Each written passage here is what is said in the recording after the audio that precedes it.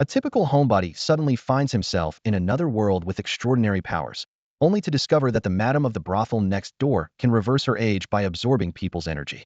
Unexpectedly, she shows up at his door tonight. In the neon-lit alley, the masseuse from the nearby foot spa seems to have gained some mysterious power. Her once desolate shop now attracts passers-by with just a wave of her hand, enticing them to push open the pink-tinged glass door. In just 7 days, the masseuse, who was once an elderly woman, has transformed into a youthful and captivating woman in her 30s, exuding an irresistible allure.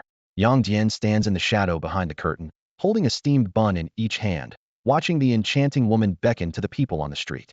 In no time, a chubby man with a briefcase and thinning hair eagerly enters the shop. Not long after, he exits looking exhausted and unsteady, having seemingly shed a few pounds in a miraculous weight loss. As the woman waves goodbye to the man, Yang Dian's expression turns complicated. Is she leveling up just like me? Distracted, he squeezes the buns a bit too hard, causing them to crack and release a rich aroma.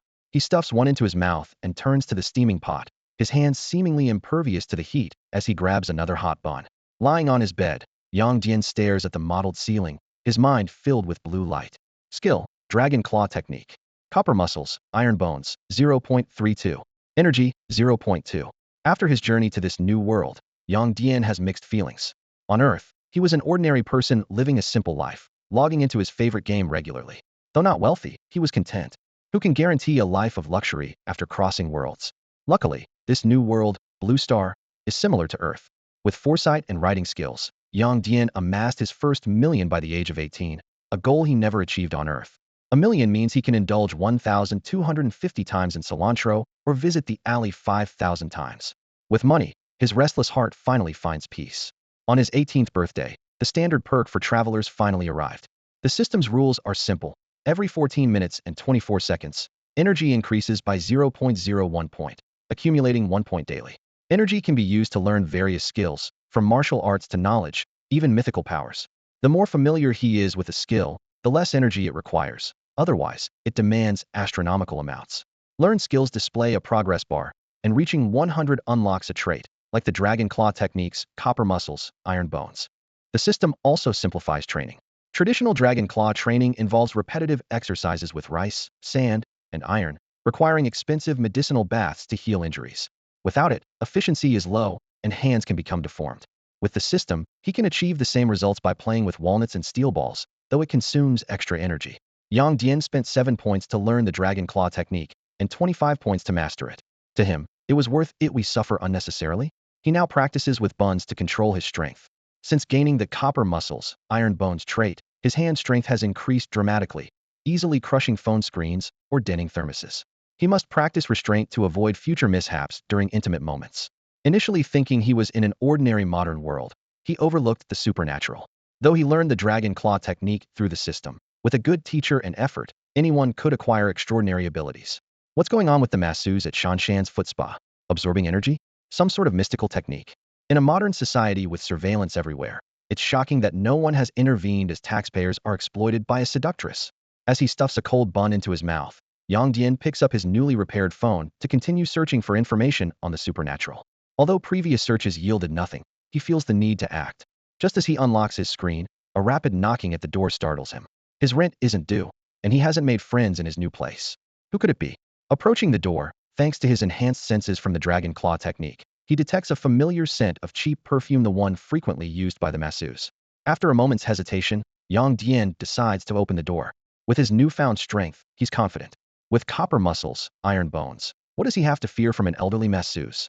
Surely his Dragon Claw technique isn't just for show? He flings the door open, greeted by a stunning vision in white. To his surprise, the masseuse from across the street hasn't just grown younger. She's also taller, as 178 centimeters frame only reaching her chin. Leaning against the doorframe with a slender cigarette, He Ching notices his gaze and gives a seductive smile. Hey there, handsome. You've been watching me from upstairs for days. Aren't you going to invite me in? Yang Dian's grip on the doorknob tightened unconsciously, leaving a faint handprint.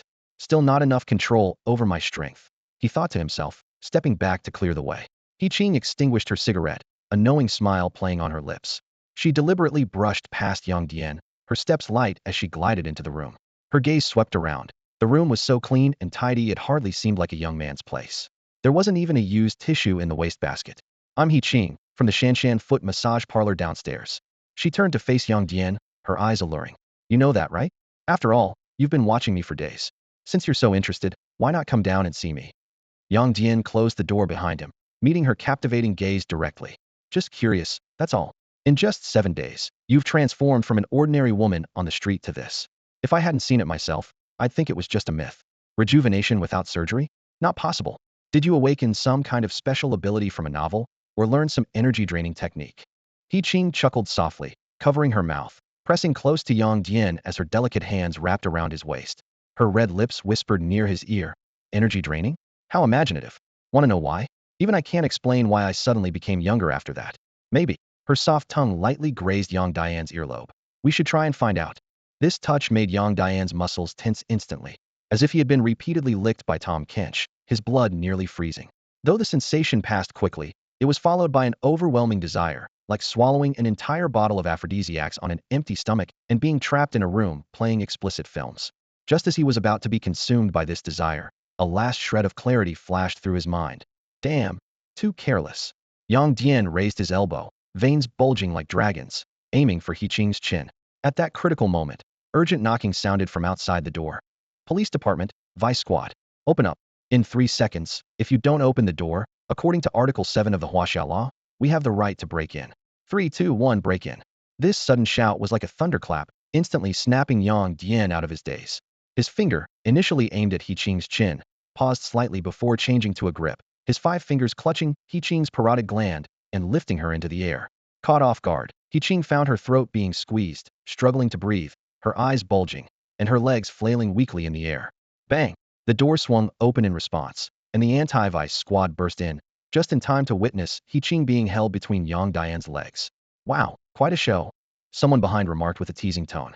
Yang Dian released his hold, letting He Qing slump to the ground. He took a deep breath to calm himself, turning to assess the intruders, his brow furrowing involuntarily. Though wearing a security bureau uniform, the newcomer exuded a roguish air, a head of flamboyant yellow hair, a crooked uniform, and the left pant leg tucked halfway into a sock. Noticing Yang Dian's scrutinizing gaze, the man awkwardly adjusted his attire, pulling his pant leg out of his sock and explained, "The bureau rushed us, couldn't mind the details." As he spoke, he made a point of flicking his ID badge on his chest. Anti-Vice Squad, 3rd level security officer, Shi Sheng. We've received a report that you are involved in prostitution. You need to come with us. What? Prostitution? Let me expla. Yang Dian quickly corrected himself. Let me explain. Shi Sheng signaled to someone outside, and then turned back. Go ahead. I'm curious to hear what new story you can come up with. Yang Dian was silent for a moment.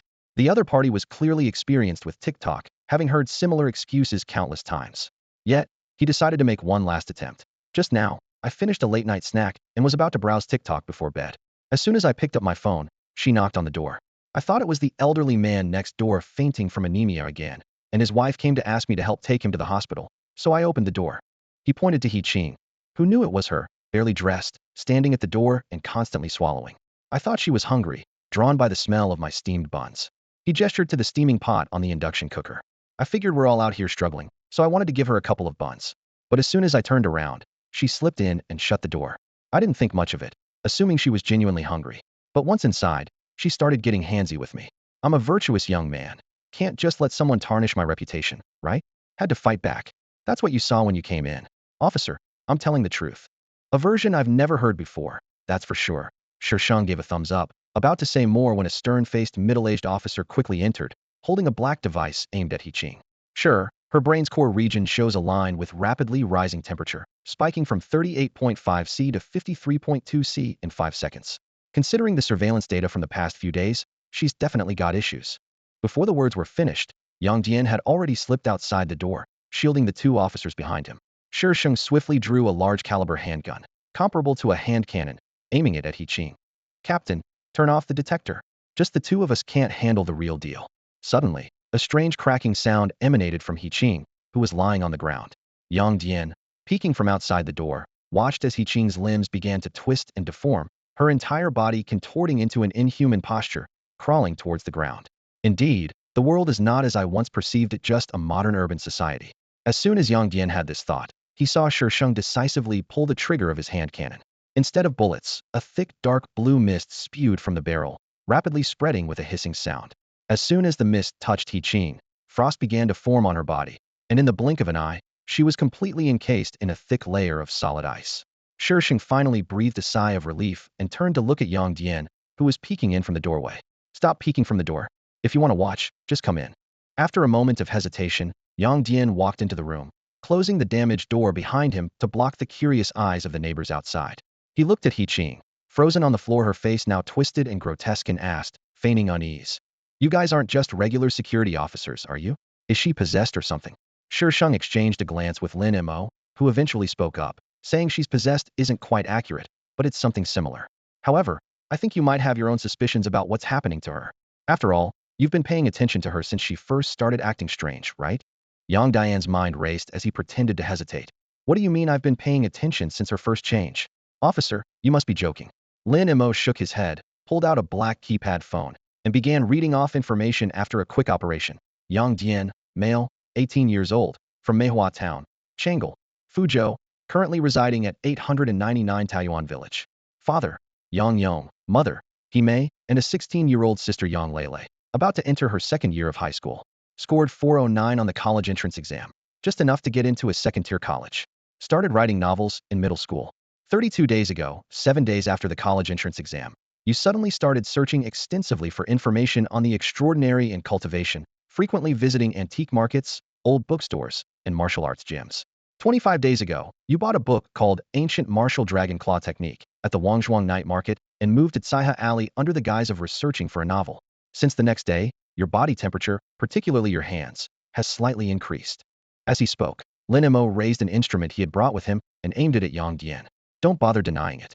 In today's society, no one has privacy, not you, not me, and not him either. He gestured to Shisheng and continued to point the instrument at Yang Dian. Beep. Welcome to the Hao Hao multifunctional detector. Hearing this name almost made Yang Dian laugh. Who would name an instrument something so down-to-earth? But the next alert from the detector wiped the smile off his face, establishing target individual's body temperature database. Completed. The black device emitted a mechanical broadcast, with cold data echoing throughout the room. Target's body temperature data abnormal. Rectal core temperature at 38.9 C. Arterial blood temperature at 38.6 C. Deep brain temperature at 41.1 C. All exceeding normal body temperature by 1.1 C. Notably, fingertip temperature is 43 C. Wrist 42 C. Forearm 40.5 C. Far exceeding standard values, possibly indicating awakened hand abilities or prolonged practice of ancient martial arts focused on the hands. The voice from the device abruptly stopped, leaving the room in dead silence. Yang Dian, Lin Mo, and Shisheng exchanged glances, none of them expecting the official authorities of this world to possess such precise detection technology, capable of creating a complete body temperature database in a single scan, leaving no room for denial. Shisheng tried to calm his shock, stammering. In the morning test, apart from the abnormal temperature of your hands and fingers, the other parts were high but still within the normal range. But. He hesitated, unable to voice the terrifying suspicion stuck in his throat. Lin Mo, unable to stand Shisheng's hemming and hawing, tapped the black device with his fingers and asked directly, if this detector isn't malfunctioning, have you already mastered the Dragon Claw technique? Yang Dian hesitated for a moment. He wasn't familiar with the level classification of the techniques in this world, but recalling the changes in his hands when using the Dragon Claw with full force, he slowly nodded. Since his secret was out, what else could he do? Besides, maybe he could use this skill to get a position within the system. He just hoped not to be treated as a test subject. Damn, Shisheng finally closed his gaping mouth. In less than a month, just from an ancient book, without a master's guidance, you mastered it?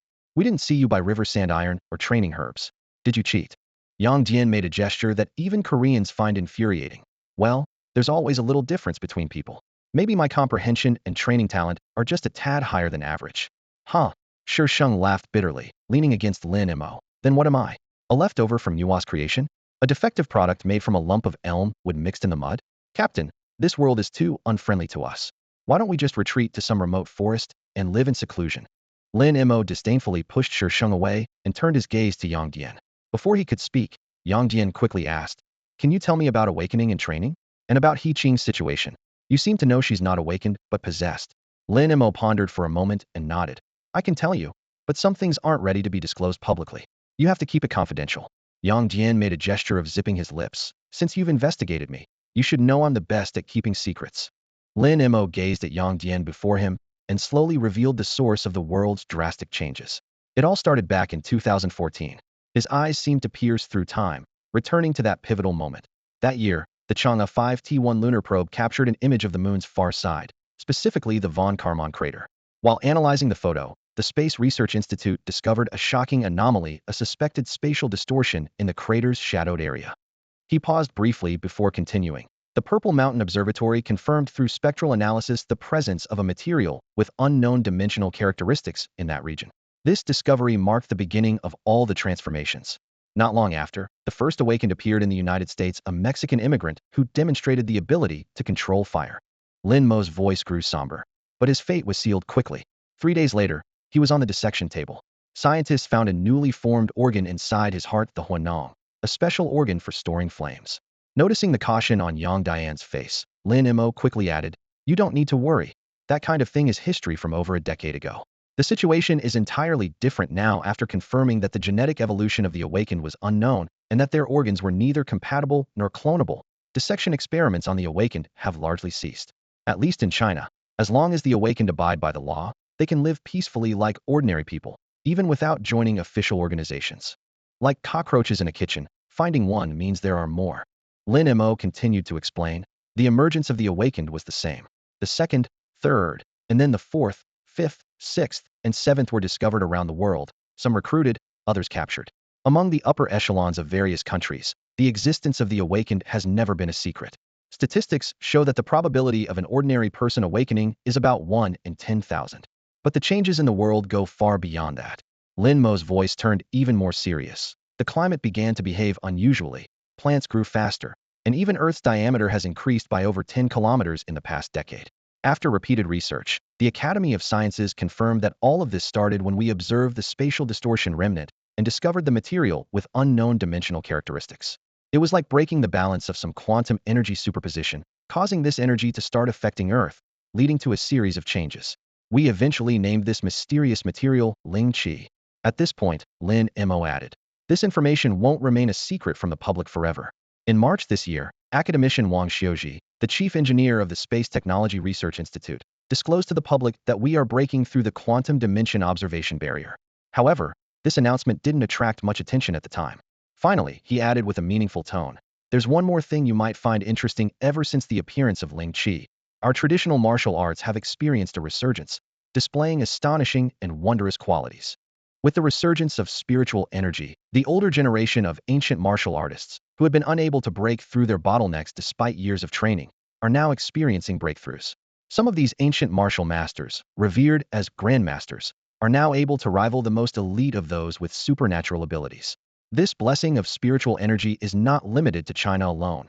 Ancient traditions in Western Europe, such as the Knights Templar, the ascetic monks of India, and the hermits of Egypt, are also experiencing a revival in this unique era." After listening to Lin Mo's explanation, Yang Dian instinctively curled his fingers into a claw-like shape, pondering to himself, "Where does my current strength rank among the awakened and ancient martial artists? Could this so-called cheat be a special manifestation of my awakened talent?"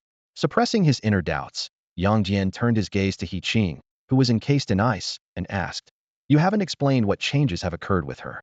His eyes briefly flicked to the uniquely styled hand cannon in Shi Sheng's hand, adding, "And that weapon in Officer Shi's hand, which can freeze a living person with one shot, isn't an ordinary technological product, is it?"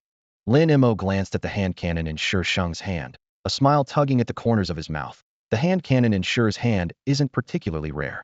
The talents of the awakened are incredibly varied. Some can manipulate elements like earth, fire, wind, and water. Some possess immense strength, and naturally, some have talents affecting the brain. In China, even if the awakening probability is only 1 in 10,000, with our large population base, the total number of awakened individuals has reached an astonishing 10,000 plus. By bringing together those who have awakened brain talents and allowing them to spark intellectual collisions, and then customizing exclusive weapons based on each awakened person's abilities, creating such a transcendent weapon isn't difficult. After discussing the hand cannon, Lin Mo turned his attention to He Qing. As for her situation, although further examination is needed, it's basically confirmed that she's been affected by an abnormal creature. Abnormal creature? A hint of curiosity flashed in Yang Dian's eyes. Lin Mo continued to explain, "Since humans can awaken, so too can plants, insects, and even parasites and viruses undergo mutations. We collectively refer to these non-human mutated beings as abnormal creatures or variants." At this point, Lin Mo adjusted his security uniform and formally extended his right hand to Yang Dian. let me reintroduce myself. I am Lin Mo, captain of the 7th Squad of the 1st Brigade of the Fuzhou Division, Minjiang Province, under the China Abnormal Affairs Management Bureau. My awakened talent is Eagle Eye, which allows me to see the veins on a leaf from a kilometer away without any equipment. As Yang Dian shook hands with Lin Mo, Sheng joined in. I'm Sheng, vice captain of the 7th Squad. My talent is controlling ice. He shook the hand cannon in his left hand. This hand cannon was custom-made for 300 merit points and enhances my ice abilities. Sheng grinned. Besides extraordinary items like the ice hand cannon, the Bureau also has various ancient martial arts manuals, professional ancient martial arts instructors, and complete training facilities. So what do you think? Want to join us? We're currently short on manpower, and as long as you achieve even slightly, you can. Before he could finish, a crisp crack sounded from behind Sheng. Yang Dian's eyes sharpened as he swiftly grabbed Sheng's wrist and pulled him towards himself. Still in a daze as he turned his head, Sheng saw a pink blur accompanied by a sharp whistling sound, accurately striking the spot where he had just been standing. Had Yang Dian not acted in time, he would have been shot in the head. Damn it! The long, slender tongue traced a bizarre arc in the air, paused for a moment at its extreme reach, then snapped back like a spring. Ignoring the searing pain in his wrist, Sheng cursed and raised the frost cannon in his hand, aiming resolutely at He Qing before pulling the trigger. Boom, boom, boom. The dull sound of cannon fire echoed through the cramped bedroom. 3 streams of deep blue ice mist erupted, denser than before, and even from several meters away, Yang Dian could feel the biting cold. Sheng had deliberately controlled the trajectory of the attack, so the ice mist didn't directly land on the surface of the ice covering He Qing, but instead turned into wisps of blue smoke that seeped through the gaps, pierced by the tongue into her body. Once He Qing's entire body emitted an eerie blue glow, Sheng collapsed into a chair, exhausted and pale as a sheet. Thanks, he stammered, rubbing the back of his head, looking at Yang Dian with lingering fear in his eyes. If it weren't for you, I'd be out of commission for at least 2 months, if not dead. Yang Dian didn't respond, instead moving over to the fully frozen He Qing, crouching down to lightly touch the surface of the ice. Feeling the stabbing cold at his fingertips, he quickly retreated a few steps and turned to Lin Mo. Are cases like He Qing's common? Lin Mo shook his head. They weren't common before. But as the influence of spiritual energy on Blue Star deepens, such incidents are increasing. Just this year, in our Changle district alone, we've discovered 31 new mutant creatures, 6 mutant plants, and had 12 cases of exotic invasions, a 50 increase from the same period last year. He paused. On a larger scale, the number of mutation and invasion incidents globally must be staggering. And human activity only covers 1,015 of Blue Star's land area, which is about 34 of the total surface area. No one knows what changes are occurring in the wilderness, dense forests, deep seas, or even beneath the Earth's surface under the influence of spiritual energy. With that, Lin Mo extended his right hand to Yang Dian again. So, will you join us? The world is on the brink of monumental change. That's the obvious future. Beyond national duty, just for the sake of protecting your family, you should harness every available means to improve yourself. In China, there's no better choice than joining us. Looking at the outstretched hand, Yang Dian grasped it without hesitation. You're right. Even if it's just to protect my parents and that rebellious little sister, I need to work harder to improve myself.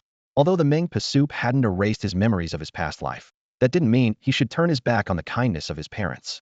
He couldn't imagine, nor did he want to envision, the horrific scene of the parents who had raised him for 18 years and the sister who had called him stupid brother for over a decade dying before him. So, joining the Anomaly Management Bureau and using its resources to strengthen himself faster was undoubtedly the best choice. Yang Dian eagerly anticipated what awaited him after joining the Bureau, his mind filled with visions of martial arts manuals, mystical powers, and mysterious items that could enhance his strength. Lin Mo noticed the gleam in his eyes and the 2 men's tightly clasped right hands, a slight smile playing on his lips.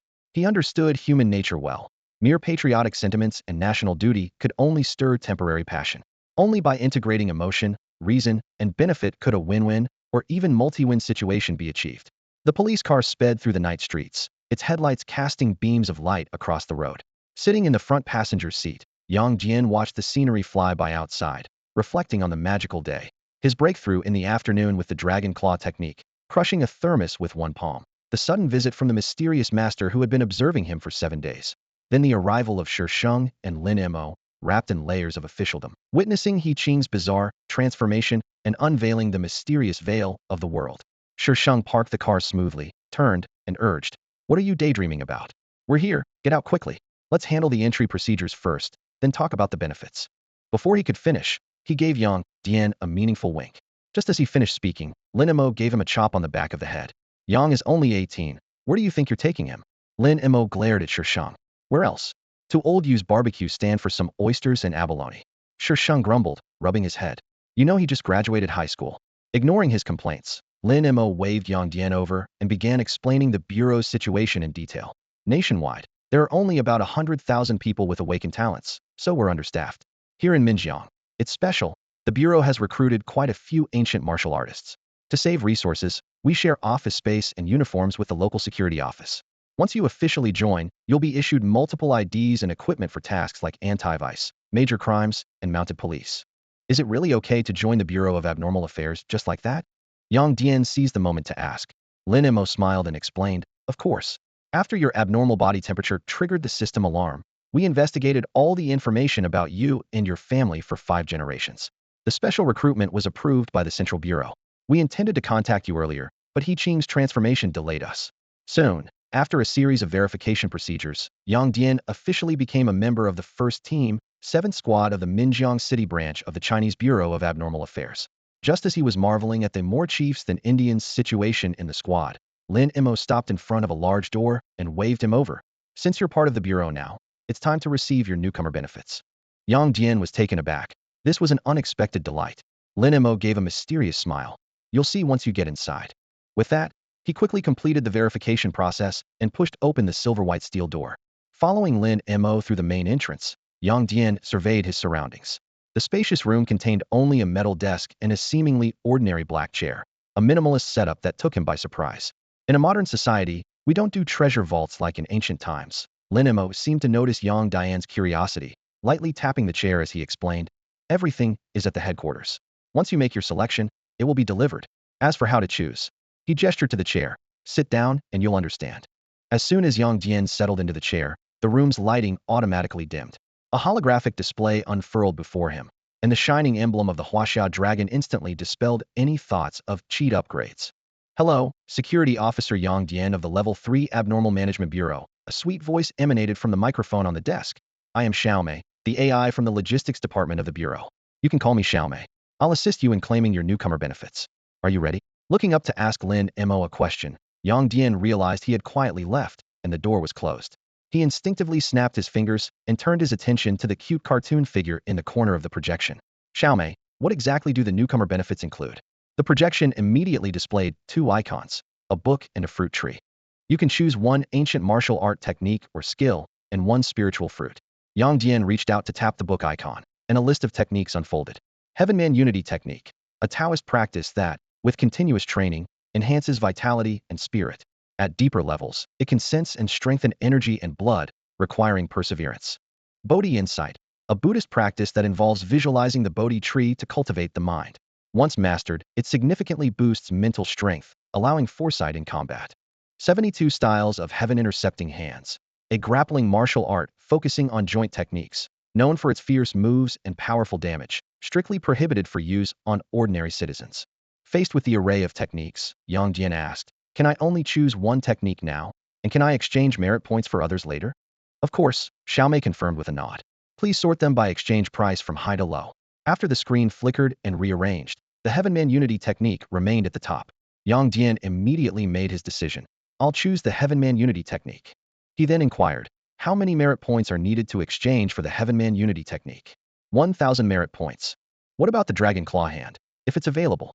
The Dragon Claw Hand requires 100 merit points. Yang Dian silently clicked his tongue. The Dragon Claw Hand, requiring only 100 merit points, could allow his hands to penetrate concrete. If the Heavenman Unity technique, costing 1,000 merit points, developed its unique features, his strength would undoubtedly soar. With anticipation, he clicked on the fruit tree icon. To his surprise, the large projection displayed only 2 types of fruits. One was labeled Huainanji, a low-level spiritual fruit that ripens once a year. Consuming it can clear the lungs and soothe the throat, and with prolonged consumption, significantly boost the body's immunity and slightly enhance physical fitness. Yang Dian stood in front of the display screen, his gaze fixed on the images of 2 types of spiritual fruits. The screen detailed information about the blue lotus seed, a low-grade spiritual fruit that matures once every 2 years. Consuming it raw is poisonous. It must be pressure cooked in 3 liters of clear water for 3 hours. After removing the seeds, drinking the broth can help regulate the digestive system. A prominent warning was also displayed. Ordinary people should consume it no more than once a year. and the amount should not exceed 300 milliliters. Why are there only two types of spiritual fruits? Yang Dian asked softly. With a hint of pride, Xiao Mei's voice replied. Because spiritual fruits are extremely rare resources. Since the confirmation of spiritual energy's existence, only we in Huaxia have successfully cultivated the Huainan Ji and blue lotus seed. Only our awakened and cultivators can use these precious spiritual fruits on a large scale. She continued, as a level 3 security officer in the Bureau, in addition to basic benefits, you will receive an extra Huainan Ji each month and a blue lotus seed in mid-December every year. If you get promoted to level 2, your Huainan Ji quota will increase to 3, and level 1 officers can get 10. The number of blue lotus seeds will also increase accordingly. Yang Dian was silent for a moment, then tapped the image of the blue lotus seed. A single Huainan Ji is only enough for a taste, and he gets one each month anyway. Opting for the blue lotus seed could help improve his family's health. I forgot to ask about the benefits, he said, looking up. What exactly can I expect after joining the Bureau? As a level 3 security officer, your basic benefits include comprehensive insurance, a monthly salary of 15,000 yuan, 10 merit points, plus a Huainan Ji each month. There are also transportation, housing, and meal allowances, Xiao Mei explained in detail. These are just the basics. Completing tasks such as dealing with foreign invasions, containing anomalous creatures, or discovering abnormal plants can earn you additional cash and merit rewards. Having understood the basic benefits, Yang Dian, whose merit points were still 0, lost interest in browsing further and directly walked out. All set. Lin Mo, who was smoking, immediately stubbed out his cigarette when he saw Yang Dian come out and tossed him a phone. This is for internal communication. You must carry it with you and keep it on. Patting his uniform, he added, wearing this uniform, the country will provide you with the best benefits. But remember, you're no longer an ordinary person. Yang Dian glanced at the phone, surprised to find it installed with apps for food delivery, ride-sharing, and postal services. He looked at Lin Mo in confusion. Shi Sheng, who appeared suddenly, explained with a smile. It's for work convenience. Sometimes it's not suitable to act as a security officer, so we disguise ourselves as delivery drivers, rideshare drivers, or couriers to get close to targets. Just register an account. The system won't assign us any real orders. When needed, we can intercept a target's order through the internal system. Of course, if you're bored, you can pick up a few orders as a form of patrolling. Shirshin grabbed Yang Dian's shoulder with a warm smile on his face. It's getting a bit late today, so let me treat you to a late-night snack to celebrate your official start, he said, gently pulling Yang Dian towards the exit. As they walked toward the parking lot, Shirshin suddenly remembered something and turned to ask, by the way, I've always been curious, why did you choose to rent a place in Saiha Lane? And in a place like that, how did you resist the temptation to visit places like Gogoda? It really surprised me. Upon reaching his brand new Cadillac, Shirshin added, oh, I almost forgot to remind you, don't rush to the bureau early tomorrow morning. Wait for me to pick you up, otherwise, you might not even get through the gate on your own. Huh? Yang Dian asked, scratching his head in confusion as he fastened his seatbelt. Isn't the security office open to everyone? I've already joined. How could I not get in? Shirshin gave a mysterious smile. Hee, I can't tell you that now. It would ruin the surprise. As he finished fastening his seatbelt, Yang Dian suddenly remembered an important question and quickly asked, by the way, the techniques I received from the bureau, can I teach them to my family? If so, what would it cost? Shirshin nodded, his expression serious as he explained, you can definitely teach them, and there's no cost involved. But be careful, you should only share them within a small circle, like with your family. Remind them not to spread it further. He paused briefly, then added, once they're in, if they want to teach others, small-scale sharing is also allowed. Really, no cost at all? Yang Dian asked, somewhat incredulous. Of course not, Shirshin replied as he started the car. These techniques are knowledge, something stored in your mind. It's like buying a book or learning a skill. Lending the book to someone else or teaching them what you know is perfectly normal, isn't it? He smiled meaningfully. The challenge is whether others can learn it. Honestly, we'd be thrilled to have more people like you, who can master ancient martial arts with minimal resources. The next morning, Yang Dian, breaking his usual holiday habit of sleeping in, woke up early. He had two things on his mind, the surprise Shi Sheng had mentioned and the unity of heaven and man technique from the bureau. As he stretched by the bed, he pondered how much energy it would take to master this skill and complete the first entry. After a quick wash, Yang Dian opened his door to an unexpected scene. His landlord, Mr. Air, was sitting on a small stool right outside. Seeing Yang Dian, Mr. Air seemed hesitant to speak, making Yang feel inexplicably guilty. You're up early, Mr. Air. Have you had breakfast? Yang Dian asked with a polite smile. Mr. Air stood up, his gaze lingering on Yang's damaged door for a moment before he sighed. Xiaoyang, was it your place that got raided by the police last night? It was so loud, I almost had a stroke. Yang's smile froze instantly. He noticed the neighbor's doors slightly ajar, clearly waiting to see what was happening. Mr. Air, last night was just an accident. Yang explained helplessly, spreading his hands. If I were really caught doing something illegal, I wouldn't be here talking to you. I'd be locked up by now. Hearing this, Mr. Air visibly relaxed but then frowned again. So what about those security officers last night? They made me sign a confidentiality agreement and even took my computer with the surveillance footage. Remembering Lin Mo's instructions, Yang quickly responded, I signed a confidentiality agreement too, Mr. Air. I really can't talk about it. I understand. Mr. Air nodded repeatedly. Your aunt and I signed it too. Since we can't talk about it, let's not. He changed the subject. Where are you headed so early? I found a job outside, Yang explained. I still write novels for some extra cash, but I can't just stay cooped up at home all the time. It's good to get out and move around. After a bit more chatting, Mr. Air even offered to fix Yang's door lock for free, as a gesture of camaraderie among confidentiality agreement folks. With this pleasant start to the day, Yang happily headed downstairs to his usual breakfast stall. He hadn't been eating long when a Cadillac pulled up next to the stall. Sheng got out, looked at Yang's large breakfast, and remarked, No wonder you're a martial artist, you sure can eat. He sat across from Yang and turned to the stall owner. Boss, a bowl of meat swallow, please. The meat swallow is a famous snack from Fuzhou, resembling a small wonton, but with a thin wrap and generous filling, far superior to ordinary wontons. As the boss took a moment to put the meat dumplings in the pot, Sheng, with his mischievous grin, leaned closer to Yang Dian. He blinked, looking mysterious, and asked, So, are you excited for the surprise? Yang Dian rolled his eyes. You won't even tell me what the surprise is, and you're asking if I'm excited? Just don't let it turn into a shock instead. Sheng's signature yellow hair bobbed as he laughed, making him look adorably silly. I've told you, if I say it, it won't be a surprise. Why ask then? Are you trying to disrupt my peace of mind on purpose? Amidst their banter, the Cadillac had already driven them towards the security station. From a distance, Yang Dian noticed a group of poised female security officers standing at the entrance, looking around as if awaiting the arrival of someone important. Seeing their eager anticipation, Yang Dian turned to Sheng, who had deliberately parked the car by the roadside, and looked incredulous. The surprise you mentioned, it couldn't be them? What do you think? Surprised? Sheng flashed his trademark smile. Yang Dian pointed at the group of female officers, then at himself. Them? Here for me. Sheng shrugged, his expression suddenly serious. Remember what the captain told you yesterday? The probability of an ordinary person awakening is only 1 in 10,000. Yang Dian suddenly realized. The awakening probability for martial artists is higher than for ordinary people? And not just martial artists, even their descendants have a higher chance of awakening. You're sharp, future college student, Sheng nodded approvingly. So they really are. Yang Dian started, but Sheng interrupted. That's right, just as you thought. Who wouldn't want a golden bachelor? Back then, I was surrounded by female officers for an hour at the entrance until the captain came to my rescue. Seeing Yang Dian's bewildered expression, Sheng grew serious. Do you know? Across the country, there are less than 1,500 unmarried, age-appropriate male awakeners and martial artists. A significant portion of them are secluded in mountain sections. And do you know how many eligible daughters of high-ranking officials and tycoons there are, not to mention here in Minjiang, where clan heritage is highly valued? He leaned back in his seat and continued. Other places might not place such importance on this due to modernization. But here, clan elders offer sky-high incentives to increase the number of awakeners in the new generation. Each appearance of an awakener or ancient martial artist, regardless of gender or marital status, causes a sensation. Just then, a female security officer, dressed in uniform and exuding charisma, knocked on the car window. As Sheng rolled it down, she first asked routinely, Why is the car parked here? Are you heading out on a task?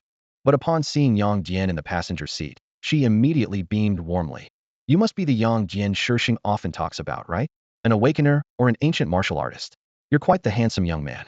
I heard you're only 18 and just got into college, which means you probably don't have a girlfriend yet, right?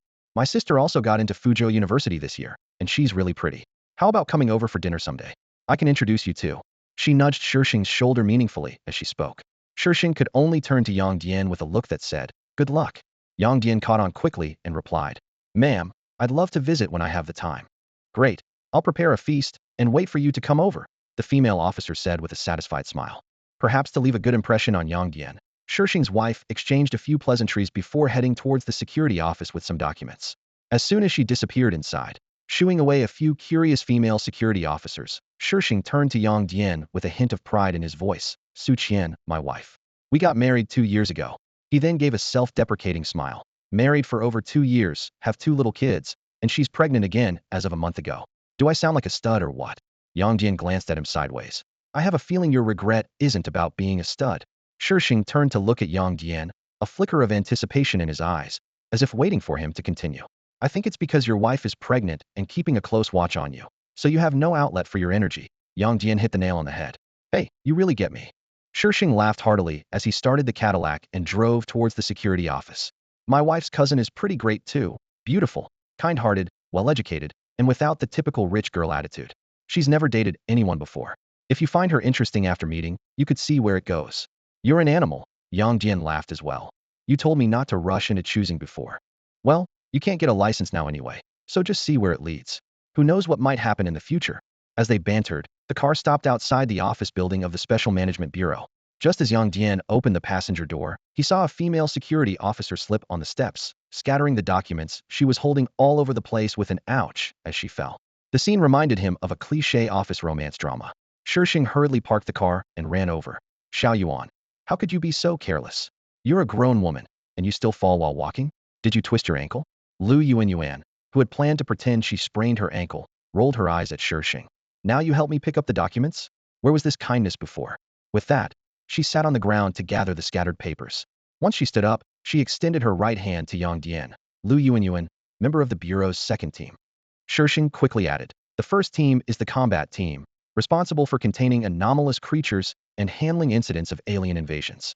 The second team is the information team, tasked with collecting and organizing information, identifying awakened individuals and anomalous creatures, and preventing alien invasion incidents. Most members of the second team are ordinary people, with some knowledge of ancient martial arts, but haven't mastered it. You talk too much. Lu Yuan glared at Shishing. By the way, Yuan is already 26, 8 years older than you. Shishing added defiantly. Arg. You beast, I'll tear your mouth off. Watching Lu Yuan chase Shishing into the Special Management Bureau's office building, Yang Dian couldn't help but smile knowingly.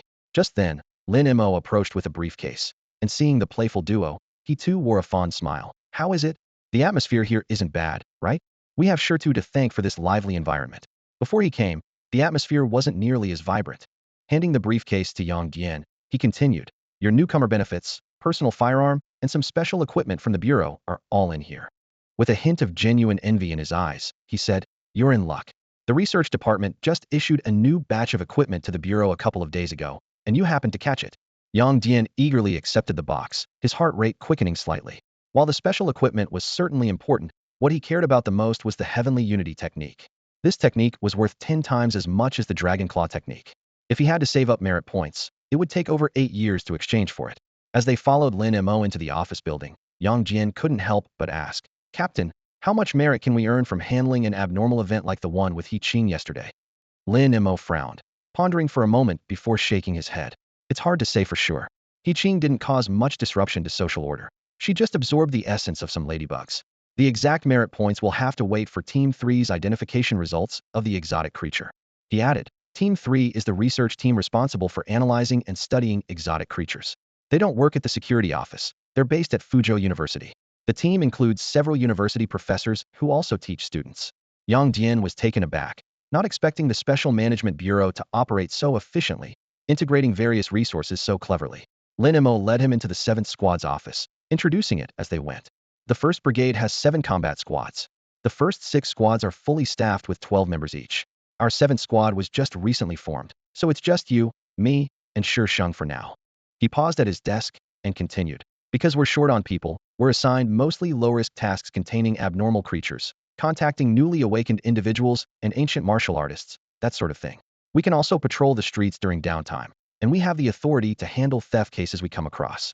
Oh, by the way, Lin Mo added, the other team members are away for a few days.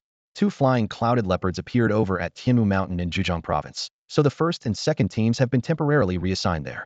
The other 4 teams are on assignments in nearby towns. I'll introduce you to them when they return. After explaining all this, Lin Mo got busy at his workstation. For Yang Dian, aside from the experience last night, this was his first time in the Special Management Bureau in both his lifetimes. Feeling a bit awkward, he adjusted his sitting posture and, having nothing else to do, opened the black briefcase. Inside, 6 items were neatly arranged in soft foam compartments. A black handgun in a holster, a magazine with 15 bullets, a pair of black sunglasses, a light blue glass bottle containing lotus seeds, 2 gold spheres engraved with intricate patterns, and a brand new copy of the Heavenly Unity Technique. Yang Dian scanned the items in the box and instinctively reached for the Heavenly Unity Technique he had been yearning for. However, just as he did so, he suddenly sensed something and his hand paused mid-motion. Yang Dian clutched the manual of the Unity of Heaven and Man technique, his brow furrowed. The booklet was surprisingly thin, as if a gust of wind could scatter it. With curiosity, he carefully opened the yellowed pages. He was greeted by 5 neatly drawn human figures accompanied by less than 100 words of instructions, and nothing more.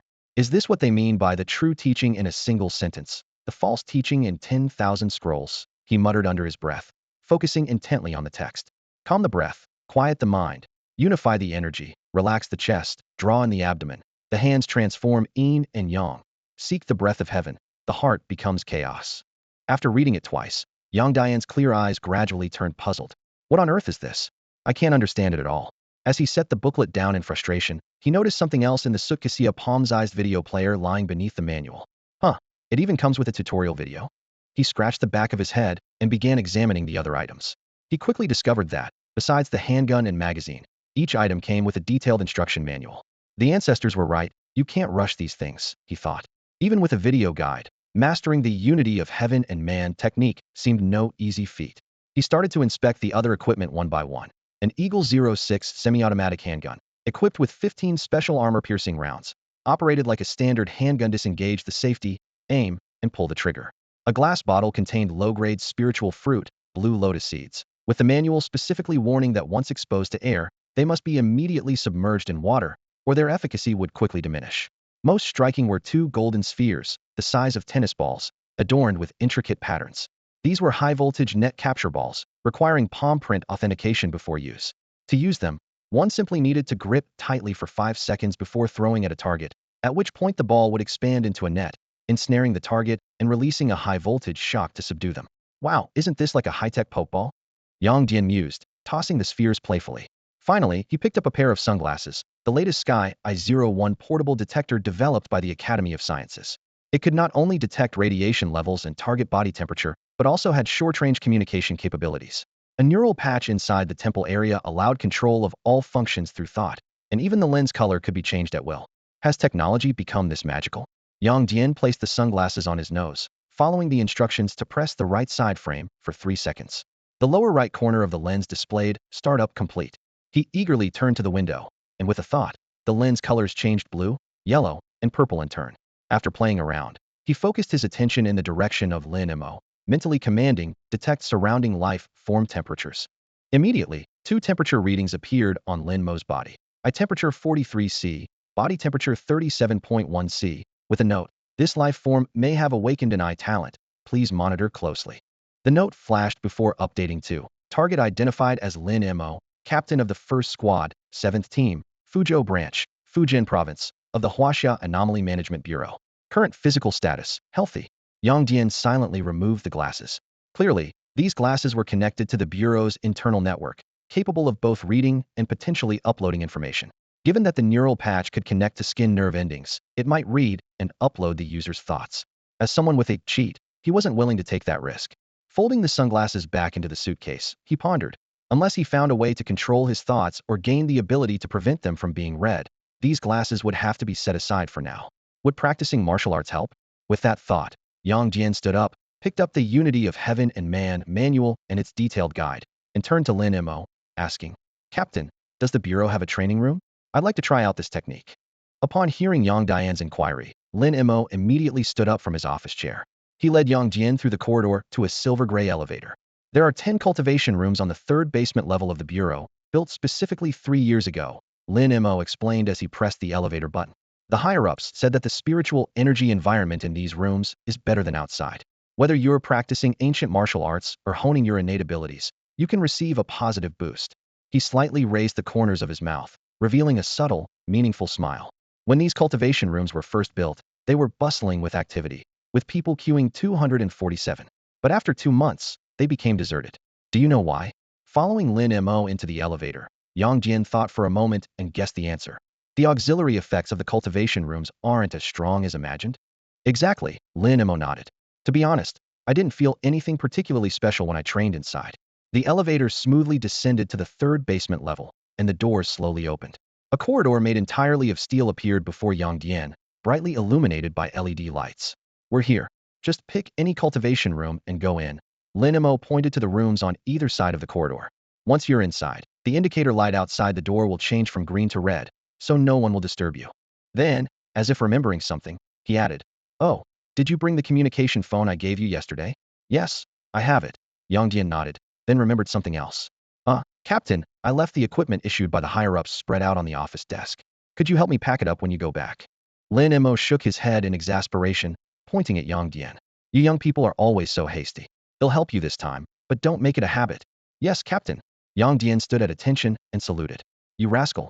Lin Mo pressed the elevator button and left, shaking his head. After watching Lin Mo leave, Yang Dian entered one of the cultivation rooms. The room was about 60 square meters, well lit, with pristine white walls. He stretched his body and looked around, agreeing with Lin Mo's assessment there really wasn't anything noticeably different from the outside world. He carefully inspected the room twice, confirming there were no surveillance cameras installed, before sitting down on a chair by the wall. He turned on a player, and the explanation of the harmony of heaven and man technique began. An old but steady voice emanated from the player. "What is the harmony of heaven and man? It is when man and heart are in harmony, heart and mind are in harmony, and mind and the universe are in harmony. Use breath as a guide. Direct the energy to achieve harmony. Make the body relaxed and natural. Then use the mind to observe the heavens and ponder the earth, strengthening one's spirit." In simple terms, it means to eat well, sleep well, strengthen the body, guide your own thoughts to observe yourself internally and the universe externally, and let your own magnetic field blend into the great magnetic field of the universe. This seemingly brief explanation of the technique took over 2 hours to complete. Yang Dian listened intently, absorbing every word, and seemed to have an epiphany. So that's it. The key to the harmony of heaven and man lies in visualization. He pondered for a moment on the chair and ultimately decided not to take shortcuts, opting to try self-study first. This decision wasn't driven by some lofty cultivation spirit. It was simply because the cost of shortcuts was too high.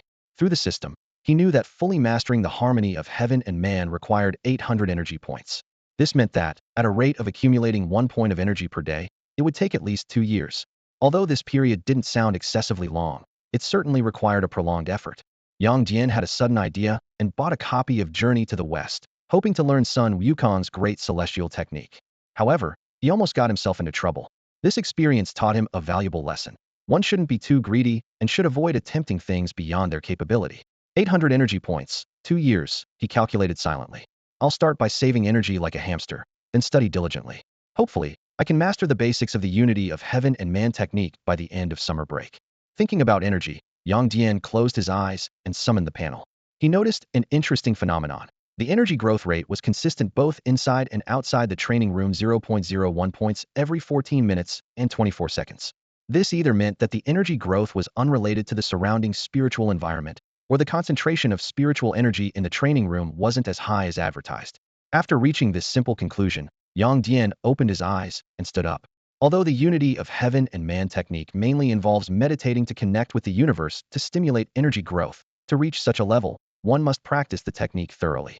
As a beginner, it's more prudent to follow the video and practice dynamic exercises. Practicing dynamic exercises requires a gradual approach, starting with the 3-step flat walk, then the 6-step flat walk, followed by the 3-step single breath hold, and finally the 6-step double breath hold. Reaching this level is considered a minor achievement.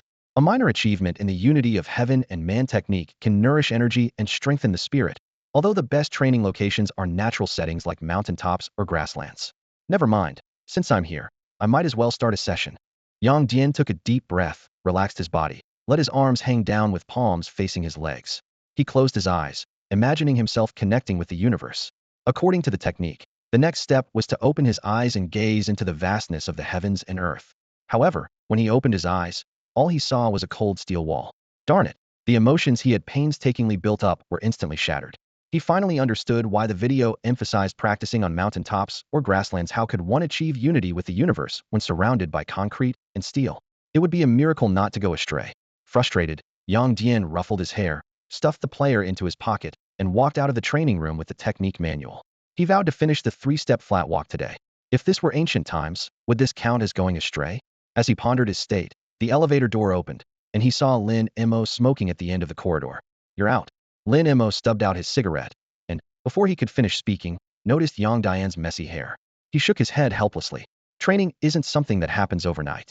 Look at those ancient martial arts masters. They practiced for decades, or even centuries before achieving breakthroughs when spiritual energy appeared.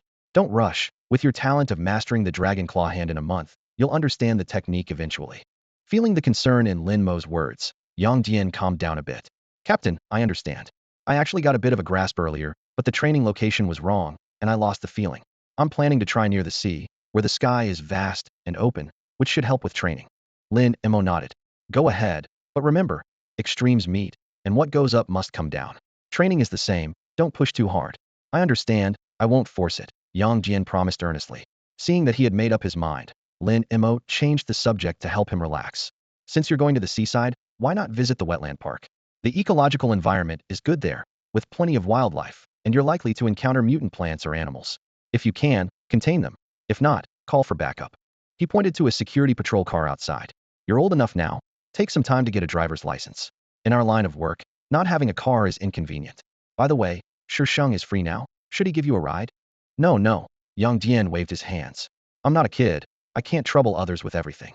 Declining Lin Mo's offer, Yang Dian went to the locker room to change into his security uniform, then returned to the office to grab his ID and sidearm, slipping a high-voltage net capture ball into his pocket. Captain, I'm heading out now. Watching Yang Dian wave at him before disappearing around the corridor corner, Lin Mo sighed quietly. 18 years old, and not a kid anymore? This damn world. The four-wheeled security patrol car couldn't be used because Yang Dian didn't have a driver's license, so he opted for the small blue and white electric scooter with patrol printed on the front. When he rode this two-wheeled scooter to the wetland park, he unexpectedly discovered the power of his security uniform. Despite the park's strict prohibition against outside electric vehicles, the staff at the entrance not only didn't stop him, but greeted him with friendly smiles and hellos. Clothes make the man, Yang Dian thought with a smirk. He maneuvered the scooter through the tree-shade paths. The summer sea breeze, carrying a salty and damp scent, brushed against his face, while the cicada's chorus occasionally filled his ears. This rare tranquility sparked his desire to practice the art of unity between man and nature at this rate. He might even manage to take 3 steps in one go. Just as he was considering finding a place to park and practice, an unusual sound came through the wind. Yang Dian quickly gripped the brakes and stopped the scooter. As the hum of the motor faded, a frantic cry for help became clearly audible. Did I really stumble upon something? Yang Dian was momentarily stunned, but then sped off in the direction of the cries. After navigating a few turns in the forest, he encountered a shocking scene. 3 people were collapsed on the ground, and a girl stood nearby. Upon seeing him, the girl excitedly shouted, "Officer, over here. Help please." Even though the situation was urgent, Yang Jian couldn't help but inwardly comment the girl looked about his age, maybe even older, yet she called him uncle. This uniform really did carry a sense of seniority. As he prepared to check on the people on the ground, the girl grabbed his sleeve. "Don't go over there. It seems like there's a chemical leak. My friend and I saw 2 people collapsed by the road and thought they might have heat stroke. But as soon as we got close, I felt dizzy, so I backed away. My friend, who isn't in great health, fainted right there." Yang Dian closely examined the 3 people on the ground. Their faces were blue, lips purple, with foam at their mouths, and their bodies occasionally convulsing. It indeed looked like poisoning, but he quickly noticed something off. They were only about 3 meters away. If there was such a potent volatile chemical, it should have spread by now. Even if it hadn't fully evaporated, standing this close without any harm was clearly unreasonable. Having figured this out, Yang Dian waved to the girl and said, "It's not a big issue. If you manage to run out before fainting, then I should be able to as well. Look at their condition now. They can't hold on much longer. I need to get them out first. By the way, did you call 911? Yang Dian asked. The girl was momentarily stunned, then hurriedly fumbled for her phone in her pocket. "I'll call now." While the girl was trying to find her phone, Yang Dian quickly approached the 3 people lying on the ground. As he bent down to help one of them up, a sharp, piercing cicada-like sound suddenly exploded in his mind. Despite the sudden pain in his eardrums, he gritted his teeth and pulled the person back a couple of steps. Strangely enough, as soon as they left the area where the 3 had fallen, the shrill noise vanished completely. Having sensed something unusual, Yang Dian returned without hesitation. This time, he avoided the upper bodies of the remaining 2 and instead grabbed their ankles, dragging them away from the spot. Just as he had suspected, by not bringing his ears close to that area, he didn't hear the unsettling sound again. He carefully moved the 3 to a nearby shaded area. Once they seemed to be recovering, he turned to the girl, who still appeared quite shaken. "Did you hear any unusual sounds before you felt dizzy?" What sounds?" The girl looked at him blankly. Seeing her reaction, Yang Dian immediately realized that she hadn't heard the piercing cicada sound as he had. He speculated internally. Could it be an ultrasound frequency beyond the range of normal human hearing? Upon closely examining the ear canals of the 3 unconscious individuals, he noticed traces of blood. Linking this to the sharp sound he had heard, Yang Dian looked in the direction of the incident. It was highly possible that a cicada had mutated, emitting ultrasonic waves to attack these people.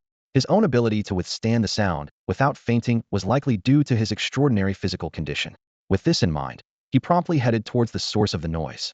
"Officer, where are you going?" The now conscious girl panicked as she saw him leaving. "It's too dangerous over there. We shouldn't go." Yang Dian turned and shook his head firmly. "I have to. Although there aren't many people in the wetland park at this time, what if someone else unknowingly enters the danger zone? I need to determine the extent of the chemical agent's impact." With that, he took out his phone and quickly sent a message to Lin Mo and Shi Sheng about the suspected mutated creature in the wetland park. He gestured with his phone to the girl. "It's my duty to check. Support will arrive soon. Stay in this safe area." Before the girl could say more, he was already striding towards the scene. With each step forward, the piercing sound returned. Stepping back, it disappeared. Confirming that the sound wouldn't severely affect him in the short term, he dashed into the cicada noise zone under the girl's astonished gaze.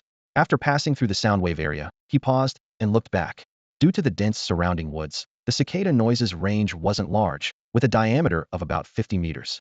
To locate the source, he traversed the area twice more, finally pinpointing the probable location of the cicada. Uncertain if this mutated cicada had other abilities besides ultrasound, Yang Dian cautiously checked the gun at his waist and the high-voltage net capture ball in his pocket. Ensuring no one else was around and the girl's view was blocked by trees, he decisively ran towards the target area. This tree doesn't have it, nor this one, he quickly assessed. If nothing else, it must be on this last tree. Reaching the final large tree, he craned his neck while circling it. Before completing a full circle, he spotted a cicada shimmering with dazzling golden light in the dappled sunlight. As Yang Dian's gaze landed on the culprit, an overwhelming hunger surged through him like a tidal wave. His flesh quivered, his soul stirred, and his instincts screamed at him to seize the golden cicada and devour it completely. Hiss! Yang Dian fought hard against his primal urge, reluctantly turning his head away. As the cicada vanished from view, the sudden hunger dissipated. Why do I want to eat a mutated cicada alive? After considering a few possibilities, Yang Dian looked at the golden mutated cicada again. This time, he chose to follow his body's instincts. With a swift move, he stepped back 2 paces and then lunged forward.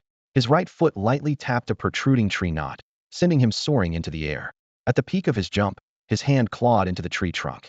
With a twist of his wrist, he propelled himself another 3 meters, landing right where the cicada rested.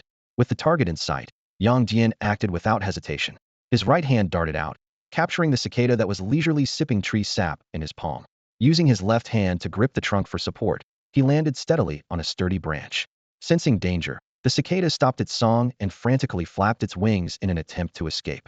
Yang Dian stared at his prey, hesitated for a moment, then decided to trust his instincts. He gently broke off a piece of the golden wing and placed it in his mouth. As soon as he tasted it, an indescribable sense of satisfaction welled up from within, akin to savoring a popsicle on a scorching summer day, sipping hot soup in the dead of winter, or receiving a long-desired candy as a child. This exquisite feeling was fleeting, quickly replaced by a deep sense of loss. Instinctively smacking his lips, Yang Dian was surprised to find that the golden wing had been completely digested. "When did my digestion become this efficient?" he murmured, then checked his stats. Sure enough, his energy level had surged from 0.63 to 2.53. Just a thin cicada wing provides 1.9 energy points. Yang Dian applied slight pressure with his left hand, causing the tree trunk to crack. He noticed that his physical strength seemed to have increased, as his recently acquired grip strength was showing signs of instability. Swallowing involuntarily as he looked at the cicada in his hand, Yang Dian's brain was still weighing the pros and cons, but his body was already placing the cicada in his mouth. "I've eaten cicadas before, just fried or braised. Now it's raw, no big deal." Crunch, crunch. The initial reluctance in his chewing gradually turned to enjoyment. The cicada's texture was surprisingly pleasant, the crisp sensation between his teeth mixed with the herbal aroma of its juices, dispelling the initial discomfort. Yang Dian contentedly continued to chew. Yang Dian chewed the golden cicada, swallowed it, and patted his slightly bulging stomach with satisfaction. A warm sensation spread from his stomach, making him involuntarily show a look of enjoyment. "Ah, that was delicious. I'll definitely have to try that again if I get the chance." Standing on a sturdy tree branch, he stretched his limbs and scanned the lush forest below. Thinking he looked cool, he jumped down, but stumbled upon landing. Ouch! He winced a sharp pain shot through his right foot. While massaging his numb ankle, he smacked his face in self-mockery. "I really need to be more careful. These show-off moves will get me in trouble sooner or later." After checking his bearings, he headed toward where he had spotted the girl earlier. As he neared the edge of the forest, he paused to glance back at the tree drained by the cicada, his mind racing with thoughts.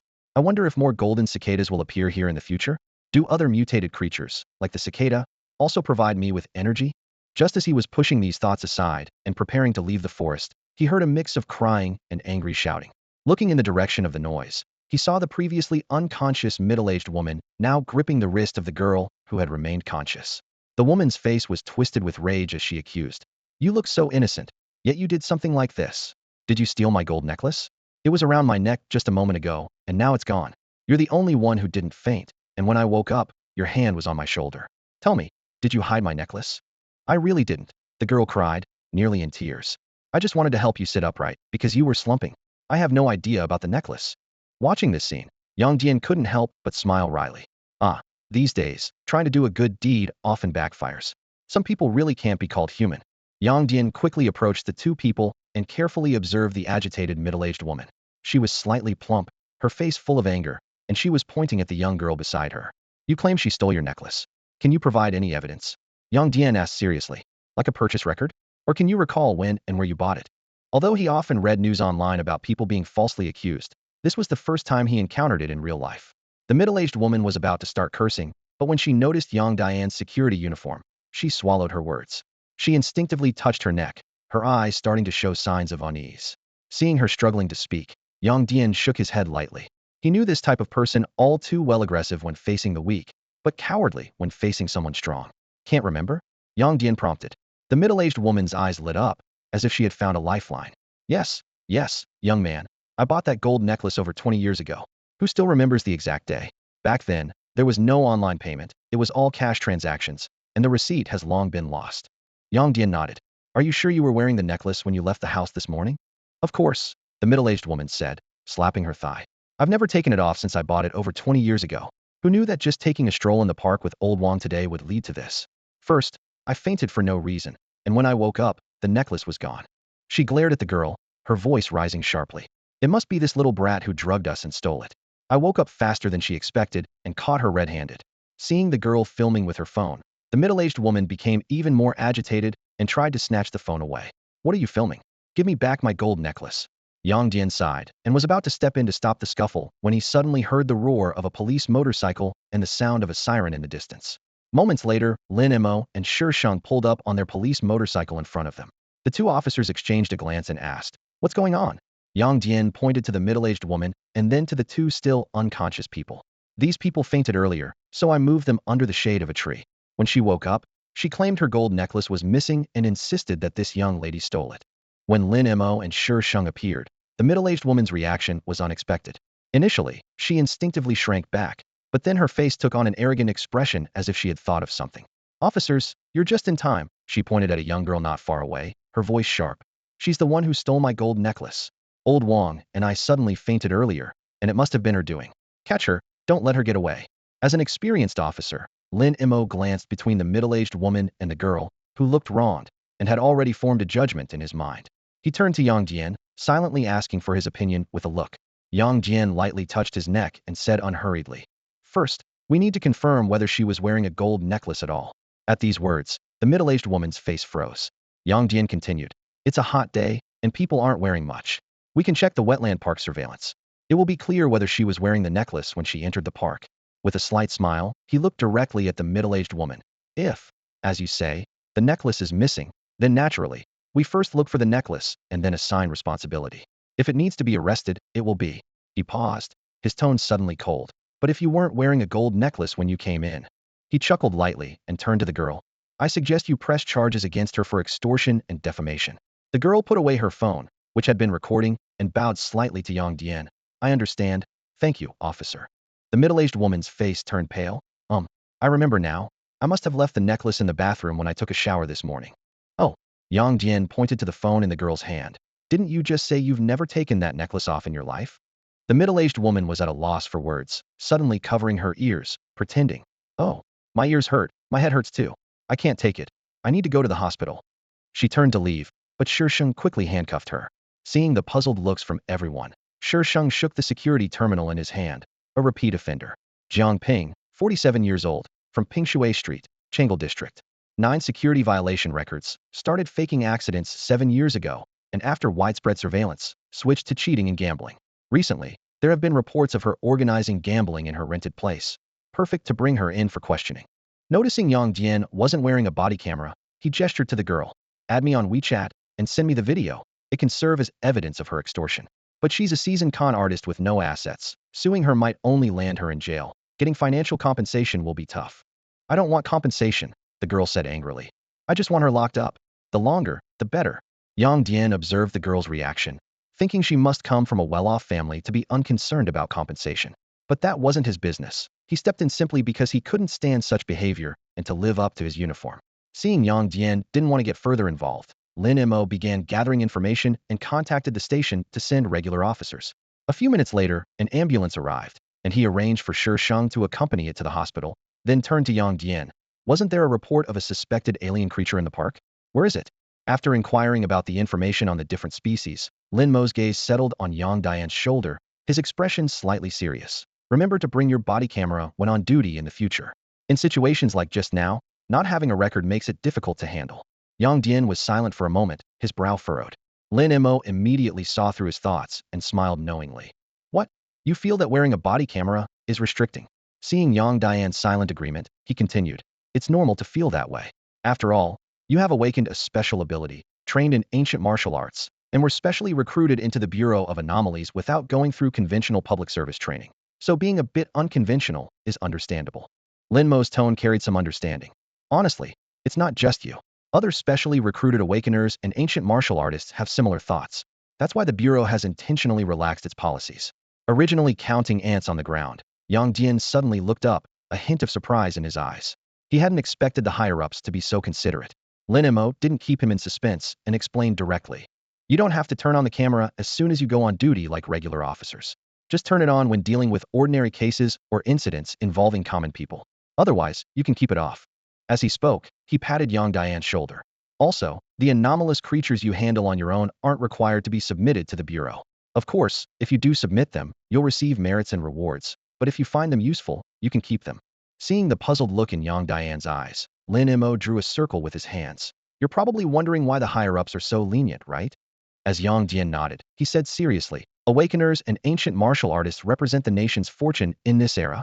It's a rare opportunity for us in Huaxia to unite all Awakeners and ancient martial artists to work together for the country's rise. He shifted his tone. Look at ASEAN and America. On the surface, they are unified countries, but in reality, oligarchs control the livelihood, states act independently, and Awakeners rule their own territories. They are wary of each other and lack cohesion. In such circumstances, hoping to enhance national fortune through Awakeners? It's a challenge not to fall apart. Lin Mo's tone carried a hint of relief. The higher-ups have learned from these lessons. To avoid unnecessary internal friction, management of Awakeners and ancient martial artists is more flexible. Seeing Yang Dian relax, Lin Mo added. But flexibility aside, breaking the law is still out of the question. Yang Dian immediately straightened his posture, a determined smile on his face. Of course not. I was born under the red flag, grew up in the spring breeze, and my beliefs couldn't be stronger. Lin Mo looked at Yang Dian, a smile playing on his lips. He pointed at the young man and shifted the topic. So, the creature you mentioned in your message, did you really handle it all by yourself? Yang Dian nodded without hesitation. The golden cicada had already been mostly digested in his stomach, so there was nothing to hide. He began to explain in detail. It was a golden cicada, and its most powerful ability was emitting ultrasonic waves. Those 3 people who fainted were knocked out by its ultrasonic waves. But for me, the impact was limited, not too significant. At this point, Yang Dian paused, carefully choosing his words. When I caught it, a strong impulse surged within me, like a sick animal instinctively searching for herbs. I followed this intuition and first put a cicada wing in my mouth. His voice carried a hint of excitement. Soon after, my body started heating up, and once the wing was digested, I clearly felt my physical condition improve. Once I confirmed the golden cicada was beneficial, I ate the whole thing. As he spoke, he suddenly threw 2 quick punches, slicing through the air with a sharp whoosh, effectively proving his point. Lin Mo's eyes lit up with envy. You're one lucky guy. Seeing Yang Dian's puzzled expression, he continued. Your encounter isn't unique. Others might find something different, like earth milk, spirit fish, or spirit fruits and vegetables. These things that trigger an instinctive desire to consume are what we call heavenly treasures, rare items that can enhance your potential. Heavenly treasures? Yang Dian repeated, curiously asking, what exactly does that mean? Lin Mo's envy grew more pronounced. It's simple. First, heavenly treasures can directly enhance physical attributes, and apart from needing some time to adapt to the new strength, there are no side effects. You've probably already experienced this. He pointed to his own eyes. Second, they can enhance innate abilities. For instance, I once consumed a rare treasure called ox gallstone. Before that, I could only see the veins of leaves 500 meters away, but after consuming it, the distance doubled to 1,000 meters. Lin Mo's expression twisted with frustration. I spent 9 years after awakening before I was lucky enough to find an ox gallstone. And you, just taking a stroll in the wetland park, stumbled upon a golden cicada treasure. He slapped his thigh in exasperation. In the one who suggested you visit that park. Had I known, I should have sent you to the seaside and gone there myself. Watching Lin Mo's exaggerated reaction, Yang Dian grinned cheekily. Captain, I'm one of your men, after all. Even if I consume the treasure, I'm still working under your command. So it's as good as you having eaten it yourself. Lin Mo was both amused and exasperated by Yang Dian's shamelessness. Before he could retort, Yang Dian threw out another question. By the way, Captain, are there many heavenly treasures? Does our department have any in stock? If so, how many merits would it take to exchange for one? What? You've just had one golden cicada, and you're already thinking about the next one. Yang Dian's eyes lit up at the words, nodding eagerly like a child receiving candy. The taste was unforgettable. Lin Mo looked at Yang Dian's eager expression and shook his head helplessly. Rare treasures aren't that easy to come by. Over the years, I've only encountered a single bezoar. Although the Bureau has some rare treasures, they're quite expensive, starting at 1,000,000 merit points. Plus, these treasures are prioritized for researchers. He explained seriously, from the top's perspective, if we consume rare treasures, it only enhances our personal strength, which is just brute force. But for scientists, breakthroughs in technology can benefit everyone and are crucial for the nation's progress. 1,000,000 merit points? Yang Jian mulled over the number, then asked slyly. Captain, I not only dealt with the golden cicada, but also saved 3 people. Can I earn any merit points for that? Lin Mo gave him a sidelong glance. Still not giving up? Still thinking about exchanging for rare treasures from the Bureau? Before Yang Dian could respond, he continued. If the golden cicada was just a mutant creature and you turned it in, there would indeed be a merit reward. Turning in a deceased mutant creature can earn you at least 100 merit points, depending on its strength and abilities. Capturing a live one could fetch over 1,000 merit points. As for saving people, you earn 10 merit points per person, so 3 people would be 30 merit points. He then patted the dragon insignia on his shoulder.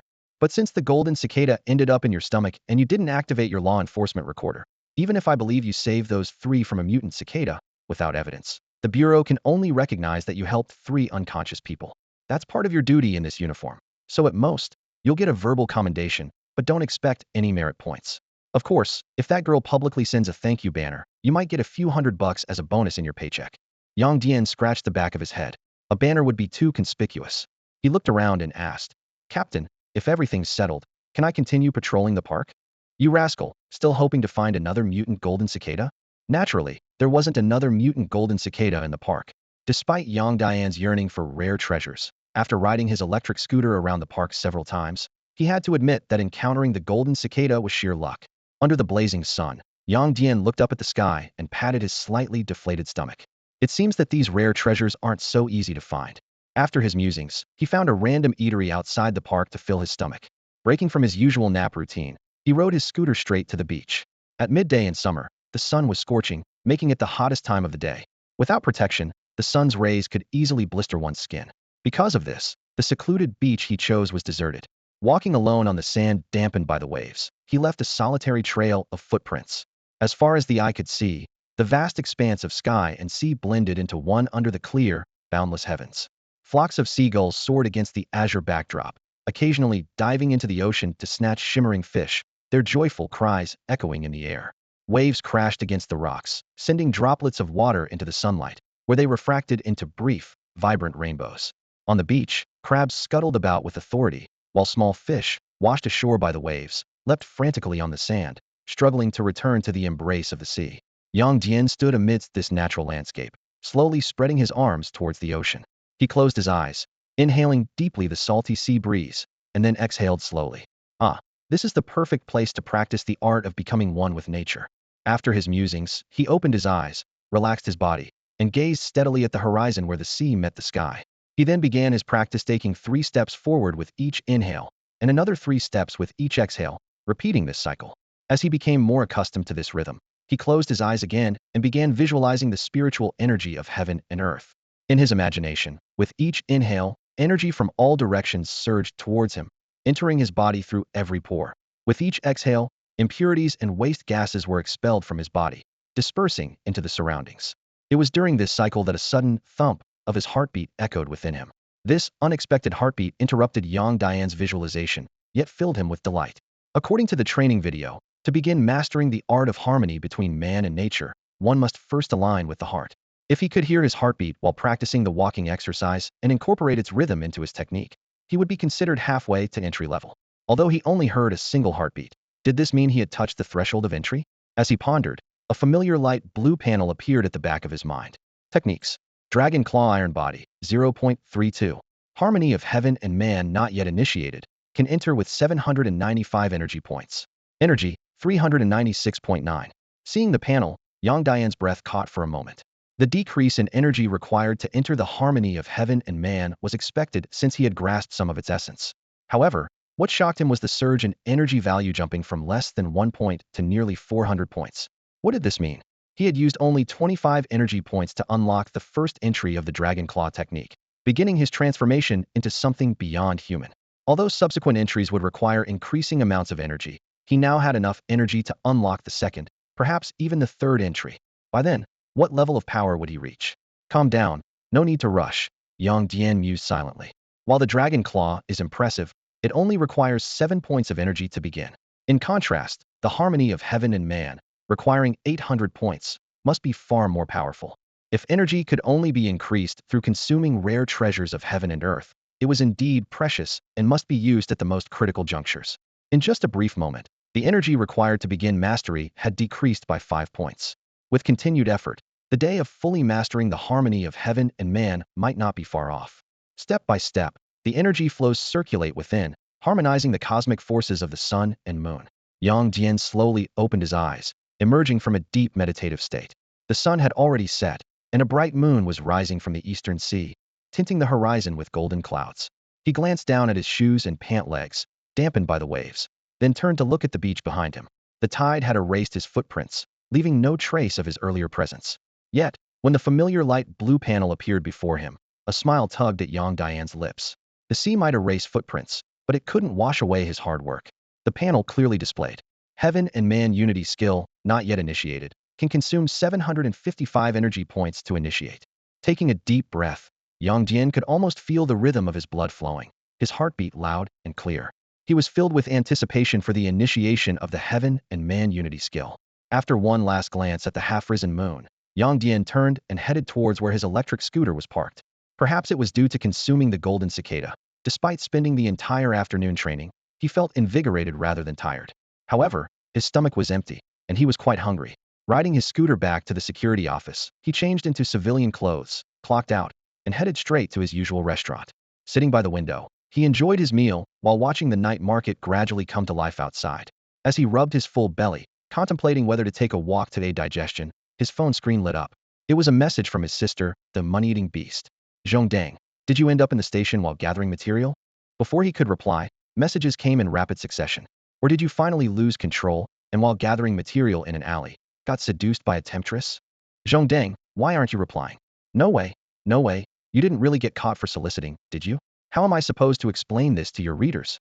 Maybe I should just tell them you accidentally kicked a blade while showering and self-castrated? The messages were followed by a string of distressed cat emojis. Reading these messages, Yang Dian remembered he was also an online novel author, currently serializing a story. The past few days had been so eventful, he had completely forgotten about it. Stop talking nonsense. How could I possibly end up in the station? Can't you think a bit better of me? Yang Lele, I'm your brother. Your real brother. Can you show me a little respect? Don't you want me to earn some coins? I've been busy the past couple of days, no time to write. I'll make up a heat-stroke excuse to take a sick leave. As soon as he sent the message, Yang Lele replied with an emoji of a cat holding an empty wallet upside down, and then asked, So, Zhongdang, any coins to drop? Yang Dian replied, raising an eyebrow. Golden Eater, my dashing, handsome, invincible brother from the universe, have a heart, and take a look at your poor, destitute, starving sister. On the phone screen, messages from his sister continued to pour in. Dad and Mom won't give me any allowance, and your poor sister is going to starve. Yang Dian glanced at the messages and tapped his finger to send her a red envelope. Spend it wisely. Your brother is broke too. Thanks, you're the best. Talk to you later. She replied instantly. Then another message followed. By the way, Mom's been missing you a lot lately. She keeps talking about her beloved son and wondering when you're coming home. When will you visit? Yang Dian checked the date, considering the rotation system at his department. I'll come back on Saturday, should arrive at the station around noon. Pick me up with your scooter. Question mark. She immediately responded with a question mark. In such hot weather, you're asking your adored sister, who wilts like a flower in the sun, to pick you up? $50. You're the best, brother. I'll be there waiting for you in the morning. Her attitude changed instantly. Gotta go now, time to draw cards, bye-bye. Seeing the bye-bye on the screen, Yang Dian smiled knowingly. His sister might always ask for money, but when it came to providing emotional support, she was top-notch. Plus, she wasn't just a taker. She managed several reader groups, which helped him a lot. Giving her some money for upkeep seemed fair. Too bad he couldn't witness her frustration when she drew cards and didn't even get a single rare one. Just as he was thinking about it, the phone screen lit up again. Brother. Along with a crying cat emoji clutching a wallet. What now, out of cards again? Yes. Another pitiful emoji followed. But to be fair, I've advanced your allowance to cover the next 10 years. Bro. Her pleading voice seemed to come through the text. Yang Dian sighed and sent another red envelope. This is the last time for this month. Make it last. Got it, you're the best. Farewell. Seeing his sister's reply, a mischievous smile played on Yang Dian's lips. When he returned, he would make sure she practiced properly, with their parents keeping an eye on her. No practice? No phone. Imagining her sulking face while being forced to practice made Yang Dian's smile widen. But if he expected them to practice, he had to set an example himself. Extra practice tonight. He silently motivated himself. Changlu was a place of peace and routine, with days blending seamlessly into one another. On a Friday afternoon, Yang Dian finished his usual patrol and training, heading back to the security office with a spring in his step. From a distance, he noticed Lin Mo leisurely sipping goji berry tea from a thermos. Yang Dian intended to discuss taking a break with him, but as soon as Lin Mo saw him, he set down his cup, his expression turning serious. Yang, you're just in time. I was about to look for you, Lin Mo said, straightening up. There's been a new development with the third squad. They've removed something from He Qing's head. Since we were the ones who caught the suspect, they want us to go to Fuzhou University. Something from He Qing's head? What is it? Yang Dian paused, a frown forming on his brow. Lin Mo shook his head. The third squad didn't specify, only that it's a type of parasite. And, he lowered his voice, research suggests it can be transmitted through sexual contact.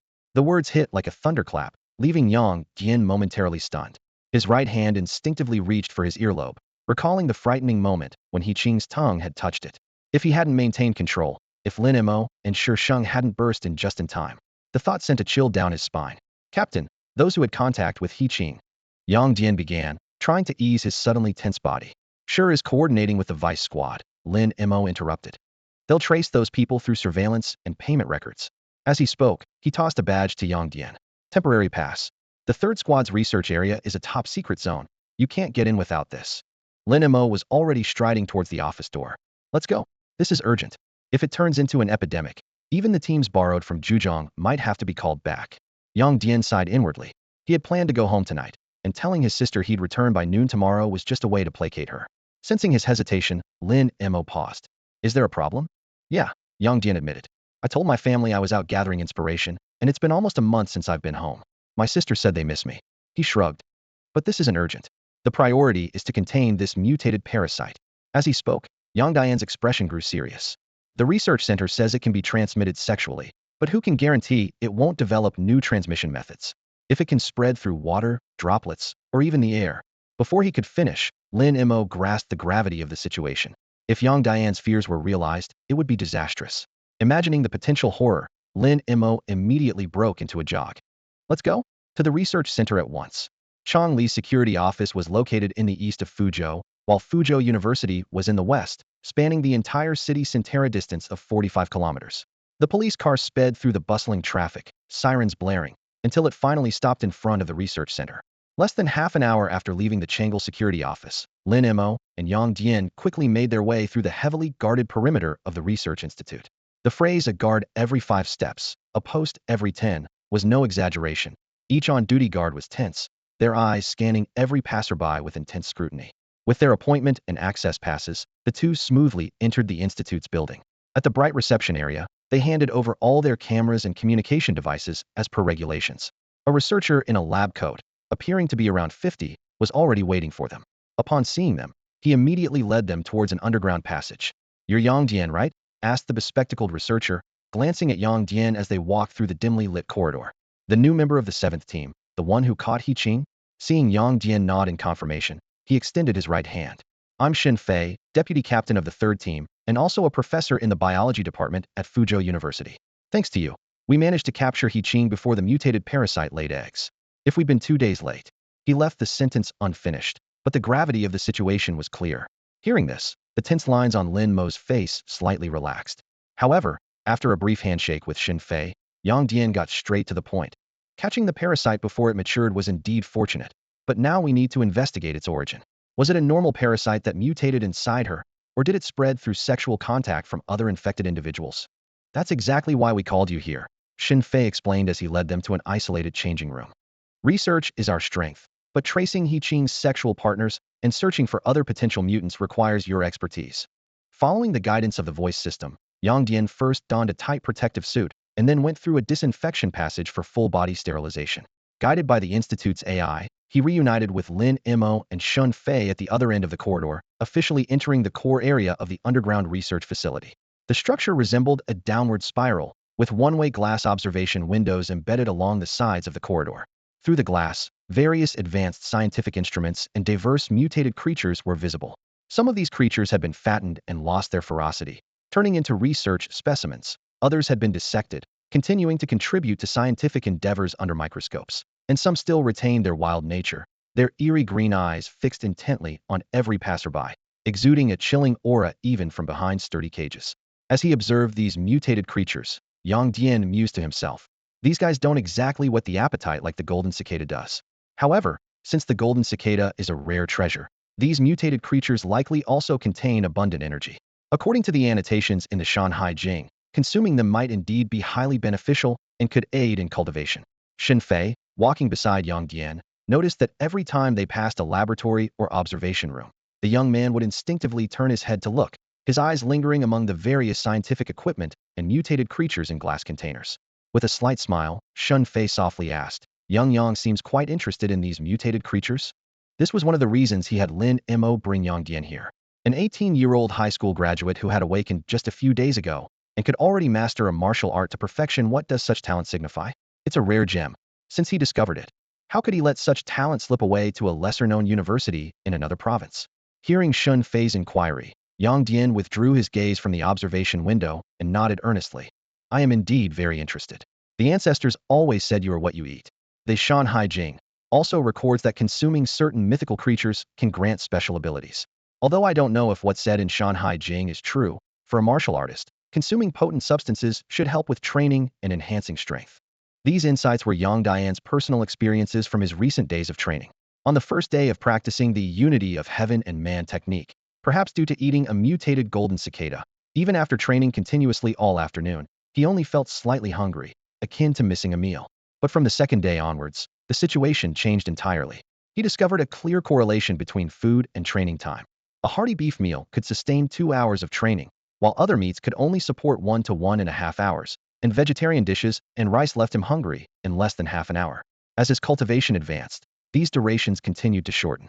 As for supplements like venison, although available in Fuzhou, a few thin slices cost dozens of yuan, and even with a savings of 1 million, he dared not indulge, let alone the meat of protected animals like bears and tigers. However, since the resurgence of spiritual energy could potentially mutate all creatures, these beasts were likely no exception. Perhaps soon, policies regarding wild animals might be adjusted. Just as Yang Dian's thoughts wandered, Shun Fei's voice brought him back to reality. Indeed, the flesh and blood of mutated animals are highly nourishing, considered treasures for those practicing ancient martial arts. Unfortunately, our research on the breeding and cultivation of mutated animals is still in its early stages, and we can't yet pass on their abilities to the next generation for mass farming. However, sharing some of the flesh and blood with our own for training is no problem. These words made Yang Dian's eyes light up immediately. Meanwhile, Lin Mo looked skeptical. Professor Shun, earlier this year I asked you for 2 pounds of mutated creature meat, and you repeatedly postponed, taking half a year to give me less than half a pound. Why are you suddenly so generous today? We hadn't even brought it up, and he mentioned it himself. Xin Fei stood outside the laboratory, clearing his throat to mask his embarrassment. He paused, pointing to the large door in front of them. We're here. Let's go inside and check things out. We can discuss other matters later. As soon as he finished speaking, the metal door of the laboratory silently slid open. Welcome back to the lab, Professor Shun. A gentle electronic voice greeted them. Xin Fei nodded towards the camera, then turned to Yang Dian. This is the independent AI of our research institute, Jingwei, he said, adding with a hint of significance. Yes, the same Jingwei from the myth about filling the sea. Jingwei, Yang Dian mused, looking at the camera. So, the authorities are already paying attention to the mutated marine creatures? How could they not be? Shen Fei replied as he walked into the decontamination passage.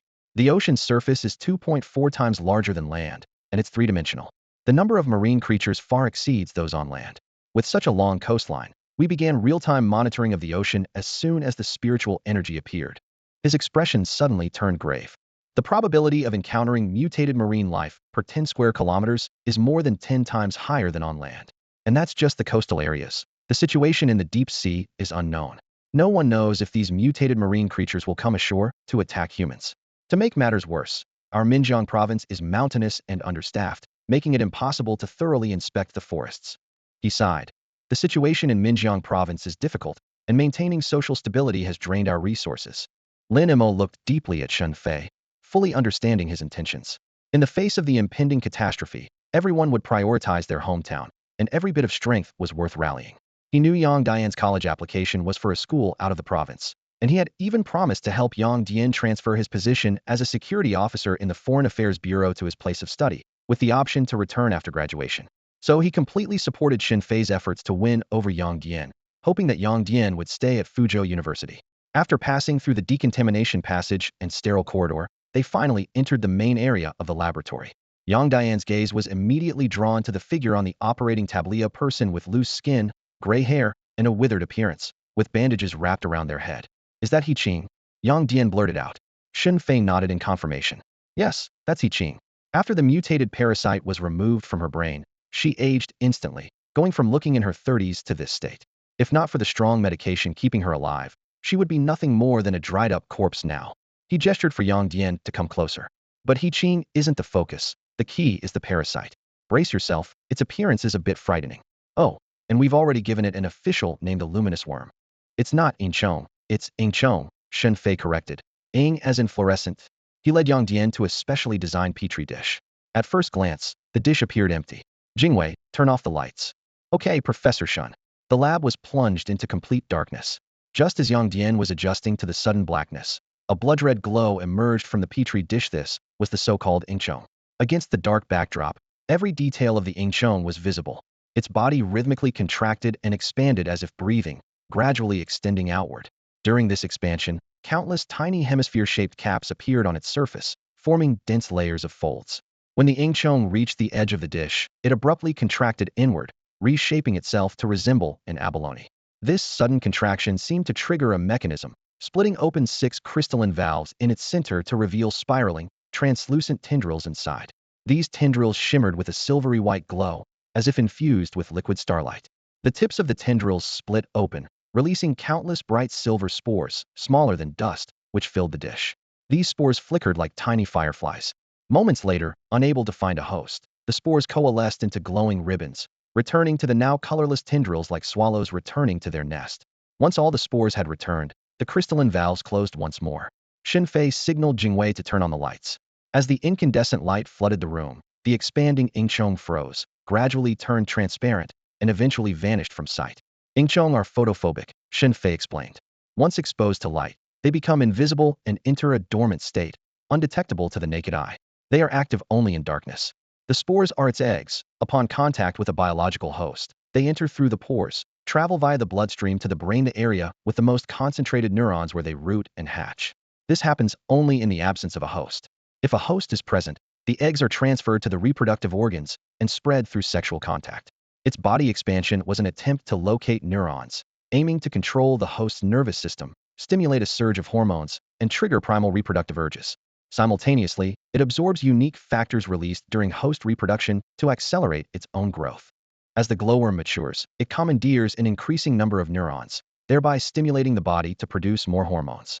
Yang Dian watched He Qing on the operating table, recalling her previous appearance. Taut skin, lush hair, making her seem years younger.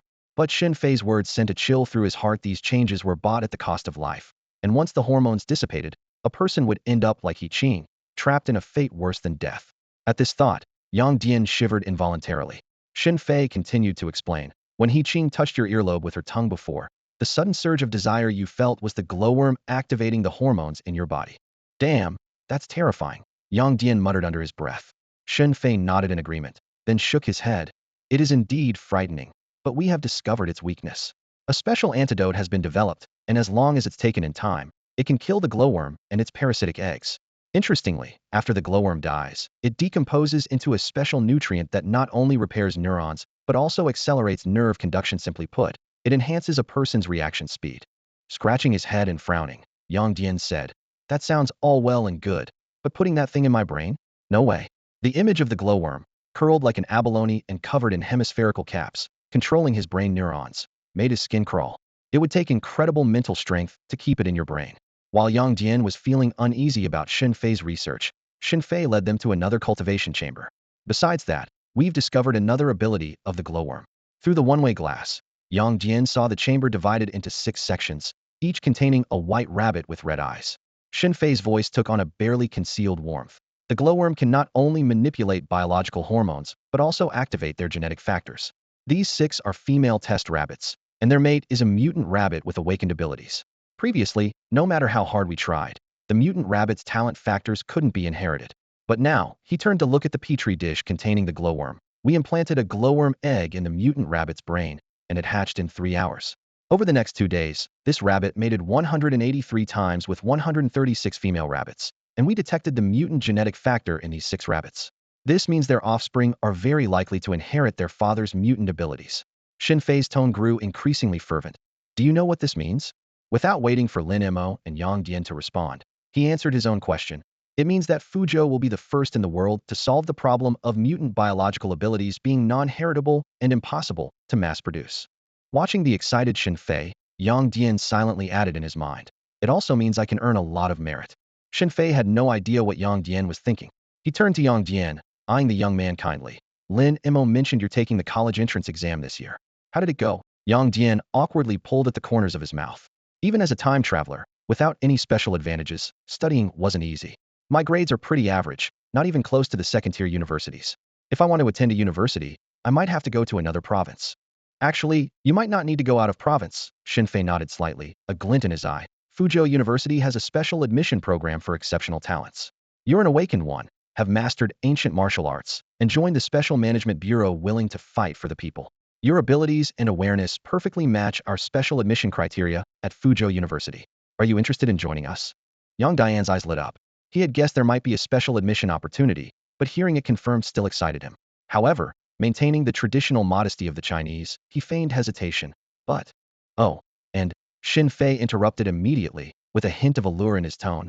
We offer special treatment for those admitted under our special program.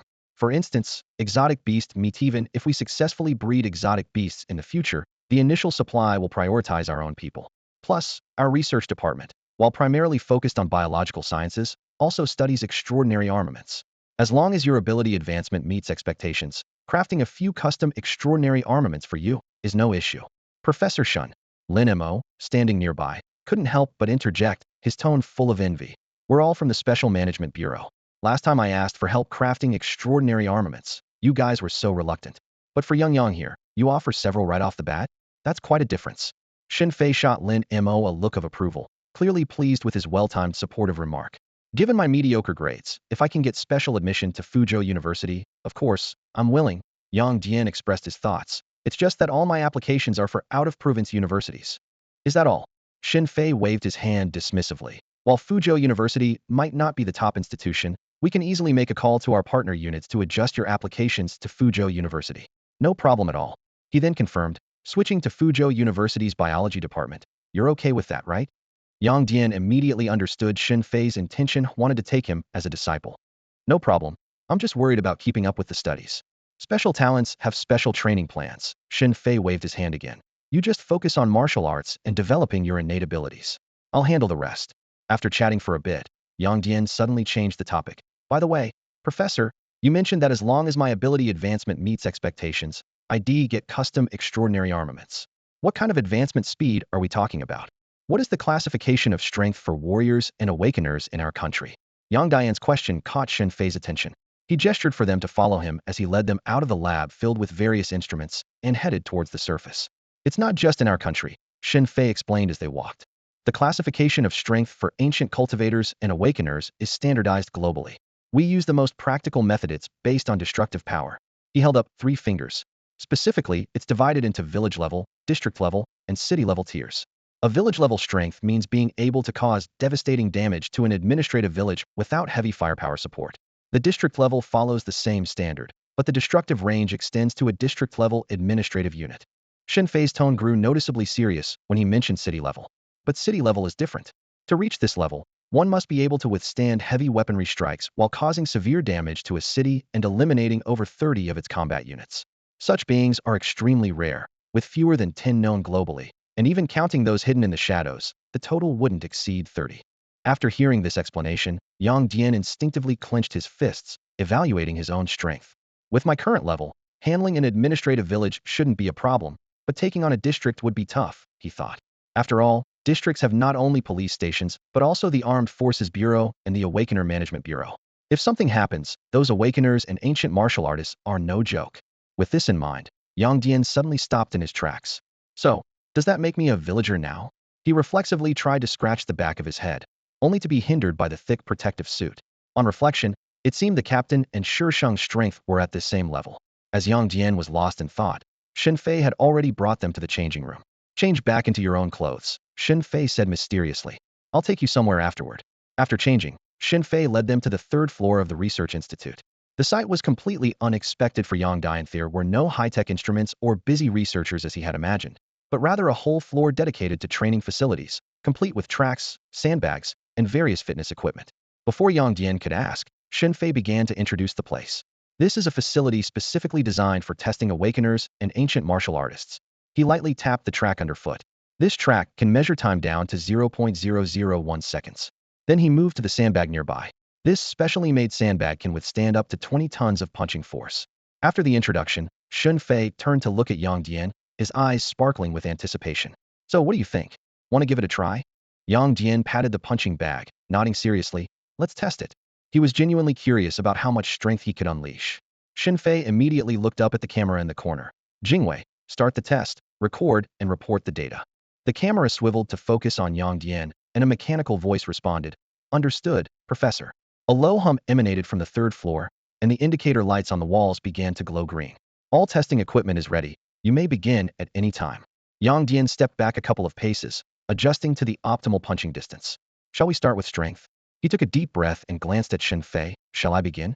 Just as Shen Fei was about to nod, a loud bang reverberated through the empty 3rd floor. Beep. Punch force. 831.7 kilograms. Hearing this figure, Yang Dian exhaled slowly. The result was indeed astonishing considering that the official record of Earth's former boxing champion Tyson was only 238.5 kilograms. Even the unofficial peak figures of 500 kilograms or 800 kilograms had been surpassed by his performance. And this was merely the result of over a month of enhancement and less than a month of martial arts training. Not to mention, he still had nearly 400 energy points unused. Without waiting for reactions, Yang Dian transformed his fist into a claw shape. In an instant, his arm and hand tensed, taking on a strange bluish-black hue, with his large veins protruding like coiled dragons. Shen Fei and Lin Mo's pupils contracted sharply at the sight. Is this the legendary perfected dragon claw hand?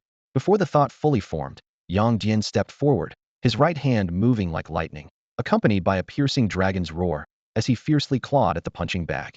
Screech! The sharp sound of tearing made the two present feel a shiver run down their spines. Beep! Punch force. 3,251 kilograms. Seeing the 5 distinct claw marks on the specially made punching bag, Shen Fei and Lin Mo both gasped sharply. This was over 3 tons of force with a claw technique. If such a claw struck a person's head, piercing the skull or ripping off the top would be effortless. Judging by your stance, you must have just mastered the dragon claw hand recently and haven't even developed your chi and blood yet. To unleash over 3,000 kilograms of force without that development, should I call you a monster or a freak? Yang Dian shivered and immediately pulled his arm back after Shen Fei touched it twice. Professor, that's a bit creepy. Shen Fei's hand froze midair, and he could only smile awkwardly. It's just a habit, don't mind it, Xiaoyang. Yang Dian wasn't bothered by the small incident and was more interested in the question Shen Fei had just mentioned. Professor, did you say practicing dragon claw hand can also cultivate chi and blood? Absolutely, Shen Fei replied seriously. It's not just dragon claw hand. Theoretically, any ancient martial art, if practiced diligently, can cultivate chi and blood. However, the difficulty varies. Taoist practices are relatively easier, while combat-focused techniques like Dragon Claw Hand are harder because they focus on combat skills without teaching how to sense qi and blood. At this point, Shun Fei looked at Yang Dian with amazement. I heard you master Dragon Claw Hand in just a month using an ancient book with no guidance. That's impressive. He gestured toward the 30-meter-long track nearby. Want to test your speed? Yang Dian nodded, and, as he approached the track, remembered something. By the way, Professor, is there a place to test reaction time? We do have one, but it's not very professional, Shun Fei explained. If you want to test it, just start running when you hear the beep. The time from the sound to your muscle response is your reaction speed. If you ever visit Shanghai or Beijing, you can go to the Special Management Bureau there. They have professional equipment to test various data like physical reaction, sensory response, instinctive reaction, and complex environment reaction. Just as he finished speaking, a faint beep sounded in Yang Dian's ear. His tense thigh muscles instantly sprang into action, and he shot forward like an arrow. The sound of wind rushed past, and before he even had a chance to exhale, he had crossed the finish line and continued running for some distance before stopping. Beep reaction time 0.08 seconds. Beep 30 meters straight track. Average speed 17 meters second. Hearing the broadcasted data, Shun Fei frowned.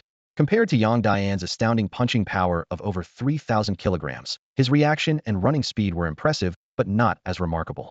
Lin Mo noticed Shun Fei's expression and quickly explained. Xiao Yang's massive punching power comes from the ancient martial strength he unleashes with Dragon Claw Hand. But he's only been awakened to his talent and practicing ancient martial arts for a month. He hasn't even systematically learned basic sprinting techniques. His current speed is purely based on raw talent. With some lightness skills or proper training and exertion techniques, his performance could improve significantly. That's true, Shun Fei mused. We need to find him a couple of lightness skills to address this weakness. As Shun Fei pondered what lightness skills to recommend for Yang Dian, the front desk staff of the research institute hurriedly ran up to the third floor and approached Lin Mo. Captain Lin, Officer Sure, is requesting backup. They've encountered a group of mutants infected by anomalous creatures. Lin Mo quickly looked up and called out to Yang Dian, who was leisurely walking over. Sure Sheng is in trouble. Let's go. With that, he nodded to Shun Fei and rushed downstairs.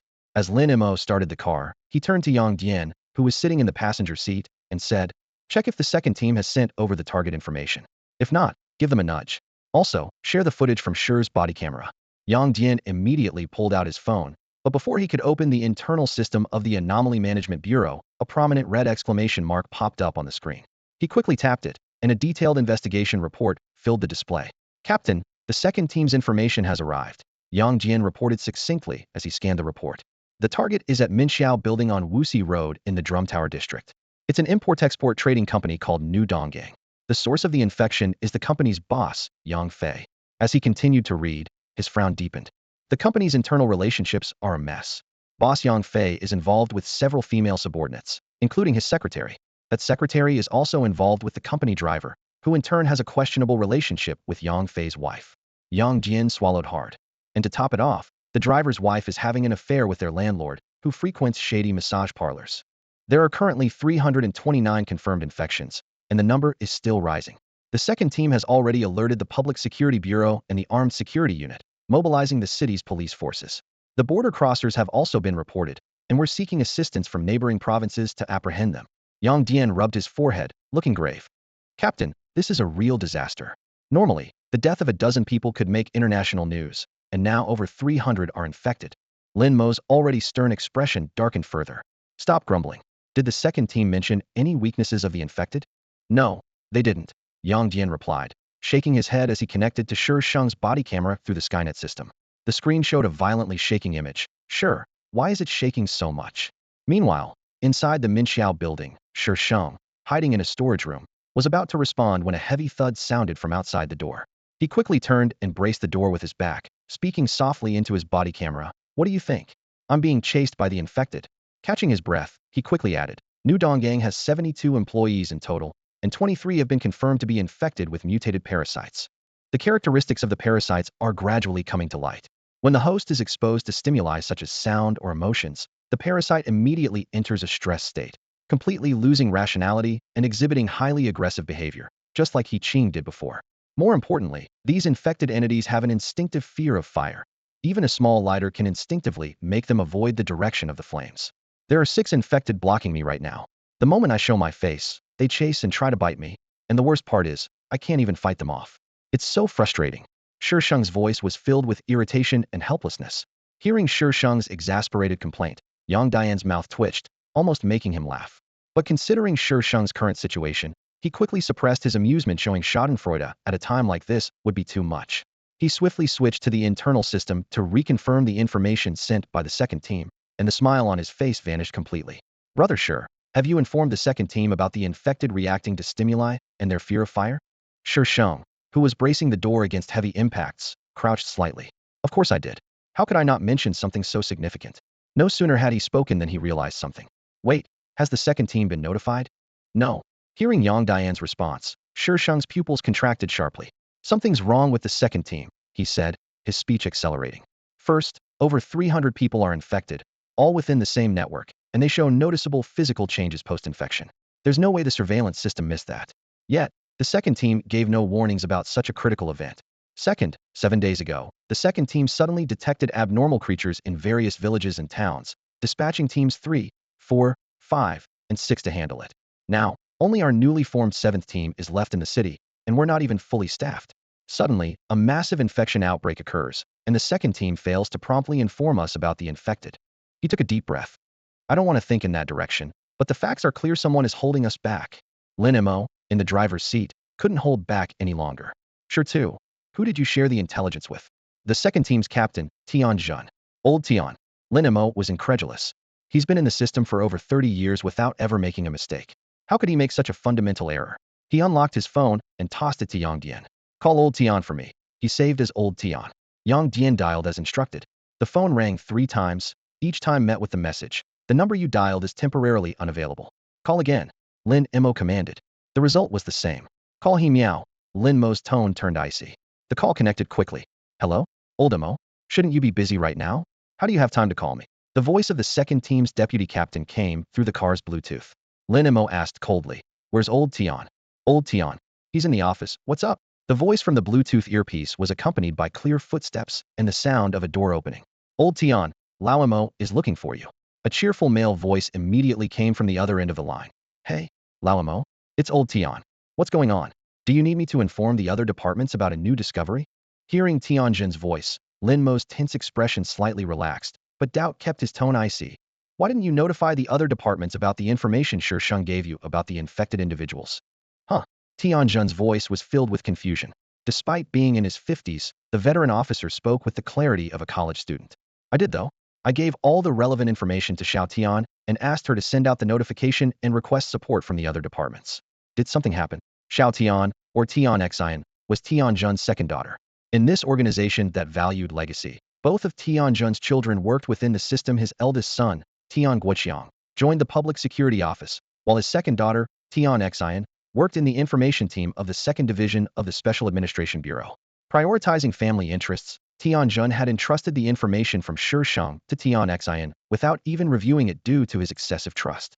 The information I received didn't include anything about the infected individuals reacting when stimulated or avoiding fire sources. Lin Mo's voice grew colder.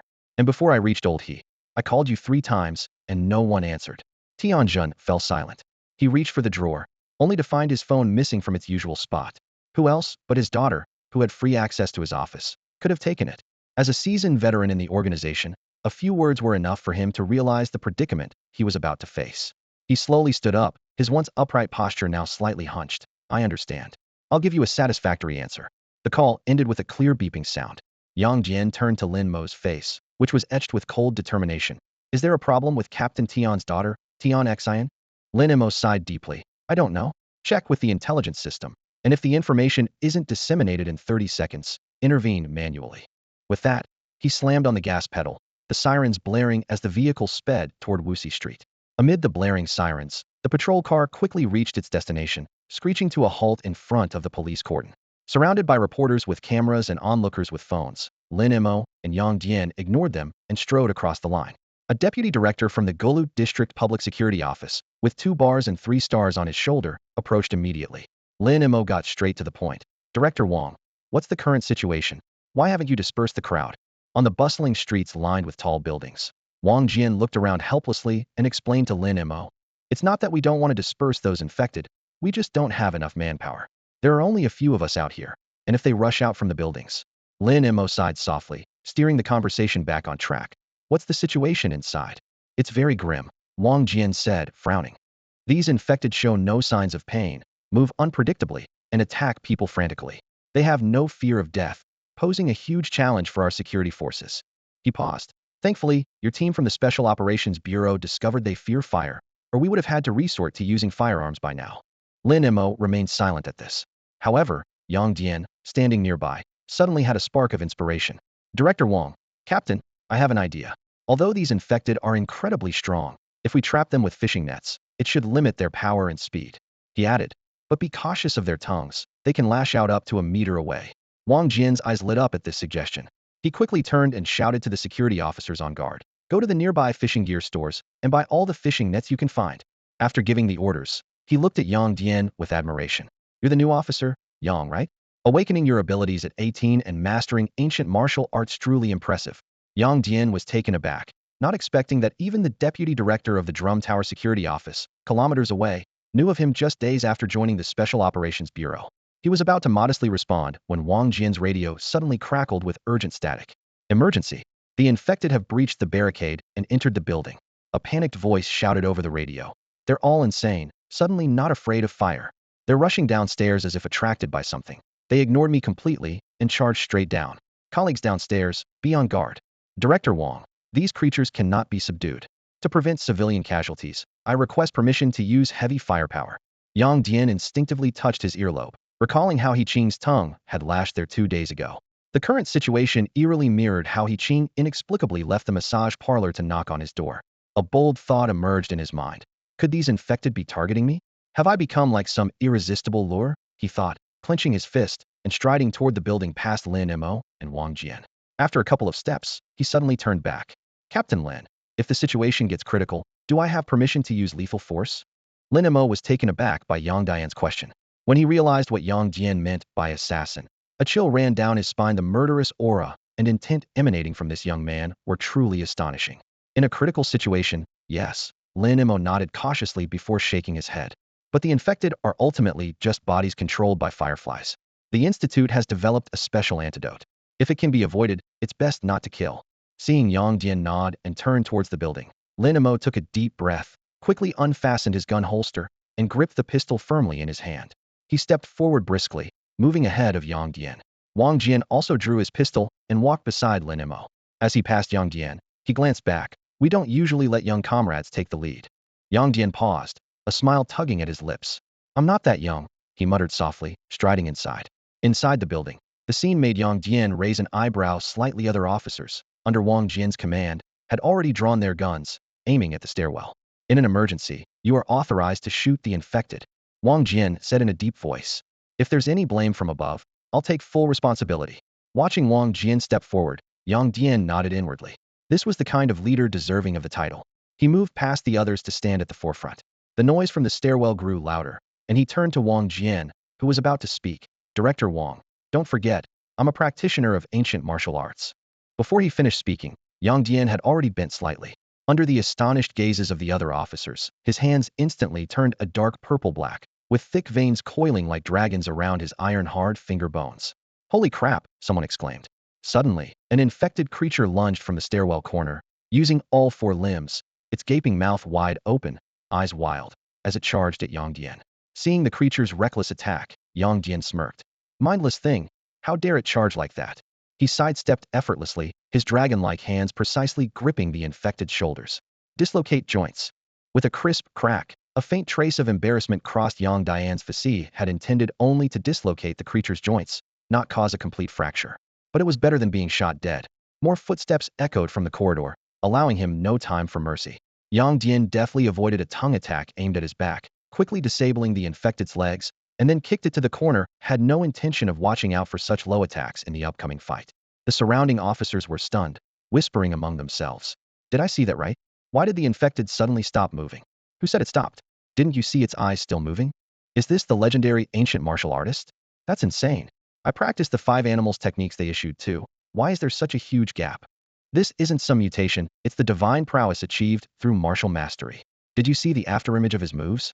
That's not a speed an ordinary person can achieve. Exactly. Ancient martial artists and awakened ones are way beyond ordinary people. No way, when I get home today, I'm going to give my son extra training. I'll do whatever it takes to turn him into an ancient martial artist. I don't have a son, but I'm planning to let my dad try. He's only in his 60s. It's the perfect age to make a mark. Wow, your dad has really raised a great son. Yang Dian ignored the chatter, his full attention focused on the stairwell. In the corner, an infected creature, with its limbs disjointed by him, was crawling towards him. This scene confirmed his suspicion the targets of these infected beings were indeed himself. Was it because he had awakened a talent? Or because he was an ancient martial artist? Considering that Shi Sheng and Lin Mo had never faced such treatment, the answer was clear. The robust physique of ancient martial artists was likely the ideal host for these parasites. Before he could finish his thought, a second, third, up to a seventh infected creature tumbled down the stairs, fixing their gaze on Yang Dian like predators finding their prey. Their mouths split open with bloody lines, and a putrid odor formed a thin green toxic cloud overhead. Even from a distance, Yang Dian felt dizzy. More unsettling was the sight of their decaying mouths, with tonsils flashing an eerie blood-red light, a sign of deeper mutation. Facing the oncoming horde of infected creatures, Yang Dian advanced rather than retreated. He clasped his hands together in a classic martial arts stance and struck the jaw of the leading infected creature. With the sound of a neck snapping, the creature flew back faster than it had approached, knocking over several of its kind. Seems like I hit a bit too hard, Yang Dian mused, yet he didn't hesitate to dive into the swarm. His arms moved like blurs, each strike accompanied by the sound of breaking bones. Realizing these infected creatures posed no threat as long as they couldn't touch him, he even started assigning value to his moves. Deflecting a darting tongue, he twisted his hands across a neck, double twist, neck snap, priceless. Dodging a throat attack, he twisted an arm twist, 8,000. Simultaneously attacking high and low, he twisted and kicked, breaking arms, and sending a creature flying 6,000. As he grabbed the ankle of the last female infected creature, preparing to force her into a split and stomp on her knee, Yang Dian suddenly paused. Surveying the room, the entire ground floor was littered with disjointed infected creatures, leaving only the one at his feet still struggling. Stepping on the tongue that suddenly lashed out, Yang Dian turned to face the dumbfounded Lin Mo and others, about to say, "Captain, mission accomplished," when a sudden sense of danger struck him. Instinctively, he rolled aside just in time. Boom! Bang bang! The sound of the floor exploding and 2 gunshots echoed almost simultaneously in his ears. The smell of gunpowder filled the air, making my temples throb and sync with my heartbeat. Yang Dian looked up at the ceiling, where a creature infected and shot twice in the head by Lin Mo hung upside down. A suffocating sense of dread washed over him, had narrowly escaped having his own head blown apart. Golden bell shield, iron shirt, iron head skill, iron crotch skill, master the oneness of heaven and man. Yang Dian muttered to himself, then suddenly shook his head. No, I won't learn them. I need to fortify my defenses when I get back. Just as he resolved to make his defenses impenetrable, the infected creature on the ceiling, presumed dead, began to twitch. Its mangled head exploded, revealing a prismatic crystal cone emitting a rainbow of colors. Mutation? Before Yang Dian could react, the crystal cone cracked open, and 6 petal-like crystalline membranes, covered in barbs, unfolded like a blooming flower. Inside the membranes, the neck area was lined with rings of sharp, menacing teeth. Take that, you big-head ghost. Yang Dian swiftly pulled out a high-voltage electric net capture ball from his back. Taste my pokeball. The golden capture ball became a blur, striking precisely into the infected creature's mouthparts. With a faint beep, blinding electric sparks erupted, forcing Yang Dian to close his eyes. When he opened them again, the mutated infected creature was tightly ensnared in a dense high-voltage electric net, only its occasional twitching indicating it wasn't completely dead. Even high voltage can't kill it. Yang Dian murmured to himself. Lin Mo, who had approached silently, sighed softly. Actually, aside from its highly contagious nature, this type of infected creature is only average in strength compared to other anomalous beings. As he spoke, he took out his phone and dialed a number. Professor Shun, Lin Mo got straight to the point. An infected creature parasitized by the luminescent worm has undergone a secondary mutation, possibly akin to insect metamorphosis. I've sent you the mutation video. Whether this mutation persists after the death of the luminescent worm, or whether it is genetically inheritable, I'm not sure. Please be careful in your research. On the other end of the line, Shenfei carefully reviewed the video sent by Lin Mo before urgently asking, "Is the secondary mutated infected creature still alive?" Lin Mo glanced down to confirm. "It seems to be alive. Please ensure its safety as much as possible." Shenfei's voice trembled slightly with excitement. Cases of parasites inducing host secondary mutations are unprecedented globally. This could significantly aid our research into talent and evolution. I understand. Lin Mo nodded in agreement. We'll do our best to ensure the safety of the infected creature. I'll arrange for personnel to go over and take control of the parasite right now. Just as he finished speaking, Wang Jian reported the count. There were 27 infected individuals in the hall, matching exactly the number of mutations inside the Xian Donggang company, as detected by Skynet. Surveying the scene before him, he turned to Yang Dian, sincerity in his eyes. It's thanks to you, Xiaoyang. Otherwise, the casualty numbers would have been unimaginable. Yang Dian shook his head slightly, his gaze firm. It's just part of the job. Besides, he continued with a shift in tone, the real challenge is just beginning. Based on our current investigation, a conservative estimate suggests that over 300 people have been infected by the mutated parasites, and the actual number might be even higher. He cast a meaningful glance at Lin Mo before continuing. More importantly, we haven't found the source of the mutated parasites. While we know that Yang Fei, the boss of Xian Donggang, is the infection source, where and why he got infected remain unanswered. These words darkened Lin Mo's expression immediately. Ever since discovering Tian Xian's attempt to conceal the infection cases, he had suspected human factors were at play behind this incident. Now, hearing Yang Dian's words, he was even more convinced that this matter was far from over. The other security officers on site, however, seemed more intrigued by how to enhance their own skills. Agent Yang, I've been practicing the ancient martial art of Wukingxi. How long will it take to reach your level? An officer in his 30s asked eagerly. Faced with such sincerity, Yang Dian was momentarily speechless. He knew well that, as someone with special abilities, his situation was vastly different from that of ordinary people. For an average person to reach his level, it would require 20 to 30 years, if not 50 or 60, of hard practice. But seeing the hopeful look in the officer's eyes, he chose a more tactful response. Just keep practicing. When others start asking you the same question, you'll understand. Then Agent Yang, I have some questions about ancient martial arts training. The officer continued to inquire. Of course, feel free to ask. I'll share everything I know, Yang Dian replied. Though there are areas I'm still exploring myself. Let's discuss them together. An hour later, the Research Institute's convoy, delayed by rush hour traffic, finally arrived. Xin Fei led the team personally, evidently placing great importance on the secondary mutation of the infected. They first injected the infected with a sedative to ensure dormancy, before transferring them to a cryogenic chamber to maintain cell activity at a low level. After arranging the transport, Xin Fei noticed Yang Dian deep in thought nearby. What are you thinking about? He asked. Yang Dian looked around. The security officers were maintaining order, and the transport team was busy administering medication to the infected. I'm wondering if incidents like this will become more frequent in the future. Xin Fei paused for a moment, his smile fading. They will. Not only will they happen, but there will also be even more severe catastrophic events. The night market in Jing'an district was brightly lit and bustling with people. Yang Dian had just finished his task at the Minxiao building and took on the patrol duty in Jing'an district. As one of the few mobile support forces of the Bureau of Anomalies, he had to be ready to assist other security teams at any moment. The food stalls at the market were lively, with various aromas wafting through the air. As Yang Dian weaved through the stalls, he pondered the current situation. The bureau was short-staffed, so the security teams were responsible for making arrests, while the elite members like him provided mobile support. His real purpose for being at the night market was the old book stall. Last time, he had found an ancient martial arts manual, Dragon Claw Hand, which made him hopeful about discovering other hidden techniques among the books. During the downtime, while waiting for task merits to be distributed, this place was undoubtedly the most reliable source for acquiring martial arts knowledge. The crowd was lively, with the sounds of bargaining echoing around. The tension from recent battles began to ease in the vibrant atmosphere, but a sense of unease soon crept in. Beneath the facade of peace, tensions between nations, individuals, and humanity and nature were reaching a boiling point. How long could such a prosperous scene last? After standing for a moment, Yang Dian blended into the bustling crowd. As he walked, he accumulated skewers of snacks in his hands: stinky tofu, fried scorpions, grilled grasshoppers, until he stopped at the familiar old book stall. Hey there, back again? The stall owner, a man from Guangxi, greeted him warmly with a lollipop in his mouth, wearing a white tank top and flip-flops. What are you looking to buy this time? Does the owner still remember me? Yang Dian was a bit surprised. Of course, the owner waved his hand. That Dragon Claw Hand manual sat on my stall for 3 years. I was thinking of passing it to my son, and you bought it without hesitation. How could I forget? Indeed, that ancient book, with its evident historical wear, had the owner insisting on a price of 30,000, claiming it was the cost price, without budging. Yang Dian reluctantly paid.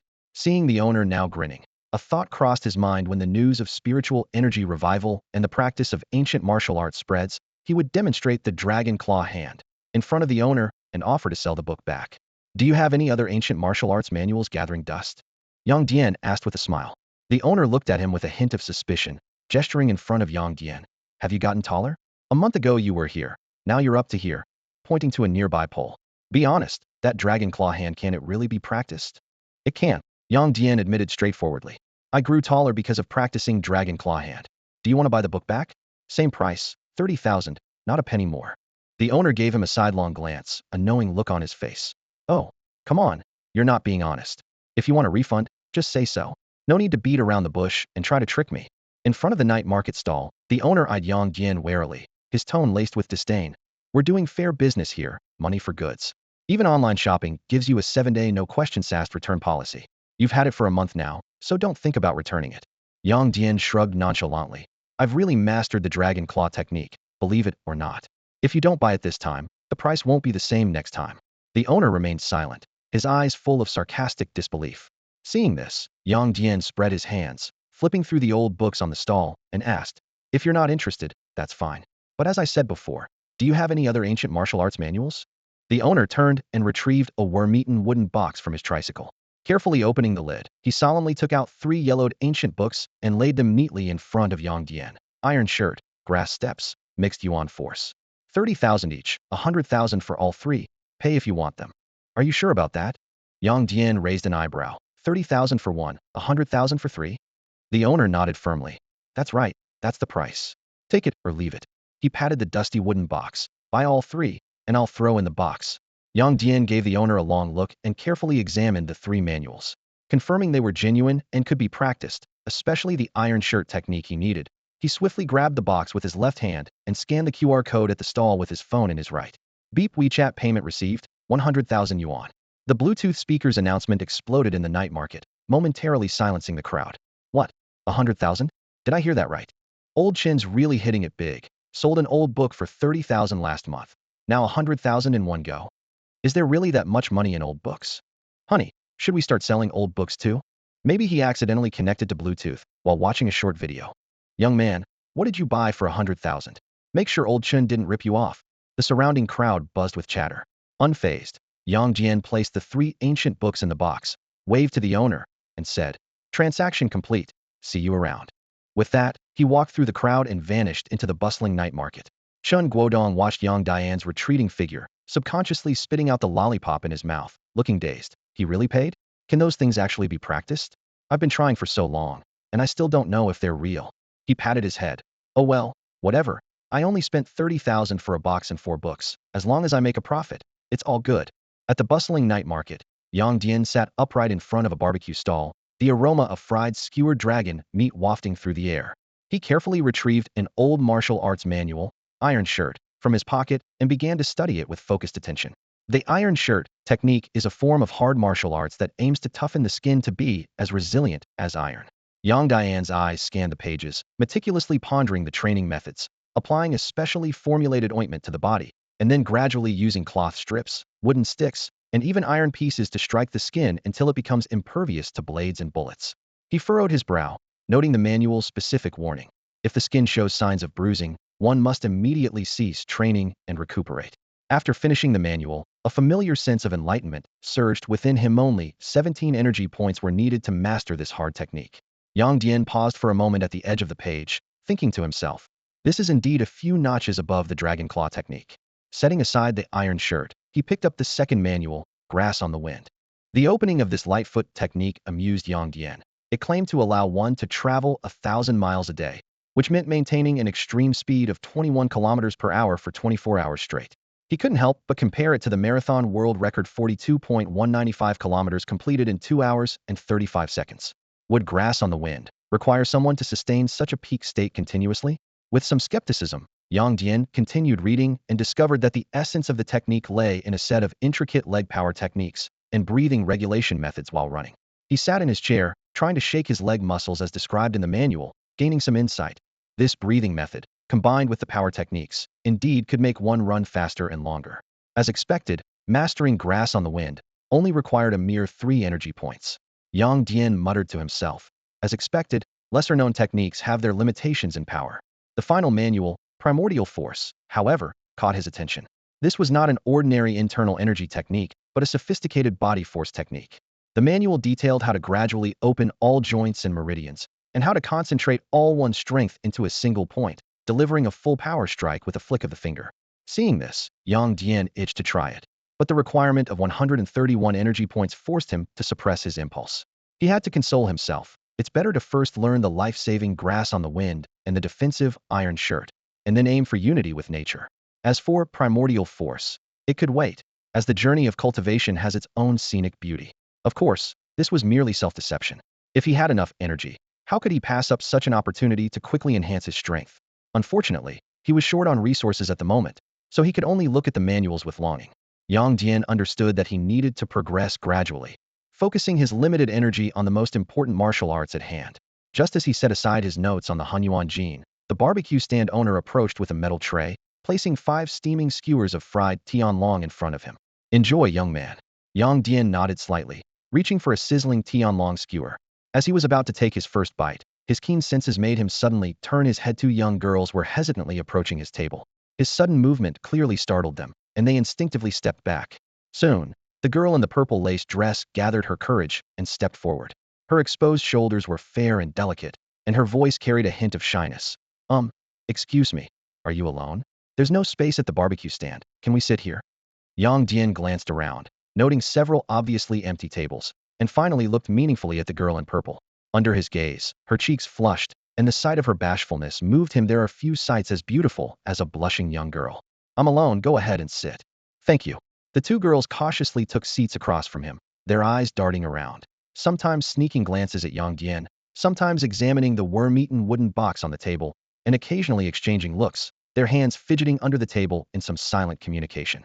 Yang Dian tossed the finished skewer sticks into the trash, observing their hesitant demeanor, and spoke directly. "There are so many empty seats, yet you chose to sit here. What's up? You didn't happen to take a fancy to me and want my WeChat, did you?" "Of course not," the girl in the white dress with twin ponytails blurted out, then shook her head vigorously, her ponytails swinging wildly. "That's not it either." Seeing her nervousness, Yang Dian sighed. "If it's not my WeChat, then did you see me buying something earlier? Trying to snag a sugar daddy?" The girl in the purple dress bristled. "We don't need money." Yang Dian scrutinized her, admitting to himself that Su Sango was right. Purple is indeed charming, but this purple-clad girl was rather plain, lacking any striking features. "Then why insist on sitting here?" The 2 girls stammered for a while without saying anything substantial, finally looking dejected. "It's nothing. Sorry to bother you. We'll leave now." As they stood to leave, Yang Dian raised an eyebrow, suddenly thinking of something. "Wait a minute." Seeing them freeze, he pulled out a black security officer badge from his pocket. "I get the feeling something's up with you too. Do you need any help?" Upon seeing the badge on the table, their eyes lit up. "You're a security officer?" Yang Dian's face darkened. Ed was only 18, yet they called him an officer. "You can drop the officer part. Even if I'm older than you, it's not by much." Perhaps the title of security officer genuinely offered a unique sense of safety to them, as they ignored his complaint. They sat back down, carefully comparing the badge to him before returning it, their faces now filled with hopeful anticipation. "Officer, did you spend a lot of money on martial arts manuals because they are really useful?" 2 young girls looked at him with eyes full of anticipation, leaning forward slightly. Yang Dian looked at them, pondered for a moment, and then nodded gently. "What our ancestors left behind is naturally useful." Hearing his affirmation, their eyes lit up even more, but they hesitated, struggling to speak. Their hesitant demeanor suggested they were harboring a secret difficult to disclose. Yang Dian had a hunch and casually took out his enforcement device. "Do you have your ID cards? If not, you can open your digital ID on your phone." After a moment of hesitation, the girls took out their phones. The device beeped. Chun Winya, female, 18 years old, from Jinan District, Fuzhou City, Minjiang Province, no criminal record. Chun Wenxian, female, 18 years old, from Jinan District, Fuzhou City, Minjiang Province, no criminal record. After confirming their identities, Yang Dian nonchalantly asked, "What do you want to say? Besides martial arts, are there other magical things in this world? Like rabbits with glowing eyes, fire-breathing black dogs, or people with special abilities?" The sister's eyes widened instantly. Chun Wenxian, wearing a white dress and sporting twin ponytails, nudged her sister Chun Wenya. "See, sis, I told you. It's not just our little flower and that stinky cockroach that can mutate, others can too. They've been watching us for a while now, believe it?" Yang Dian paused mid-bite on a piece of crispy fried dragon, then continued munching. "So, you really have awakened a talent? And your flower and cockroach have mutated too?" The more composed Chun Wenya cautiously observed Yang Dian. "Officer, if we admit it, will you send us to a lab to have our blood drawn and dissected?" Yang Dian chuckled. "Do I look foolish? You're making it so obvious. How could I not guess? As for dissection, don't worry, we're not in the West." He finished his fried dragon and glanced at them. "Have you ordered anything?" Seeing them shake their heads, Yang Dian stood up to lead the way. Where to? They asked cautiously. He looked around the bustling night market. To find a quiet place to talk. They walked in silence. Not wanting to frighten the young girls, Yang Dian didn't take them to the police station but instead chose a private booth in a quiet nearby cafe. Under the curious gaze of the cafe staff, Yang Dian led them into the booth and pulled out another badge. Allow me to introduce myself formally. Yang Dian, 3rd level officer of the Fuzhou branch, 7th squad of the 1st Division, China Anomalous Affairs Bureau. Chen Wenxian excitedly examined the badge and grew even more thrilled. So the Anomalous Affairs Bureau is an organization specifically set up to manage anomalies, like the legendary dragon group? Yang Dian touched his nose, thinking that Chen Wenxian was not just a cute appearance. Chen Wenya stood to the side, her eyes sparkling with curiosity. Officer, have you also undergone a mutation? Yang Dian rubbed his temples. First of all, I'm 18, the same age as you guys, and I might even be younger, so don't call me uncle. Secondly, mutation describes plants, animals, insects, and viruses. For us, it's called awakening, the awakening of innate talents. He continued seriously. So, tell me, what talents have you awakened? And what's the deal with the cat and the cockroach you mentioned? Chen Wenxian and Chen Wenya exchanged a glance. Chen Wenxian eagerly raised her hand to answer. The cat is our long-haired calico, and the giant cockroach is, well, just a giant cockroach. She paused. I've awakened the ability of eidetic memory. I can recall anything I've seen if I think hard enough. My sister can conjure fireballs. She nudged her sister. Sis, show him. Hearing yet another uncle, Yang Dian's mouth twitched, but he was quickly captivated by Chen Wenya's demonstration. With a rub of her hands, a fireball the size of a fist appeared in her palm. How big can the fireball get? What's its destructive power? Yang Dian asked. Chen Wenya's face paled slightly as she shook her head. I've never tested it. I'm afraid of starting a fire, so I haven't dared to push its limits. All right then, extinguish the fireball for now, Yang Dian instructed. After she put it out, he thought for a moment. You have 3 options. First, register with the Awakening Bureau and continue your regular life. Second, he looked at Chen Wenxian. You can join the combat team, become a civil servant, enjoy the benefits, but be ready to fight mutated creatures at any time. Turning to Chen Wenya, he added, your eidetic memory might lead to other abilities. You could join a research institute or the intelligence department. Can't my sister work in a safer department? Chen Wenya asked, gripping her sister's hand tightly. She probably can, but I'm not entirely sure. How about this? I'll take you home to check on the cat and that cockroach. Tomorrow, I'll visit with my captain, and you can discuss it with your family before deciding. The sisters bowed slightly. Thank you, officer. Yang Dian gave up on correcting their way of addressing him and silently calculated in his mind. Discovering wild awakeners should earn at least 100 contribution points, depending on their talents. The 2 sisters didn't live far from the night market. Yang Dian and the Chen sisters walked along the street, taking just over 10 minutes to go from the cafe outside the night market to the entrance of their neighborhood. Under the dim streetlights, Yang Dian's gaze drifted over to the security guard dozing in the booth, and suddenly something occurred to him. When did you awaken your abilities? He asked, observing their surroundings. Do your parents know? And what about that calico cat and the cockroach? When did you notice something was off with them? The sisters exchanged a knowing glance and replied in unison. We awakened this morning. Our parents left early for work at the factory and haven't come back yet, so we haven't had the chance to tell them. Chen Wenya picked up the story, her voice tinged with excitement. Speaking of Xiaohua, this morning I accidentally created a fireball while making breakfast, and it ran over and blew it out with a single breath. That's when we realized Xiaohua can control the wind. As for the giant cockroach, Chen Wenxian involuntarily shivered as she spoke. We found it in the storage room while cleaning today. It was huge, stuck to the wall like a door, and scared us half to death. Because of these weird occurrences, we didn't dare call the police and just ran out. We wanted to take Xiaohua with us, Chen Wenya added, but it absolutely refused to come, and we couldn't catch it. Worried the giant cockroach might escape, we just left. But we made sure to leave a gap in the window so Xiaohua could escape if it was in danger. After listening to the sisters' account, Yang Dian thought for a moment and then sent a message to Lin Mo on his phone. Captain, I found 2 wild awakened individuals outside, and there might be 2 anomalous creatures at their home. The address is Unit 3, Building 6, Apartment 601, Sanli Community, Jinan District. Can you come over? When in doubt, seek support. This was Yang Dian's principle.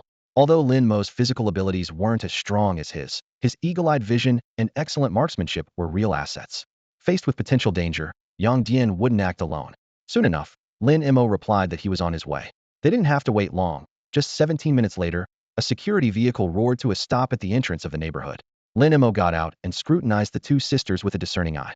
Captain, these are the ones, Yang Dian said, pointing to the girl in the white dress with twin ponytails. This is Chen Wenxian, who has an eidetic memory. He then gestured to the girl in the purple dress. And this is Chun Wenya, who can control fire. They're twins, by the way. Hearing this, Lin Mo first offered the girls a gentle smile, then pulled a device from his pocket. Mind if I do a quick check? Beep, welcome to the How How brand multifunction detector. As the machine's prompt sounded, the sisters, who had tensed at the word check, visibly relaxed, even smiling. No problem, they agreed readily. Seeing the girls' change in attitude, Yang Dian cast a surprised glance at the detector in Lin Mo's hand. The higher-ups really know what they're doing, he thought to himself. I used to think How How brand sounded funny, but it turns out they thought of everything. Just a name can subconsciously make people lower their guard and bridge the distance. Yang Dian mused over his own superficiality as he focused on the detector in his hand, which was already aimed at Chun Wenxian and was beginning its work. Establishing target's body temperature database. Complete. A mechanical electronic voice announced. Beep. Target's current brain temperature is 49.3 C. Other body parts are normal. Suspected awakening of brain-related abilities. Upon hearing the results, Chun Wenxian's fair face turned pale. She anxiously clutched her sister Chun Wenya's arm. Sis, why is my brain temperature so high? Will it fry my brain? Her voice carried a hint of tears. Yang Dian, seeing her panic-stricken expression, couldn't help but smile gently. Don't worry. This is a normal phenomenon, he patiently explained. Awakening means a certain organ in the body undergoes an extraordinary evolution, granting you superhuman abilities. Scientifically speaking, the organ's mutation accelerates metabolism, so its temperature is higher than that of ordinary people. Your brain won't be harmed. Lin Mo, standing nearby, nodded in agreement. Exactly. That's how it works. So what's the more complex explanation? Chun Wenxian asked, her curious eyes wide open. This question caught Lin Mo off guard, and he had to admit, the complex mechanism. I can't really explain it. The exact process of talent awakening still lacks a definitive answer. If you want to explore the truth, you might consider joining the Research Institute. Taking advantage of Chun Wenxian's thoughtful pause, Lin Mo quickly aimed the detector at Chun Wenya. The device beeped again, establishing target's body temperature database. Complete. Beep. Target's current wrist core temperature is 53.3 C. Other body parts are normal. Suspected awakening of hand-related abilities. This result made Yang Dian furrow his brow slightly, recalling that Lin Mo had mentioned the first discovered awakened individual had a fire-controlling ability, but their heart evolved, forming a flame energy storage called a fire core. Could it be that similar types of abilities evolve in different body parts? But officer, my sister's hand feels the same as usual, not hot at all. Chun Wenxian questioned, holding her sister's hand. Lin Mo handed the detector to the sisters, pointing at the data on the screen, because the mutation is in the core area of the wrist, right here, at the bone marrow. When the ability isn't in use, only this point's temperature is abnormal. Other parts remain normal. Seeing the sisters nod in partial understanding, Lin Mo asked, since you're both confirmed to have awakened abilities, would you consider joining our Special Abilities Bureau? Chun Wenxian hesitated for a moment. We want to join, but we need our parents' approval first. Also, can my sister avoid joining a combat team? If she has to join a combat team, our parents definitely won't agree. Hearing this request, the tension in Lin Mo's expression eased a bit. Though they didn't want to join the combat team, recruiting them to the bureau was already quite satisfying. After all, most girls preferred not to be on the front lines. Of course, that's possible, he assured them. After confirming that the sisters' parents would accompany them to the Changle security office the next day to complete their employment paperwork, the four of them walked together into the community. As they walked, Lin Mo organized the information he had gathered, glancing between the two sisters. Besides the door-sized cockroach and the calico cat with the ability to control the wind, do you know of anything else? Chun Wenya immediately shook her head to indicate she didn't. Chun Wenxian, on the other hand, hesitated for a moment before raising her hand like a diligent student. In the corner of the utility room, there's a cockroach ootheca about the size of a Coke bottle, but I'm not too sure. This statement made Yang Dian and Lin Mo exchange glances. A hint of excitement flickered in Yang Dian's eyes. Captain, if there's really an ootheca that big, does that mean the offspring of that mutant cockroach might also have undergone size mutation? Lin Mo nodded in agreement with this hypothesis. Yang Dian suddenly gave a sly smile. Captain, if these offspring can all grow to the size of a door, wouldn't we be rich? Seeing the puzzled look from Lin Mo, he quickly launched into an explanation. The protein content in cockroaches is quite astounding. Every 100 grams contains 65 grams of protein, 6 times higher than beef and 4 times higher than milk. Not only that, they are rich in fat, vitamins, and various minerals, which can promote metabolism and enhance immunity.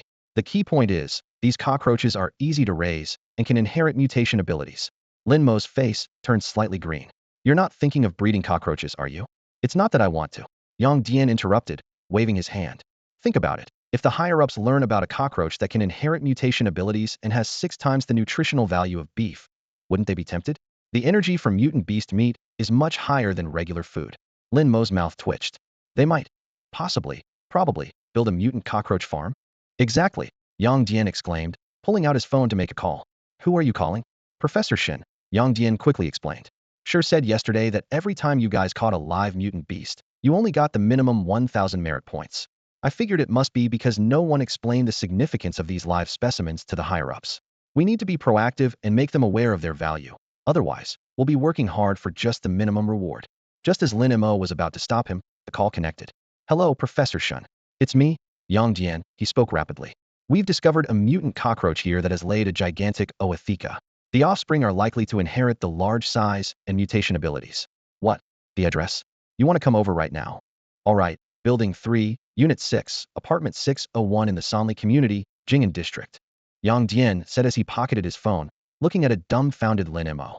He stretched a bit and turned to Lin Mo, asking, Captain, should we head straight up, or wait for Professor Shun and the others? Do we need to notify the Security Bureau to set up a perimeter? Lin Mo shook his head helplessly. You're rushing things. We haven't even confirmed if Xiao Qian really saw an oatheca. What if it's a mistake? Then it's a mistake, Yang shrugged. Either way, the mutated cockroach isn't going anywhere. He looked eagerly at Lin Mo. Captain, why don't we go up and take a look first? Lin Mo sighed, ready to lead the team into the community. When Chun Wenxian suddenly spoke up, her voice tinged with worry. Officer, if you confirm that Xiaohua is a mutant, will you take her away? Seeing the girl's reluctant expression, Yang quickly reassured her. Usually not. We just need to register it. Pets that have been raised at home are used to living with humans, and even if they mutate, they're rarely aggressive. Except for dangerous dogs, our department generally doesn't forcibly take them away. He added, but if it causes any harm, it must be taken to the lab or put down, no exceptions. Don't worry. Chun Wenxian nodded repeatedly. Xiaohua is very well behaved and won't leave even if the door is open, let alone hurt anyone. By the way, what procedures are needed for registration? As they chatted, they soon reached the 6th floor. Just as Chun Wenxian was about to open the door, Yang suddenly stopped her with a gesture for silence. His enhanced hearing had caught a strange noise from inside, a creepy crawling sound, as if something was slithering across the floor. The cockroach might already be in the living room. Yang took the keys from Chun Wenxian, goosebumps rising on his arms. You guys step back. He turned to Lin Mo. Captain, prepare for fire support. After ensuring that the Yakian sisters had retreated downstairs, Yang cautiously moved forward. Lin Mo also drew his gun, his expression serious. The security doors slowly creaked open, casting shadows in the hallway under the dim light spilling through the crack. When Yang saw the constantly twitching antennae at the top of the shadow, he couldn't help but exclaim, Damn! With a loud slam, the door shut heavily, echoing through the room.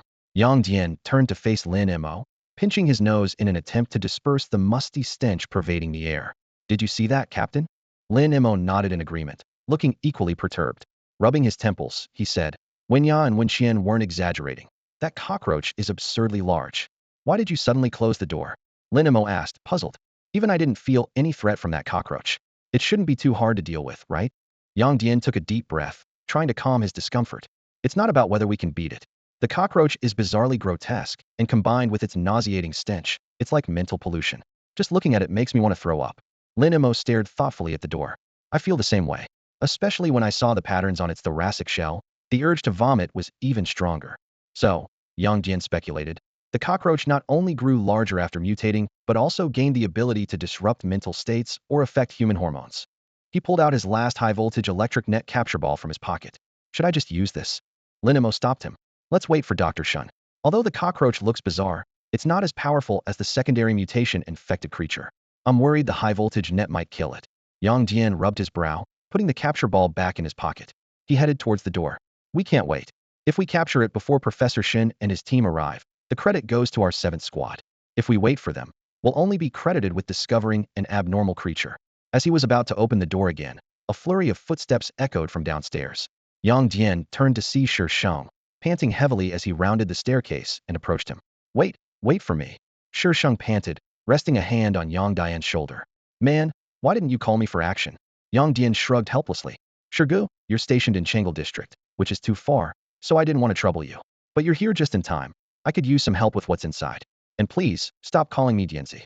If you're going to give me a nickname, at least make it sound nice. Catching his breath, Shi Sheng grinned. That nickname is endearing. I don't even bother giving others nicknames when they ask. He rolled up his sleeves, looking eager. So, what needs me to step in? I'll take care of it in no time. Without another word, Yang Dian opened the door, quickly ducking behind Shisheng before the musty stench could hit him. There it is. What the heck is that monster? Shisheng exclaimed, fumbling to pull out his ice blaster. You're such a jerk, he complained, trying to suppress his nausea as he fired 2 shots at the mutated cockroach. A frosty blue powder burst from the cannon's muzzle, instantly covering the mutated cockroach. Layers of deep blue ice formed, spreading from its shell to its antennae.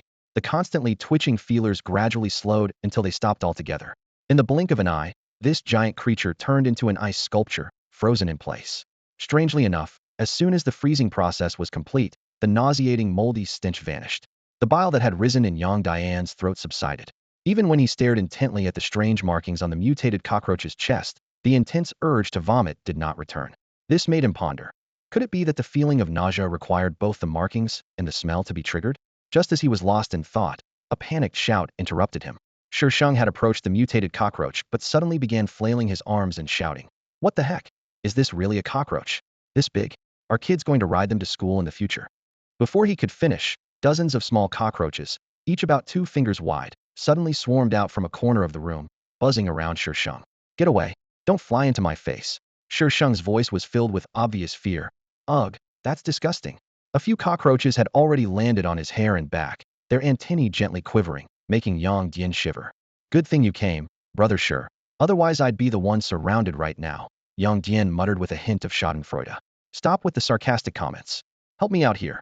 Shisheng shouted angrily, raising his hand to swat at a cockroach trying to crawl into his nose. Easy, brother Shi. Yang Dian quickly advised. These are offspring of the mutated cockroach. They might have inherited its mutation abilities.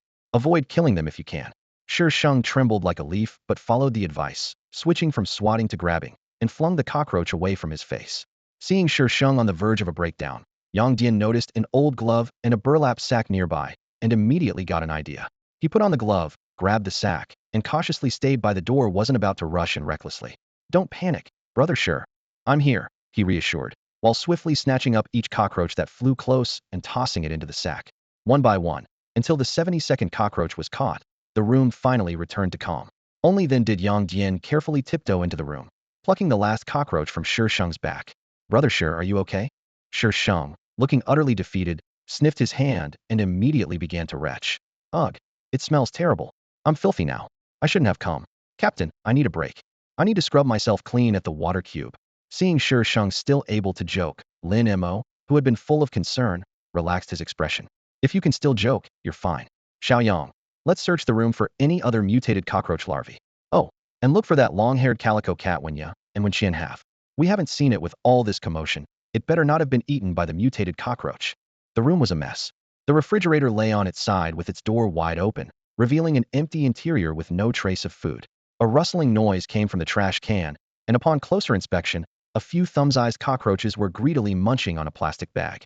The whole room looked as if it had been ransacked. Coffee table, sofa, chairs, dining table. Even the walls bore the marks of mutated cockroaches crawling and gnawing. If not for the absence of dust, the scene could have easily been mistaken for a house abandoned for decades. Yang Dian searched the house, while collecting the mutant cockroach larvae into a burlap sack. With each room he swept through bedroom, kitchen, bathroom. The contents of the bag grew steadily. Yet, he hadn't seen any sign of the long-haired calico cat the 2 sisters had mentioned. His gaze drifted to the window with the security gate, and he frowned slightly. Could the cat have escaped outside? More worrisome was whether the mutant cockroach larvae had also made their way out. As he pondered, Yang Dian pushed open another door.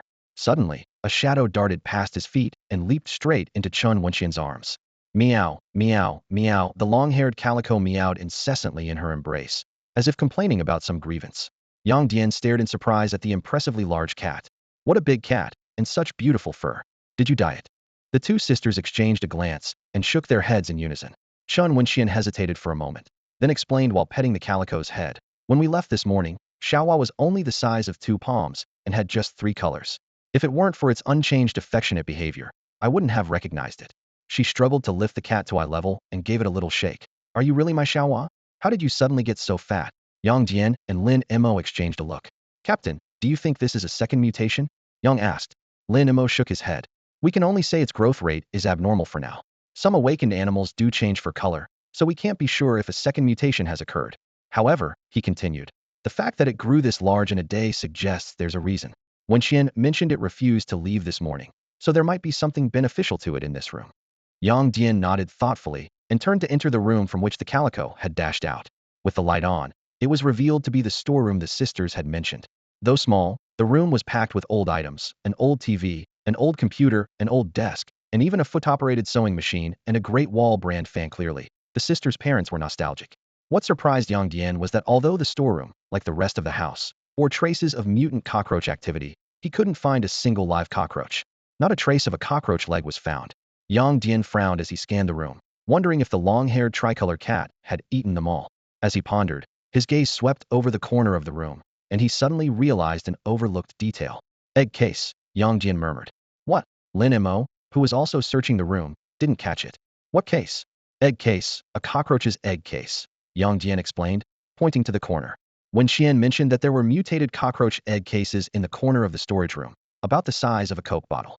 But since we came in, we haven't found any mutated cockroach nymphs or these egg cases. Lin Mo suddenly understood. Are you saying that the long-haired tricolor cat grew so big in just one day because it ate the cockroach nymphs and egg cases? It's just a hypothesis, Yang Dian said, tapping the nearby sewing machine with his knuckles, producing a dull sound. But more importantly, I think we should acquire this entire building, no, the whole neighborhood. Seeing Lin Mo's puzzled look, Yang Dian continued, tapping the floor. In just one room, we found 2 awakened beings and 2 mutated creatures. This might be the first case since the resurgence of spiritual energy. The probability of awakening talents here is noticeably high and worth investigating thoroughly. That makes sense, Lin Mo nodded after some thought. But it's not up to us. Relocating the entire neighborhood requires a lot of resources. I'll submit a report tomorrow, and the decision will depend on higher authorities. With that, Lin Mo continued to meticulously search the other rooms. About half an hour later, the research team, led by Xin Fei, arrived at the complex. As soon as he ascended to the 6th floor, he peered through the door crack and saw the frozen mutated cockroach. Wow, that's a huge cockroach, Xin Fei exclaimed, gesturing to his team. A group of researchers in protective suits entered, pulling out various instruments to begin their analysis. The air quality is good, no viruses or bacteria detected.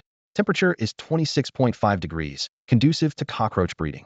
A researcher reported, his eyes lighting up as he noticed the burlap sack in Yang Dian's hand. Are the mutated cockroach larvae in there? Yang Dian nodded in confirmation. A total of 137, all in here. Of course, there might be a few that slipped through, so you'll need to check carefully. The researcher was about to take the bag when he suddenly remembered something and pulled out a walkie-talkie. Team 2, send a special grade ambient temperature box immediately. We have 137 highly valuable mutated cockroach larvae here. I repeat, highly valuable. He smiled at Yang Dian. Please be sure to transfer them carefully into the ambient temperature box. Each intact mutated cockroach larva is quite valuable. Hearing this, Yang Dian's eyes lit up. Even at the minimum of 1,000 merit points each, these 137 larvae would be worth 137,000 merit points. Judging by the researcher's tone, their actual value might be even higher. Just as he was secretly delighted by the substantial reward, a timid voice suddenly came from outside the door. Who are you, and why are you in my house? Looking towards the door at the sound, they saw 2 middle-aged individuals, appearing to be in their 40s or 50s, being stopped outside. They were dressed plainly and bore a resemblance to the 2 sisters inside, Ya and Xian. Clearly, these were the sisters' parents. Chen Wenxian and Chen Wenya had been curiously examining the instrument in the researcher's hand. Hearing the commotion, they quickly ran to the door. Dad, Mom, why are you home so early today? They asked. The elderly couple looked at their daughters and then at the researchers in protective suits, feeling at a loss. Mr. Chen rubbed his hands and said, Old Wang called and said a group of people in protective suits came to the house, saying something big happened. We were worried about you, so we rushed back. As he spoke, he pulled Chen Wenya aside, puzzled as he surveyed the messy room. What's going on here? Chen Wenya was tongue-tied, unsure where to begin.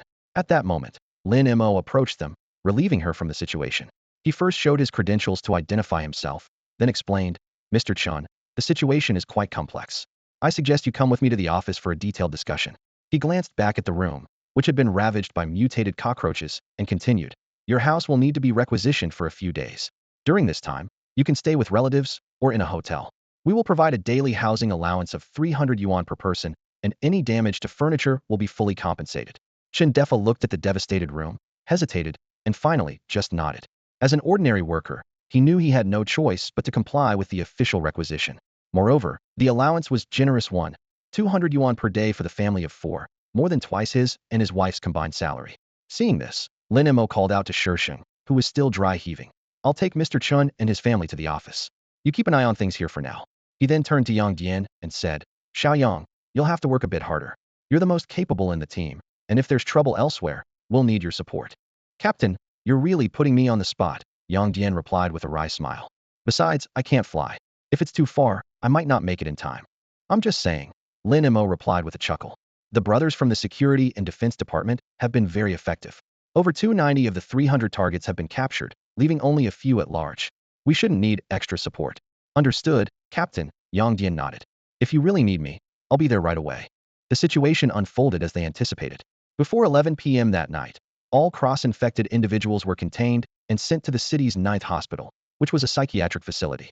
There, the infected would undergo surgery to remove the mutated parasites from their brains. After completing his tasks, Yang Dian called Lin Mo. After a brief conversation, he requested a day off, citing the need to return home tomorrow. Lin Mo readily agreed, leaving Yang Dian in high spirits as he wrapped up his day. Even under the night sky, Pingshui Street buzzed with activity and neon lights flickered. Yang Dian quickly walked past the young women waving at him under the pink lights, heading straight to his rented apartment. Looking at the brand new door, he scratched his head as still needed to get the key from Uncle Air. The light seeping through the crack of the neighboring door indicated that Uncle Air was still awake. After knocking and retrieving the key, Yang Dian engaged in some casual small talk with Uncle Air, discussing everything from the weather to the challenges of work. After exchanging pleasantries, he bid goodnight and returned to his room. With a leap, he threw himself onto the soft bed, snuggling into the flattened pillow. A sense of comfort spread across his face. Nothing beats the comfort of a bed. After lying there for a moment, he turned over to gaze at the ceiling, where a more detailed pale blue panel appeared in his mind's eye. Skills: Dragon Claw, Bronze Muscles and Iron Bones, 0.32. Unity with Nature Technique, not yet initiated, can initiate with 695 energy points. Iron Shirt, not yet initiated, can initiate with 17 energy points. Walking on Grass, not yet initiated, can initiate with 3 energy points. Primordial Force, not yet initiated, can initiate with 131 energy points. Energy, 399.5. Yang Dian calculated in his mind. Dragon Claw for close combat. Unity with Nature Technique for cultivating life force. Iron Shirt for defense enhancement.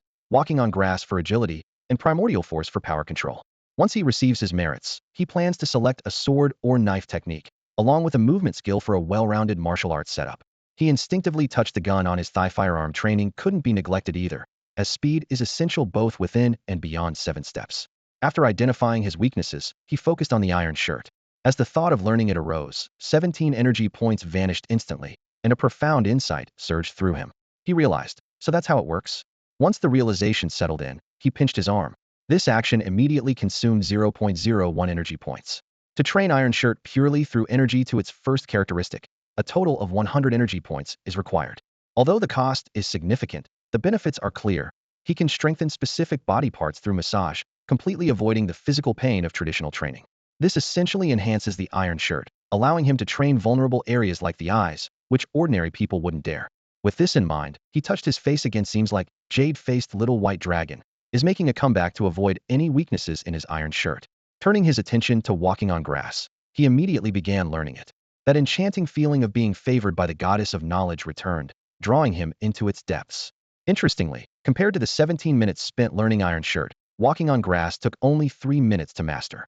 Reflecting on the 7 minutes it took to learn Dragon Claw, he pondered, could 1 energy point correspond to 1 minute of enlightenment time?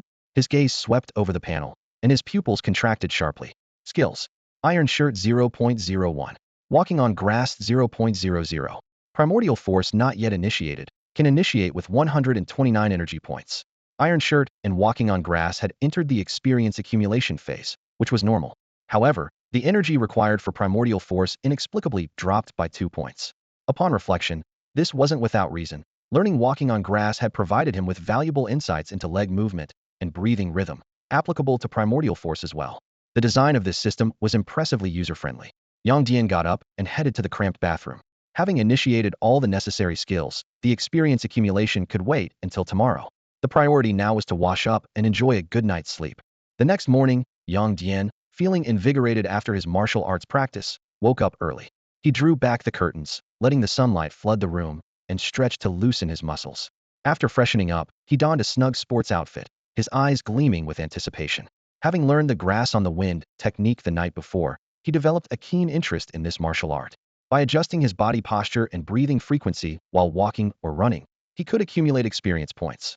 The first entry required only 16 energy points, less than the iron shirt technique. To gain an edge in critical situations, Yang Dian decided to run home today and practice this skill along the way. At his usual breakfast spot, Yang Dian ordered a meal for three, as he always did. The place was unassuming, without even a sign, but the ingredients were fresh and generously used. More importantly, the owner's charming daughter always brightened his meals. However, today, she was nowhere to be seen as he prepared to pay. "Where's your daughter?" Yang Dian asked casually. The owner paused briefly before continuing to wrap sticky rice with focus. "She's not feeling well these days, resting at home. Running a breakfast joint is tough work, starting before dawn," Yang Dian commiserated. "She deserves a few days off. It's impressive that she's helped you this long." After settling the bill, Yang Dian strolled for half an hour to digest his meal. Once he felt lighter, he checked his preset navigation, a 20.5-kilometer walk along the highway, with caution advised for passing trucks. He stood in place, did some chest-opening exercises, and jumped to warm up. Recalling the key points of the grass on the wind, he adjusted to the optimal stance, leaning slightly forward, engaging his hips and hamstrings to propel forward, arms naturally bent, and swinging in rhythm with his thighs. He landed on his full foot or forefoot to avoid excessive heel impact. He opted for a small, quick step rhythm, with a frequency of 35 steps per second, nearing sprint speed. Breathing was crucial too. At a low frequency, he inhaled every 2 steps, using his nose, and exhaled through his mouth and nose. At a high frequency, he inhaled for 2 steps and exhaled for 1. His body couldn't withstand a collision with a heavy truck, so he remained vigilant for large vehicles on the road. During intense physical activity, it's necessary to breathe through both the mouth and nose. Watching the cars zooming past on the roadside, Yang Dian couldn't help but worry, would breathing in such heavily polluted exhaust fumes in a modern city lead to tonsillitis? Then he reminded himself that his body, strengthened by martial arts training, was not what it used to be. A little exhaust shouldn't be a problem. He carefully reviewed the key techniques from Grass on the Wind, and, after confirming everything was correct, took his first step. Initially, his movements were a bit awkward, and his muscle coordination wasn't ideal. However, as the energy level on the panel continued to deplete, his body seemed to switch to autopilot mode, gradually mastering the correct exertion method and breathing rhythm. After 20 kilometers, standing on a small slope and gazing at the familiar farmhouse in the distance, Yang Dian had completely adapted to the running technique of Grass on the Wind. With 500 meters left to his doorstep, he suddenly had the idea to test his maximum speed. Leaning forward, he started the stopwatch on his phone and burst into action. He became a blur, slicing through the air with a sharp whooshing sound as he raced toward Taoyuan village. Meanwhile, under the big tree at the village entrance, Yang Guosong was holding a red chess piece, absent-mindedly stroking his graying hair while looking around. Across from him, Yang Guodong noticed and tapped the chessboard impatiently. "What are you doing? Planning to take back a move or steal a piece?" "Old Dong, didn't you see a black shadow just was past?" Yang Guosong said seriously. "It even made my hair flutter." Yang Guodong smacked his opponent's hand as it stealthily reached for the board. "Enough with the tricks. If you keep this up, I'll find someone else to play with." Yang Dian, oblivious to this scene at the village entrance, stopped outside his courtyard gate, resting one hand on his knee as he gasped for air, and stopped the timer with the other 17.2 seconds. This meant his running speed had exceeded 100 kilometers per hour. Although aided by a downhill slope and not sustainable at such extreme speeds, it was still astonishing. At a regular pace, he estimated he could easily maintain 80 kilometers per hour. Checking the panel, he saw that his proficiency in Grass on the Wind had reached 20.8. Roughly calculated, every kilometer run increased it by about 1. With a bit more effort, he could complete the trade acquisition today. But the immediate priority was to cook the blue lotus seed in his pocket. Taking a deep breath, Yang Dian pushed open the half-closed wooden door. As the wooden door creaked open, the courtyard erupted with noise. The guard dog's barking seemed to trigger a chain reaction, prompting the chickens, ducks, and geese in the corners to join in the cacophony. Amidst the commotion, a creak sounded from inside the house. Yang's mother poked her head out, momentarily stunned to see Yang Dian at the door. After rubbing her eyes to confirm, she broke into a smile, though her tone carried a hint of reproach. "Oh, you remember to come back? You've been gone so long without a word. I thought you might have died out there." "Mom, I call you every 3 days and send messages regularly," Yang Dian chuckled, pulling a glass bottle from his backpack. It contained blue lotus seeds. He shook the bottle. "By the way, Mom, I brought back something good for you. Just put it in a pressure cooker with 3 liters of water and boil for 3 hours. Drinking the soup is great for your digestion." Hime hurried over to her son, smiling as she took the glass bottle. "At least you still have some conscience, bringing your mom a local specialty." She held the bottle up to the sunlight for a closer look. How do you eat this? Just boil it? Before or after meals? Just boil it in a pressure cooker, best on an empty stomach, Yang Dian replied, nudging away a little yellow dog wagging its tail at his pant leg. He led his mother inside, glancing around. Where's Dad? At work or fishing? Fishing, of course, Yang's mother scoffed. He left before dawn with his fishing rod, saying he wanted to catch a big fish for you to boost your health. With his skills, catching a small fry would be a miracle. If he comes back with a big fish, he probably bought it at the market. As they entered the living room, Yang Dian noticed Yang Lele in dinosaur pajamas at the stairway corner. The little girl paused, rubbing her eyes vigorously. Brother? Can't recognize your own brother? Yang Dian laughed. Yang Lele dashed down the stairs, crashing into Yang Dian's chest. You liar. You said I'd pick you up at the station. She bumped into him a few more times before realizing something was off. Did you stuff a steel plate in your chest? Why is it so hard? She looked him up and down. And did you get taller?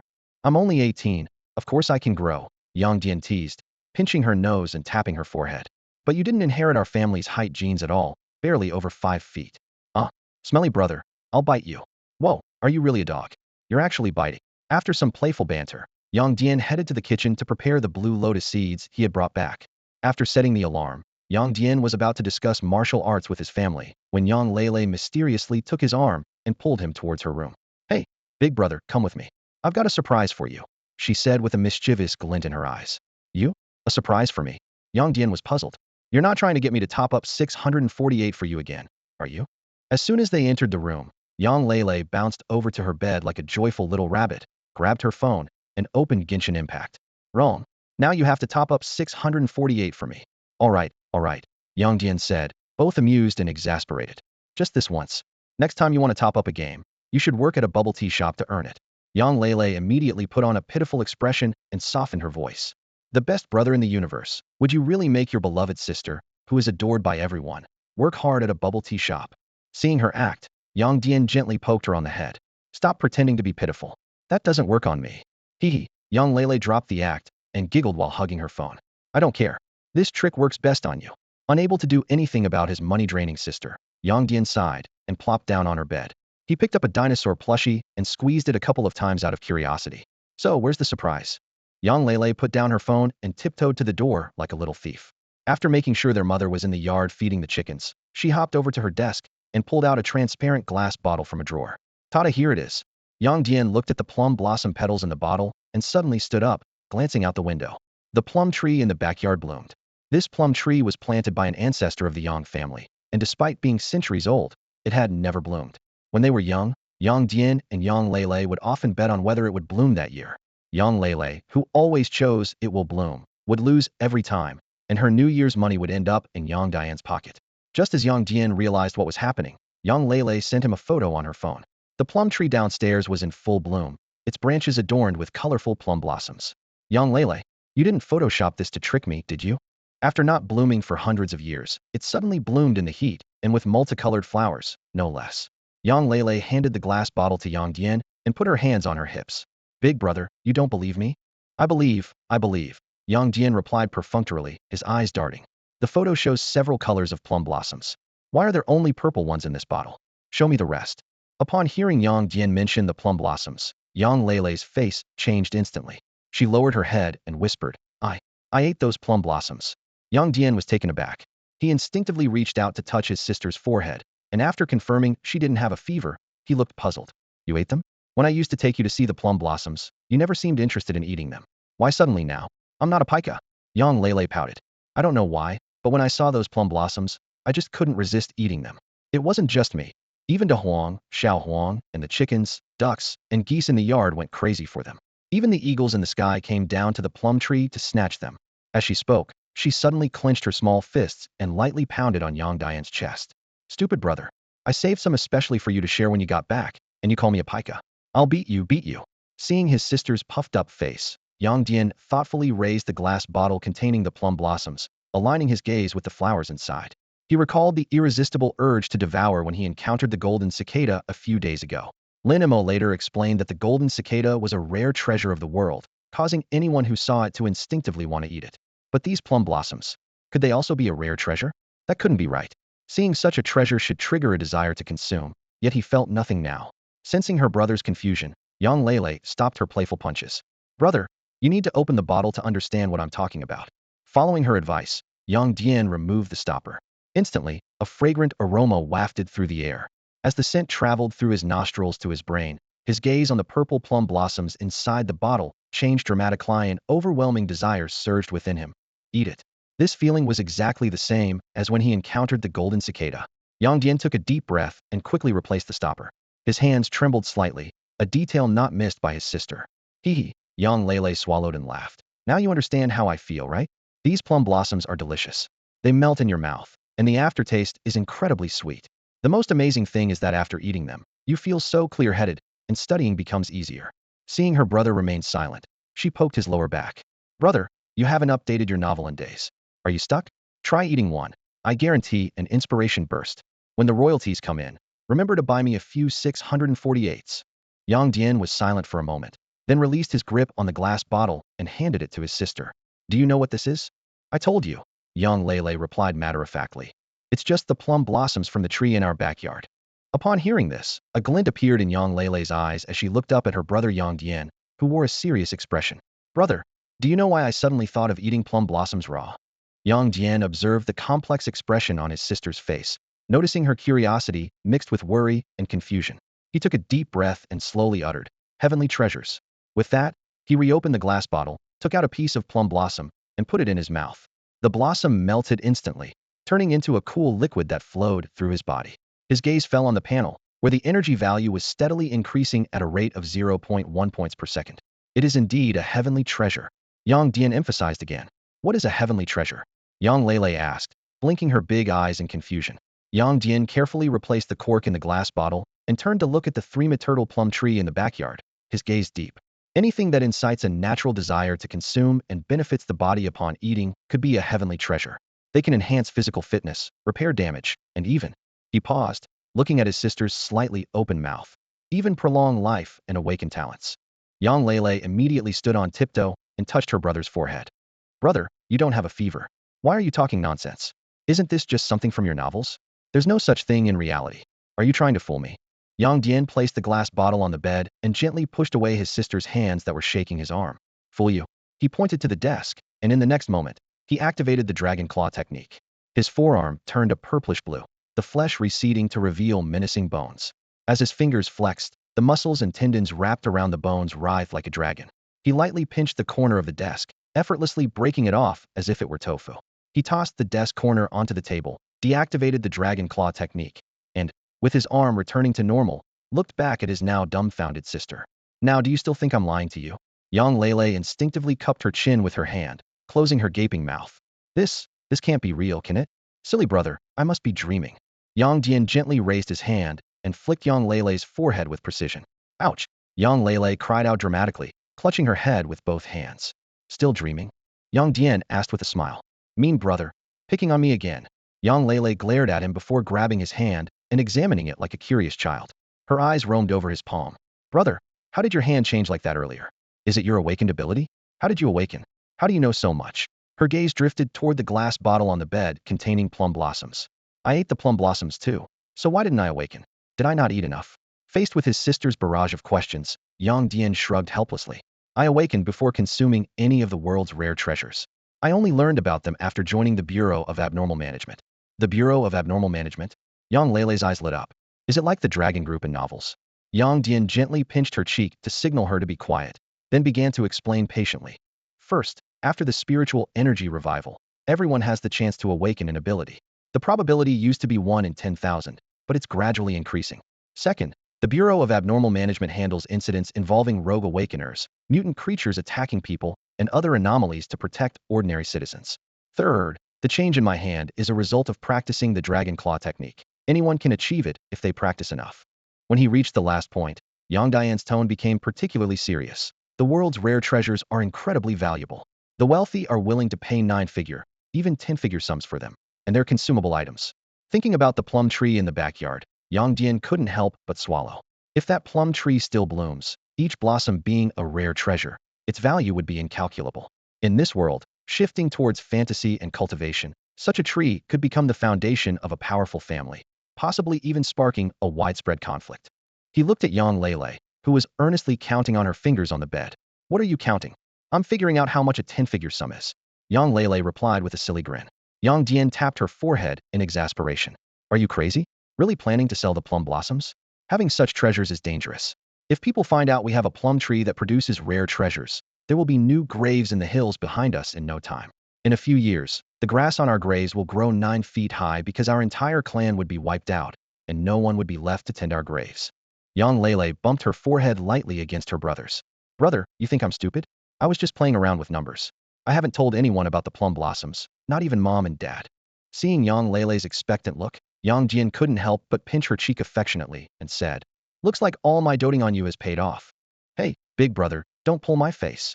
Yang Lele protested, pouting. You're making my face round. As they playfully tussled, they accidentally bumped into the glass vase holding plum blossoms on the bedside table. The vase made a faint sound, and their movements halted as their eyes simultaneously fell on it. The room was momentarily silent. Brother, what should we do next? Yang Lele suddenly asked, her voice tinged with worry.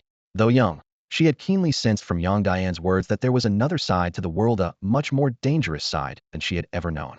As a little girl facing the unknown, she instinctively sought protection from the person closest to her. If we encounter danger in the future, you'll protect me, right? Yang Dian gently patted his sister's head and nodded firmly. Of course. After speaking, he went downstairs and returned with a backpack.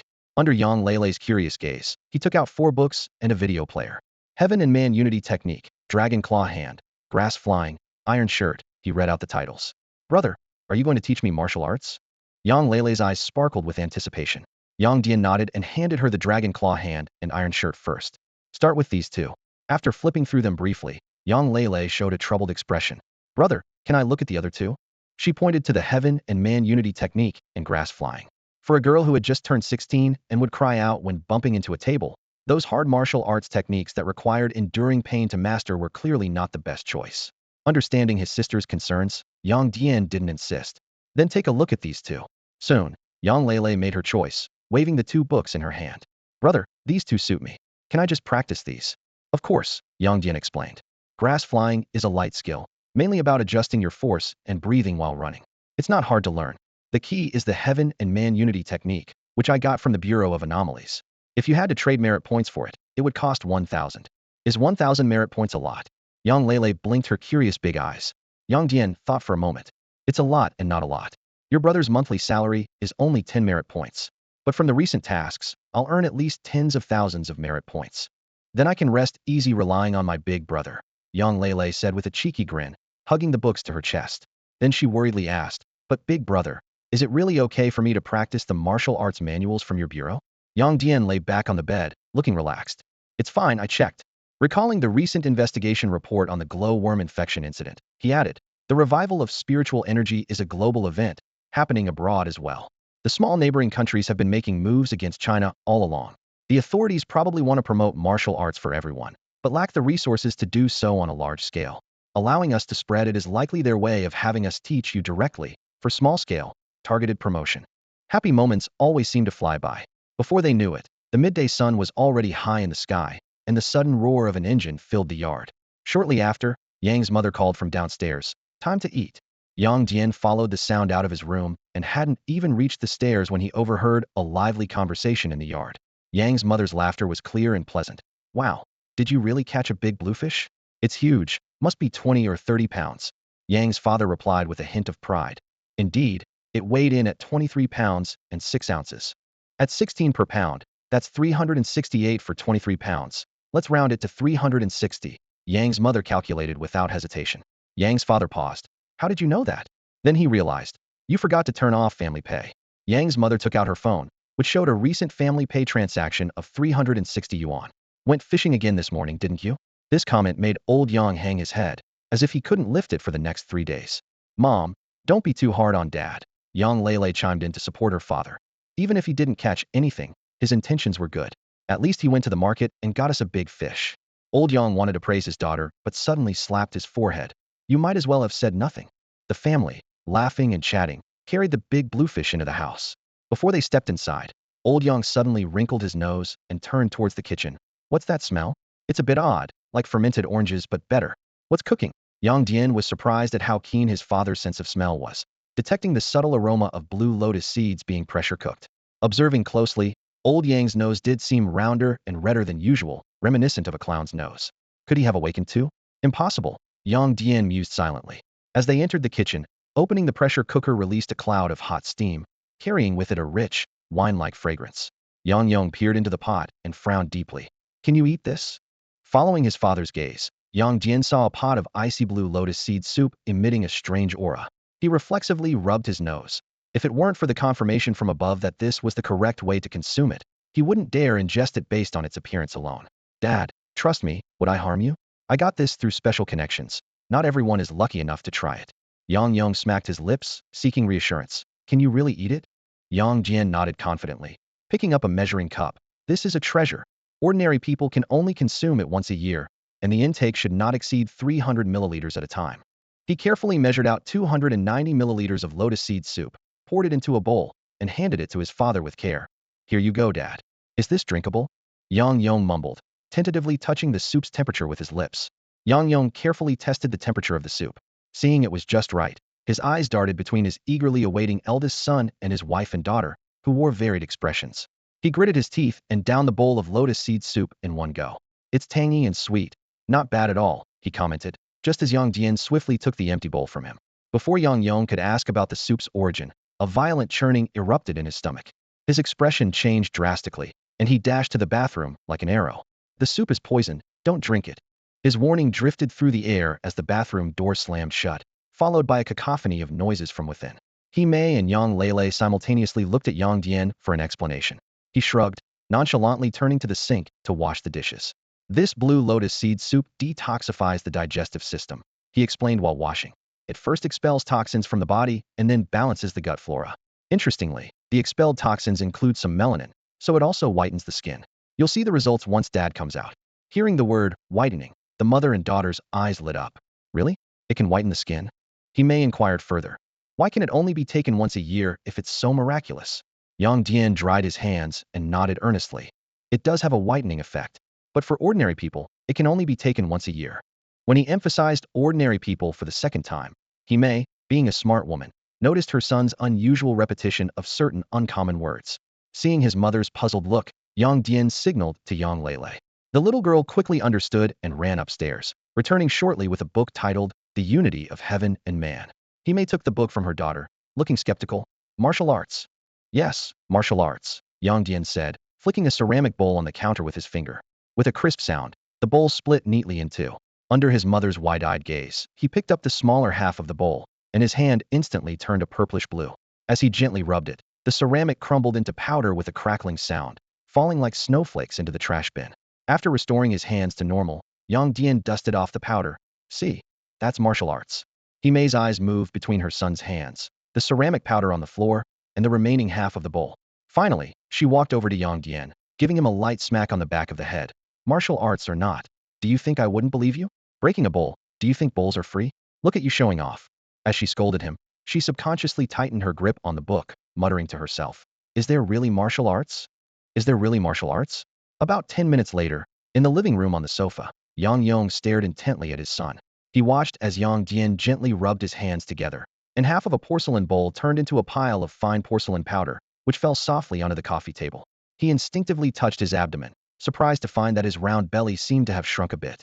Even more astonishing was that his son's skin had somehow become much fairer, giving him a completely refreshed appearance. The mother and daughter finally shifted their shocked gazes from Yang to Yang Dian.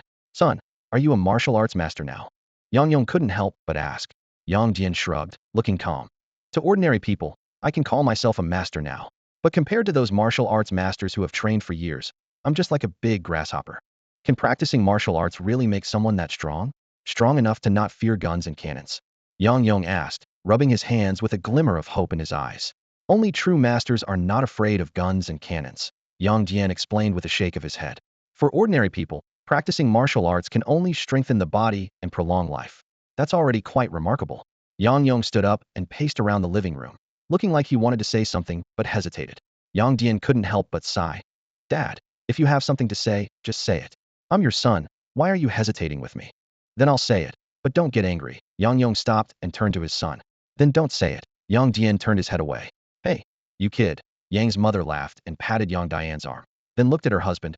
Are you thinking of passing on this martial art to your brothers and sisters? Yang Yong took out a cigarette, about to light it, but remembering that his family didn't smoke, he silently put it back in the pack. This small action confirmed Yang's mother's guess. Yang Dian wasn't surprised by his father's thoughts. In Fujian province, clan concepts are deeply rooted, and helping each other among relatives is common. When someone gets something good, they often think about sharing it with their clan as long as it doesn't affect their own family. This was also why he and Yang Lula decided not to tell the family that the plum tree in the backyard had bloomed, and that the plums were treasures of heaven and earth. Dad, if you want to teach martial arts to others, I don't mind. The Bureau allows sharing the techniques with relatives on a small scale, Yang Dian said seriously. I just have one request. Don't include Uncle Five's family. The events of 5 years ago were still fresh in his memory. When he was 13, Yang Dian witnessed his father being hospitalized with a serious illness, and the family had to sell everything to pay for the treatment. Yet it was still not enough. Relatives all offered help, even those who had moved to other provinces. Only Uncle Five, Yang Yuan, who was well off, not only refused to lend a penny but also deliberately avoided them, not showing up until his father recovered. People have their own scales of justice. How others treat me, I will treat them. To repay evil with good was something Yang Dian could not do. Seeing his father speechless, Yang Dian turned to his mother. And Mom, I remember we still owe Uncle and Little Uncle a lot of money, right? I've been earning quite a bit from writing online novels these past 2 years. Let's find a time to invite them over and repay the debt.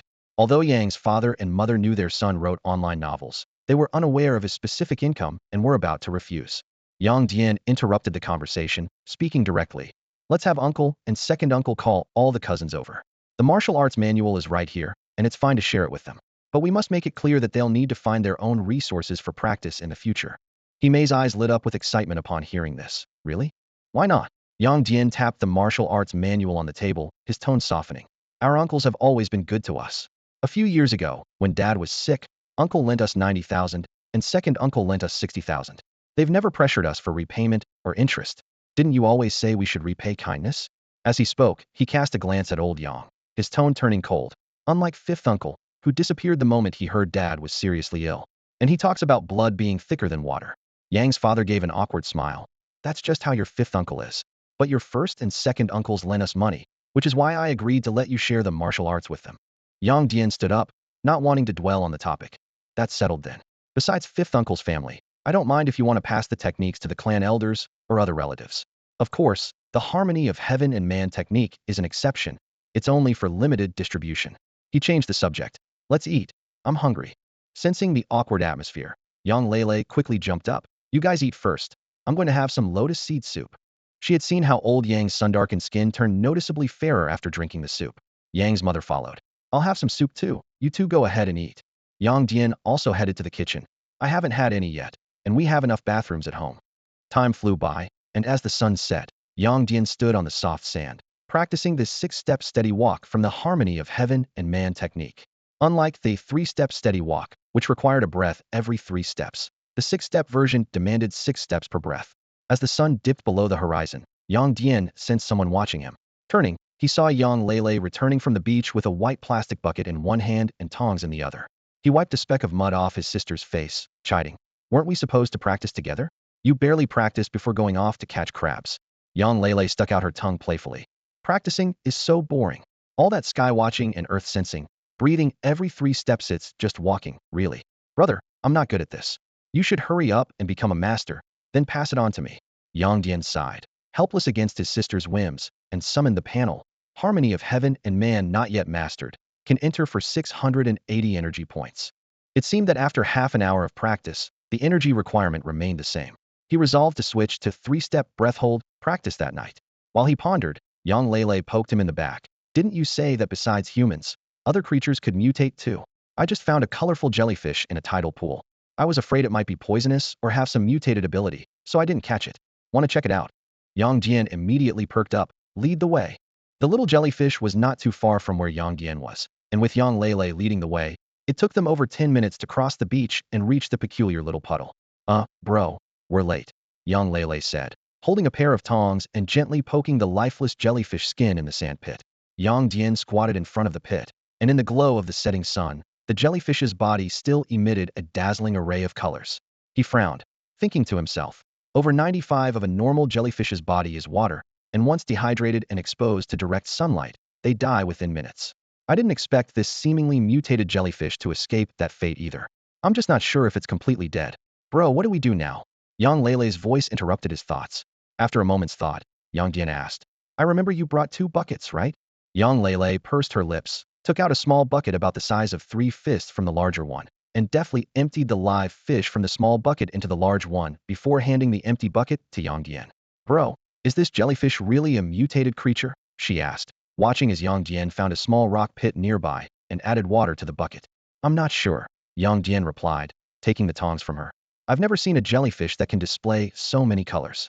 It's likely a mutation. He carefully picked up the colorful jellyfish and gently placed it into the small bucket. Watching the jellyfish sink directly to the bottom, he sighed, picked up the bucket, and stood up. It's getting late. Let's head back. Yang Lele nodded, not too bothered by the possibility that the jellyfish was dead. She stepped into Yang Dian's shadow and asked, Bro, when's your next break? Will you come home? Probably in 3 or 5 days, Yang Dian replied without turning his head. The agency's work schedule is 3 days on, 1 day off, or 5 days on, 2 days off. I'll come back if I can, to keep an eye on your martial arts practice. Stop keeping an eye on my martial arts practice. Yang Lele immediately scrunched her face. I'm still young. I have plenty of time to practice martial arts later. My main task now is studying. Why don't you keep an eye on Mom and Dad? Mom and Dad don't need me watching over them, Yang Dian said. If they want to practice, they will. If they don't, watching them won't help. I'll just keep an eye on you. Mean brother, always bullying me. The siblings bickered all the way back to the electric scooter parked by the roadside. Once the key was in, they headed home. At the small slope by the village entrance, Yang Dian noticed several cars parked in and around their courtyard from a distance.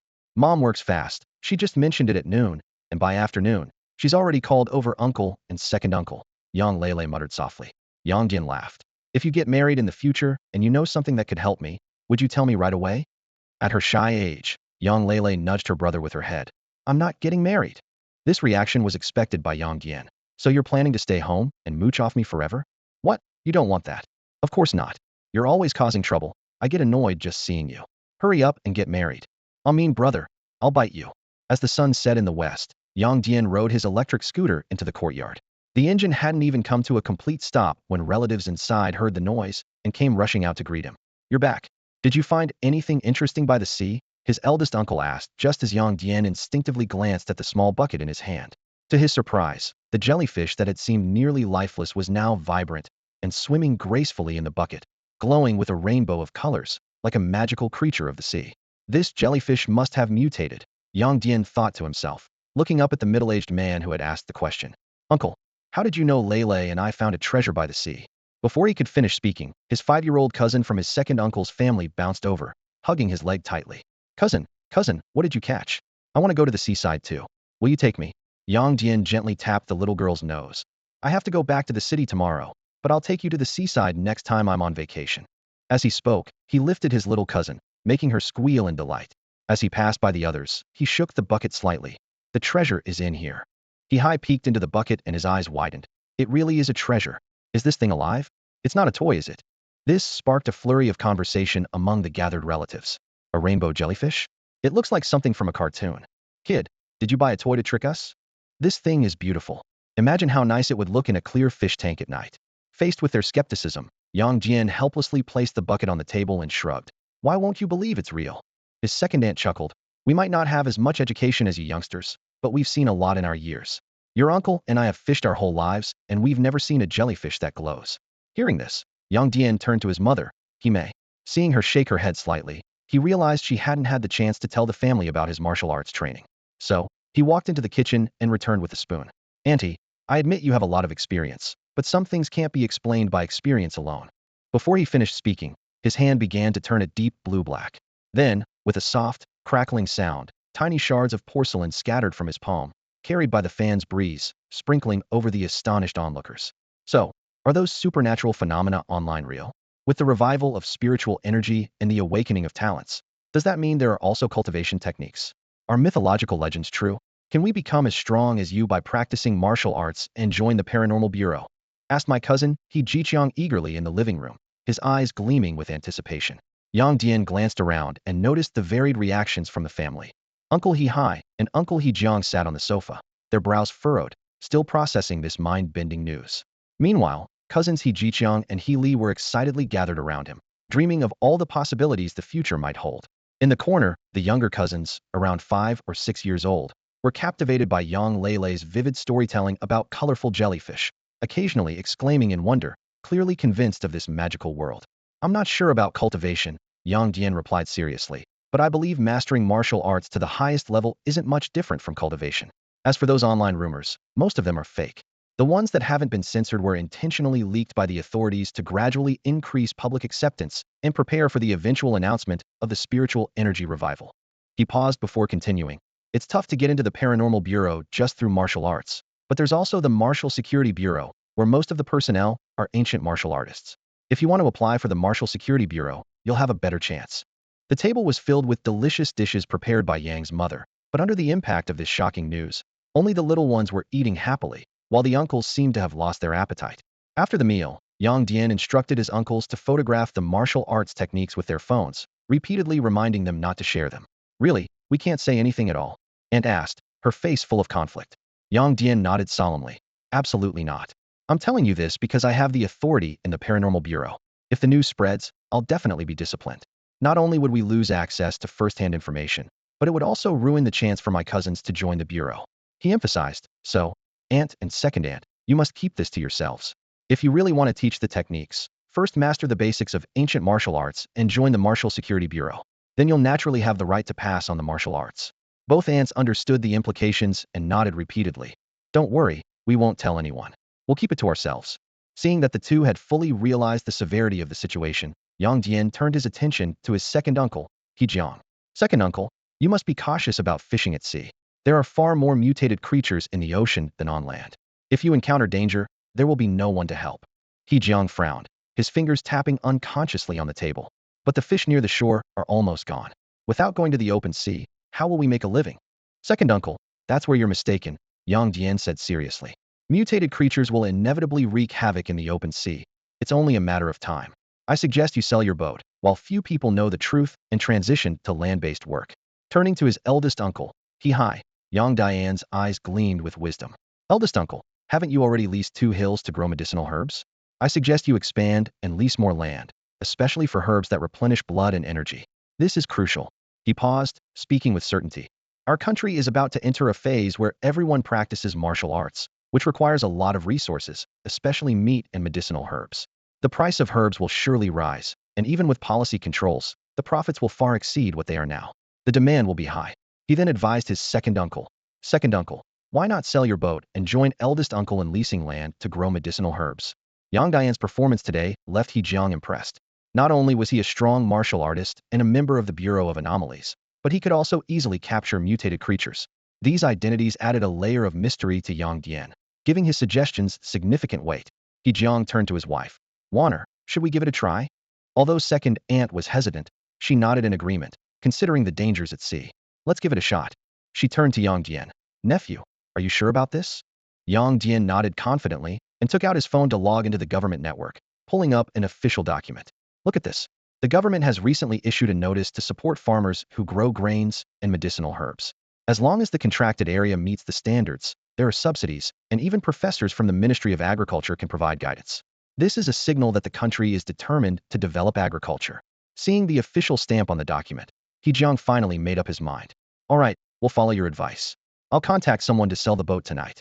After agreeing on the future direction and discussing plans in detail, Yang Dian saw off his elders and returned to his room with a small fish tank. Yang Leilei followed closely, her eyes glued to the tank. Yang Dian freed a hand and flicked her forehead lightly. Why aren't you asleep yet? Brother, let the little jellyfish stay in my room for just one night, please. Yang Leilei pleaded with big, watery eyes. No way. Who knows if it's dangerous?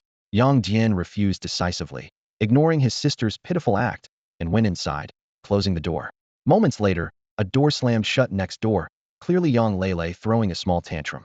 Unperturbed, Yang Dian carefully placed the fish tank on his desk, watching the two thumb-sized, leisurely swimming jellyfish inside. A hint of anticipation flashed in his eyes. Let me see the limits of this cheat, or rather, this talent. Yang Dian possessed a unique and powerful talent. His acquired knowledge was digitized and presented in a panel format, allowing him to be fully aware of himself.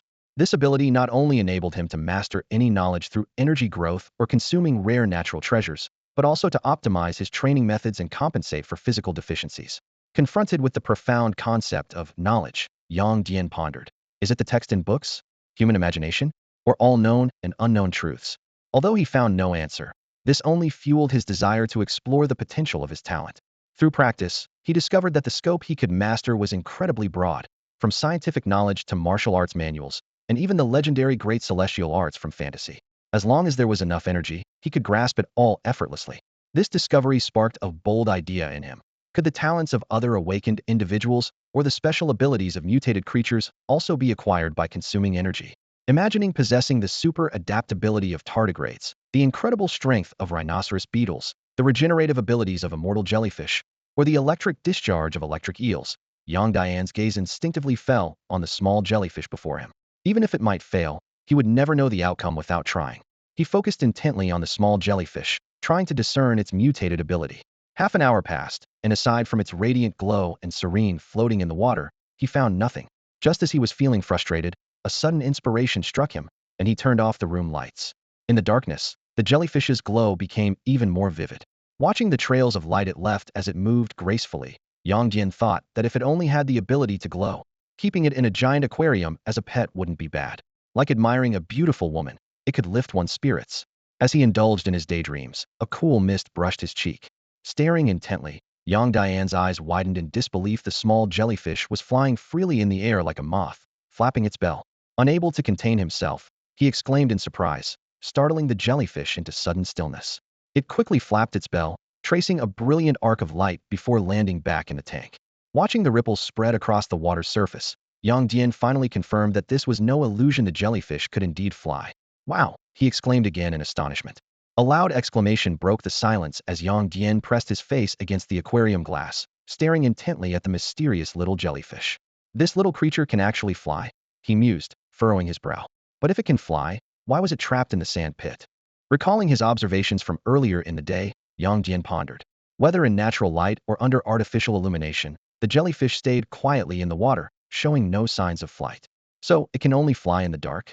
At that moment, Yang Dian wished he had the ability to identify the true nature of everything. With such a skill, he wouldn't just be browsing for treasures on Antique Street. He could at least discern the real attributes of the jellyfish before him. He couldn't help but speculate. Could its mutation be a combination of luminescence and flight? Or has its body evolved to the point where it can fly freely in the air without wings or airflow?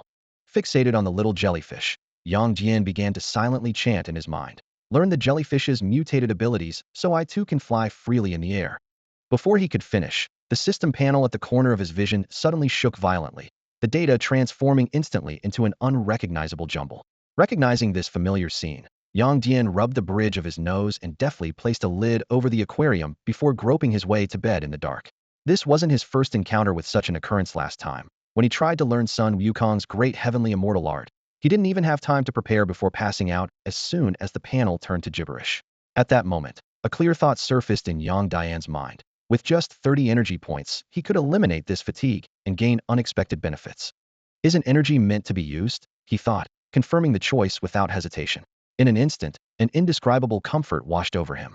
Yang Dian felt as if his soul had left his body, rising gracefully, as though he had entered the legendary celestial realm's immortal pool, having the dust of the mortal world washed away by heavenly maidens. This ethereal sensation left him utterly entranced. Meanwhile, the jellyfish in the aquarium seemed to sense something. Its body first contracted slightly, then suddenly expanded, swelling from the size of 2 thumbs to the size of a fist. In the next moment, the swollen jellyfish exploded, transforming into countless brilliant stars.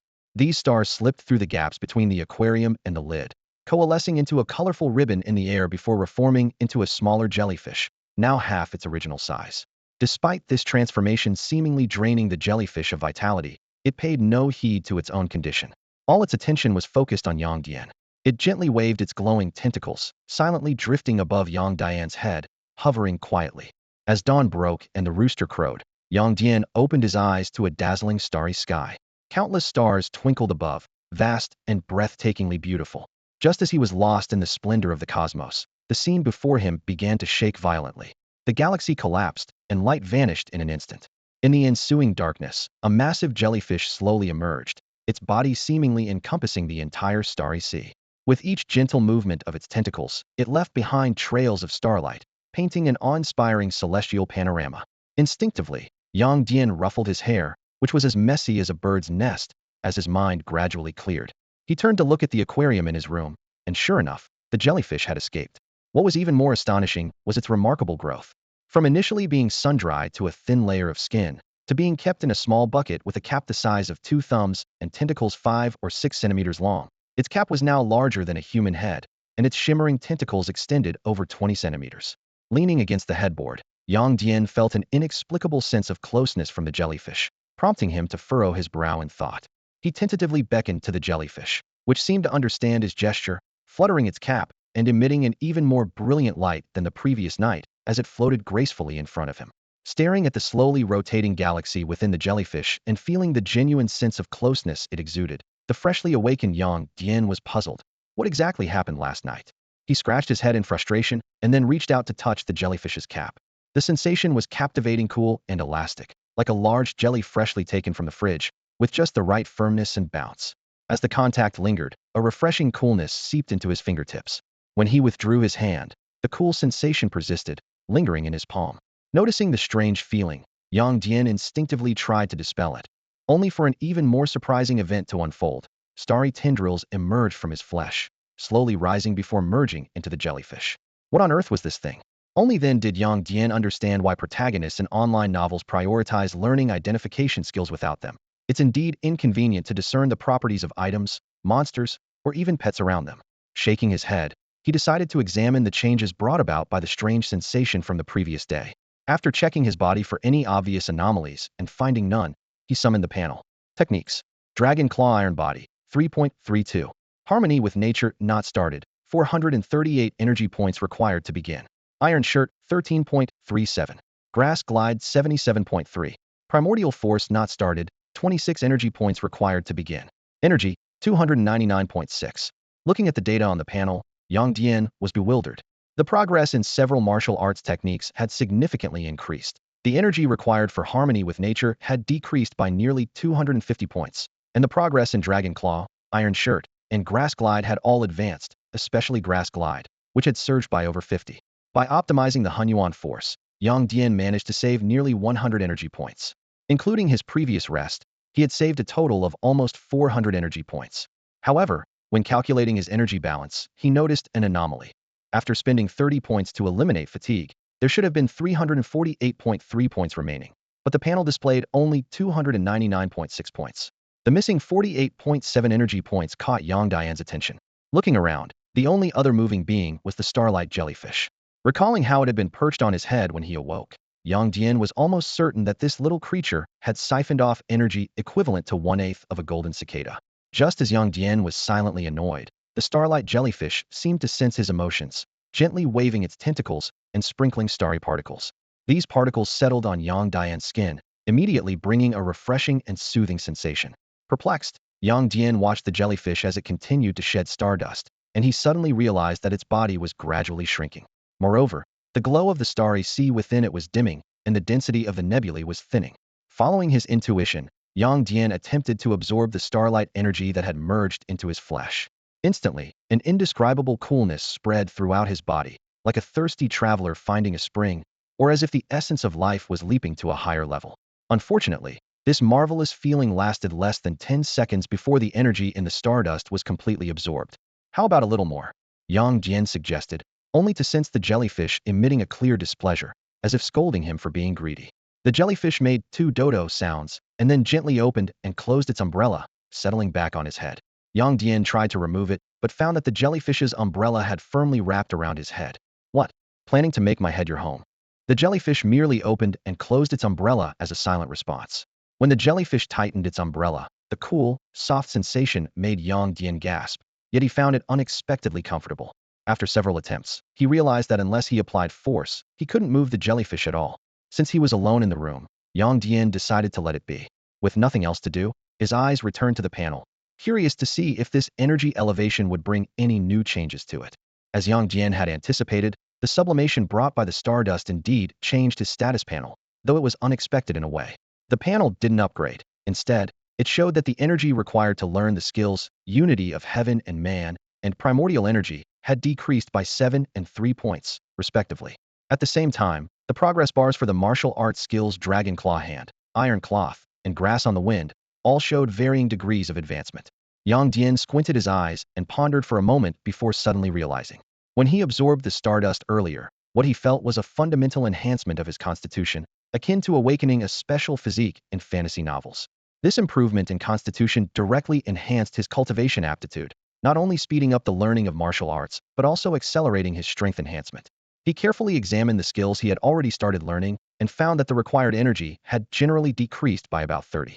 For instance, Dragon Claw Hand originally needed 125 energy points to unlock the second entry, but now it only required 88 points. The same reduction applied to Iron Cloth and Grass on the Wind, with energy consumption decreasing by nearly a third.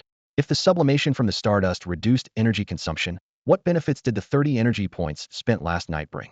Yang Dian pondered for a long time before ultimately deciding not to dwell on the question. Reflecting on the entire process, initially, he aimed to acquire the talent of the starlight jellyfish, nearly causing the collapse of the cheat system. Then, he expended energy to eliminate fatigue, which was actually repairing the damage caused by his whimsical ideas to his talent and himself. Finally, the starlight jellyfish absorbed the energy gathered by the talent, progressing from the size of 2 fingers in its juvenile stage to maturity, and in return, bestowed Yang Dian with stardust. That enhanced his physique. No matter the process, as long as the result is good. Yang Dian gently scratched the starlight jellyfish perched on his head and walked to the window. Gazing at the faint dawn, he self-deprecatingly thought, well, I've been picked up by a jellyfish. No longer someone without a jellyfish. Just then, he heard light footsteps outside the door, followed by a series of knocks. Knock, knock, knock bro, are you up? Get up, you lazy brother. Do you even know what time it is? The sun is already shining on your butt. Yang Dian picked up his phone and saw it was 5:17 a.m. With a dark expression, he opened the door. Yang Lele, you'd better point out the sun, or I'll show you something. Yang Lele, dressed in dinosaur pajamas, didn't even look up as she held up her phone, displaying a photo of a chubby general. Here, see? Right? No need to thank me for showing you the Sunits, the general's grace illuminating the earth. With that, she pushed past Yang Dian and entered the bedroom. After circling the room, Yang Lele looked back at her brother, her voice gradually softening. Bro, where's the little jellyfish? By the end, she was astonished, pointing at Yang Dian's head, her eyes wide open. A little jellyfish? How did it end up on your head? And it's grown so big. She bounced around like a lively little rabbit, trying to grab the starlit jellyfish from Yang Dian's head. Give it to me. I want to wear it too. Seeing Yang Dian unmoved, she immediately switched to a pleading tone. Brother, let me wear it for a while. When her coaxing didn't work, she simply leaped up and clung to Yang Dian like a koala. If you don't let me play with it, I won't come down. Yang Dian sighed helplessly. I'll try. He conveyed his thoughts to the starlit jellyfish. Though the jellyfish sent back a reluctant emotion, it slowly floated up and landed on Yang Lele's head. Feeling the cool touch, Yang Lele released her grip from her brother's neck. Once on the ground, she gently patted the jellyfish on her head. Amazing. Hearing this exclamation, Yang Dian's eyelid twitched. If she said that in Japanese and their parents heard, they'd be sent to Germany to see an orthopedist. He flicked his sister's forehead and turned towards the bathroom. You can play with it for an hour. I need to go to work in the city. Yang Lele followed closely. Brother, when you go back to the city, can we not hand it over? It's so beautiful, I really like it. While squeezing toothpaste, Yang Dian nodded. We won't hand it over, just register it, and we'll keep it ourselves. This made both Yang Lele and the jellyfish excited. Can I take care of it? It's inconvenient for you in the city, and it'd be such a pity if it got stolen. Don't even think about it. Yang Dian gestured, and the starlit jellyfish immediately returned to his head. Looking in the mirror, he smiled at the starry scene on his head. Hey, it's pretty fun. Yang Lele persistently nudged his back with her forehead, chanting with each nudge. Let me play. I want to play. I need to play. In the end, Yang Dian let her play for 2 hours. As daylight broke, he stood up. It's past 7. I have to go, or I'll be late. Yang Lele, who was taking selfies, put down her phone and hugged the jellyfish that wanted to leave. Will you be back tonight? Seeing her pitiful look, Yang Dian softened. I'll come back to sleep if I'm free tonight. He patted the fish tank. It's not like you won't see it again. Let it go now. All right. The moment Yang Lele released it, the starlit jellyfish flew to Yang Dian's head, as if escaping. Just as he was about to put the jellyfish in the tank, Yang Lele suddenly exclaimed, Brother, a little jellyfish. She hurriedly grabbed a mirror from the table and held it up to Yang Dian. What's wrong now? You're always overreacting. Yang Dian's words trailed off as he glanced at the mirror and froze. The reflection left him speechless. This was entirely different from before. Usually, the starlight jellyfish would sit steadily on his head like a hat, but now it was melting at a visibly rapid pace. Streams of starlight flowed from the jellyfish, transforming into delicate strands of light that entwined with his hair. In an instant, the jellyfish vanished, replaced by a cascade of about 8-inch-long jet-black hair, shimmering with a starry glow as it moved. Yang Dian tentatively shook his head, and the starlight flickered. He shook it again, and the starlight flowed once more, as splendid as the Milky Way. Before he could fully grasp what was happening, Yang Lele had already set down the mirror, her small hand instinctively reaching for his new hairstyle. "Brother, can you give me the little jellyfish? I really want it," she pleaded, clinging to his arm and swaying it back and forth in a playful manner. Yang Dian sighed helplessly. "Ask it yourself. If it wants to go with you, then it's yours." Before he finished speaking, a strong sense of refusal simultaneously reached both siblings' minds. Yang Lele was stunned. "Brother, can the little jellyfish really understand us and express its thoughts? What do you think?" Yang Dian lightly tapped his sister's forehead with his finger. "How else would I make it obediently sit on your head?" He recalled his previous interactions with the starlight jellyfish apparently. As long as he intended something in his mind, it would understand. Was it purely a mental transmission? Or could it receive all thought information? With thoughts of testing this, Yang Dian picked up the mirror again and silently commanded in his mind, "Detach from my hair." Sure enough, his long hair rippled like flowing water, and 2 seconds later, it disappeared, with the starlight jellyfish resuming its hat-like form atop his head. Having confirmed his control over the jellyfish, Yang Dian looked at his still-dazed sister. "Close your mouth now. With the revival of spiritual energy, strange creatures appearing is normal. So, when will you catch a pretty mutated creature for me?" Yang Lele asked eagerly. Yang Dian gently tapped her nose. "I'll catch one for you when I come across it." With that, he glanced at the rising sun and turned toward the door. "I'm off to work. You stay home and practice. Don't go to the beach alone." "How did you know I wanted to go to the beach?" Yang Lele asked in surprise. "Do you think I can't guess your little thoughts?" Yang Dian replied as he stepped into the sunlight.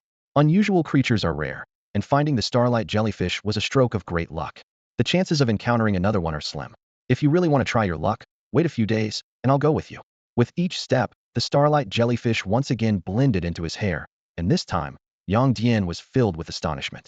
This time, Yang Dian clearly sensed the mysterious power within him.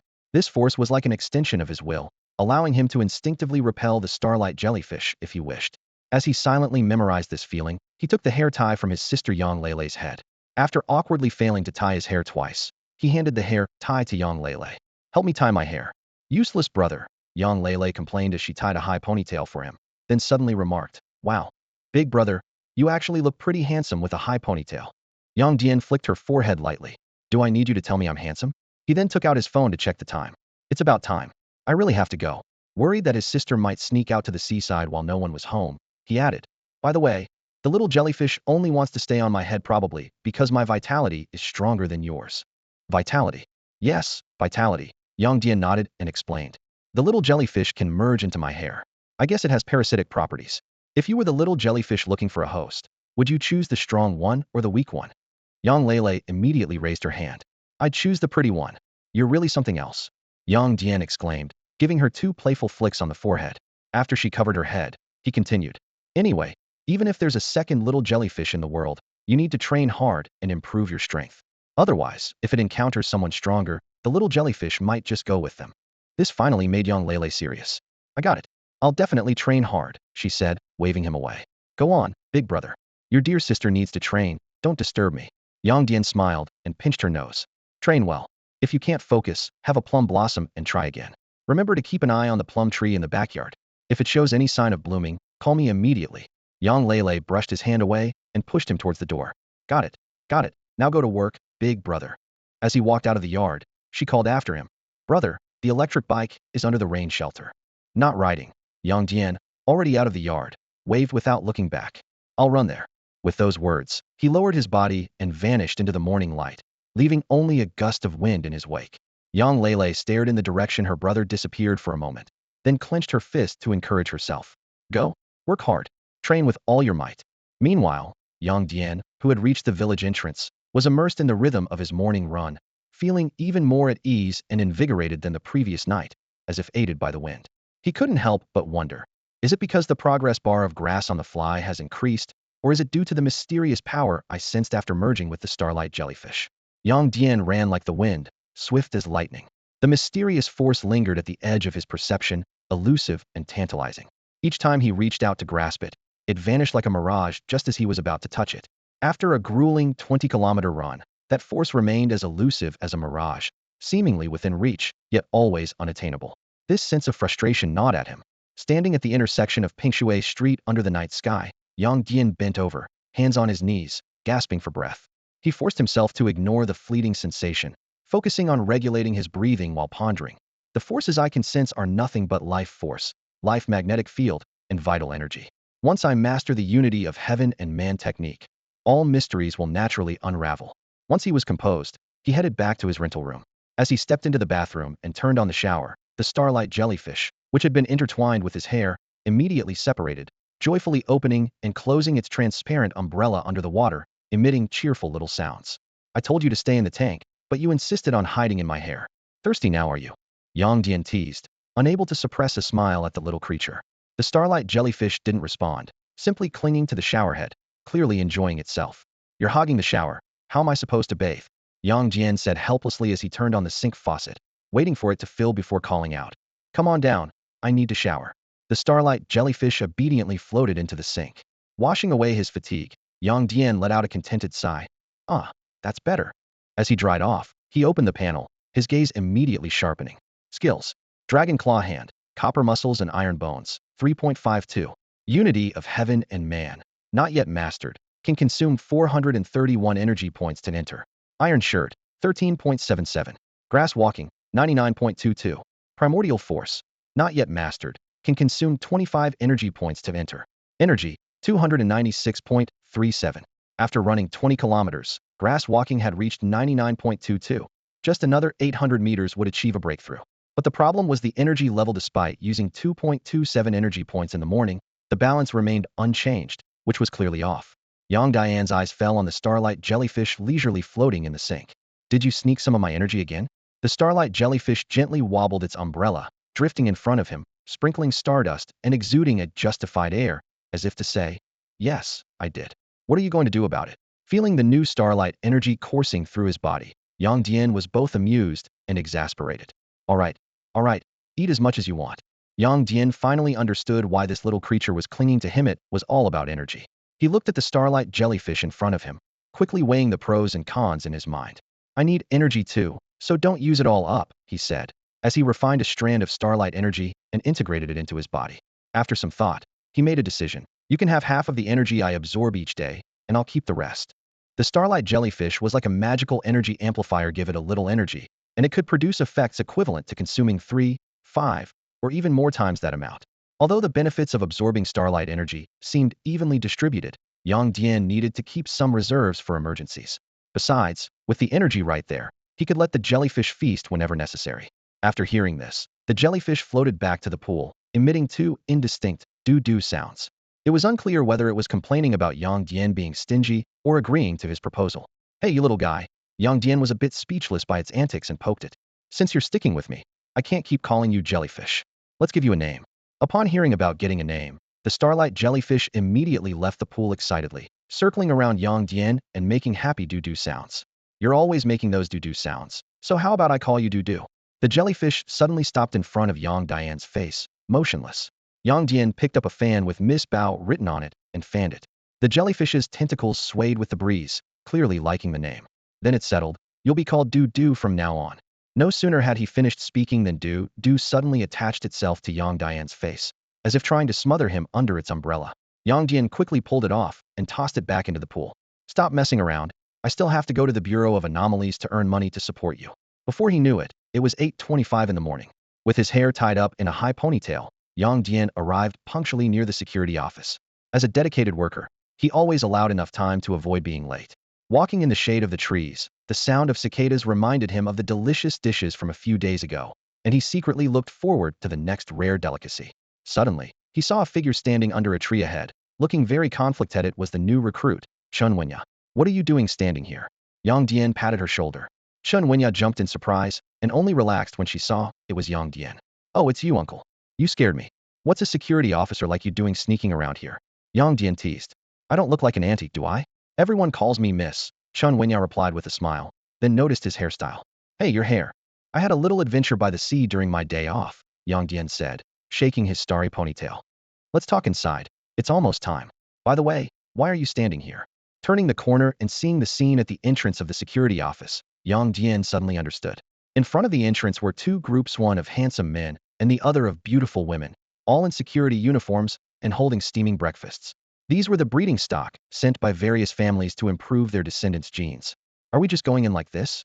Chen Wenya asked softly, her slender fingers nervously twisting together as she followed behind Yang Dian. She had just turned 18 and was understandably anxious about facing such a situation for the first time. Yang Dian didn't mock her. Having lived through 2 lifetimes, he understood the discomfort of entering this circle for the first time. He could still recall the thrill when those gentle, fiery, and intellectual girls surrounded him, their sweet voices praising him with "You're amazing, darling." But late-night reflections revealed the truth to Yang Dian. Those girls weren't drawn to his looks after all. Many readers here were better looking. Nor was it the charm of his soul or his beginner-level ancient martial arts skills. A small handgun could easily end him. What they coveted was his genetic potential, hoping to bear children with awakened or martial arts practitioners to earn rewards from their clans and maintain their privileged lives. So, is this what you mean by accepting the sugar-coated bullets, but firing back the shells? Chen Wenya asked, holding 6 breakfasts, confusion flickering in her eyes. Yang Dian shrugged as he stuffed a crystal dumpling into his mouth. What else? Either keep refusing and let them bother you, or as you said, take the shells too? Chen Wenya blushed. Who talks like that? I didn't say anything. You're the one thinking it, Yang Dian said while swallowing the dumpling, quickly changing the subject. By the way, did you claim your newbie benefits? What martial arts did you choose? Want to discuss? Aren't martial arts only exchangeable with merits? Chen Wenya asked in surprise, her eyes wide. Can we really share them without getting in trouble? Yang Dian shook his head with a smile and explained, anomalies and martial arts are different things. Martial arts are just a way to strengthen the body. Even if the techniques get out, how many can truly master them? Those who persist are actually the ones the higher-ups want. Patting his slightly bulging stomach, Yang Dian concluded, knowledge and information can't be restricted solely by self-restraint unless there's a massive crackdown. Otherwise, what means of limitation is there? You can't guarantee others won't do it if you don't, Yang Dian said firmly, locking eyes with Chen Wenya. Just like the stock market, if everyone played by the rules, there wouldn't be so many insider tips and financial frauds. The only way to keep things from spiraling out of control is through resources that boost strength. The higher-ups understand this, which is why they never restrict the spread of knowledge, but they keep a tight grip on the resources needed for cultivation techniques. Chen Wenya, a bit confused by Yang Dian's words, furrowed her brows and hesitated before asking. But if the higher-ups don't restrict the distribution of martial arts manuals, why do we need merit points to exchange for them? Wouldn't it be better for everyone to share and learn from each other? They aren't charging us merit points, are they? Yang Dian pointed to himself first. The higher-ups gave me a free manual of the unity of heaven and man, then he pointed at Chen Wenya. And they also gave you a free technique. If you want more, you need to exchange merit points or learn through communication with others. Pausing thoughtfully, Yang Dian continued. Maybe they require merit points because they think people don't value things given for free. It's like free online courses. Anyone can learn a skill if they put in the effort, but how many actually do? Yet, when it becomes a paid course, those who have paid will attend every session, even if they don't understand.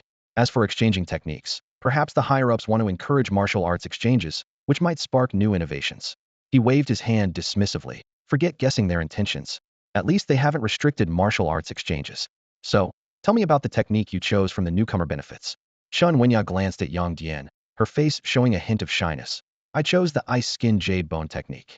The one worth 70 merit points, with no combat ability, just to keep your skin fair and youthful, claiming eternal youth? Yang Dian's eyes widened in surprise. Chen Wenya clasped her hands behind her back, lowering her head as she quietly explained, I joined the second team, handling logistics and information work, so I don't need to fight. Seeing her demeanor, Yang Dian couldn't help but smile. It's not wise to judge someone too quickly. Chen Wenya is an individual with her own thoughts. He pursues transcendence, so he chose the most valuable and promising, unity of heaven and man. In contrast, Chen Wenya values appearance and chose the ice skin jade bone technique to maintain her youthful beauty. Neither choice is wrong, they're just different paths. The ice skin jade bone technique is good too, Yang Dian agreed, albeit somewhat insincerely. If those actresses knew about a technique for eternal youth, they'd go crazy trying to find it. Chen Wenya's eyes lit up. You think so too? My sister says I'm silly for choosing the ice skin jade bone technique over other amazing techniques. She doesn't understand my thinking. Skincare should start young. Other techniques can be exchanged for merit points later. But for skincare, I can't wait. Her voice held a mix of hope and doubt. I just wonder if the ice skin jade bone technique really can make someone stay youthful forever. There's no point in continuing a conversation when there's no mutual understanding. In the office hallway, Yang Dian responded to Chen Wenya's enthusiasm with a somewhat dismissive attitude. He agreed with whatever she said, and any differing opinions he occasionally offered were quickly persuaded by her. This skilled way of interacting only made Chun Wenyao like him more. Would you like to have lunch together? She asked hopefully, looking up at him at the stairway with a sparkle in her eyes. Yang Dian glanced at her big, bright eyes and shrugged apologetically. I'm afraid I can't today. I have to handle some follow-up work from the firefly infection incident and report for duty right after. Maybe another time then? Chun Wenyao wrinkled her nose slightly, her gaze flicking to Yang Dian's beautiful long hair. You'll have to tell me about the opportunities you found by the sea then. After exchanging a few more pleasantries, Chun Wenyao headed upstairs to the information department, while Yang Dian made his way to the team office. As soon as he opened the door, a thick cloud of smoke hit him. Yang Dian quickly held his breath and rushed to the window to open it. Only then did he see Lin Mo's haggard figure amidst the cigarette butts and ash scattered on the floor. Captain, are you trying to become an immortal or something? Yang Dian dragged a chair over to Lin Mo. Did your daughter start dating early? Is that why you're smoking so much? Ugh, Lin Mo croaked, instinctively reaching for another cigarette. You know Team 2's leader, Tian Jun, right? Yeah, he's Tian Xian's father, the one linked to the firefly infection incident. It's not just Tian Xian. Lin Mo tapped the table. An investigation revealed that Tianjin's family has unexplained wealth overseas. After the arrest warrant was issued, the entire family of four just vanished into thin air. Weren't there any controls in place at the time? There were, and Tianjin was even in his office upstairs, Lin Mo said, rubbing his head in frustration. But they disappeared right under surveillance, and even the Skynet system didn't capture any clues. As he spoke, Lin Mo shook his groggy head and turned to his computer to start working. I've sent you the follow-up investigation details on the firefly infection incident. Yang Dian rubbed his temples and slowly sat back at his workstation. He opened the internal network and clicked on the investigation report sent by Lin Mo, his eyes quickly scanning through the dense text. The report meticulously detailed every aspect of the firefly parasite incident. A month ago, Yang Fei, the owner of the Shindong Port Import and Export Trading Company, mysteriously disappeared for 3 days during a trip to the Philippines. During this time, he was suspected to have had contact with a foreign secret organization. 2 weeks ago, upon returning on a Pacific Airlines flight, Yang Fei had an encounter with a Filipino flight attendant. It was confirmed that this attendant was infected with the firefly parasite and had transmitted the virus to 36 passengers from countries including India, the UK, and the USA, leading to a rapid global spread of the mutated fireflies. More alarmingly, Yang Fei secretly met with Tian Xian, a member of the Fuzhou Anomaly Control Bureau's second unit, as soon as he landed. On the same day, Tian Xian's overseas account received a transfer of $8 million, traced back to the United States Agency for International Development. The report concluded that this firefly infection incident was a hostile operation orchestrated by the American authorities. Yang Dian closed his eyes, his long fingers tapping rhythmically on the desk, creating a steady thumping sound. After a moment, he opened his eyes and spoke in a low, grave voice. First of all, negotiating with foreign powers is not our concern. That's for the higher-ups to handle. Our priority is to confirm if there are any other infected individuals within the country and to apprehend the Tian family. He paused briefly before continuing his analysis. Secondly, for the Tian family to betray the organization, they must have a well-thought-out plan. From covering up Yang Fei's infection to executing an escape plan post-outbreak, they clearly have support from some foreign forces. Otherwise, they wouldn't be so brazen. Lastly, Yang Dian's tone became more assertive. I have 2 hypotheses. Either there are other traitors within the organization secretly aiding them, allowing the Tian family to leave the Security Bureau undetected, or an awakened adversary from a foreign hostile force has already infiltrated the country, using special abilities to help them escape.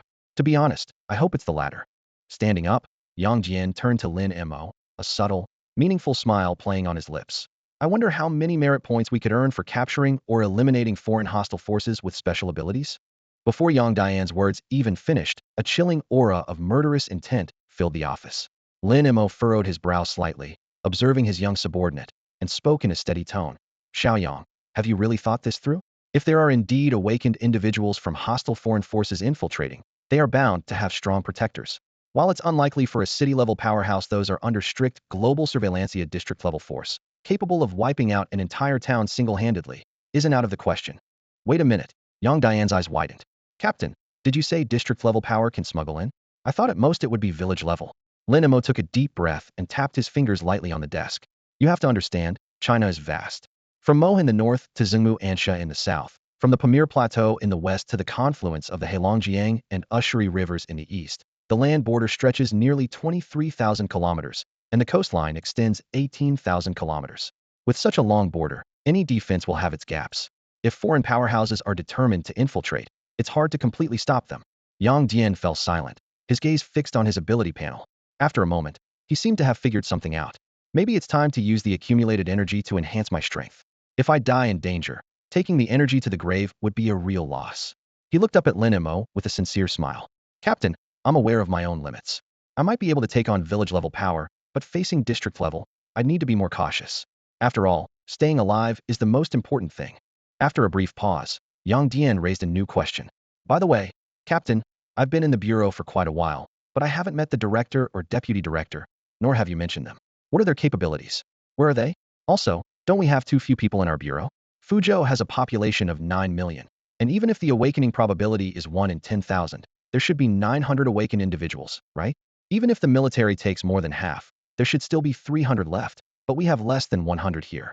Seeing Yang Dian skillfully change the topic, Lin Mo shook his head with a smile. The young people these days do know how to assess the situation. He composed himself and said, the director and deputy director are in Beijing for a meeting, with no set return date. They are both district level in strength, and the director is on the verge of breaking through to city level. He counted on his fingers, explaining the personnel configuration reasons. First, Fuzhou's permanent population is 8.5 million, not 9 million. Of these, 1.2 million are outsiders, and most of them return to their hometowns with their families upon awakening. Additionally, there are 1.5 million minors and 880,000 elderly people who either have a low probability of awakening or are unsuitable for joining the Bureau of Anomalous Management. In reality, the eligible awakened population is less than 5 million. Among them, half are women, and many choose clerical jobs or focus on family life. There aren't many male awakened willing to join the Anomaly Management Bureau, let alone fight on the front lines. Lin Mo looked out the office window with a hint of helplessness in his voice. This is Minjiang, a place where success is 30% destiny and 70% hard work. Some people awaken, and before we have a chance to reach out, they're lured by clans to fight for territory abroad. He turned to face Yang Dian and continued. It's already impressive that our bureau can field 6 complete teams. If we hadn't included half ancient martial artists in the teams, we wouldn't even have half the current number. Seeing Lin Mo's frustrated expression, Yang Dian couldn't help but give an awkward smile. Indeed, risking one's life outside is something Minjiang people might do. He couldn't help but think of those Minjiang folks active in the northern border areas, although what they do isn't exactly legitimate business. Captain, what should we do next? Yang Dian scratched the back of his head and asked. Lin Mo sighed. Eat, drink, patrol, and contain any abnormal creatures we come across. His tone suddenly became serious. But if we happen to run into Tianjin's family, don't rush in impulsively. Remember, call for backup from a distance. This is China. Even if city-level threats sneak in, once we spot them, they'll have no way back. I got it. I won't act rashly without absolute certainty. Yang Dian nodded, his gaze shifting to the computer screen. He had noticed some merit points credited to his account and was considering whether he could save enough to exchange for some rare treasures. He thought to himself that another rare treasure might just push his strength to the district level. At that moment, Lin Mo's gaze suddenly fixed on Yang Dian's hair. Xiaoyang, your hair. Yang Dian turned to see Lin Mo's surprised expression and explained with a smile. Yesterday, my sister dragged me to the beach, and I was lucky enough to find a little something there. He patted his high ponytail. Dudu, say hello. As soon as he spoke, a tuft of hair on his ponytail suddenly stood up, transforming into a 3 millimeters diameter, 26 centimeters long starlet tentacle. The tentacle waved at Lin Mo, and then reverted to its normal hair form, softly draping over Yang Dian's shoulder. Faced with Lin Mo's astonished expression, Yang Dian shrugged. This is Dudu, an abnormal creature I found at the beach. It looks like a jellyfish, glows, and can merge with human hair. Besides, it's really beautiful. After speaking, Yang Dian didn't immediately check his merits, but instead pulled up the registration form on the internal network and quickly filled it out. Registrant, Yang Dian. Registered abnormal creature, starlet jellyfish, Dudu photo attached. Abnormal creature information, low power, harmless, can merge with human hair, increases hair volume, improves hair loss. Remarks. This abnormal creature is the pet of Yang Dian, level 3 security officer of the Anomaly Management Bureau, and has bonded with him. Lin Mo, after receiving the registration form, looked at Yang Dian with a complex expression. Are you really that lucky? You go out on patrol and catch a rare treasure golden cicada. You go to the beach and find a jellyfish that not only treats hair loss, but is also so beautiful. He unconsciously touched his own thinning hair. Are you the protagonist in a novel, or what? Yang Dian chuckled awkwardly, thinking that if this were a novel, he would indeed be the main character. What transmigrator isn't? Except for those unfortunate ones caught by big shots right after crossing over. Captain, stop joking. Please approve the registration form. Otherwise, without a proper identity, Dudu could be a hassle. After handling the situation with Dudu, Yang Dian opened the merits page once more. As his eyes landed on the series of numbers on the merit panel, he blinked several times, almost as if to confirm he wasn't seeing things. Captain, my merits have been posted. Yang Dian's voice was filled with barely contained excitement. Lin Mo looked up from his computer, his expression calm. Yes, I know. My merits have been posted too. 1.17 million merits. Yang Dian almost shouted, his finger tightly pointing at the numbers on the screen. Lin Mo nodded slightly. Yes. I got 75,000 merits. Even Shi Sheng, who just tagged along, got 13,000. Yang Dian quickly turned to look at Lin Mo, disbelief written all over his face. How did we get so many merits? Are the higher-ups being this generous?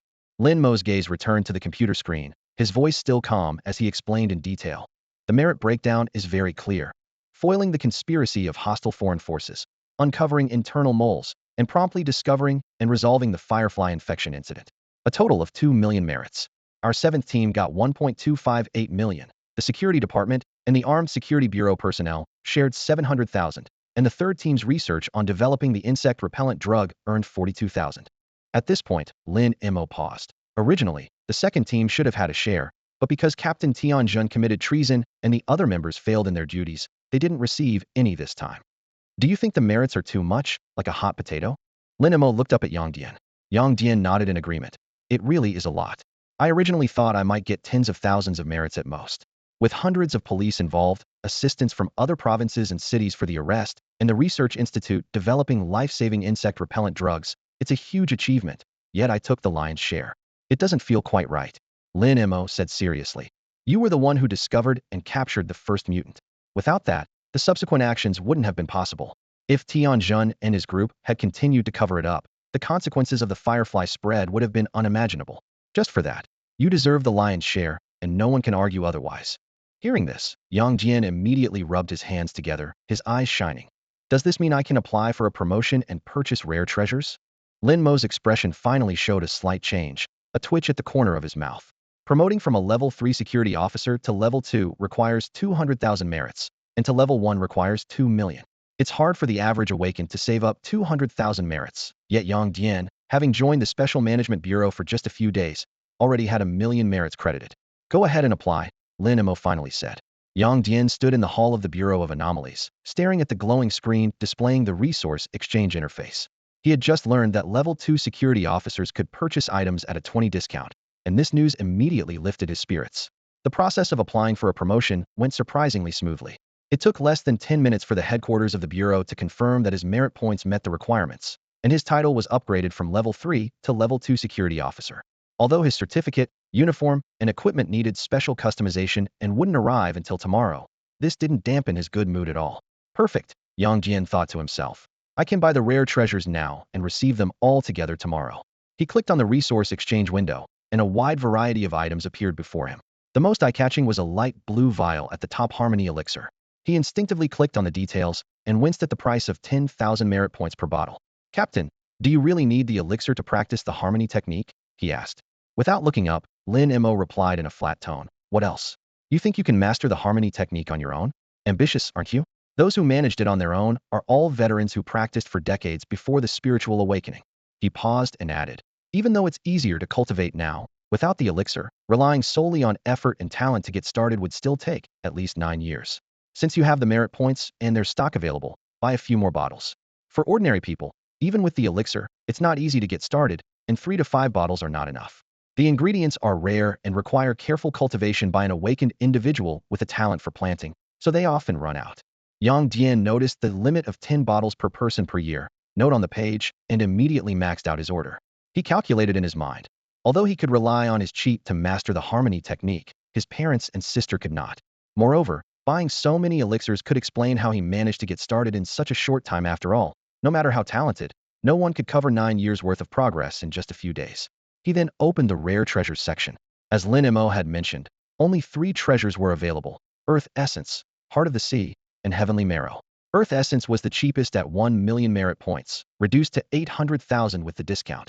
Heart of the Sea required 5 million merit points, discounted to 4 million, which was beyond his budget. And Heavenly Marrow, priced at 250 million merit points, would still cost 200 million even with the discount, seemingly placed there as a lure. Grumbling inwardly, Yang Dian added Earth Essence to his cart. Oh, and some Huainan citrus, at least it's a spiritual fruit, might as well try a few. After placing all his orders, his eyes gleamed with anticipation. I wonder how much energy-consuming earth essence will add. Once practicing the harmony technique doesn't deplete my energy, I'll get started right away. But for now, I'll practice grass step to develop the first trait, then focus on mastering the harmony technique. The skill grass on the wind didn't take much of Yang Dian's time. Under the pretense of searching for blind spots in the surveillance and any traces left by Tianjin, he carefully inspected the security office.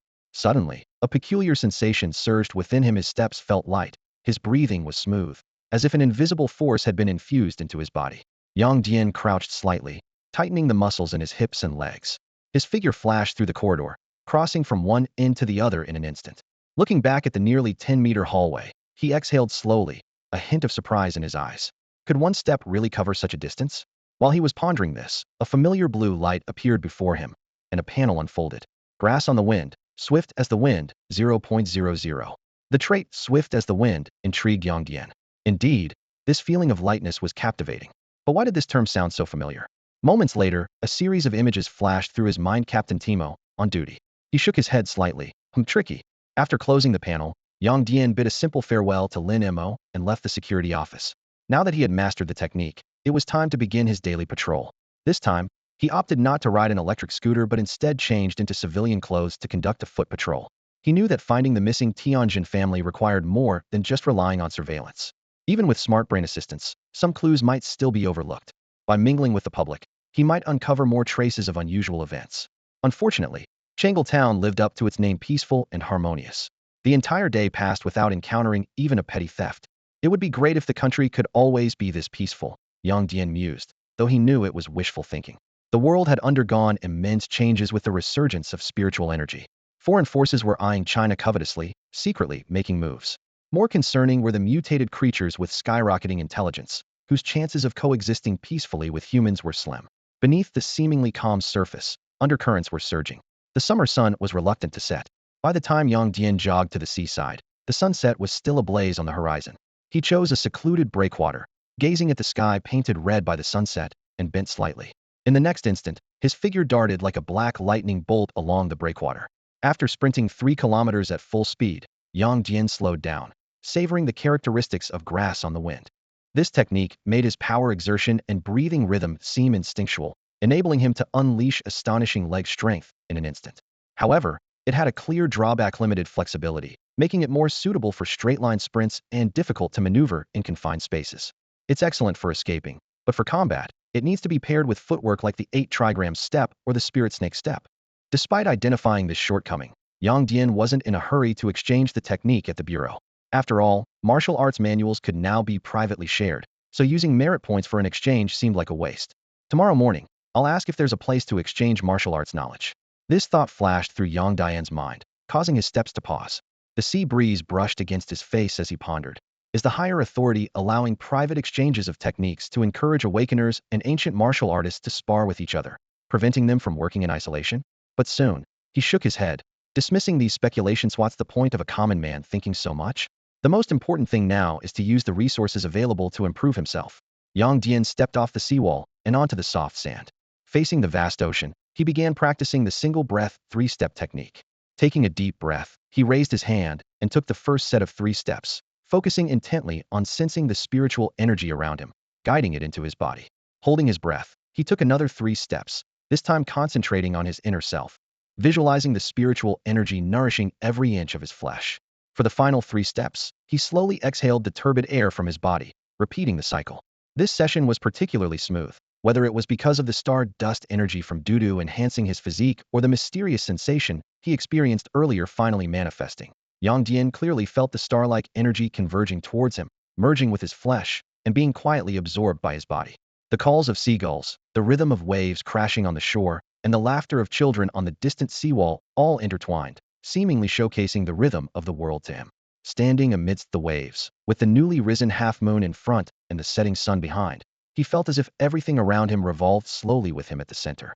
At this moment, Yang Dian truly experienced the profound unity of man and nature for the first time.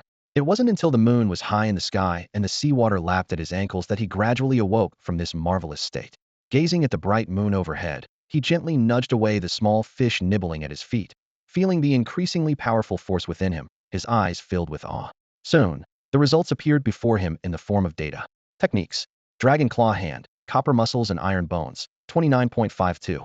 Heaven and Man Unity Technique, not initiated, can be initiated with 96 energy points.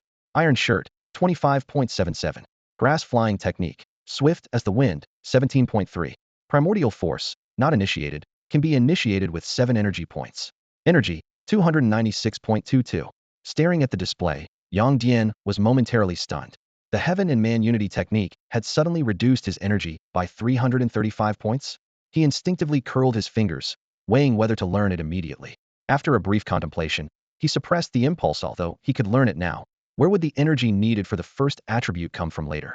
Deciding to continue training and maximize the efficiency of his energy use, Yang Dian attempted to recapture the enlightening sensation of merging with the universe.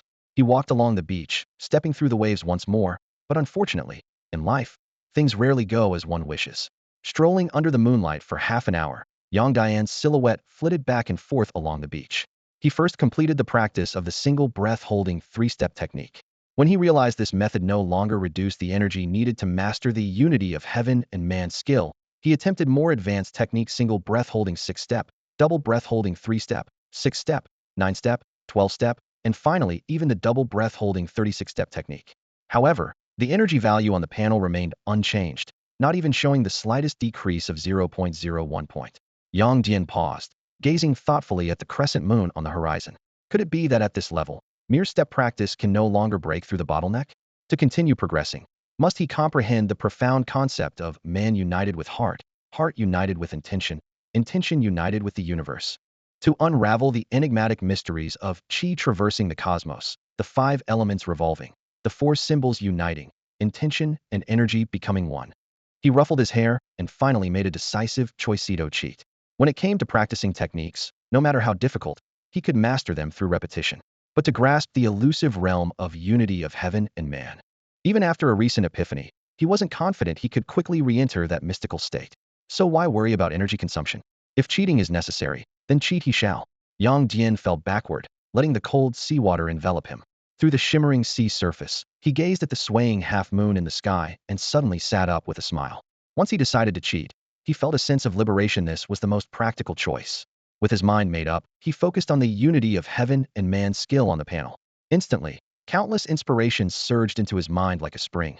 The rising and setting of the moon, the ebb and flow of tides, the rolling clouds, the changing seasons, the vibrant energy of youth, the decline and old age, the truths of the universe, natural laws, and the cycle of life and death flowed through his heart.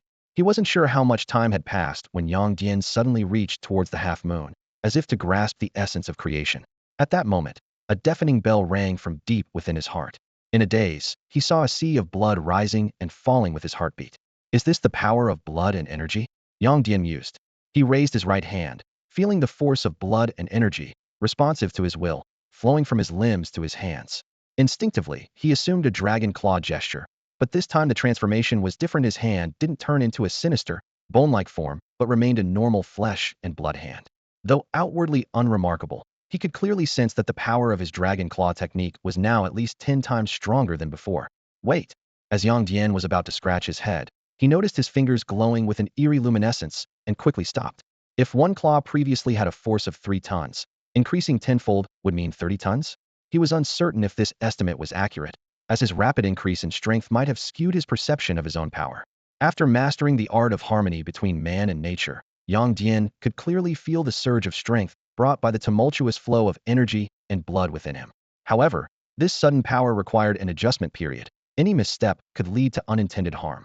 He looked down at his palms, sensing the unusual changes as energy and blood circulated, yet he felt something was still missing. Was it a lack of energy and blood, or did he need to unlock a second attribute? As his thoughts swirled, he instinctively wanted to raise his hand to scratch his head but stopped himself, remembering his current strength was difficult to control. Instead, he poked the sand beneath him and sighed deeply. If I've already unlocked the potential, I might as well go all out. As soon as this thought arose, his gaze shifted to the Hun Yuan Jin. His eyes narrowed slightly as he noticed something strange. The energy requirement for Hun Yuan Jin had increased from 7 to 19 points after his epiphany.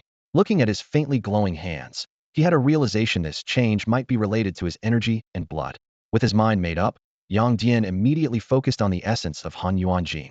This technique was divided into 2 forces: the yang force, as fierce as a thunderbolt, capable of shattering steel, and the yin force, as subtle as autumn frost, able to penetrate leather. Mastering it would unify his entire body strength. He adopted a Tai Chi stance and began practicing the wellness Tai Chi he learned online. With the support of Hun Yuan Jin, the previously ornamental moves took on a new vigor. Every shift and turn stirred small, yet distinct whirlpools in the dark seawater. Just as he was concluding his practice, a round of applause sounded from the sea's surface. Turning to look, he saw a fisherman with a fish lantern on his head, his empty fish basket placed on the paddleboard. Seeing Yang Dian notice him, the man stopped clapping and cupped his hands in salute, saying, "Young hero, impressive skills." Realizing the man was just a regular fisherman, Yang Dian smiled and asked, "Uncle, are you heading out to fish, or have you already returned?" The fisherman immediately stood tall and said, "Just heading out. Haven't caught anything yet." Then he changed the topic. "Just now, over at Sheephorn Bay, I was about to catch some fish, and guess what happened?" "What happened?" "5 large boats suddenly appeared." He shook the monocular in his hand. Sheephorn Bay is full of hidden reefs. Few go there even in daylight. But suddenly, 5 boats showed up at night. So I took a look through my monocular. Guess what I saw? They were moving double lions stepping on earth. Yang Dian's expression instantly turned serious. "Are you sure you didn't see wrong?" "Absolutely sure. 3 years ago, I reported something similar and got a 200,000 reward. I'm calling the police right now." Before he could unlock his phone, Yang Dian had already thrown something onto the paddleboard, his voice cold. "No need to call the police. I'm a security officer. I'll contact the department to send people to Sheephorn Bay." With that, he bent his knees, pushed off with his toes, and leaped over 10 meters to land steadily on the paddleboard. "Now, take me to where you saw those drug traffickers." In his past and present life, Yang Dian despised 4 types of people the most. His gaze sharpened as he listed them in his heart. Kidnappers, those scum who traffic children whenever he sees one. He would kill them on sight. Next are the murderers who kill without reason. These people not only take lives, but also trigger a series of chain reactions. Law enforcement immediately cracks down on illegal activities, causing all foot massage, spa, and sauna establishments to shut down. This leaves the young women who have elderly parents and children to support, as well as gambling boyfriends, in dire straits. The third type are the gambling lords who run casinos and set traps for others. While the gamblers who lose everything are foolish, the masterminds who cheat and ruin lives deserve the harshest punishment. The last type, and the one he detests the most, are drug dealers. Every single one of them should be executed. In the past, Yang Dian could only dial 110 in silence. But now, he felt the surging power within him, and a sharp glint flashed in his eyes. Leaping onto the paddleboard, he quickly pulled out an encrypted phone and called Lin Mo. "Hello." Lin Mo's voice came through the line. Yang Dian got straight to the point, reporting the fisherman's discovery in detail. "Captain, there might be drug dealers transporting drugs near Yangjiao Bay. I'm heading there to keep an eye on them. You contact the Coast Guard and have them rush to Yangjiao Bay." Hearing this, Lin Mo immediately jumped out of bed. These drug dealers are all desperate criminals, each armed with lethal weapons. Don't act rashly. Even if you see them leaving after unloading, don't go in alone. Let them go. The trap is set, and they won't escape. After repeatedly assuring Lin Mo that he wouldn't act impulsively, Yang Dian turned to the fisherman who was staring blankly. "Let's go to Yangjiao Bay. If it seems dangerous, just drop me off and point me in the right direction." The fisherman silently picked up Yang Dian's ID to inspect it. "Aren't you with the Vice Squad? Why are you after drug dealers now?" Yang Dian was momentarily caught off guard, but nonchalantly took back his ID, cleared his throat, and said, "It's too dark, picked up the wrong one." He then pulled out 3 more IDs from his pocket, carefully selected one, and handed it over. "Here, this one's for narcotics." The fisherman first showed a suspicious expression, then his eyes lit up, pointing excitedly at the coast. "Did you just jump onto my paddleboard in a flash? And it didn't even wobble. I even saw you doing Tai Chi." He grew more excited as he spoke. "Are you one of those super agents from a secret department in novels? No wonder you have so many IDs. Is it to make your missions easier?" Yang Dian raised a finger to his lips, making a shushing gesture. "Confidential. I get it. I get it." The fisherman nodded repeatedly. "Your special department must have confidentiality rules. Can't reveal your identity." Saying this, he started the engine. The paddleboard glided along the coastline towards more secluded areas, accompanied by a continuous buzzing sound. The sea breeze was salty and invigorating. The fisherman sitting on the paddleboard couldn't sit still, his eyes filled with curiosity as he glanced at Yang Dian. "Hey there, young man," he whispered. "Is your special department really like what they write in novels full of ancient martial artists and people with superpowers? Is your technology decades or even centuries ahead of what's out there?" Seeing Yang Dian remain silent, the fisherman's eyes lit up as if he'd stumbled upon something. "I knew it. Do these superpowers have anything to do with the nuclear waste being dumped by the Japanese over there?" He continued eagerly. In the past couple of years, I've come across quite a few strange things while fishing by the sea. Some of them are pretty scary, but others are quite beautifully mutated. This finally piqued Yang Dian's interest. You say you've caught a lot of strange things? Absolutely, the fisherman said proudly, pulling out his phone and deftly opening a private album. He held the screen up to Yang Dian. Take a look. As Yang Dian took the phone, his attention was immediately captured by the images on the screen. Indeed, they were a few seemingly anomalous marine creatures. A completely transparent sunfish with visible internal organs, a clownfish encased in ice but swimming freely, and a small killer whale about 1.5 meters long, with a pair of large fins resembling bird wings. After quickly scrolling through the album, Yang Dian looked up at the fisherman. You said you've caught a lot. Why are there only these three? Three isn't enough. The fisherman displayed the pride of a seasoned angler. Some people don't have the skill. They couldn't catch these rare creatures, even if you gave them half a month to fish. Catching these three is quite a feat. He added, actually, there were more. I caught a blue-ringed octopus with 18 eyes all over its body. It was so bizarre that just looking at its photo gave me a headache, so I deleted it. Yang Dian nodded thoughtfully. Are these three still with you? The fisherman immediately showed a sly expression. If I say yes, you won't just give me a banner and $500, will you? Yang Dian laughed. No banners, no money. Isn't that just freeloading? Yang Dian's smile turned wry. No freeloading intended. These are indeed mutated creatures, and we have three ways of handling them. First, if they're pet level, you just need to register them and ensure you don't publicize it too much. Second, if they've harmed anyone, we'll forcibly contain them and, if necessary, terminate them on the spot. Third, he raised a finger. If you want to hand them over, the organization will reward you based on the degree of mutation, starting at 100,000, with no upper limit. The fisherman's eyes lit up, and he rubbed his hands together. Really no upper limit? Absolutely, Yang Dian confirmed with a nod. Yangjiao Bay, a treacherous rocky reef. Located in a remote sea area of Changle District, Yangjiao Bay is far from busy shipping lanes, resembling a horn of a ram jutting into the land. The hidden reefs within the bay have turned it into a no-go zone for ships and fishermen, as the risk of running aground is daunting. From a distance, one cannot even spot a decent beach, and on ordinary days, the only visitors are a few fearless anglers. However, tonight, this seldom visited Yangjiao Bay is unusually lively. On a prominent boulder in the rocky reef area, the long-missing Tianjun is staring intently at a group of Mexicans moving like phantoms in the darkness, trembling with anger. How dare you bring this stuff here at such a critical time? Tianjun hissed, his voice low with fury. China's crackdown on drugs is relentless. Aren't you afraid of a warship coming straight for us? Beside Tianjun stood a white man, wearing a luxurious coat despite the stifling summer night. The man licked his lips excitedly. Oh my dear Jun, you must understand. The same gram of twin lions on Earth is worth only $16 in America, but in China, it can sell for 200. That's 10 times the profit. His eyes gleamed with fervor in the darkness. 3 tons. This shipment can earn us an extra $500 million more than most public companies make in a year. And all we need to do is bring this stuff along while taking you back to America. As he spoke, Charles grabbed a pack of white powder, slid it open with a fingernail, and took a deep inhale, moaning in ecstasy. Oh, that damn good feeling. He tossed the remaining powder to a nearby subordinate, then suddenly seized Tianjun by the collar, lifting him off the ground. And you damn thing. Charles's expression turned vicious. Not only did you fail your mission, but you dared to threaten us to smuggle you out. Those fools actually agreed, sending the great Charles to this godforsaken place to fetch a loser like you. His spittle sprayed across Tianjun's face. Yellow-skinned monkey, do you think you deserve heaven? Without these 3 tons of goods, what right do you have to bring the great Charles to this barren land? Tianjun clenched his fists, longing to punch that deranged face. But seeing Charles's crazed eyes, made wild by drugs, and the guns at the waists of the men behind him, he ultimately relaxed his fists, his whole body going limp as if his spine had been removed. From the moment he succumbed to the seduction of foreign spies and was caught during a public-funded trip abroad, he had lost the power to choose.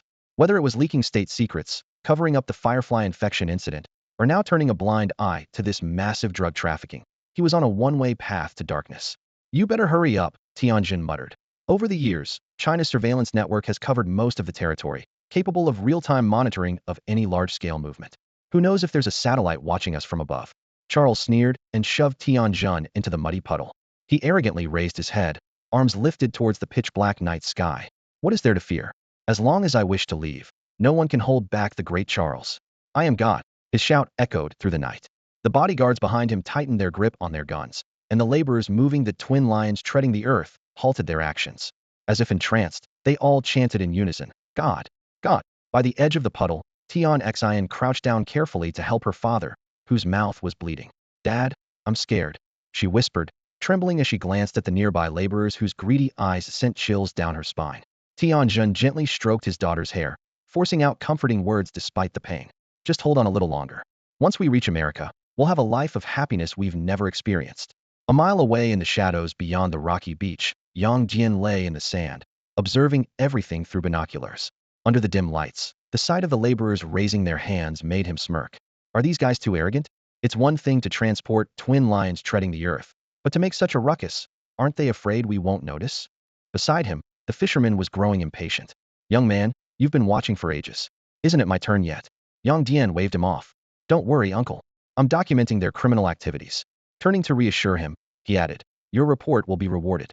There are 2 most wanted criminals among these drug traffickers, and the bounty you'll receive will surely exceed your expectations. The fisherman's eyes lit up. Really? Enough for me to retire and just fish? Yang Dian gave a thumbs up. When you catch something unusual, let me know. The energy from anomalous creatures is much higher than regular ones. Just then, his phone screen lit up with a group chat invitation from Lin Mo. Upon entering, the audio connected automatically, and a map marked with numerous blue and red dots, ships, armored vehicles, helicopters, and warships appeared on the screen. The countdown to the operation began. 30 seconds, 29 seconds, 28 seconds. Yang Dian glanced at the nearest blue dot, the armored vehicles, and helicopter positions, standing up without hesitation. Are you crazy? What if they have infrared detectors? The fisherman exclaimed. Yang Dian brushed the sand off his clothes, replying nonchalantly. If they had military-grade infrared detectors, we'd be exposed long ago. Besides, he pointed to the sky. Our team has arrived. As he finished speaking, the countdown hit 0. The coastline was suddenly illuminated by hundreds of powerful searchlights, turning the entire Cape Bay into daylight. 12 armed helicopters roared overhead, converging above the bay, their dark gun barrels aimed at the laborers with nowhere to hide. This is the Chinese Armed Forces Naval Special Operations Unit. You are surrounded. Lay down your weapons and surrender immediately. The broadcast repeated. I repeat, this is the Chinese Armed Forces Naval Special Operations Unit. You are surrounded. Lay down your weapons and surrender immediately. On the jagged reef, a blindingly bright searchlight suddenly illuminated the scene, causing Charles, who was basking in the cheers of the crowd, to instinctively squint. Before he could utter a curse, a helicopter hovering overhead broadcasted a message from the Special Ops team. Looking up, he saw the dark barrels of guns aimed directly at him, making his hair stand on end. Fuck, Charles thought in a frenzy. How did the Chinese military get here so fast? Why wasn't there any warning? In a fit of madness, he jumped off the rocks and punched Tianjun in the face. Did you betray us? Tianjun spat out a bloody tooth and gave a bitter smile. With my crimes, getting caught only means death. I don't want to die. It wasn't me. He spat out a mouthful of blood, his expression turning wild. Now's not the time to talk about this. If you know drugs sell for a high price in China, you should understand why. With this much drugs, if you're caught, your end will be just like mine. Take me and my daughter with you. I have other safe houses, and if we escape, we can lay low. Charles kicked Tianjun hard in the stomach. Fuck. Useless. Why should I take you? After kicking Tianjun away, he grabbed the terrified Tian Xian and shielded her behind him. Taking your daughter is a different story. He raised his hands and shouted to the equally panicked Mexicans. Believers, now is the time to show your devotion. Serve God faithfully. Your souls will ascend to heaven, shedding this black skin and becoming pure angels. The Mexicans' eyes shifted from confusion to fervor, and they shouted in unison. Serve God faithfully. Show devotion. Ascend to heaven. Our God is omnipotent. They quickly opened the bags on their arms, took out syringes emitting cold vapors, and without hesitation, injected them into their necks. As the substance entered their bodies, horrifying transformations began. Their skin started to decay and crack, muscles swelled grotesquely, and thick beastly fur sprouted wildly from their flesh, soon covering their entire bodies. In no time, these Mexicans, originally standing at 6'3", mutated into monstrous creatures towering over 8 feet tall, resembling neither humans nor beasts. A cacophony of beastly roars filled the air, blood staining the entire reef, creating a terrifying scene. Charles looked at the fully transformed monsters and then up at the helicopter in the sky, revealing a maniacal grin. Chinese, are you ready to receive my gift? Before he finished speaking, he pulled Tian Xian along, and with his 3 white bodyguards, vanished into thin air under numerous watchful eyes. In the Special Ops command room, the commander slammed the table in anger. As expected, it's the awakened ones from the west. He's awakened powers like invisibility and space teleportation. Moreover, their team must have an awakened individual capable of manipulating emotions. The scene of the group of people raising syringes and injecting themselves in unison was truly bizarre. Commander He, what should we do next? Deputy Commander Wang Quan asked gravely. He Ju's gaze lingered on the satellite phone on the table for a moment. After some consideration, he decisively picked it up. Execute Plan C. Immediately deploy capture nets to control those mutated by the gene serum. He quickly issued a series of instructions. Once they're immobilized, send a team to collect syringes from the rocky reef area for analysis at the lab. Also, adjust satellite permissions to lock onto a 15-kilometer area centered on Yangjiao Bay. Issue an alert and capture the target immediately upon detection. Before he finished speaking, the armed helicopter hovering above quickly descended to an altitude of 50 meters. A silver net poured down from the cabin, accurately covering the beast-like individuals who had fallen into a frenzy. Ju watched the surveillance footage, observing those whose strength had increased but were unable to break free from the capture nets. He chuckled coldly. Even after all these years, the West remains the same, no progress at all. However, his smile quickly faded as the situation in the footage changed abruptly. The creatures struggling within the net suddenly stopped, and their bodies began to swell visibly, transforming into grotesque spheres.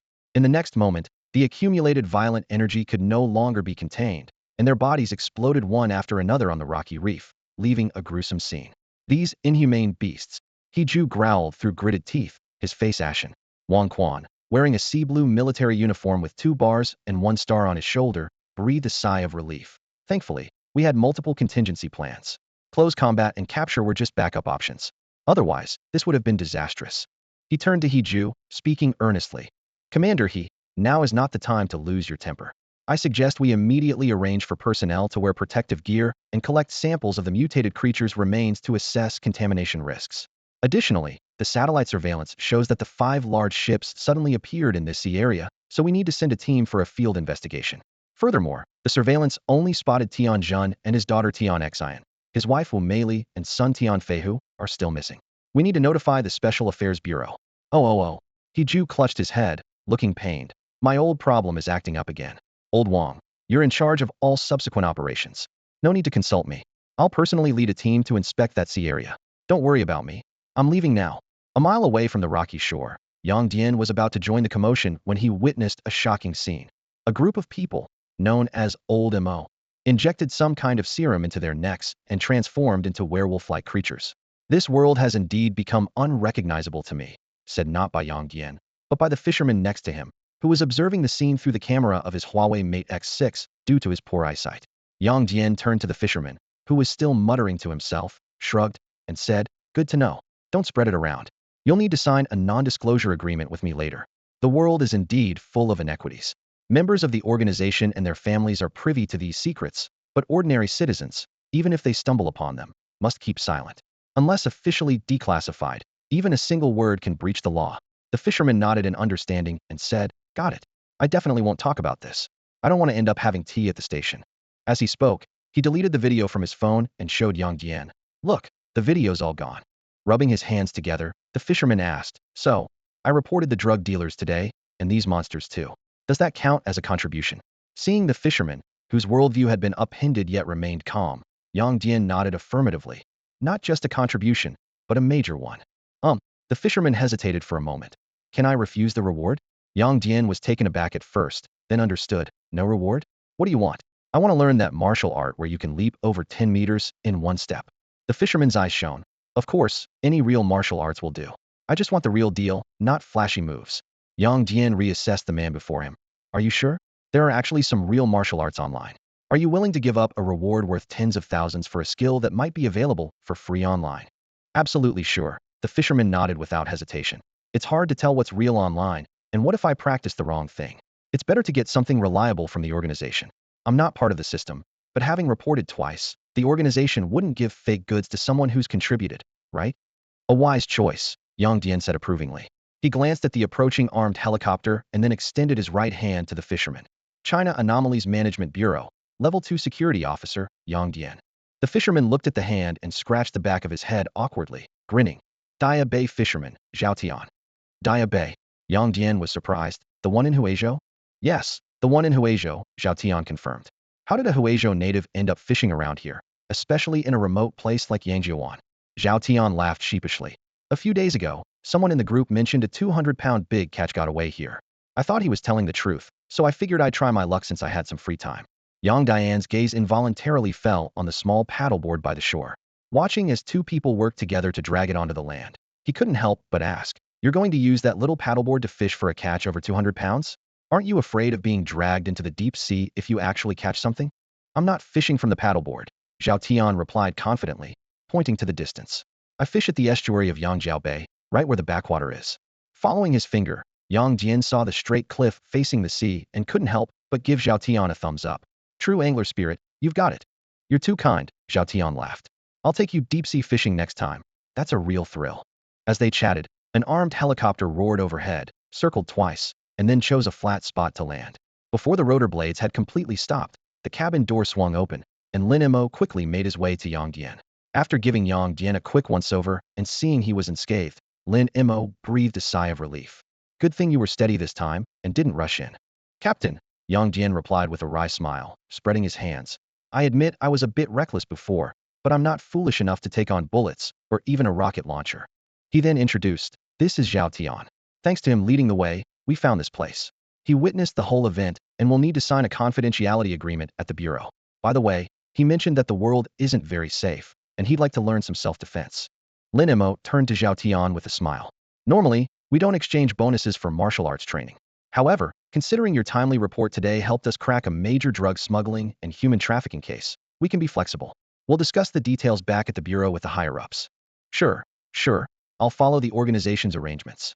Zhao Tian nodded repeatedly. Lin Mo smiled, and then asked Yang Dian, "Is everything settled here? Want to head back with us?" Yang Dian glanced back at the rocky shore. "Captain, what about the follow-up here? The military has sent people to handle it." "We don't need to worry," Lin Mo interrupted. "Then I'm definitely flying back," Yang Dian said excitedly, staring at the helicopter not far away. "It's my first time on a plane, and it's an armed helicopter." Watching Yang Dian's childlike excitement, Lin Mo shook his head with a light chuckle. "Let's go." But after taking a few steps, a sudden unease struck Yang Dian. He turned back abruptly, only to see the rocky shore still calm, with several people in white protective suits arriving, quietly marking the passage of time. "Just my imagination?" he muttered, turning to follow Lin Mo. As he turned, a series of blood-red bubbles began to gurgle up from the crimson undercurrent of the rocky shore. The armed helicopter flew steadily through the night sky as Yang Dian looked back through the window at Yangjiawan, gradually disappearing from sight. An inexplicable sense of foreboding lingered in his heart, prompting him to seek advice from the team leader, Lin Mo, sitting beside him. "Captain, I felt a sudden sense of dread during our evacuation, as if there was some lurking danger behind us," Yang Dian said with a frown. "The mission report mentioned that Tianjin's daughter, Tian Xian, and those awakened individuals who snuck in had suddenly disappeared from surveillance. Could they still be hiding somewhere in Yangjiawan?" Lin Mo nodded with a serious expression. "Your intuition is spot on. The special operations team has already devised a response plan." Seeing the puzzled look on Yang Dian's face, he added, "After the battlefield cleanup, the special ops team will conduct a missile strike on Yangjiawan under the guise of a live-fire exercise." Yang Dian was taken aback by this. He couldn't help but marvel at how China truly lived up to the name Industrial Cthulhu. While wars in other places were fought with careful calculations, here they were ready to blanket an entire area with missiles just for a few potentially foreign awakened individuals. Such firepower could wage a medium-scale, local war elsewhere. "The higher-ups certainly have a more comprehensive perspective than we do," Yang Dian mused to himself. The helicopter landed smoothly at the security office. After they disembarked, the pilot gave a casual farewell gesture before pulling up on the controls and disappearing into the night with the helicopter. Watching the pilot's stylish gesture, a glint of envy flashed in Yang Dian's eyes. "Flying a helicopter is so cool." Lin Mo chuckled and pointed at him. "Already envious, huh? It's not impossible for you to fly a helicopter someday, but you need to get your pilot's license first. You can't even drive a car yet, and you're dreaming of flying a helicopter. Look at you. I'll sign up for driving school after work tomorrow." Yang Dian nodded earnestly, "and aim to get my license within a month." After a brief chat with Lin Mo and Zhao Tian, Yang Dian returned to his rented apartment. It was late, and time to rest. He slept dreamlessly through the night. The next morning, Yang Dian awoke with the rising sun. He lazily turned over in bed a few times before getting up to pull open the curtains. Gazing at the golden sunrise, he stretched contentedly. "I've mastered the basics of the cultivation technique. Now I just need to work on increasing my experience points," Yang Dian thought as he looked at the sunrise. With a mere thought, a translucent blue panel, visible only to him, appeared over the sun. As he examined the information on the panel, he felt it was lacking. "If only it could show how much energy I need to gain the next trait." As soon as the thought crossed his mind, the panel blurred momentarily, and when it became clear again, it had been upgraded exactly to his specifications. Yang Dian stared at the system panel in front of him, which displayed detailed information about his martial arts skills. Dragon Claw technique had been cultivated to 29.52, and with 105.72 energy points, the second trait, Grass on the Wind, could be unlocked. Swift as the Wind was at 17.3, and with 79.4 energy points, the second trait, Iron Shirt, could be manifested. Copper Muscles and Iron Bones was at 25.77, and with 44.5 energy points, the first trait, Primordial Strength, could be unlocked. Unity of Heaven and Man had not yet begun, requiring 1200 energy points to unlock the first trait. Energy increased by 1 point daily, with a current reserve of 193.45 points, though 0.5 points were drawn by the jellyfish, Dudu. His martial arts realm had reached the level of sensing and controlling chi and blood. No wonder this cheat fits my natural talents, Yang Dian thought with satisfaction, squinting as he reached out to grasp the morning light, causing a shimmering aura of gathered chi and blood to appear between his fingers. I wonder if my current strength could withstand small-caliber firearms, he pondered. If so, I might be considered district-level combat power.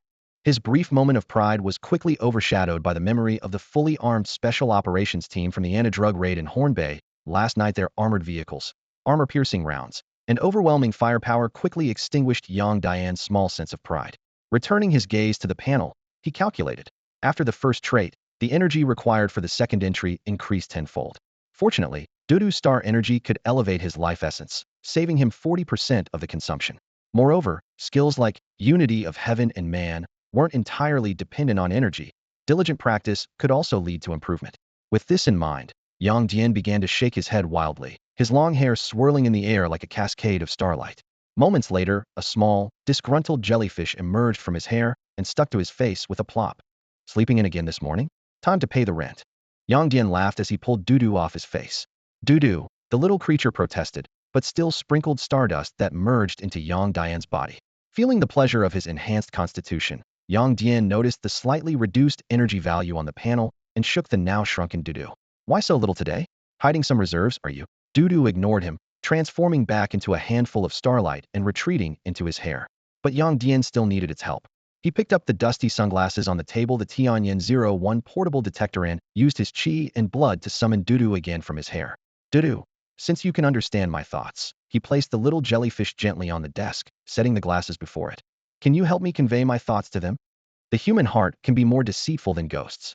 Yang Dian frowned slightly as he looked at the detector in his hand. This high-tech device, capable of reading neural signals and connecting to the internet, seemed like a double-edged sword to him. While it had numerous uses, it also meant that the user's thoughts could potentially be exposed to others. Because of this, he had always kept it shelved. However, since Dudu came into his life, this dilemma seemed to have found a solution. Through repeated testing, Yang Dian discovered an interesting trait. Dudu only reacted to thoughts that were related to itself. Whenever he commanded Dudu in his mind or thought about it, this peculiar creature would immediately respond. The most obvious example was that whenever he thought about replenishing Dudu's energy, it would emit joyful emotional waves. Conversely, if Yang Dian harbored malicious thoughts, like planning to withhold its energy, Dudu would quickly react either by gently wrapping its tentacles around him or covering his head with its umbrella-like top in protest. More interestingly, when Yang Dian thought about things unrelated to Dudu, whether admiring a beautiful woman or planning to waste energy, Dudu remained unresponsive. This discovery was a revelation for Yang Dian. Dudu was practically a natural consciousness isolator. He quickly took action, placing 2 tentacles on the frame of his glasses, and said to the lens, Dudu, send the power-on signal. As soon as he spoke, a blue line appeared in the center of the lens, spreading into a dense stream of data that filled the entire surface. Nice, the plan worked. Yang Dian chuckled lightly, grabbing Dudu and placing it on his head, then continued, Dudu, integrate. Remember to merge 2 tentacles with the glasses, and don't let it directly touch my skin to read my thoughts. Faced with this physically demanding request, Dudu showed reluctance. Yang Dian quickly promised, once it's done, I'll reward you with more energy. This creature, with simple emotions and a lack of deep thinking, immediately became excited and swiftly completed the task. Wearing the modified sunglasses, Yang Dian first adjusted the frame for comfort. He tried to command the sunglasses to change color directly, and as expected, there was no response. Using Dudu as an intermediary, he softly said, Dudu, make the lenses transparent. The yellow lenses instantly became transparent, confirming his hypothesis. Satisfied, Yang Dian lay on the bed and softly said, Dudu, I keep my promises. From now on, you can consume 70% of the naturally accumulated energy each day. This decision wasn't purely generous. The efficiency of Dudu's starlight energy far exceeded direct use. 0.7 points of energy used in cultivation could only slightly reduce liver traits, but starlight energy converted by Dudu often resulted in effects several times greater. The only question was whether there was an upper limit to this enhancement. I hope to keep improving. With that thought in mind, Yang Dian opened the bathroom door, quickly washed up, and prepared to head out for some food. As soon as he opened his apartment door, a familiar voice came from the hallway. "Young lady, are you Xiao Yang's girlfriend?" It was the elderly neighbor from next door, looking him up and down. "If you're planning to move in together, you'll need to register for a temporary residence permit at the local office." "Uncle, it's me," Yang Dian replied awkwardly, turning around. "What? Xiao Yang?" The old man was startled, eyes wide as he circled around Yang Dian a few times. "It's only been 2 days, and your hair's grown this long? And you're wearing glasses now?" From behind, "I thought you were a young lady. No wonder you write books, so artistic. Where did you get your hair done?" "It's lovely. My wife is losing hair and is thinking about getting a wig or a hair transplant. Can you recommend something?" Yang Dian instinctively adjusted his glasses. "Sure, in a few days I'll get you a wig. You can give it to Auntie. But mine is custom made, so the ones you buy might not be as good. Close enough is fine." The old man's eyes lit up. "I'll transfer you the money and give you a month's rent free." "You're so generous, uncle." Yang Dian gave him a thumbs up. After a few pleasantries, Yang Dian went downstairs to the street. The morning streets were quiet and sparsely populated. He gently tapped the frame of his glasses. "Dudu, activate the detector. Lock onto any wanted criminals within range and scan for any unusual circumstances around." As soon as he finished speaking, a small reticle appeared on the lens, scanning the faces of passers-by and the surrounding scene before disappearing. It would remain on standby until a target was detected. "Am I wearing a walking criminal detector?" Yang Dian joked to himself and turned towards a familiar breakfast stall. "Boss, the usual," he called out. Suddenly, the previously quiet detector activated. The reticle locked onto a white feather wedged in a crack in the wall. A string of information appeared on the lens. "Feather, pure white, 25 centimeters long, unknown energy detected at the base, no similar items found in the database, suspected to be from a mutated creature." Yang Dian's gaze lingered on the feather for a moment before shifting to the breakfast stall. The vendor looked more haggard than a few days ago, and his daughter was nowhere to be seen. Finding a seat, Yang Dian tapped his glasses again. "Dudu, retrieve Sun Yue's recent travel records." Soon, detailed information appeared on the lens. Sun Yue, female, 17 years old, from Chang'an, Fuzhou, Fujian Province, Huaxia. No travel records captured by the surveillance network in the past 4 days. Phone usage normal. Note: phone camera covered during use. Unable to determine current status. A slight smile appeared on Yang Dian's lips. This definitely had something to do with Sun Yue. After all, who covers their phone camera without reason? Yang Dian took out his phone, quickly opened the Internal Affairs Network, and began drafting an application report. As a second-level security officer for the Bureau of Anomalies, he needed to report an unusual discovery at a breakfast shop on Pingshui Street in Chang'an District. A 25-centimeter-long white feather, with its base emitting an unknown energy. Even more suspicious was that the shop owner's daughter, Sun Li, hadn't been seen for 4 days and had deliberately blocked her phone's camera, suggesting she might have awakened some kind of ability or was harboring mutated creatures. The application was swiftly sent out, and almost simultaneously, a response from the Bureau's AI, Dieting, arrived.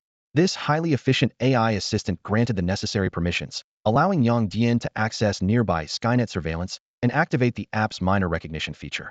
Yang Dian didn't act immediately. Instead, he focused on his breakfast. He knew he had the authorization to deploy Skynet cameras, but the crucial facial recognition data would only be sent after verification by Dieting. Sure enough, within 3 minutes, 3 images and a video were transferred to his phone. Glancing at Sun Li, still busy behind the breakfast stall, Yang Dian opened the received photos with his left hand. Sun Yue's image appeared on screen, and his gaze lingered on the noticeably deformed area of her back and shoulder blades before he closed the screen. These anomalies clearly indicated that Sun Yue had awakened a physical mutation ability, likely developing wing-like organs. As he planned to pick up a package from headquarters at the security office, change into a new uniform, and visit Sun Li after he closed the stall, his phone suddenly rang. The caller ID made Yang Dian's heart skip a beat. "Captain," he answered. "Of course, I'm up with the sun." "What? Head to the bureau immediately? Something major happened at Yangjiuan." "Got it. Straight to the main conference room." "Understood." Not bothering to finish his soy milk, Yang Dian quickly scanned to pay, shouted, "I've paid," to the owner, and dashed towards the security office. He covered the few hundred meters in less than a minute, bursting into the main conference room. As he entered, Yang Dian noticed the unusual situation in the meeting room. In addition to his colleagues from the 7th Squad, there were 12 members from the 5th Squad and 3 personnel in blue military uniforms. The leading officer bore a major's insignia, 2 bars, and a star. As he surveyed the scene, Lin Imo signaled him to come over. Yang Dian took his seat as 2 soldiers in blue uniforms closed the conference room door. On the podium, Wang Quan appeared grave, his bloodshot eyes betraying a sleepless night. He quickly turned on the projector and got straight to the point. Last night, following a public tip-off, we discovered a large-scale international drug transaction in the Yangzhou Bay area. The special operations team immediately dispatched armed forces to take action. Wang Quan rapidly clicked the remote, displaying images from the scene on the screen. Initially, the operation went smoothly, successfully surrounding the target area. However, midway through, an unexpected event occurred. These drug traffickers were fanatics of gene serums. After being cornered, they collectively injected an unstable gene serum, leading to their genetic collapse and self-destruction. He paused, his gaze sweeping over everyone present. However, the drug lord Charles and his 4 core members Clayton, Ram, Benjamin, and China's most wanted criminal Tian Zanare, all missing. Wang Quan's voice grew more serious. These 5 individuals each possess unique abilities. Charles can teleport, Clayton has block-level gigantification powers, Ram can control small animals and influence medium-sized ones. Benjamin is a master of mental hypnosis, capable of unwittingly turning people into his zealots. He took a sip from his teacup and continued. On the surface, these 4 are associated with the American Agency for International Development. But according to insider information, Charles is actually a mole planted by MI6 of England 17 years ago. Captain Xiao Yen of Team 5 stood up and asked, "So our mission this time is to capture Charles's drug trafficking team?" "No." Wang Quan shook his head and switched the projection. The bloodstained landscape of Yangzhou Bay appeared before them. "They're a minor issue. The real threat lies in the sea. When we sent personnel to collect evidence at the rocky reefs of Yangzhou Bay, an unexpected incident occurred." The final video began playing. The sea churned violently, rocks tumbled, and several 100-meter-long tentacles erupted from the water, their suckers gripping tightly to the fragmented flesh of beast-like humans. As the tentacles withdrew, they dragged away a few soldiers who hadn't managed to retreat in time. "This is the real reason I called you here." Wang Quan's voice was somber. The footage showed armed helicopters unleashing a barrage on the sea, countless bullets splashing into the water. Even after 3 minutes of intense fire, the seabed remained eerily still. Realizing that those soldiers were unlikely to survive, I immediately ordered missile strikes. As he spoke, the footage showed 11 armed helicopters launching missiles simultaneously. The massive explosion engulfed the entire Yangzhou Bay. At that moment, a colossal creature broke through the waves, creating a towering surge. It was a giant monster, its surface covered with colorful tumors, appearing vividly in Yang Dian's view. The mutated octopus was enormous. How big exactly? It towered at the mouth of Goathorn Bay, its massive body surpassing the height of the 100-meter cliffs. The armed helicopters circling around it appeared as insignificant as toy models in a child's hand. Modern technology's high-definition cameras captured the confrontation in vivid detail. Yang Dian watched intently as the barrage of bullets from the helicopters rained down on the octopus. These bullets, capable of piercing through reinforced concrete, only managed to create shallow dents in the octopus's skin, which then bounced off resiliently into the sea. Only the roaring missiles could tear open bloody gaps in its flesh. But to this behemoth, these wounds were akin to small scratches on a human hand, enough to anger it, but far from fatal. Unless they could strike the vital spots protected by its numerous tentacles, these attacks were futile. As Yang Dian marveled at the creature's resilience, the mutated octopus finally became enraged by the relentless missile bombardment. Amidst the thick smoke, 3 tentacles shot out like lightning, targeting the helicopters in midair. Perhaps the tentacles moved with unimaginable speed, or the pilots were overconfident in their distance from the octopus, or perhaps they were under some mysterious mental control of the creature. None of the 3 helicopters made any evasive maneuvers. These tentacles, seemingly only a few 100 meters long, displayed astonishing reach, spanning several kilometers to pierce through the helicopters in an instant. The final frame of the video froze on the moment the helicopters turned into fireballs. Yang Dian squinted, seemingly seeing that the explosion of one helicopter had severed a small section of the mutated octopus's tentacle. Considering this city-sized terror, if it silently approached a battleship, could it easily capsize it? If it ambushed coastal towns, would ordinary people have any chance of survival? As Yang Dian contemplated whether to move his family inland, Wang Quan, standing at the podium in the large conference room, spoke up. "Without a doubt, this mutated octopus possesses city-level combat capabilities. Without equivalent combat power or heavy firepower strikes, it could completely annihilate a small city in a short time. Given its appearance in the ocean and its massive size, after discussion, we have decided to classify it as a sea king creature, corresponding to the mutated beast king creatures on land. This mutated octopus is named Sea King Octopus, designated as Sea King Creature 001. Based on combat analysis and data from various detection equipment, we have determined it possesses at least 4 abilities: mimicry, stealth, super defense, and rubber-like tentacles.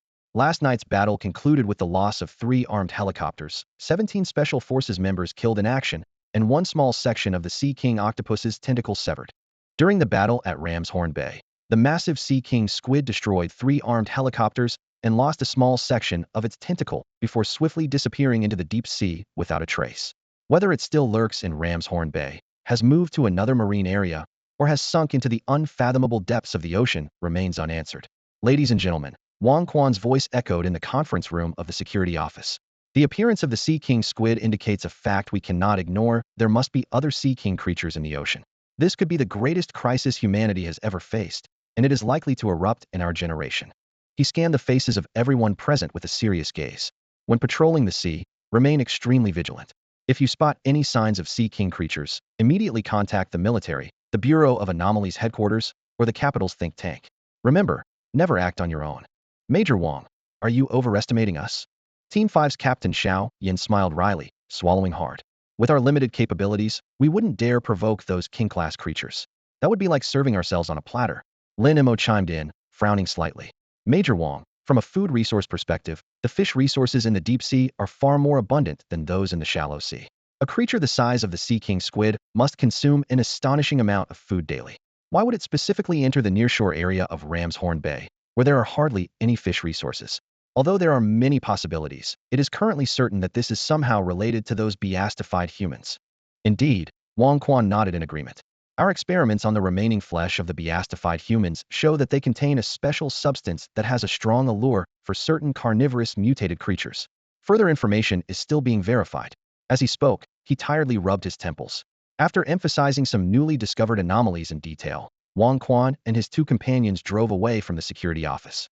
Watching them leave, Xiaoyan suddenly sidled up to Lin Mo. Old Mo, what do you think about these Sea King monsters? What do I think? Lin Mo rolled his eyes.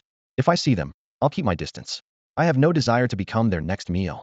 He then scrutinized Xiaoyan. Have you completed your mission? Mentioning the mission, Xiaoyan immediately showed a look of disdain. It was just a wild boar with awakened thick armor ability, average strength, just thick-skinned and fast. Send 2 or 3 people, and they could solve it in about 10 days. Sending our whole team was just. He stopped mid-sentence, recalling Lin Mo's past with Team 2's Captain Tianjun, and wisely changed the subject. Xiaoyan turned his attention to Yang Dian, extending his right hand. You're the martial arts prodigy who just joined the bureau, little Yang, right? I'm Team 5's Captain Xiaoyan. Xiao like in Small Moon, and Yin like in Three Fires, not the Xiao Yin from Battle Through the Heavens. Nice to meet you, Captain Xiao. I'm Yang Dian. Yang Dian shook hands with him. No need to call me Captain Xiao, just call me Brother Xiao. Xiao Yin waved his hand jovially. By the way, little Yang, your Team 7 just formed and is short on manpower, so you probably won't get any good missions. Want to join Team 5? We earn merits much faster than Team 7. You cheeky Xiao, Lin Mo playfully punched him. You just got back and you're poaching in front of me? Are you looking for trouble? As Lin Mo and Xiao Yin bantered, Yang Dian's phone chimed with a text message notification. He glanced at it, and then waved goodbye to the 2. Captain, Brother Xiao, my delivery has arrived. I'll go pick it up. It's some rare treasures from headquarters. The courier was a middle-aged man dressed in a black tactical suit, exuding the efficient demeanor unique to military personnel. His stern face was marked by a sense of precision, as if he were carrying out an important mission. After confirming Yang Dian's identity, he handed over a receipt and swiftly transferred a suitcase, 3 sizes larger than the previous one, and a bag of clothes into Yang Dian's hands. He concisely explained the precautions. Huainanji, Tianrenhai oral liquid, and Tian Dichijun Dxian Ru must be kept refrigerated, or their medicinal properties would quickly diminish. The suitcase was equipped with an advanced refrigeration system that could operate for 30 days with just a 5-minute charge. Having completed his task, the courier saluted Yang Dian in a formal military manner and turned away briskly, heading towards a black bulletproof car parked by the roadside. Observing the courier's swift and decisive style, Yang Dian couldn't help but be impressed. He then carried the items into the changing room.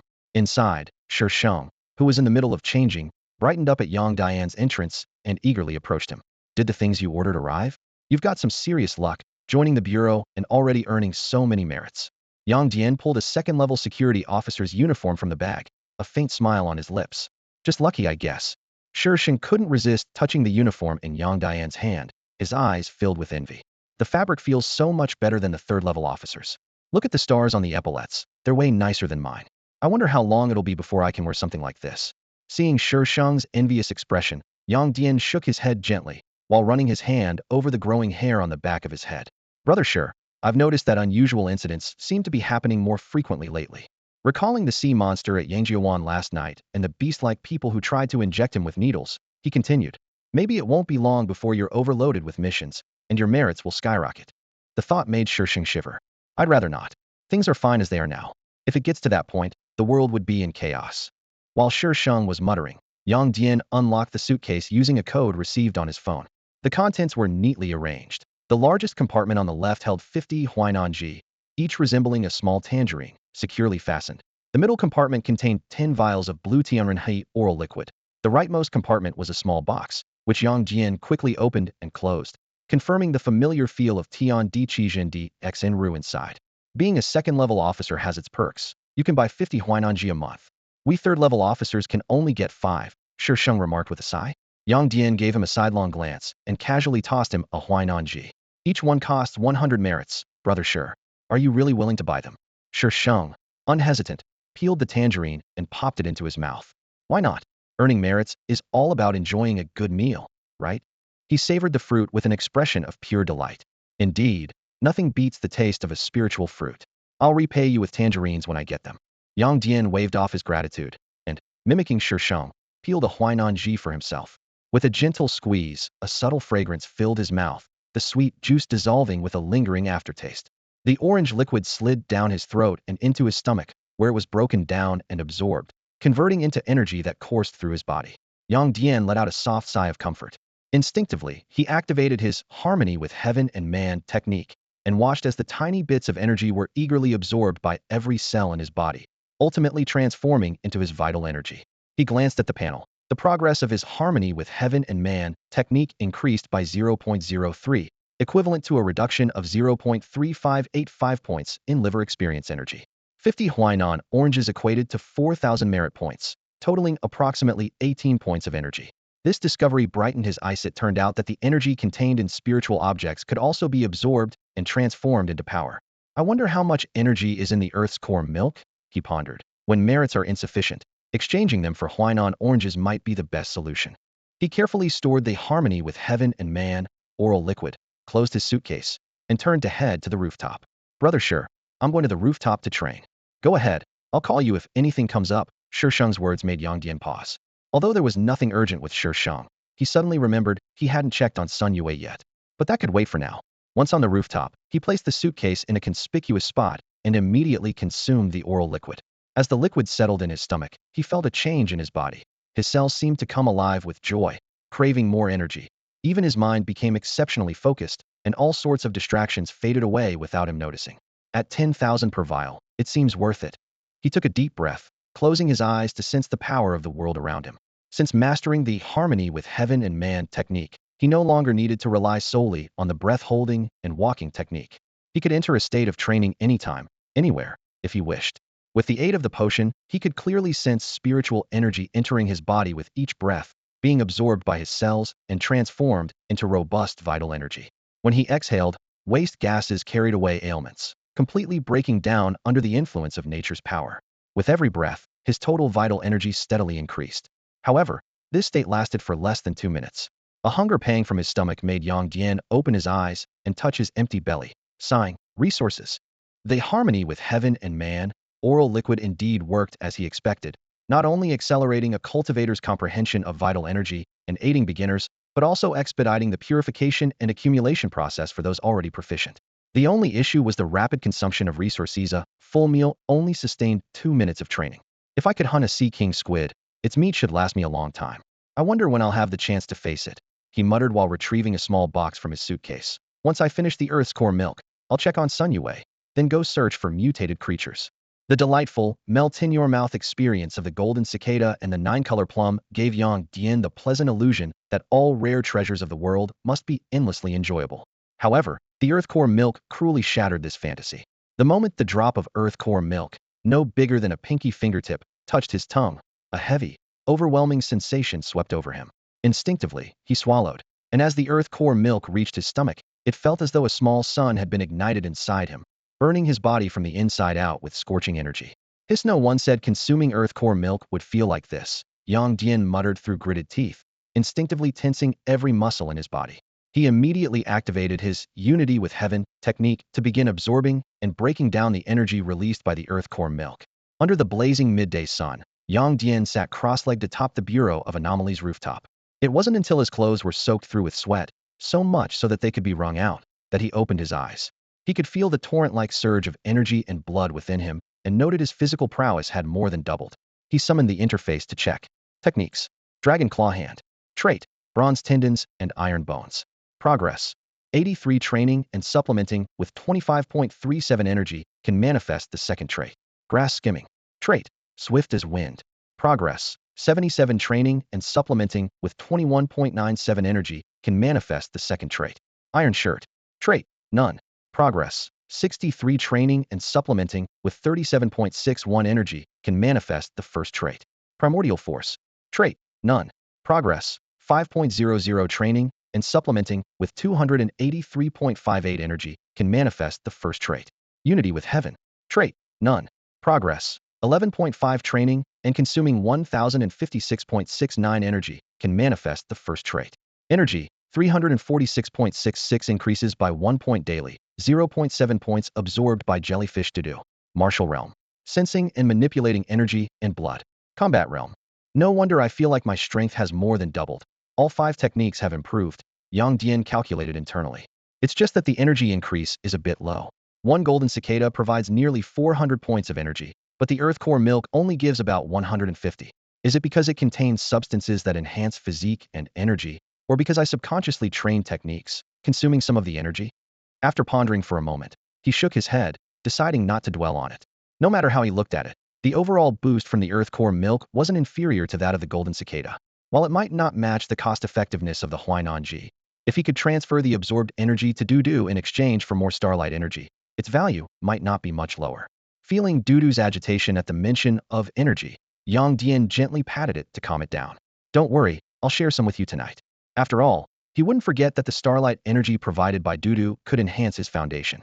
As for now, he only needed 85 energy points to unlock the traits for Dragon Claw Hand, Grass Skimming, and Iron Shirt. Glancing up at the midday sun, Yang Dian removed the 2 bracelets from his wrist not for aesthetics, but purely for the convenience of training his Dragon Claw Hand. After all, Grass Skimming required walking and running. Iron Shirt needed someone to massage him, so for now, he could only focus on practicing the Dragon Claw Hand. As for Xiao Sun, Yang Dian smiled slightly, the beads in his hand gently turning. Let's wait a bit longer, until he unlocks the second special trait of the Dragon Claw Hand. From noon until dusk, Yang Dian sat quietly on the rooftop, the beads in his hand continuously flowing. As the last ray of sunlight was about to vanish beyond the horizon, his body suddenly trembled, and his movements came to an abrupt halt. Reverse Dragon Scales? Staring at the newly appeared second trait on the panel, Yang Dian paused for a moment before raising his right hand, as if guided by some force. He mobilized his entire body's vital energy, and strands of blood-colored mist seeped from his pores, converging like serpents at his fingertips to form an indestructible blood-red dragon claw. Each fingertip extended with a sharp, 3-centimeter-long dragon talon, gleaming with menace. The blood-colored mist continued to surge, condensing into patches of dragon scales on the palm and back of his hand. These scales began at the joints of his fingers and extended in reverse towards his forearm. However, due to the short time of cultivation and limited accumulation of energy, the blood-red dragon scales only grew up to his elbow before stopping. Yang Dian flexed the dragon claw, lightly tapping the level 4 steel on the rooftop, producing a crisp metallic clang. He then tentatively scratched the steel with his fingertip, causing a grating screech that startled Lin Mo, who had just come upstairs. What the heck? Lin Mo's eyes widened as he quickly approached Yang Dian, who was crouched on the ground. Your hand. Is this a second awakening? You can scratch level 4 steel this deeply. It was indeed astonishing. That was level 4 steel, which even small caliber bullets could only leave white marks on. Yet Yang Dian's casual scratch left a trench 9 centimeters long, 3 centimeters deep, and half a centimeter wide. Captain, this isn't an awakening, Yang Dian said, clenching his fist with a metallic sound. This is ancient martial arts, the Dragon Claw Hand. With that, he suddenly punched the ground.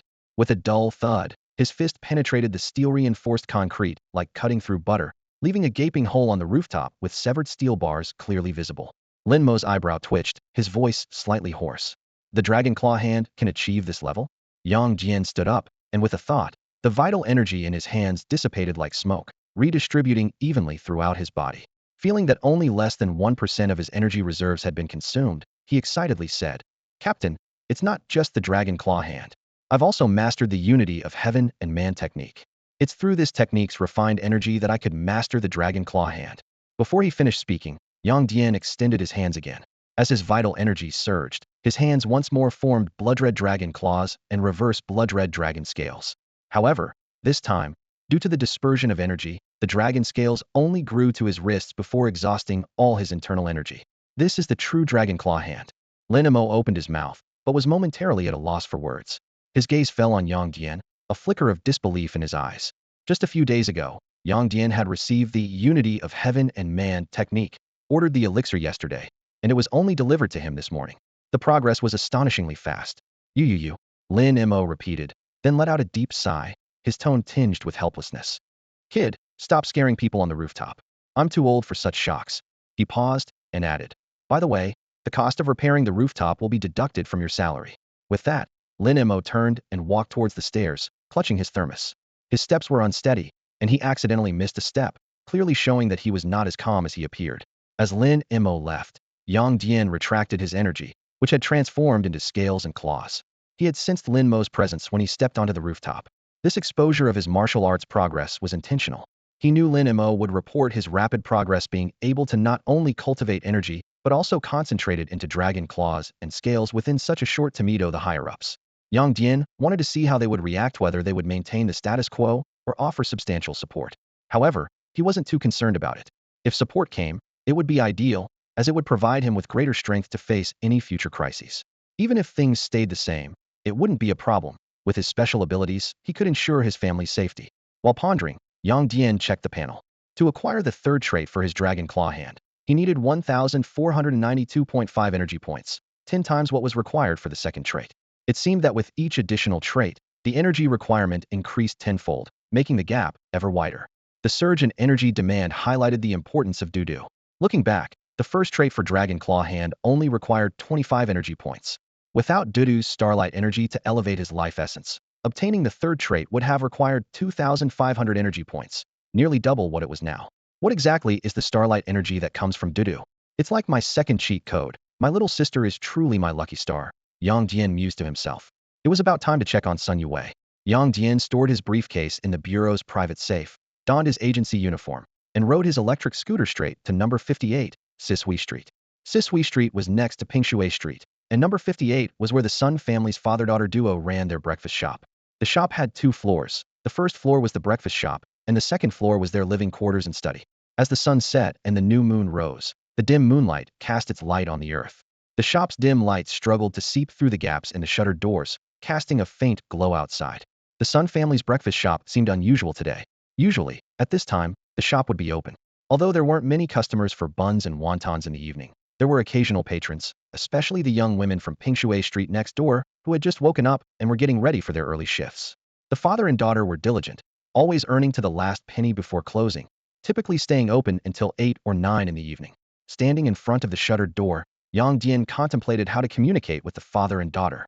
A shadow suddenly appeared behind the door, blocking the light that was spilling out. Yang Dian looked at the roller shutter door in surprise. Although he couldn't see what was happening behind it, he could imagine Sun Li's cautious expression and the self-defense weapon he likely held in his hand. Huaxia Bureau of Anomalous Affairs, Level 2 Security Officer, Yang Dian, he stated concisely. There was a moment of silence both inside and outside the door.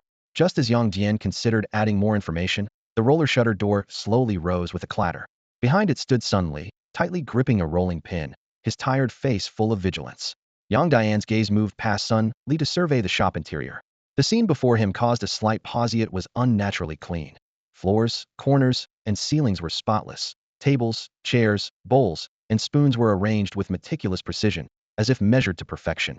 The range hood was so polished it reflected light, devoid of any grease. The entire shop seemed like it had been thoroughly transformed by someone with both a cleanliness obsession and compulsive tendencies. It was a stark contrast to the state it was in when he had breakfast there that morning. The two men sized each other up. Sun Li's eyes lingered for a moment on Yang Dian's uniform, which differed slightly from the traditional ones, confirming his identity through its unique official aura.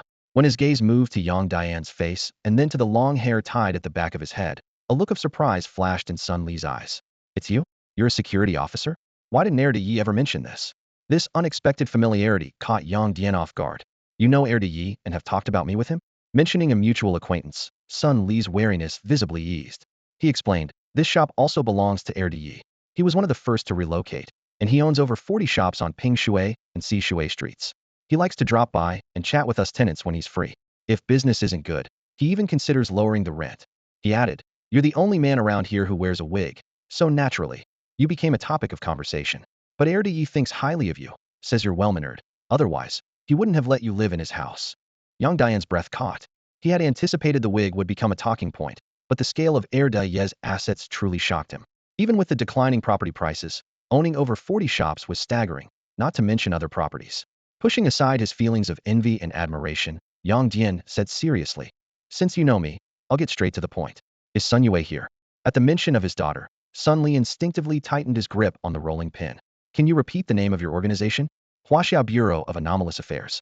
Sun Li swallowed nervously, his expression growing more tense. And what if? Yang Dian raised a hand to interrupt his stammering, directly addressing the most pressing matter. Sun Yue has indeed undergone changes beyond normal imagination, but for us, it's nothing unusual. Whether it's physical or organ mutations or evolution, it's within our scope of work. You don't need to worry about her being forcibly contained or experimented on. The world isn't as dark as you think. As soon as Yang Dian finished speaking, Sun Li visibly relaxed, his tense expression softening. That's good to hear, he mumbled softly, then gestured for Yang Dian to enter the breakfast shop. Sun Li glanced outside the door like a thief before pulling down the roller shutter. The light inside the shop dimmed slightly, adding to the heavy atmosphere. Is the mutation in Xiaowei really nothing serious? Sun Li asked worriedly. I assure you, it's nothing serious, Yang Dian replied with conviction. Despite the reassurance, Sun Li still looked troubled.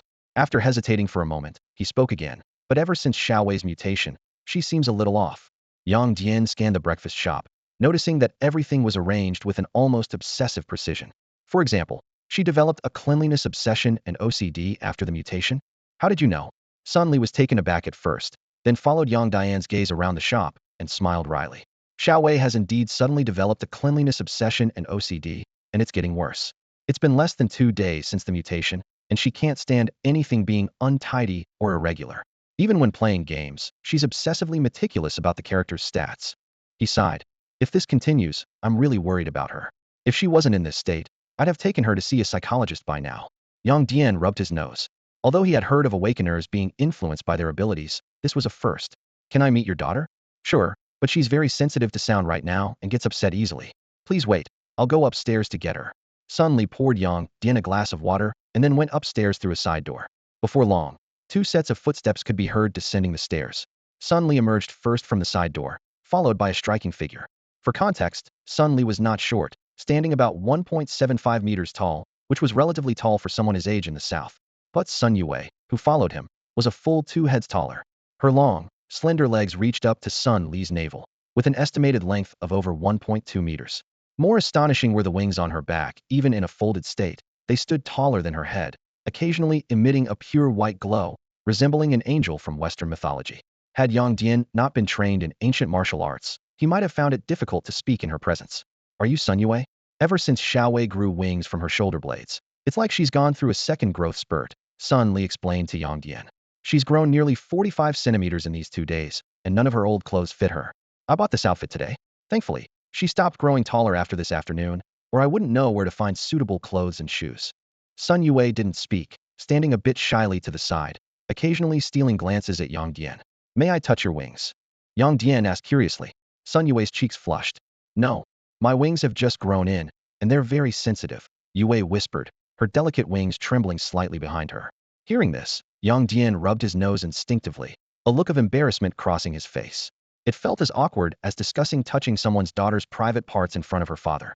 He quickly stomped on his own shadow, wishing he could find a hole to crawl into. After composing himself, Yang Dian said seriously, given the changes happening to you and the shift in your personality, I suggest you undergo a checkup at a professional institution.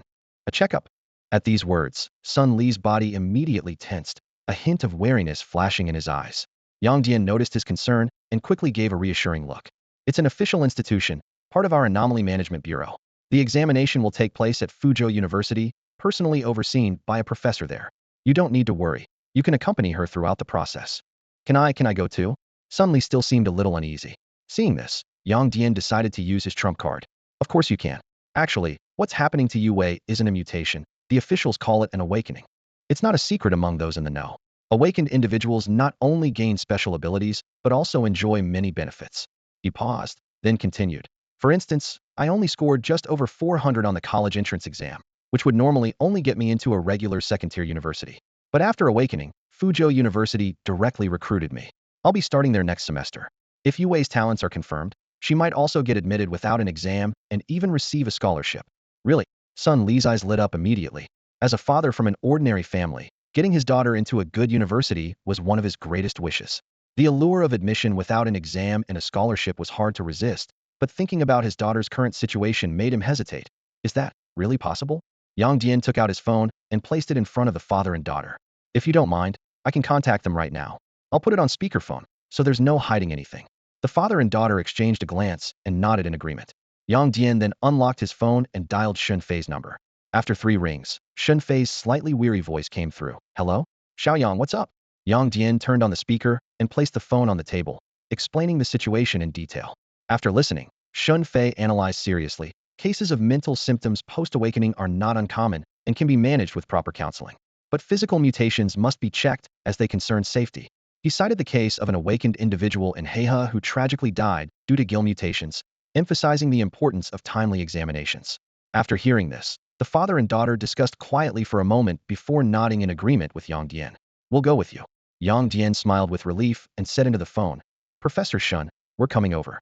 You're still at the research institute, right? I am, Shun Fei replied, pausing before adding, you're coming at a good time. We've just made a significant breakthrough in our research on glowworms and giant cockroaches. The results far exceed our expectations. We've tested on animals and death row inmates. You should come and see. At the entrance of the Fuda Research Institute, Shun Fei was immediately captivated by the pair of pristine wings on Sun Yue's back. His eyes lit up with delight as he exclaimed, This must be Xiao-san, right? The new awakened one that Xiaoyang mentioned. Those wings are truly beautiful. Sun Yue instinctively touched her wings, a hint of unease in her eyes. Sensing her nervousness, Shun Fei quickly put on a kind smile and turned to his female assistant. Xiao-chun, please arrange a temporary pass for Ms. Sunday. Then take her for a checkup and inform me of the results. Also, introduce her to Fuda and the Extraordinary Management Bureau along the way. I'll take Xiaoyang to see the recent progress. The female assistant, Chun Wenxian, had recently awakened her photographic memory ability. After giving instructions, Shun Fei reassured Sun Yue. Don't worry, the checkup is simple, not even a blood test is needed. Sun Yue glanced at Yang Dian, as he was the only familiar face there besides her father. Yang Dian nodded understandingly. This is an official department, there won't be any issues. Wenxian is also an awakened one. She joined the Extraordinary Management Bureau just after awakening a few days ago and now assists Professor Shun at the institute. Her sister, Wenya, is also an awakened one and works at the bureau, although not here. Both were specially recruited by Fuda. Hearing this, Sun Yue and her father turned their attention to Chun Wenxian, who confirmed with a smile. Yes, my sister and I joined the bureau right after awakening. I'm in the 3rd team's research department, and my sister is in the 2nd team's information department. It was Uncle Yang who invited us. She turned to Sun Yue. Sister Sun, come with me for the checkup. As Chun Wenxian walked beside Sun Yue, she couldn't help but admire her long legs with envy. Your awakening talent is amazing. Not only do you have such beautiful wings, but your legs are so long. She gestured in admiration. Even beauty apps can't make legs this long. I'm so envious. Yang Dian cleared his throat. Wenxian, I told you, we're about the same age, so don't call me uncle.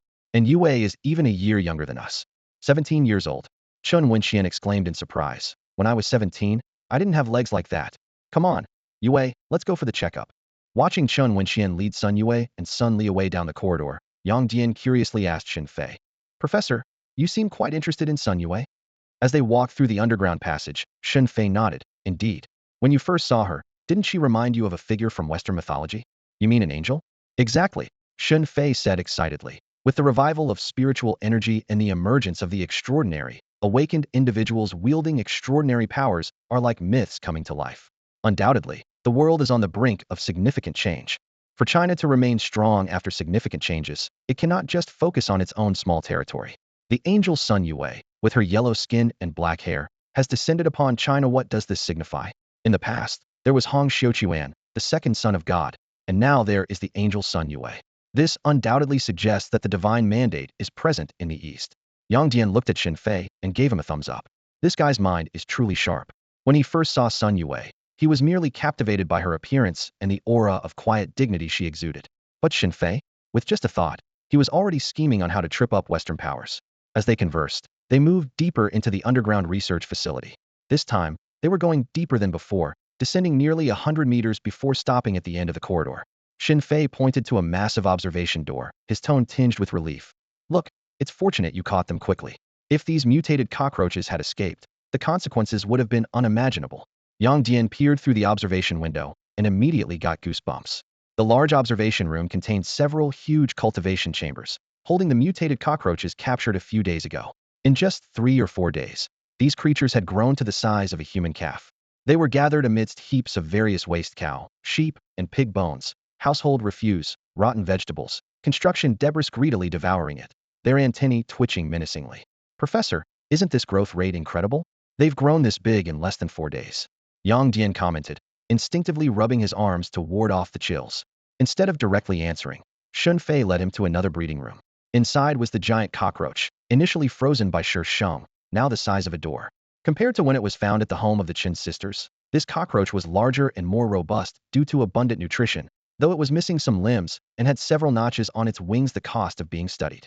Our research indicates that this is a mutation of the American cockroach, Xin Fei explained. Cockroaches are called little strong ones due to their incredible adaptability. To survive in the complex environment following the reawakening of spiritual energy, their mutation has focused on enhancing digestive capabilities, accelerating growth, increasing size, and storing more energy.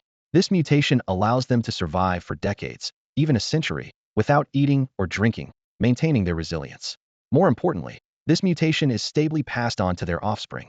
Yang Dian suddenly recalled online claims about cockroaches having higher protein content than beef and couldn't help but blurt out, rapid growth, increased size, energy storage. Isn't this evolution towards becoming a high-energy food source? You think so too?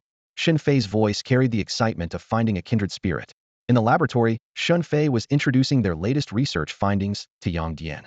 We've extracted a substance from the torsos of mutant cockroaches, Xin Fei explained as he led Yang Dian to a large observation window.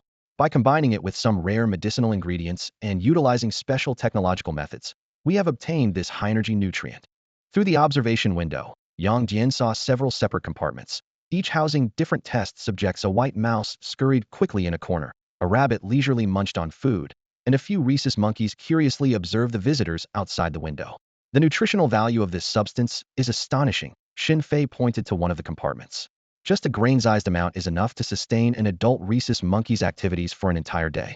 We've confirmed through experiments on death row inmates that it's harmless to humans. Colleagues in the institute who practice traditional martial arts have also volunteered for testing. His voice carried an unmistakable pride. After comprehensive validation, this high-energy nutrient can completely replace most medicinal herbs and spiritual fruits, significantly accelerating the strength enhancement of martial artists.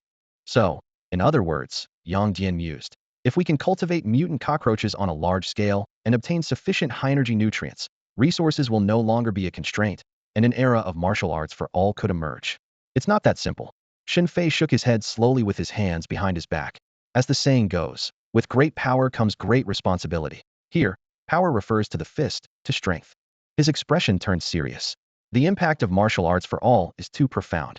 Without a strong enough force to deter, rashly initiating martial arts training for everyone could lead the country into chaos. Those suppressed criminal forces would undoubtedly seize the opportunity to resurge. Xin Fei turned to look at the mutant cockroaches in the cultivation room and continued, even if resources are abundant, promoting martial arts for everyone needs to be gradual. We will prioritize supplying various armed departments and, once their strength is sufficient to maintain social order, gradually promote it in schools, and finally to the general public. Moreover, with a population of 1.4 billion, the daily resource consumption would be astronomical. We must preemptively stockpile ample resources to prevent unexpected situations. All these details require meticulous planning. As soon as he finished speaking, a buzzing sound rang out, and a hemispherical robot slid out from a hidden door, carrying a tray with a blue bottle resembling a soda can. Xin Fei picked up the bottle and handed it to Yang Dian, saying seriously, Lin Mo just submitted a report stating that after you took the Heaven and Man Unity oral liquid, you not only successfully started your practice, but also, with extraordinary talent, achieved physical chi and blood manifestation in a very short time. The organization hopes to enhance your training. He shook the blue bottle in his hand. This is the high-energy nutrient extracted from mutant cockroach meat, and there are only 2 bottles in the world. One is to be sent to the Huaxiao Research Institute for further testing. This last one, would you like to try it?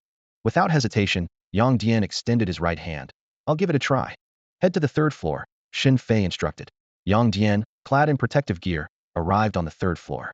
Just as he was about to open the small blue bottle in his hand, Xin Fei reached out to stop him. Although the high-energy nutritional substance has passed animal, human, and ancient martial artist trials, it's still a newly developed product, and we need to be cautious about its safety, Xin Fei said seriously. Just like penicillin can save lives, but some people are allergic to it. If you feel any discomfort, let me know immediately. Yang Dian nodded in understanding. Carefully, he opened the small blue bottle and poured out a blue tablet, 3 millimeters thick and 1 centimeter in diameter. Remembering Xin Fei's warning, he didn't swallow the whole tablet, but instead scraped some powder off with his fingernail and washed it down with warm water. Soon, a warmth spread through his empty stomach, followed by a sense of fullness. Yang Dian immediately activated his unity of heaven and man technique, attempting to refine his vital energy and blood. He could clearly feel his stomach churning, with some substance being rapidly absorbed and transformed into energy that flowed throughout his body, eventually becoming a force of vital energy and blood. Unfortunately, the scraped powder was too little. The energy came and went quickly, leaving him only a taste of its potential. Satisfied that he felt no discomfort, Yang Dian looked at Xin Fei beside him. Professor, I feel great. That's good, Xin Fei replied with a relieved smile. Would you like to try more? Yang Dian nodded, and this time placed the remaining tablet in his mouth. The complete tablet revealed its tasty mix of sweet and sour, with a faint aroma of Huainan orange. Is there Huainan orange in the blue pill? Yang Dian asked curiously. Not just Huainan orange, Xin Fei explained. We've also added blue lotus seeds. The Huainan orange balances the medicinal properties, while the blue lotus seeds aid digestion. Combined with extracts from mutated cockroaches and other herbs, we've created this high-energy nutritional tablet. Each component is essential. How do you feel? Yang Dian swallowed the tablet. It tastes good. As he spoke, he closed his eyes and entered a meditative state. Xin Fei watched the scene unfold. Yang Dian's abdomen moved slightly. His entire body seemed to pulse with his breathing, enveloped in a misty, blood-colored aura. The sight amazed him. This far exceeds what Lin Mo described. Xin Fei thought to himself. Even the colleague at the institute who also masters vital energy and blood can only channel it to enhance their fists, boosting defense and power. But Yang Dian can not only turn his energy into smoke. It's almost becoming tangible. Could it be that I've truly found a natural martial arts prodigy? The fact that Yang Dian was initially discovered by Lin Mo was now forgotten by Xin Fei. He was focused on one thing. Yang Dian's acceptance letter was already prepared under his supervision, and he planned to personally deliver it to Yang Dian's home. Yang Dian had no idea what Xin Fei was thinking. After consuming the small blue pill, a familiar feeling of fullness emerged. This sensation was somewhat similar to the earth core milk, but far less intense. The earth core milk would transform into a blazing sun within the body, almost scorching a person, whereas the small blue pill was like a gentle button battery, emitting just the right amount of warmth, enveloping Yang Dian in a comfortable temperature. The medicinal power slowly dissolved within, continuously transforming into pure vitality and blood energy. Yang Dian could clearly feel not only an increase in vitality and blood, but also an enhancement in his physique, and even his mental strength seemed to have grown. If only the Bureau could supply enough of the small blue pills. With this thought, Yang Dian immersed himself in a state of cultivation. What defines strength? Only through practice and focus, with an undistracted mind. When the medicinal power in his stomach gradually weakened and dissipated, Yang Dian slowly opened his eyes, exiting his cultivation state. Xin Fei immediately glanced at his smartwatch, frowning slightly. The cultivation lasted 36 minutes. Luo Fei can cultivate for half a day with one small blue pill. Why is it only 36 minutes for you? Yang Dian chuckled at the remark. Professor, besides the unity of heaven and man skill and dragon claw technique, I've also been practicing the Hun Yuan force. This martial art allows me to control the power throughout my body as if it were an extension of my will, and even slightly adjust the functions of my internal organs to better guide the flow of vitality and blood. I use the Hun Yuan force to actively speed up gastric motility, aiding in the rapid digestion of the small blue pill. What? Xin Fei was taken aback. Hun Yuan force has such effects? How come I didn't know? When did you learn Hun Yuan force? And within just a few days, you can use it to mobilize your entire body's strength and influence your organs and blood flow. Yes, I've been learning it for a few days, Yang Dian replied with a simple smile. A few days? Xin Fei was astonished. Other ancient martial artists measure their training in months or even years, but for Yang Dian, the time frame was reduced to days. Could you really be a genius? Yang Dian nodded. If nothing unexpected happens, I am indeed a genius. You really don't hold back, do you?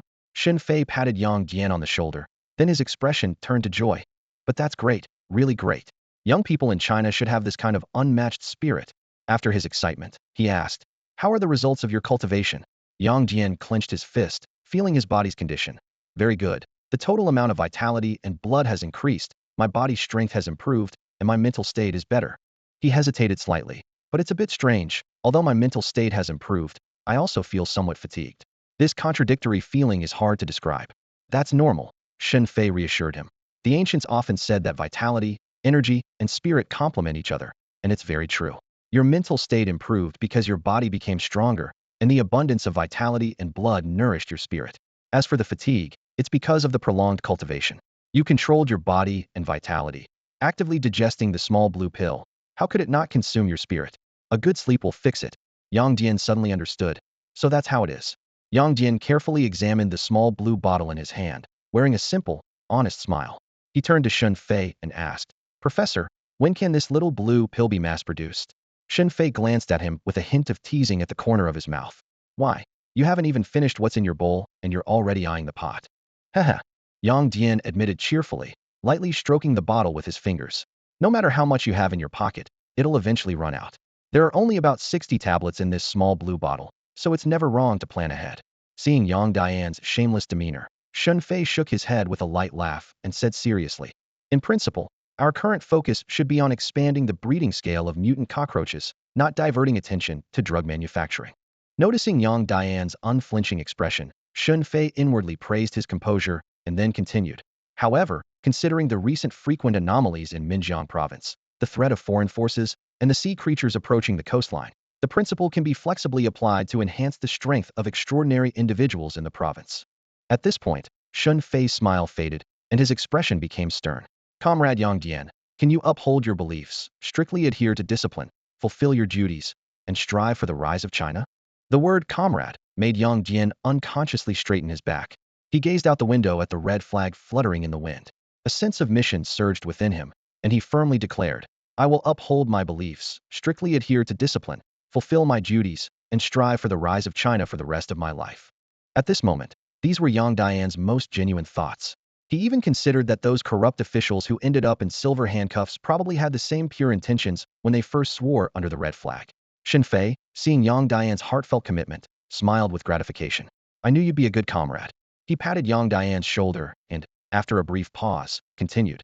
Currently, we have only one adult mutant cockroach.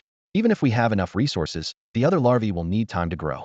The Research Institute can produce at most one bottle of 60 high-energy nutritional pills per month. In 2 months, when the other larvae mature, the allocation will increase accordingly. But remember, if your growth and strength stagnates, resource supply may be cut off at any time. With limited resources, we must ensure maximum efficiency in their use. I promise not to let the organization down, Yang Dian solemnly pledged. Shen Fei squeezed his firm arm, about to speak, when the communicator suddenly buzzed. After checking the message, he asked, Sun Yue's medical report is out. Want to come and take a look? Nah, Yang Dian shook his head. I need to head out early to Dia Bay tomorrow to contain some anomalous creatures, so I should get some rest. Dia Bay. Shen Fei paused. You mean the one in Huizhou? Yes, I met an angler last night, who caught a few mutant creatures. We agreed to meet tomorrow for the handover. Shen Fei chuckled helplessly. You've got some skills, reaching out to another province. Just be careful over there tomorrow. Don't get into conflicts with the local Anomaly Management Bureau. After all, you're crossing boundaries, and the justification isn't on our side.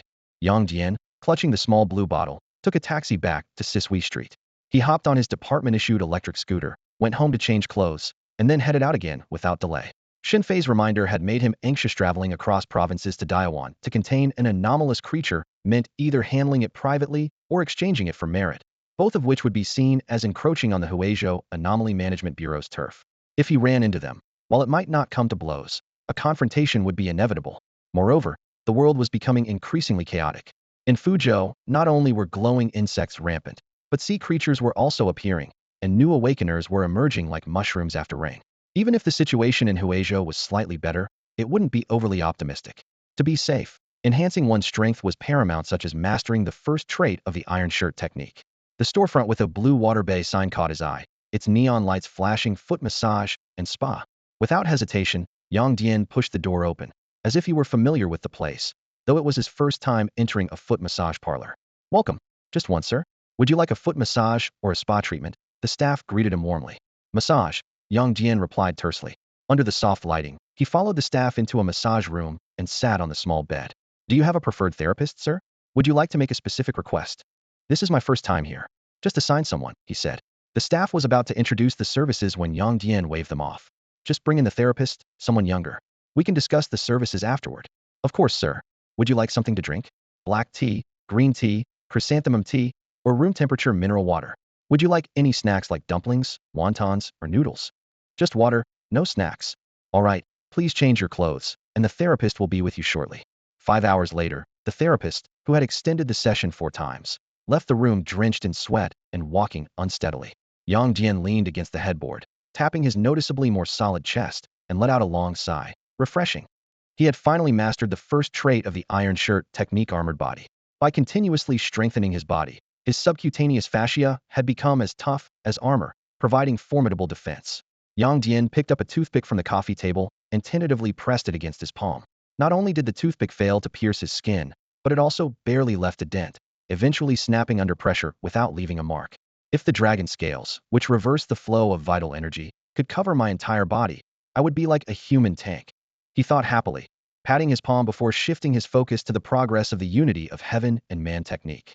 After taking a small blue pill and training for half an hour, the technique's progress increased by 0.03, reaching a total of 11.8. At this rate, with an adequate supply of pills, he would need 2,949 more to unlock the first trait. Unfortunately, he was only allotted 1 bottle per month, which meant it would take nearly 50 months to gather enough. However, with the starlight energy produced by Dudu enhancing and elevating his physique, he might be able to cut that time in half, or even more. Without external assistance, reaching such a level was indeed challenging for an ordinary person. With those thoughts, Yang Dian took a shower, changed back into his clothes, settled his bill at the front desk, and returned to his rental. Although the remaining energy was sufficient to develop the second trait of the grass on the wind technique, the time required was too long. Instead, he decided to rest and recharge for his trip to Daiwan the next day. The next morning, daylight broke. Yang Dian sat in the cab of a large Dayun truck, his eyes gazing through the windshield at the straight highway ahead. He quickly calculated the 800-kilometer journey from Changle to Dia Bay in his mind. At a speed of 100 kilometers per hour, the driving alone would take 8 hours. Adding in necessary rest stops in the distance after exiting the highway, he expected to arrive at Zhao Tian's place around 7 p.m. Just in time for sunset. Perfect for getting things done under cover of darkness, he thought to himself. Looking through the side window, Yang Dian glanced down at the surrounding cars, which appeared toy-like and fragile next to the massive truck, as if a slight turn could crush them. He retrieved a small blue bottle from his pocket, took out a pill, and popped it into his mouth. The long journey is perfect for some cultivation, he mused.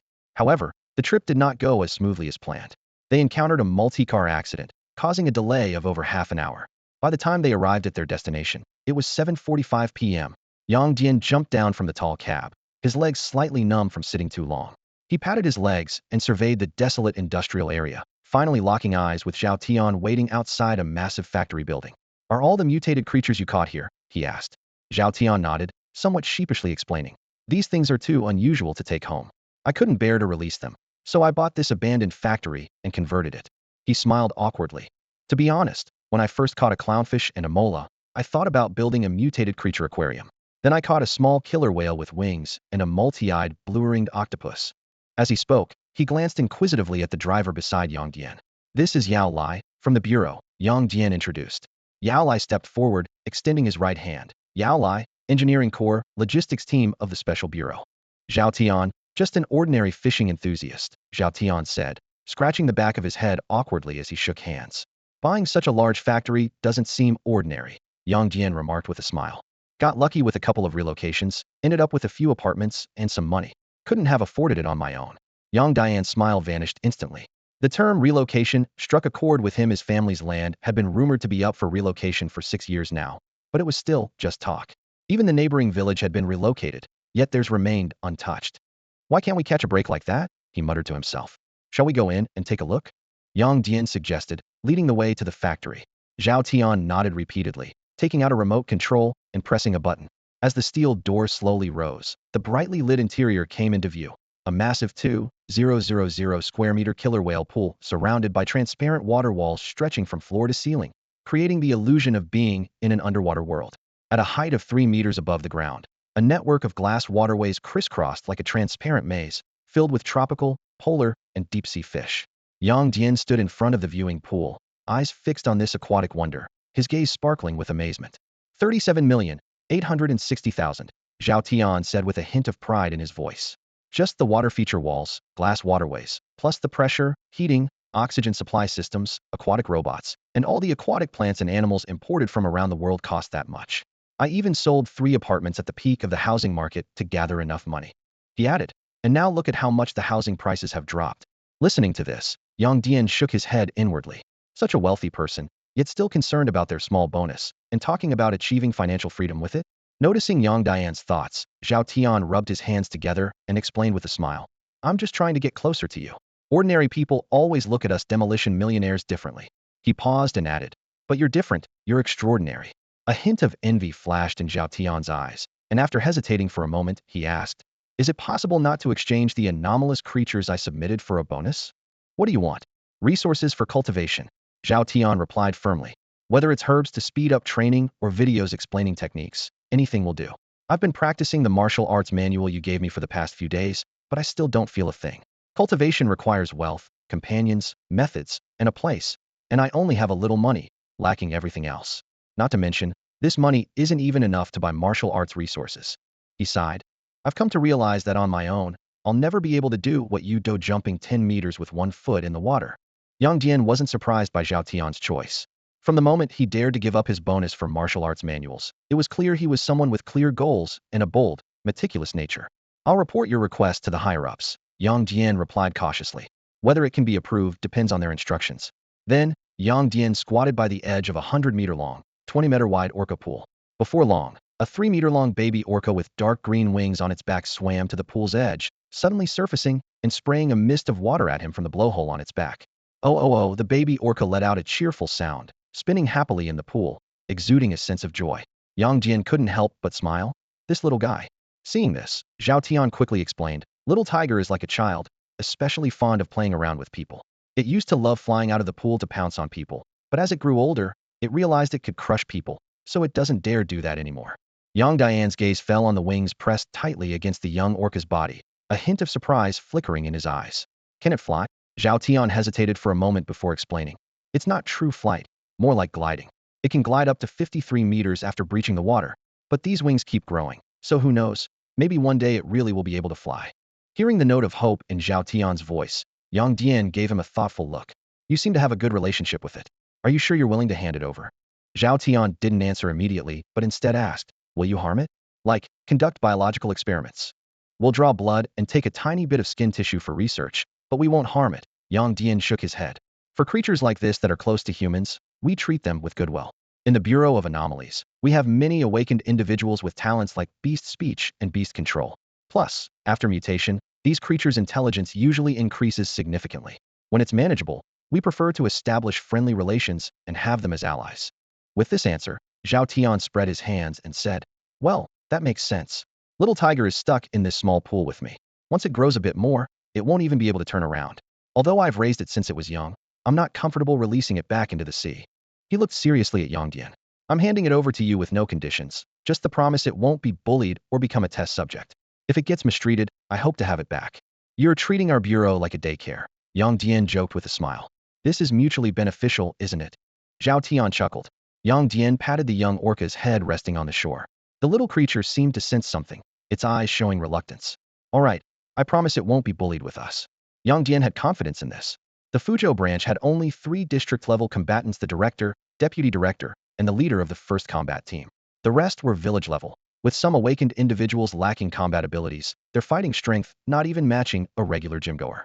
But Yang Dian had honed multiple skills, mastering the use of vitality.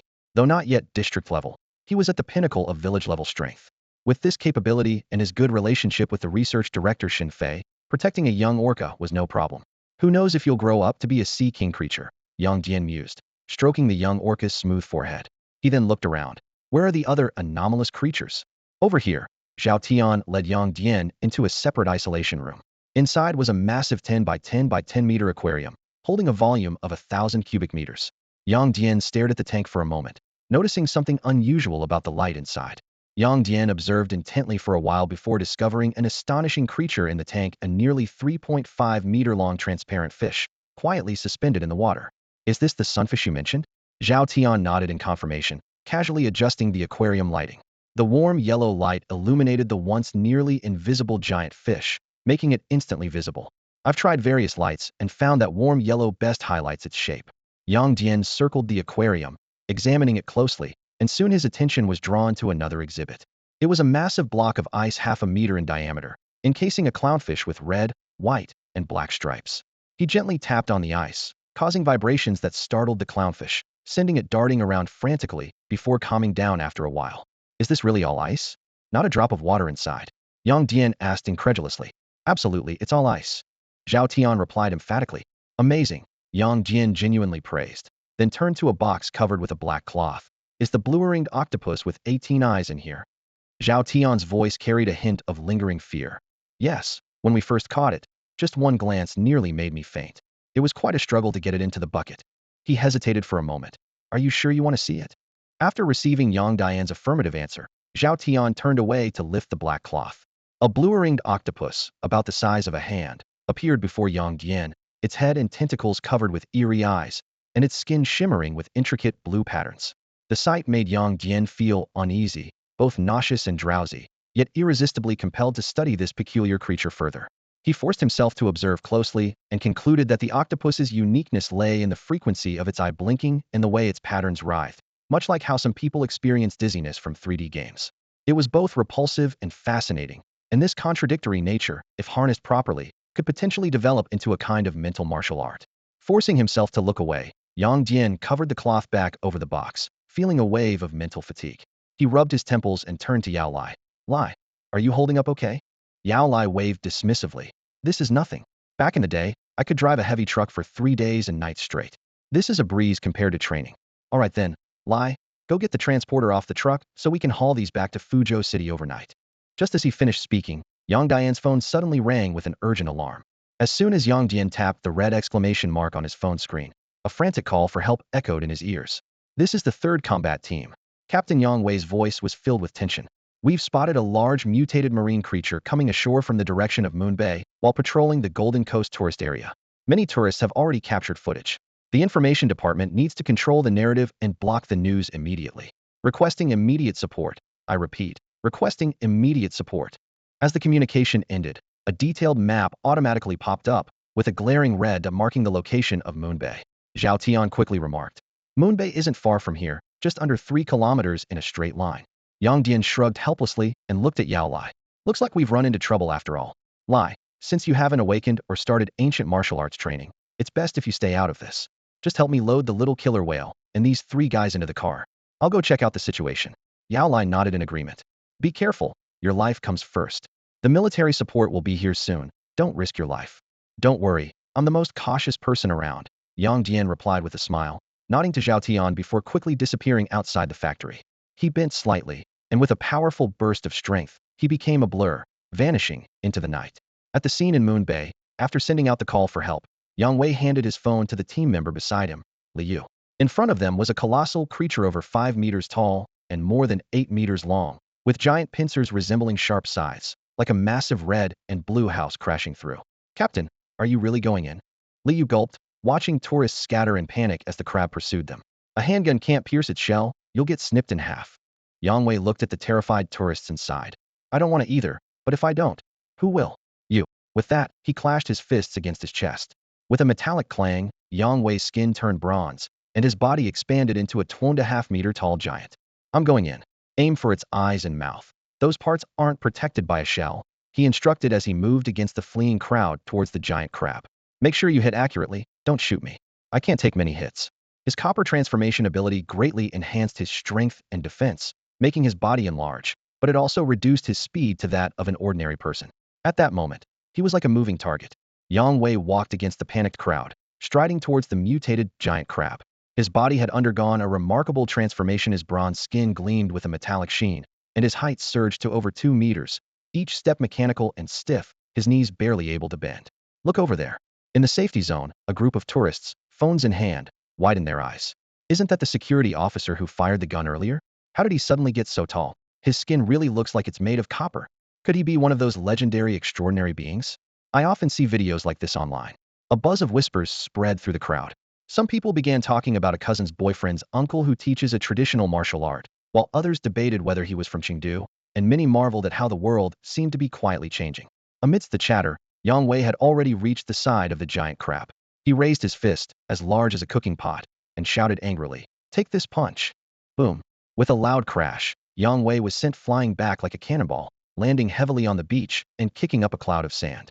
The cheering crowd fell silent. How did he go down so quickly? I thought it was like the Monkey King showing up. Whoa, stop watching and run. In the chaos, a little girl was separated from her parents, crying out desperately. Meanwhile, Liu stood at the other end of the beach, observing the frantic crowd.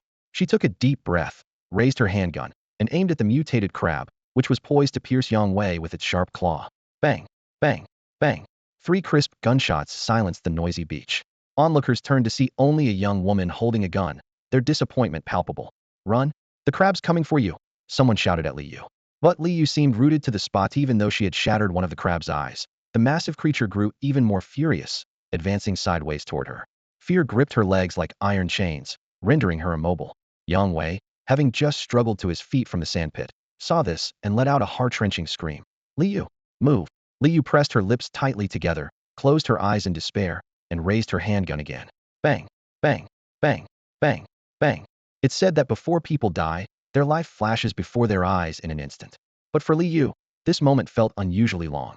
Memories surged like a tide. The warmth of her great-grandmother's embrace, the stories of her era echoing in her ears, the shy thrill of her first crush in middle school, the tremor and joy at the touch of fingertips, the heart-wrenching pain of discovering her boyfriend's betrayal, the confusion and helplessness after her special abilities awakened, and the ecstatic excitement when she was specially recruited by the Bureau of Anomalies.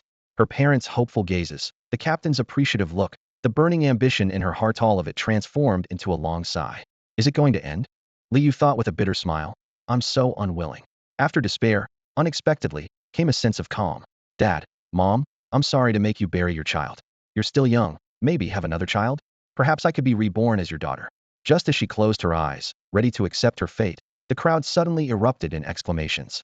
Wow, another one. This one's much stronger than that tall guy. Damn, not only strong but also handsome. Red smoke from his hands, scales, and glowing hair's the king of kings. Why did he evolve without us? Does anyone have his contact info? I want to marry him. Bro, tone it down. This isn't Chengdu. Amidst the noise, Liu opened her eyes. Before her was a tall figure, wearing a Bureau of Anomalies uniform, with a neat single ponytail, holding back the giant claw of a mutated crab with one hand. Before she could process who it was, the world suddenly seemed to pull back, a figure glowing with rainbow light wrapped an arm around her waist, pulling her away from the other claw's attack. In that critical moment, an untimely movie line popped into Liu's mind. My true love is a great hero, who will one day come riding on colorful clouds to marry me. She leaned drunkenly on her savior's chest, murmuring, Are you my great hero? Yang Dian glanced at her in surprise, dodging flying debris as he said, I was called by your captain for backup, not a monkey sent for rescue. With that, he gently placed Liu on the ground and handed her a pistol from his waistband. Your aim is good. Take out the other eye of the crab. Before he finished speaking, Yang Dian shot forward like an arrow towards the mutated giant crab. He deftly sidestepped the sweeping claw, his dragon-transformed right hand slicing through the crab's leg joint with precision. With a crisp crack, the hard shell was punctured like tofu. Unfortunately, the crab's leg was too thick for a single strike to suffice. Twisting his body, he dodged 2 stabbing crab legs, using the momentum to leap back and strike again. This time, with a crack, he tore out a white membrane from the joint. However, the mutated crab was not defeated. It suddenly leapt, 7 crab legs poised like spears, targeting Yang Dian, who was momentarily airborne and unable to maneuver. Shit! With a low curse, Yang Dian channeled his energy and blood to his right arm. His eyes were locked on the target ahead, calculating the odds of his strike succeeding. In a heartbeat, a massive bronze figure burst into his view, dominating his entire line of sight. Take it down. A loud shout pierced the air. Yang Dian swiftly dodged the crab's razor-sharp leg. He landed steadily on the soft sand, and with a powerful push, he was like a phantom, appearing at the side of the giant crab. His right hand clamped down on a crab leg joint like an iron claw, and with a sharp crack, another leg snapped off. The giant crab stumbled, trying to steady its enormous body, but at that moment, a crisp gunshot sounded. The bullet hit its remaining eye with precision, shattering it and robbing the creature of its last sight.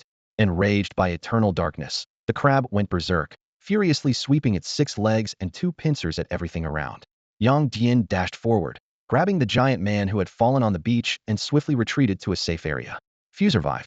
The large man, Yang Wei, stiffly got to his feet, exhaling deeply before turning to Yang Dian. Thanks, brother. But I've never seen you before. You're not from Huizhou, are you?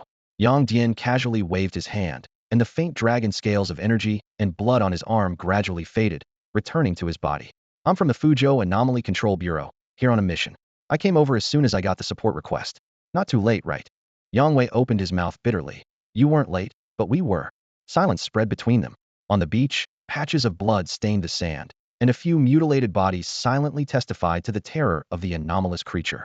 If Yang Dian hadn't arrived in time, Liu would have been doomed, and more innocent lives might have been lost to the giant crab. Yang Dian glanced at the crowd, pointing and whispering 100 meters away, then turned his gaze to the still frenzied, mutated giant crab. When's the backup arriving? Liu approached them. The information department has locked down the network, and all related photos and videos are under review and control. The support team from the Anomaly Control Bureau has reached the coastal highway and can be here at any moment. The armed sea police will arrive in 3 minutes, and law enforcement will follow in 7. She handed the handgun back to Yang Dian. Your gun. Yang Dian had just tucked the gun into his waistband when an eerie clicking sound came from the crab's direction. The massive creature had stopped its frenzy and was using its intact legs and pincers to dig into the sand, as if preparing to burrow down. Its mandibles clashed together, emitting a disturbing noise. Sensing danger, Yang Dian quickly handed the gun back to Liu. Shoot its mandibles too. Liu had barely raised the gun to aim when strange ripples suddenly appeared on the distant sea surface. Yang Dian's bad feeling came true. The ripples on the sea suddenly erupted, and a column of water shot into the sky. Following this, an enormous, jet-black crab, much larger than the previous red crab, burst out of the water and landed heavily on the beach. Its shell glinted with a cold metallic sheen under the sunlight, and its 8 limbs looked as if they were forged from solid steel. The massive creature headed straight for the red crab, which was already half buried in the sand. An eerie clattering sound echoed between the 2 crabs, as if they were communicating in some way. Suddenly, a nearly tangible wave of fury radiated from the black, giant crab, and even from over 30 meters away, Yang Dian could distinctly feel the piercing, killing intent. This crab, it's like it's become a demon, Yang Dian muttered, while channeling his internal energy, causing a layer of misty red fog to appear on his right hand, forming a scale-like protective layer. I'll take the offense, you handle defense, and you attack from a distance? Yang Dian quickly assigned the tactics. Yang Wei, clutching his abdomen where his flesh was torn and bloody, nodded pallidly. I can take 3 more hits. Liu's eyes were determined. I'll make sure to blow its eyes out. Yang Dian crouched low, ready to give the order to charge, but before he could, 2 muffled gunshots rang out behind him. Faster than the gunfire were 2 precise trajectories that shattered the black crab's eyes. The support from the Special Bureau had arrived. The enraged black crab lost its mind, smashing its companion's shell to pieces with a single pincer. Yang Dian was momentarily stunned, then let out a sigh of relief. Looks like we won't have to risk our lives after all. Before he could finish speaking, a petite figure descended from the sky, holding a sniper rifle taller than herself, and landed steadily beside the trio. Wow, that person can fly. Whoa, what an awesome dragon sniper, I want one. Exclamations of astonishment echoed around. Liu quickly introduced. This is Zhou Lin, the captain of the 2nd Squad of the Huizhou Special Bureau Combat Team. Her ability is flight. He turned to Zhou Lin. Captain Zhou, this is a colleague from the Fuzhou Special Bureau. If it weren't for him, I would have been crushed by that mutant crab just now.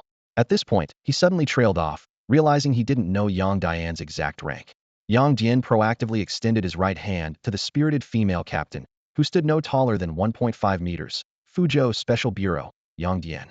Zhou Lin wrinkled her nose and gave a brief handshake. Huizhou Special Bureau, Zhou Lin.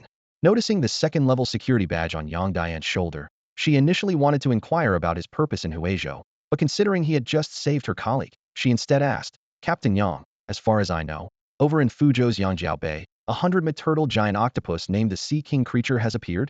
I'm not a captain, just a regular team member. Yang Dian shook his head.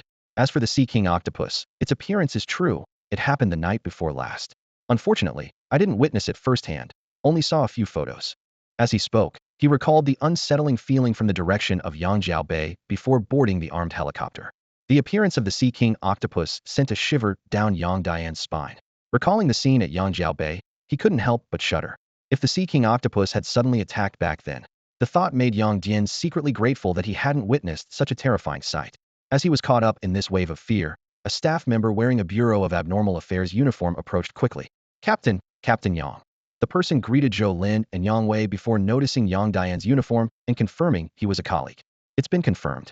These two mutated crabs are the same pair that were photographed by tourists at Huishui Bay 2 months ago. They have been active there, but for some reason, they've suddenly appeared at Moon Bay today. With that, he handed over a tablet showing comparison images. Zhou Lin took a close look and frowned slightly. These two crabs are known for being territorial. Why would they suddenly move to Moon Bay? Have we checked Huishui Bay? The first team has already gone to investigate Huishui Bay, and the information department has used the Skynet satellite to take some photos for us, the staff member replied. Zhou Lin nodded and handed the tablet to Yang Dian. What do you think? Although Yang Dian was new to the area and unfamiliar with the local situation, he examined the images carefully. He quickly noticed something unusual. Look, the black crab originally had 4 legs on each side, but now there are only 3 on the right side. Also, there are visible cracks on its carapace as if it suffered a heavy blow. He continued flipping through the photos and pointed to one. Here, compared to the photos from a couple of days ago, there seems to be something extra. Zhou Lin took the tablet to check, but couldn't immediately discern the difference. She handed the tablet back to the staff member named Xiao Xiang. Send it to the information department for analysis.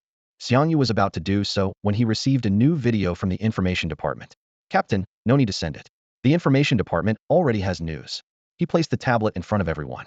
On the screen, a large, eerie black shadow suddenly appeared beneath the sea surface, and the water churned violently. The moment Yang Dian saw the shadow, his brow furrowed. Below the sea surface, a massive circular shadow was slowly moving, with several irregular tentacles extending around it, resembling a giant octopus. Another sea king octopus? Yang Dian pondered to himself. Why do octopuses mutate into sea king creatures so easily? As he was lost in thought, a thick tentacle suddenly broke through the water in the video, swiftly climbing up the cliff. It searched quickly across the rock surface, grabbing something before disappearing back into the sea. The tip of the tentacle showed a distinct scar, and Yang Dian's pupils contracted sharply. Wasn't this the same sea king octopus that appeared on their side just 2 days ago? Yang Dian immediately replayed the video to the part where the tentacle climbed. Look here, he pointed to the severed section of the tentacle on the screen. This scar is exactly where we blasted off a section of the tentacle during our last encounter. That piece is still preserved in the lab. Zhou Lin and Yang Wei exchanged puzzled glances. From Chang'e to here, it spans nearly 1,000 kilometers across the Taiwan Strait, Zhou Lin remarked in confusion. How could the Sea King octopus travel such a distance? Yang Dian shook his head, indicating his confusion, and began to analyze the video frame by frame. Soon, he captured a blurry but crucial image. Look here, it seems the Sea King octopus is searching for something. Doesn't this shape look like a box? Yang Wei immediately pulled out his phone and dialed a number. Team Leader Lin, we've seen the video. The variant at Huishui Bay is indeed the Sea King octopus from Fuzhou Yangjiao Bay, and it's after something on the cliff. Didn't you set up surveillance there? Check the previous recordings, see if you can find any clues. After hanging up, Yang Wei turned to Yang Dian. The second team is already investigating. We'll have news soon. Seeing Yang Wei's report-like demeanor, Yang Dian internally scoffed. He just wanted to quickly transport those 4 mutated marine creatures back to Fuzhou. It would be even more embarrassing if his comrades found out he secretly moved things from his house. At that moment, Zhou Lin approached Yang Dian in a straightforward manner. Unable to reach his shoulder, she patted his elbow. You're a level 2 security officer, with skills at the district level. With your achievements and abilities, you could easily be a deputy bureau chief. Why are you still just a team member? Are you being held back? How about joining us in Huizhou? It may not be as bustling as Fuzhou, but we can give you more authority. We're about to form the 7th team, and you could be the captain right away. If you're not satisfied with the fact that the 7th squad isn't fully staffed, you can join our 2nd squad directly, and I'll even give up my captain position for you. Zhou Lin spoke with genuine sincerity. Yang Dian looked up at Zhou Lin, frowning slightly. Was it really so easy for someone to offer such an important position? Our Huizhou Special Management Bureau's director is Captain Zhou's uncle, Yang Wei added, then emphasized. Of course, the reason you could be captain isn't just because of that connection. With your skills and achievements, coming to Huizhou to be a captain is well-deserved. As he spoke, Yang Wei's gaze inadvertently drifted to the red crab on the beach, which had already been subdued, his eyes flickering with awe. The crab's tough shell could only be marked with white spots by bullets, yet Yang Dian had torn it apart effortlessly. His speed was hard to capture, and his astonishing defense when resisting the crab's pincers left Yang Wei secretly amazed. Such strength was probably on par with their director. Yang Wei was puzzled. Why would the Fuzhou Special Management Bureau suppress such a powerful individual? Didn't they fear provoking his anger? Unbeknownst to him, Yang Dian had only joined the Special Management Bureau less than a week ago. The director and deputy director of the Fuzhou Special Management Bureau, who were currently on a business trip in the capital, might not even be aware of Yang Dian's existence. In fact, Yang Dian had only met a small portion of the Fuzhou Special Management Bureau's combat team members. As Yang Dian was about to politely decline Zhou Lin's invitation, Yang Wei's phone suddenly rang. He put it on speaker, and a steady male voice came through.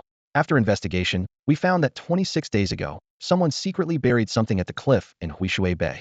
Although heavy rain that night affected the surveillance footage, by analyzing road surveillance, we identified a suspicious vehicle with the license plate starting with UL. The vehicle disappeared for 79 minutes between two surveillance points, and the Huishui Bay cliff happens to be in that area. The owner of the car is Huang Wenyao, the manager of Huang Family No. 8 Clubhouse. He has a history of drug use, gang involvement, and assault, making him a key surveillance target. Although no relevant clues were found in his communication records, given the seriousness of the case, I have requested assistance from the Wuhan Bureau for his capture. We expect to apprehend him within 15 minutes. Received, Captain Lin. Please keep us updated on the situation, Yang Wei replied, then hung up the phone. Your efficiency is impressive, Yang Dian complimented with a thumbs up. Yang Wei responded with a smile. In a modern society, how could efficiency not be fast? That made sense. In modern society, the key is whether the organization genuinely wants to address issues. If they're just going through the motions, no amount of surveillance will be effective, and major issues will be downplayed. But if they truly want to manage things, even if a rideshare driver mentions a strike in a group chat at night, they might find themselves visited by officials the next day. Privacy, in this era, is merely wishful thinking. After Yang Wei hung up the phone, Yang Dian noticed an expectant look on Zhou Lin's face. As expected, she first genuinely praised the efficiency of the Huizhou Alien Management Bureau and then extended an invitation to Yang Dian. Faced with Zhou Lin's enthusiasm, Yang Dian politely declined. However, Zhou Lin was not discouraged and instead engaged him in casual conversation. From the historical connections between Fujian and Guangdong to the prospects of future cooperation, her underlying intention was to regard Yang Dian as a reliable ally. In response, Yang Dian agreed. Knowing that a few kind words wouldn't hurt him, Yang Dian lingered, wanting to uncover what exactly the Sea King octopus had retrieved from the cliff. What could be so enticing that it traveled all the way from Chang'e to Dia Bay? The answer came soon enough. About 10 minutes later, Yang Wei's phone rang again. On the other end, Lin Huanjuan got straight to the point. It's drugs. He explained that last month, during a double-crossing operation, Huang Wenyao seized a batch of drugs and buried them on the cliff at Huishui Bay, intending to retrieve them once things cooled down. Unexpectedly, the Sea King octopus found them first. The Sea King octopus does drugs? Yang Wei asked, puzzled. Did it really travel all that way just for some drugs? Could it smell the drugs buried underground from Fuzhou? After a moment of silence, Lin Huanjuan suggested another possibility. Could it be that the Sea King octopus was already active in this sea area before going to Yangjiao Bay in Chang'e District? There was a major case there before, triggered by a drug deal that got reported, leading to the deployment of the Navy's special forces. During the battle, nearly 3 tons of high-purity heroin were blown into the sea by a beast-transformed human. The Sea King octopus might have developed an addiction then. Yang Dian and the others exchanged a meaningful look. This theory seemed plausible. Are you suggesting the Sea King octopus could become our anti-drug ambassador? Yang Wei asked with a wry smile. That's uncertain, Lin Huanjuan replied, but it can't be ruled out. Also, I'd recommend keeping an eye on East Asian countries, where the drug problem is much worse than ours. After a brief pause, he lowered his voice and continued. If we can confirm that the Sea King octopus is indeed attracted to drugs, we might be able to redirect it, using drones to guide it to Japan. Ahem, Yang Wei quickly coughed to interrupt. This isn't something to discuss over the phone. We'll talk later. With that, he hurriedly ended the call, looking somewhat awkwardly at Yang Dian. Although none of them had much affection for Japan, and some secretly hoped it would sink one day, as an official agency, the Alien Management Bureau had to maintain a facade of cooperation and mutual benefit. Certain divisive remarks couldn't be openly expressed, as they would not reflect well internationally. Yang Dian looked up at the starless night sky. Feeling a bit foolish, Yang Dian withdrew his gaze. His eyes swept over the tourists, who were lining up to sign confidentiality agreements under the supervision of security personnel, and finally settled on Yang Wei and Zhou Lin. Well, my mission in Huizhou is complete, and everything here is settled, Yang Dian said, adjusting his collar. Things have been quite unstable in Fuzhou recently, with a few high-profile fugitives and foreign awakened drug dealers on the loose. I need to go back and handle it. Why not stay for a late-night snack before you leave? Yang Wei quickly suggested. No, impressed for time, Yang Dian shook his head. Maybe next time. Just as he was about to leave, Zhou Lin's voice called out from behind him. Wait a minute. Yang Dian stopped and turned around to see Zhou Lin flying towards him, holding 2 crab legs taller than herself. These 2 crab legs are your spoils of war. Take them with you. Seeing Yang Dian's puzzled expression, she shrugged and explained, we caught 2 live mutant giant crabs. They have the ability to regenerate their shells, so we don't need these for research. Oh, right. Yang Dian suddenly remembered something. If those 2 crabs lay eggs, remember to save some of the little ones for us. Zhou Lin gave him a long look. If they can really pass on their mutation ability, you'll definitely get your share. Then it's a deal. Yang Dian extended his right hand. Deal. Zhou Lin replied with a high five. Watching Yang Dian carry the nearly 7-meter-long giant crab legs away, Yang Wei turned to Zhou Lin.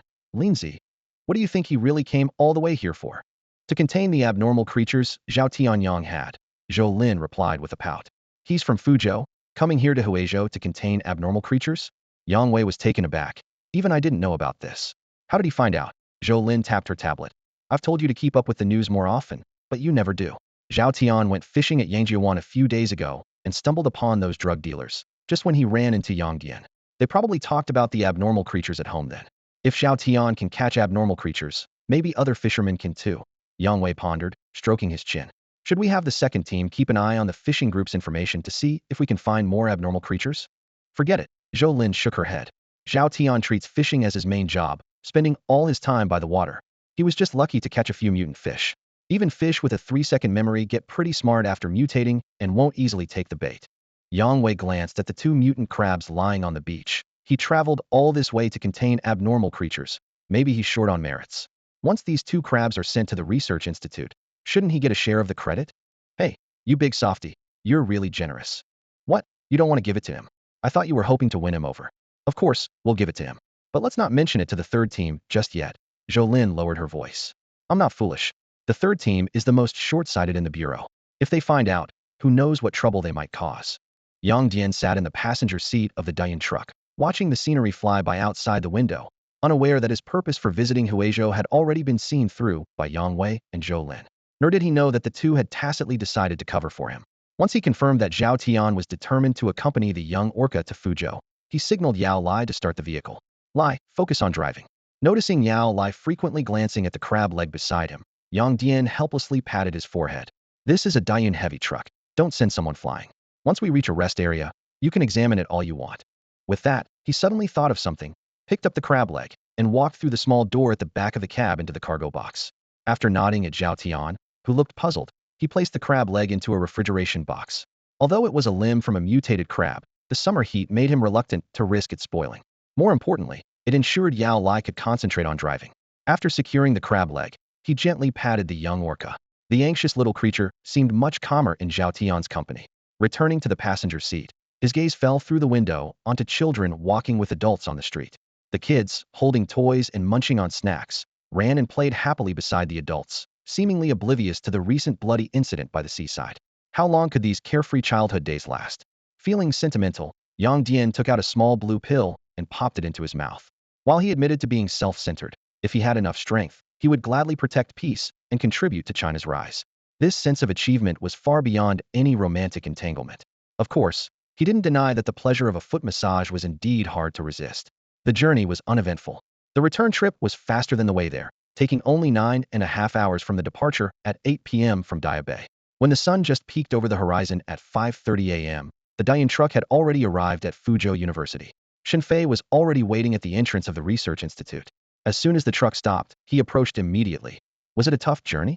The abnormal creature didn't cause any issues, right? Professor, Yang Dian said, half amused. Are you concerned about me or the abnormal creature? Shenfei glanced at him. Seeing how energetic you are, do I need to pretend to care? Yang Dian shrugged. No need for that. By this time, Yao Lai had already opened the truck's compartment. Shenfei's gaze swept over the anxious young orca, Zhao Tian standing guard, the motionless transparent sunfish, and the clownfish swimming in the ice. Finally, his eyes rested on the aquarium covered with a black cloth. The mutated blue-ringed octopus you mentioned, the one with many eyes that can make a person faint just by looking at it, is in that aquarium? Following Shenfei's pointing finger, Yang Dian nodded in confirmation. Yes, it's in that aquarium. With the confirmation, Shenfei immediately gestured to the team behind him. A large group of institute members, all clad in white protective suits, swiftly entered the train car. They efficiently lifted the aquarium, and the lead researcher, without turning back, said, I'll take the octopus first. You handle the rest with Xiaochun. Before he finished speaking, he and his team had already disappeared through the institute's doors. Yang Dian turned to look at Chun Wenxian beside him. The young researcher had dark circles under her eyes, clearly having had many sleepless nights. She rubbed her tired eyes and said with a wry smile, "The professor is like that. Once something piques his interest, he throws himself into it completely." Yang Dian nodded in understanding and glanced back at the remaining aquariums in the car. "How should we handle the other three species?" "The clownfish and mola are small enough to go directly into the institute," Chun Wenxian said, gesturing to the largest tank. "As for the young orca, given its size and need for space, we'll temporarily house it in the school's indoor swimming pool. Although the pool is limited in space, it's sufficient as a temporary home. The orca pool and pavilion in the back hills are under construction and should be completed in 3 days. Then it can move into its new home." As she spoke, her gaze shifted between Yang Dian and the young orca, which was watching them intently with its dark eyes from the edge of the tank. "Does this arrangement seem all right?" Yang Dian and the young orca nodded almost simultaneously. The orca even spouted a mist of water from its blowhole, as if in agreement. This scene amused Yang Dian, who saw the orca as an innocent child despite its unusual appearance. He added to Chun Wenxian, "It's very intelligent, and, thanks to Zhao Tian, has been quite friendly towards us." Chun Wenxian nodded knowingly, nervously climbing into the car to gently stroke the orca's head. When the orca let out a pleasant "oh-oh-oh" sound, her tense expression relaxed immediately. "I'll take good care of it." Zhao Tian, standing nearby, seemed hesitant to speak, but ultimately remained silent. Yang Dian guessed he might have wanted to join the Anomaly Management Bureau as a caretaker, even unofficially, but for some reason, he abandoned the idea. Yang Dian gave Zhao Tian a meaningful look and continued. "These anomalous creatures were all caught by Zhao Tian. According to the Bureau's rules, he should receive a reward. He wishes to exchange the monetary reward for cultivation resources. Please report this to the higher-ups." "All right, I'll report it accurately," Chun Wenxian replied, then turned to Zhao Tian. "I'll inform you as soon as there's news." Zhao Tian nodded gently, thanking her while petting the young orca. After handling the handover of the anomalous creatures, Yang Dian checked the internal network to confirm there were no emergencies before calling Lin Mo and returning to his rented room to rest. After over 20 hours of continuous effort, even his martial arts training couldn't prevent the exhaustion he felt. He slept deeply until late at night and awoke to find Dudu, no longer in fusion form, sleeping soundly on his forehead. Curious, he poked Dudu's squishy body. "You had my whole face covered, yet I didn't feel suffocated at all. Why is that?" Ignoring Dudu's tentacle protests, he buried his face in its soft body and inhaled deeply. As he suspected, Dudu could filter the air, allowing him to breathe fresh, sea-scented air even with his nose and mouth completely covered. "So, if I take you underwater, I won't need diving equipment?" Just as Yang Dian was imagining a future of hand-catching fish, a piercing scream echoed from Pingshui Street. "Help! Someone's trying to leave after getting out of bed without acknowledging me, and he even hit me." Yang Dian, wearing only shorts, rushed to the window. He looked at Dudu with a grin and said, "We'll explore your abilities later, but for now, we can't miss this drama." Standing by the window, Yang Dian's gaze pierced through the glass, and he was momentarily stunned. The usually quiet Pingshui Street was now bustling with people, and the lights in the nearby residential buildings flickered on one by one, as if the whole street was anticipating a dramatic event. Yang Dian knew this street all too well. At night, it was always filled with a variety of people wandering about. To stay out of trouble, he would keep his distance, never getting involved. Despite this, he was well aware of the goods available on this street, from alluring beauties to those past their prime, catering to every taste of the patrons. The current star of the street belonged to the latter category, a plump woman in her 40s or 50s, wrapped in a garish red shawl. Her heavily powdered face was strikingly conspicuous, especially with the bright red handprint on it. As Yang Dian marveled at the bold man's taste, a door emitting a purple light suddenly swung open. A tall, shirtless man with menacing tattoos strode out, his body art even more pronounced under the light. In broken Chinese, he shouted, "Get lost, you yellow monkeys." Watching the foreigner arrogantly push through the crowd without anyone daring to stop him, Yang Dian initially shook his head, but then his eyes sharpened. The figure seemed familiar. Quickly, he placed Dudu on his head and donned a portable scanner. "Dudu, search his information." With the command given, critical data flashed across his lenses. Top-level fugitive beast tamer Rome. American, possesses beast taming abilities, skilled at controlling small animals. Enslaved beasts. 1. Ferocious rat king mutant creature possesses powerful gnawing abilities, can command rat swarms. 2. Night owl mutant owl shares vision with its master. Watching Rome disappear around the corner, Yang Dian's brow furrowed. Why was such a notorious fugitive on Pingshui Street? Was he using the chaotic environment to hide? But if they wanted to remain hidden, why be so conspicuous? Could it be a distraction for someone else? Considering Rome's mutant owl that could share its vision, Yang Dian realized that following him was impossible. The owl could be lurking anywhere, ready to expose any movement. He immediately took out his phone and called Lin Mo. The city's surveillance system was extensive, and Yang Dian knew there was no need for a physical tail. He picked up his phone, and after 2 rings, the call connected. Before Lin Mo could speak, he quickly reported, "Captain, I spotted Luo Mu on Pingshui Street. He just skipped out on paying there, and he's alone." Yang Dian's tone was grave. "I suspect this is a diversion. The timing is too perfect. I just woke up. Something happens downstairs, and I happened to catch it. He might have wanted me to find him." On the other end, Lin Mo had just laid down in his clothes. Hearing the news, he immediately sat up straight. "Understood. Remember, Luo Mu has a mutated owl that can share its vision. Don't expose yourself by acting rashly. Don't worry, I only observed from the window. I didn't even step outside." "Good. I'm heading to the station now." "Okay, Captain." After responding, Yang Dian suddenly thought of something. "By the way, Captain, do you think his owl might be monitoring the station from above? If we make a move, they could get the alert." Lin Mo paused as he was about to put on his clothes. "That's a real possibility." He instinctively reached for a cigarette, but, seeing his wife's concerned look, smiled at her and put it back in the pack. "I'll handle what's next. You just act normally. Remember to stay safe and keep in touch at all times." "Understood, Captain." After hanging up, Yang Dian sat quietly on his bed for a moment, then removed his glasses, drew the curtains, and turned off the light. He gently flicked the now hair-like doo-doo and glanced at the panel. "Doo-doo, absorb 2/3 of my current energy and sprinkle some starlight on me." Upon hearing the command, Doo-doo immediately separated from its merged state and happily circled Yang Dian a few times. "Doo-doo-doo-doo," it chirped before lightly landing on Yang Dian's head. In an instant, an overwhelming sense of comfort surged from within. Yang Dian involuntarily closed his eyes, immersed in this exhilarating feeling. Soon, tiny points of starlight pierced through his eyelids, reaching his eyes. As the starlight touched him, his consciousness began to sink, plummeting into a realm devoid of light, space, or time. "Where am I?" Confused, Yang Dian tried to sense himself and awaken from the darkness. A brilliant beam of starlight appeared in the shadows, and by its faint glow, he saw his slightly translucent hand, finally gaining a sense of space.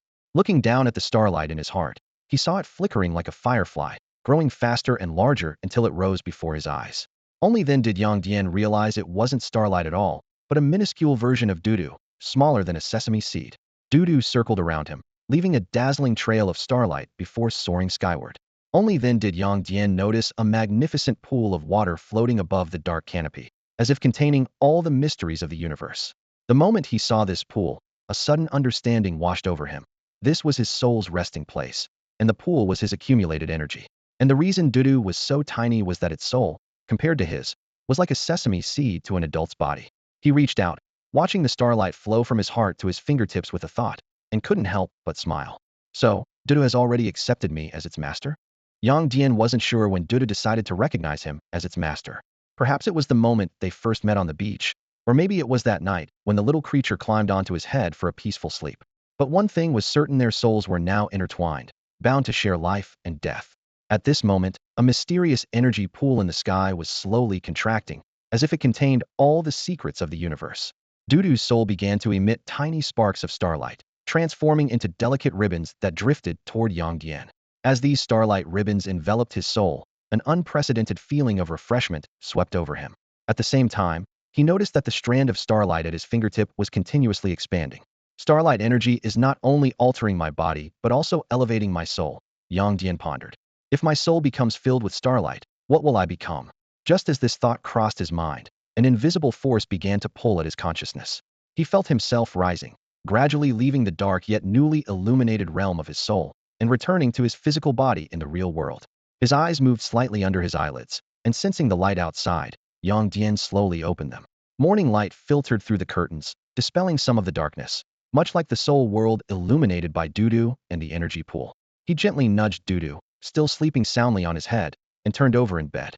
"The place where the soul resides, the Bodhi's resting place," he murmured to himself, finding the thought intriguing. Getting up, he drew open the curtains and saw the sun already high in the sky. With a sigh, he sat back down on the bed, thinking only one thing: "I'm late." Then, deciding he was already late, he lay back down, playfully nudging the cool Doo-doo. Picking up his secure phone to check the internal network, he discovered his merit points had increased significantly. 5,000 points each for containing the clownfish and the transparent mola, and a significant 50,000 points for the familial, yet promising young orca. To his surprise, the mutated blue-ringed octopus had earned him a whopping 500,000 points. Additionally, successfully recruiting Sun Yue into the Special Management Bureau earned him 50,000 points, 10 times more than the 5,000 points he got for recruiting the Chen sisters, with the combat-gifted Chen Wenxian accounting for 4,000 and the logistics-oriented Chen Wenya receiving the minimum 1,000. Sun Yue, after awakening, resembles an angel and has special strategic value, so 50,000 points seem reasonable, Yang Dian mused. But why is that octopus, which can knock someone out with a glance, worth so much? Shaking his head, he decided not to dwell on it. The Huizhou branch not only shared 2 crab legs, but was also willing to share merit points. With Professor Shin adjusting the mission settlement system, his merit balance had now reached 865,000. Yang Dian stared at the words, pending settlement, on the panel, lost in thought. The mutant crab attack at Hoshui Bay was one thing, but the extraordinary creature mutant giant cockroach breeding project in Fuzhou City left him both amused and exasperated. After all, capturing and containing extraordinary creatures is entirely different from participating in large-scale breeding. The Research Institute's breeding success rate was nearly 100, leaving no room for failure. It was clear that Shun Fei was trying to share the credit with him, and the professor's move was quite strategic. He walked into the bathroom, rubbing his cheeks as he began to wash up. Given the trust placed in him, he had to do his best to live up to it. Suddenly, with a mouthful of foam, Yang Dian blinked, feeling as if he had forgotten something important. In the next moment, the familiar blue and white panel appeared before his eyes. Techniques. Dragon Claw Technique. Traits. Copper Tendons and Iron Bones. Reverse Dragon Scales. Progress. 0.00 Training and 1125 Energy required to manifest the third trait. Flying on Grass. Trait. Swift as the Wind. Progress. 99 Training and 1.6 Energy required to manifest the second trait. Iron Shirt. Trait. Armored. Progress. 0.00 Training and 450 Energy required to manifest the second trait. Primordial Energy. Trait. None. Progress. 6.98 Training and 209 Energy required to manifest the first trait. Unity of Heaven and Man Technique. Trait. None. Progress. 15.42 Training and 761.19 Energy required to manifest the first trait. Energy. 95 increases by 1 point daily, but Dudu consumes 0.7 points. Martial Arts Realm. Sensing, controlling vital energy. Combat Realm. Neighborhood level. After reading the panel, Yang Dian slapped his forehead in frustration, causing toothpaste foam to splatter on the mirror. He realized he should have let Dudu absorb energy to enhance its aptitude before using energy for shortcuts. With enhanced aptitude, the energy required for traits would be significantly reduced. Before enhancement, the first trait of Dragon Claw Technique required 25 energy points, meaning the third trait would need 2,500 points. Now, it only required 1125 points, a 55 reduction. His gaze fell on Dudu, who was happily swimming in the sink, and he scooped it up. Is it dirty? Is it dirty? He took out a delicate little brush and carefully groomed Dudu. Then, with Dudu perched on his head, he headed out, mentally planning his day.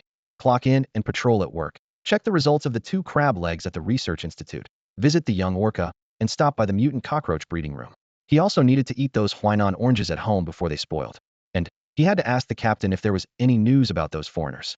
The sands of time drift beyond the heavens, as days and nights gallop past the window. July 25th quietly arrived, leaving just over a month until the start of the school year in September. Since that group of foreigners appeared on Pingshui Street, they had vanished without a trace. Even with 2 satellites and citywide surveillance, their whereabouts remained elusive. Recently, as the combat teams from the External Affairs Bureau started to return, Yang Dian met many new faces. However, the increase in personnel made him feel the scarcity of missions. In the past, he could always encounter awakeners, exotic creatures, or stumble upon rare treasures during his patrols. Now, after 2 days of wandering, he found nothing. Weren't they saying that unusual events and awakeners were on the rise? Yang Dian muttered while sitting in the patrol car. Hearing this, Shi Sheng, who was driving, chuckled. What else did you expect? If there really was an outbreak, it wouldn't be possible to keep the revival of spiritual energy under wraps. As he spoke, he smoothly parked the car and turned to Yang Dian. Tomorrow's a day off. How about coming over for dinner tonight? My wife has been asking about you. Remembering how Shi Sheng's wife, Su Qian, often coincidentally ran into him, warmly inviting him over for dinner and even wanting to introduce him to someone, Yang Dian shivered. Maybe next time. You heard my sister call earlier. She's urging me to come home. Your place isn't close, is it? Want me to give you a ride? Shi Sheng asked with concern. Yang Dian, already changed into casual clothes, picked up the bureau-issued briefcase and headed out. No need. You know how fast I am. This distance is nothing. Think you're something just because you run fast? Shi Sheng teased. Don't run too quickly. There's talk on the forums about ghosts haunting our area at night. I'll keep my speed in check, Yang Dian replied, waving a hand back at Sheng as he propelled himself forward like an arrow. This was the power of the second trait of flying on grass, not just a metaphor, but a genuine description. Yang Dian had tested it on a deserted beach, able to cover over 30 meters in a single bound at full speed, appearing to soar like in a mythical tale. However, the third trait requirement was a real headache. Not only did it demand 720 energy points, but also a journey of 10,000 kilometers. It was like something out of a martial arts novel. Travel 10,000 miles, fight a million battles. The prospect was daunting, especially since it seemed that the fourth trait would require 100,000 kilometers, and the fifth even more, exceeding the distance of Sun Wukong's journey for scriptures. Will grinding out the fourth trait really let me fly? Yang Dian pondered while maintaining his speed towards home. He couldn't help but think of his silly sister and wondered if her luck with sea foraging would bring another extraordinary creature. As the sun set and stars began to twinkle, Yang Dian finally stood before the gate of his home. Gazing at the window glowing with warm light, his expression softened. If the soul resides within the body, then the true home of the body is this place called home. Pushing open the gate and stepping into the yard, the little yellow dog immediately ran up, wagging its tail. Yang Dian remembered the embarrassing incident when it had peed on his pant leg as a puppy and impatiently lifted its belly with his foot, pushing it away. I'm warning you, stay away. If you pee on me again, I'll have your balls cut off. The little yellow dog let out a pitiful whine and scurried off with its tail between its legs. Yang Dian turned to the big yellow dog wagging its tail at the door, gave its head a quick rub, and went inside. Dad, Mom, Sis, I'm back. From upstairs came the sound of hurried footsteps. Yang Lele bounded down the stairs in 2 steps, jumping onto Yang Dian like a koala. Big brother, let Dudu out to play with me. Yang Dian intended to push her away, but instead, he lightly tapped her on the head. Get off, don't cling to me. You annoy me. You won't be annoyed if you give me Dudu. Come on, give it to me, give it to me. Yang Lele pleaded persistently. Unable to resist his sister's coaxing, Yang Dian let Dudu separate from its fusion state and placed it on Yang Lele's head. He glanced around, his eyes passing over the kitchen where the meal was already prepared. Where are Mom and Dad? Where did they go? Yang Lele, happily playing with Dudu on her head, explained. Third great uncle came by and took Mom and Dad to the ancestral hall to discuss something. She looked up at her brother. It seems to be about you. Third great uncle knows you've joined that Anomaly Management Bureau. It's the Bureau of Anomalous Affairs, Yang Dian corrected, then sat down on a bench and opened his briefcase. Here, have an orange. Yang Lele took the orange, curiously eyeing the oranges and the 9 tubes of pale blue oral liquid in the case. Bro, you could just use a bag for oranges. Why put them in a case? And make it look so fancy. I'm giving you something special, not just ordinary oranges. These are spirit fruits, Huainanji, cultivated by the organization. They're not as rare as treasures of heaven and earth, but they're much better than regular oranges. Seeing Yang Lele offer the orange to Dudu's outstretched tentacle, Yang Dian handed her another. You're generous. I can only buy 50 of these a month, including the 3 I get with my salary. And you're just giving one to Dudu. Yang Lele lightly kicked his leg. So, have you ever fed Dudu an orange? Dudu's with me. Of course I wouldn't let it go hungry. Dudu's only here because I saved it. Yang Lele said, wrinkling her nose. If it weren't for me, it might have turned into a dried jellyfish. Right, Dudu? Dudu was focused on peeling the orange, ignoring her words. Stupid Dudu. Ignoring me. I'm not playing with you anymore. As the siblings teased each other, the gate creaked open. Their parents had returned, and they weren't alone. Yang Dian waved at Dudu. As the little creature flew upstairs and Yang Lele looked puzzled, he suddenly stood up. Mom and Dad are back, and they've brought some people with them. As he opened the door, 5 figures appeared outside. Yang Dian's eyes swept over the 3 elderly men standing beside his parents, and he was momentarily taken aback. Third great uncle, 5th great uncle, 6th great uncle, what brings you here? The term great uncle was not only a reference to their generation, but also a sign of respect for the elderly. These 3 old men had gray hair and hunched backs, and Yang Dian wasn't exactly sure of their precise generational standing. All he knew was that since his grandfather's time, through his parents' generation and now his own, everyone called them that.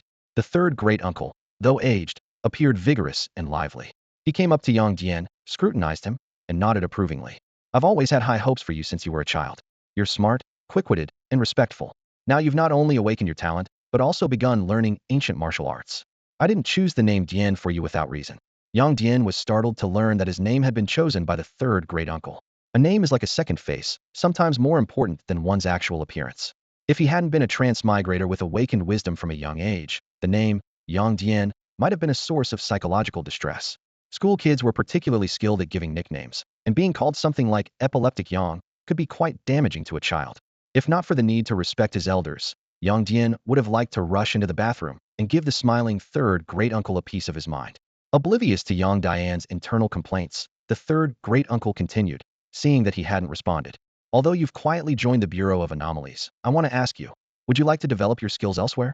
What do you mean by developing elsewhere? Yang Dian asked curiously, setting aside his dissatisfaction.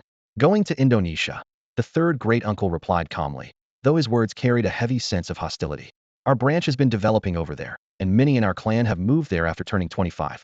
With the resurgence of spiritual energy, the world order is changing, and smaller countries are experiencing greater upheaval. In the past, during peaceful times, we could only conduct business quietly.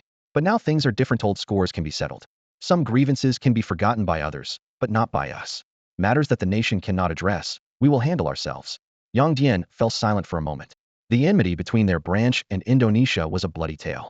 During the anti-Chinese incidents in Indonesia in 65 and 98, many of their fellow countrymen from Guangdong and Minjiang perished under Indonesian hands.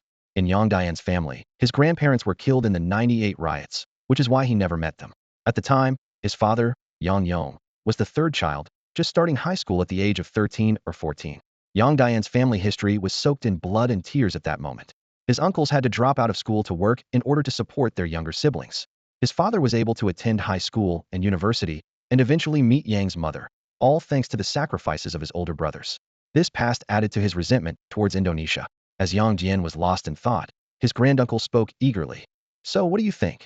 Do you want to go abroad? If you nod, we can arrange for you to hold an official position over there.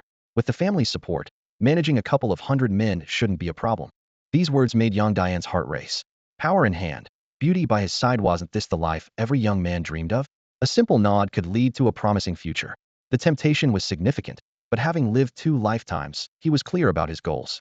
Going abroad might allow him to temporarily dominate an area, but in the long run, without the backing of China, development would be limited. Moreover, the place was rife with danger. Although he could withstand a few pistol shots now, a rocket launcher would be a different story. Yang Dian invited his granduncle inside, brewed a pot of hot tea, and got straight to the point. Granduncle, how strong is our family over there?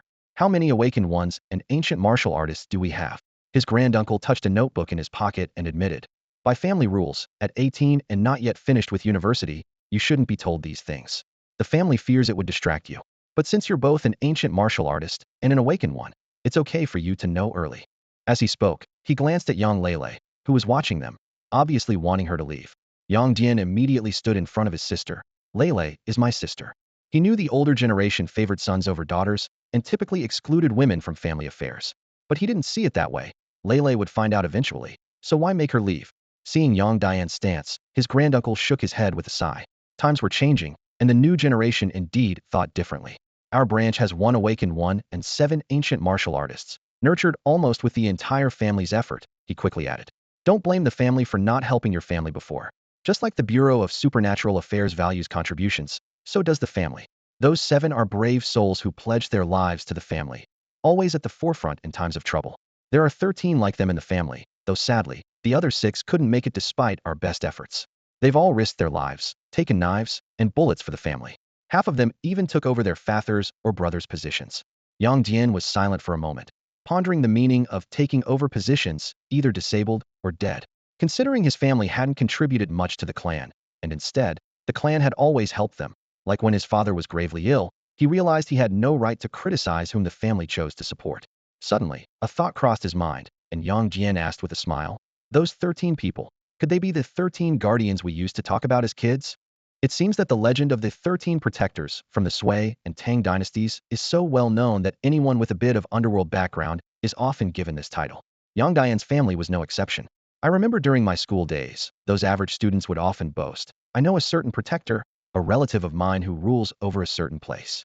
Looking back now as an adult, such bragging seems particularly ridiculous. However, the past has now become reality. Third granduncle looked at Yang Dian's expression and awkwardly covered his forehead with his hand. The younger generation doesn't understand and spreads nonsense. We've never acknowledged such things. Besides, we are involved in legitimate business. Legitimate business that starts with 100 or 200 guns. Yang Dian thought to himself. But under third granduncle's expectant gaze, he shook his head. Third granduncle, I'm not going abroad. I want to avenge our ancestors, but the time isn't right yet. He continued to explain. Even though spiritual energy is resurging and supernatural events are frequent, the world order remains relatively stable. Indonesia is backed by England and America. If we make any big moves there, it will surely attract their intervention. Yang Dian's voice was steady and firm. The most important thing now is to enhance our strength. Rare treasures, extraordinary items, ancient martial arts manuals, spiritual medicines, and even various supernatural creatures, these are what we should focus on. With enough power, what revenge can't be taken? I'm doing well at the Supernatural Affairs Bureau and have a decent relationship with Professor Shun at the Fuzhou branch. With China as our support, we can ensure our strength continues to grow rapidly. Upon hearing Yang Dian's refusal, third granduncle showed a hint of disappointment but quickly regained his composure. It's fine if you don't want to go abroad. As one of the only two awakened ones in the family, and the only ancient martial artist in the country, could you guide our family members in practicing martial arts? He quickly added, the family won't let you work for nothing. All the martial arts manuals we've collected will be open to you, and you'll receive a monthly stipend of 100,000. You just need to guide them in your spare time. As he spoke, he gave a signal to fifth granduncle, who immediately understood and placed a wooden box on the table. When the lid was opened, a blood-red lingji mushroom, the size of a cup, was revealed, its surface covered with intricate circular patterns emitting a strong medicinal aroma. This is a blood lingji obtained from Indonesia, a reward from the family for becoming an awakened one and an ancient martial artist, third granduncle explained. Yang Dian looked at the precious spiritual medicine, then turned to third granduncle. How many people in the family are currently practicing martial arts? Third granduncle spread his hands and gave a bitter smile. Besides your family, not a single one. Seeing Yang Dian's surprised expression, he sighed and explained helplessly, ancient martial arts aren't easy to master. Without a master to guide you, relying solely on manuals, what can you achieve? It's better not to practice at all than to waste effort. Then why not bring back an ancient martial artist? Hearing this question, third granduncle sighed deeply again. We want to bring someone back too. But the problem is, it's not possible. Yang Dian looked at the three clan elders in front of him, recalling Lin Mo's words. In Minjiang, 3 parts are destined by heaven, 7 parts depend on hard work. At this moment, he had a deeper understanding. Those 13 guardians, each with blood on their hands, couldn't even pass through customs normally. Even if they snuck back, a single report could land them in jail. This isn't just hard work, it's like dancing on the edge of a knife. He gently placed his hand on the box on the table and said seriously, I was already planning to teach my parents martial arts. Teaching 1 is teaching, teaching 2 is the same. If anyone wants to learn, just head to the tidal flat tomorrow morning. This isn't urgent.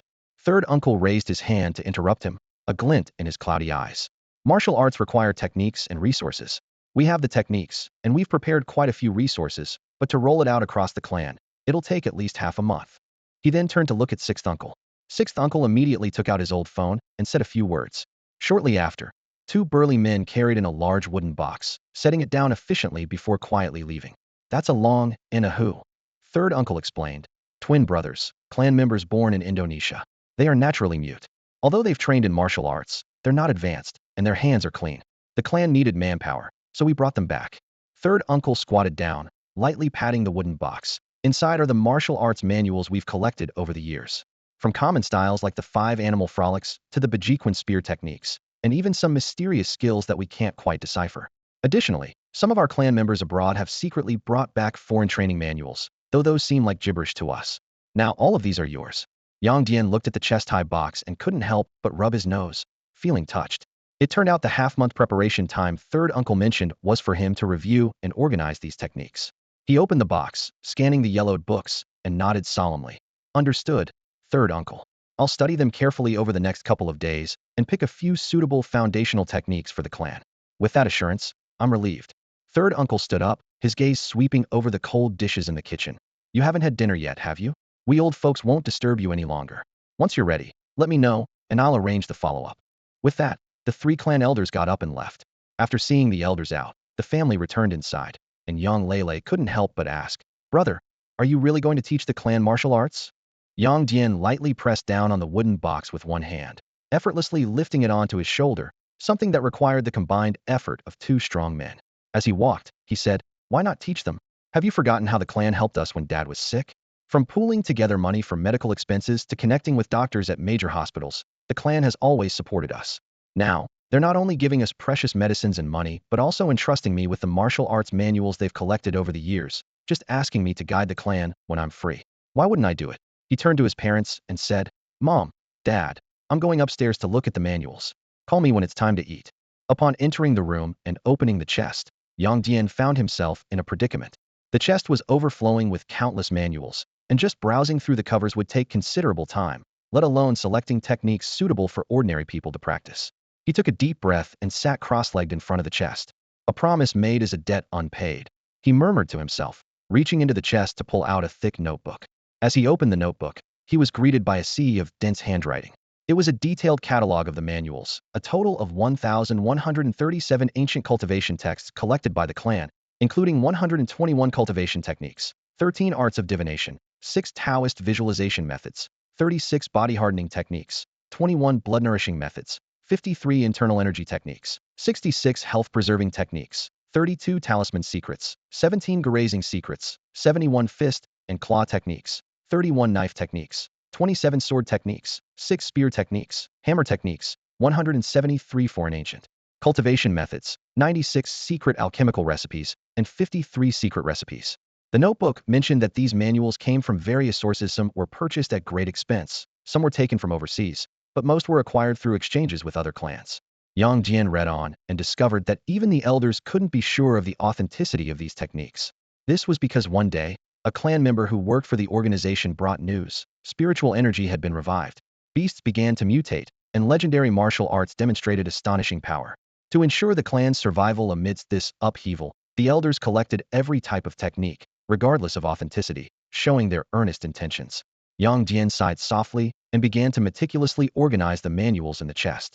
He sorted the thousands of texts by category: cultivation texts for cultivation, martial arts texts for martial arts.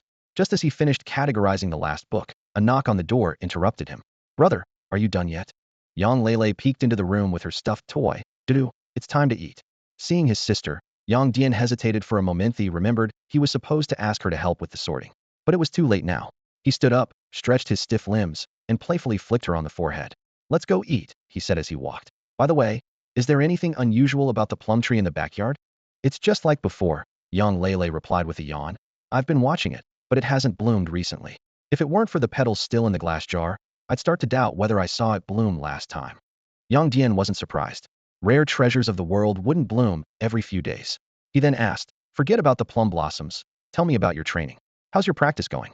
Any new sensations?" Yang Lele paused for a moment, then quickly ran downstairs. "Mom, my brother's here. Let's eat. I'm starving." Her evasive response said it all. She had probably been slacking off. But then again, without a system to provide feedback or energy to cheat, even he might not have been able to persist with martial arts training. Yang Dian gazed at the darkening sky outside the window, his mind awash with thoughts. In teaching martial arts, the most crucial aspect is not the combat power or potential of the techniques, but rather the ability to let people truly experience the benefits of practicing martial arts, allowing them to quickly get started. He pondered whether any of the family's immortal cultivation techniques would be suitable.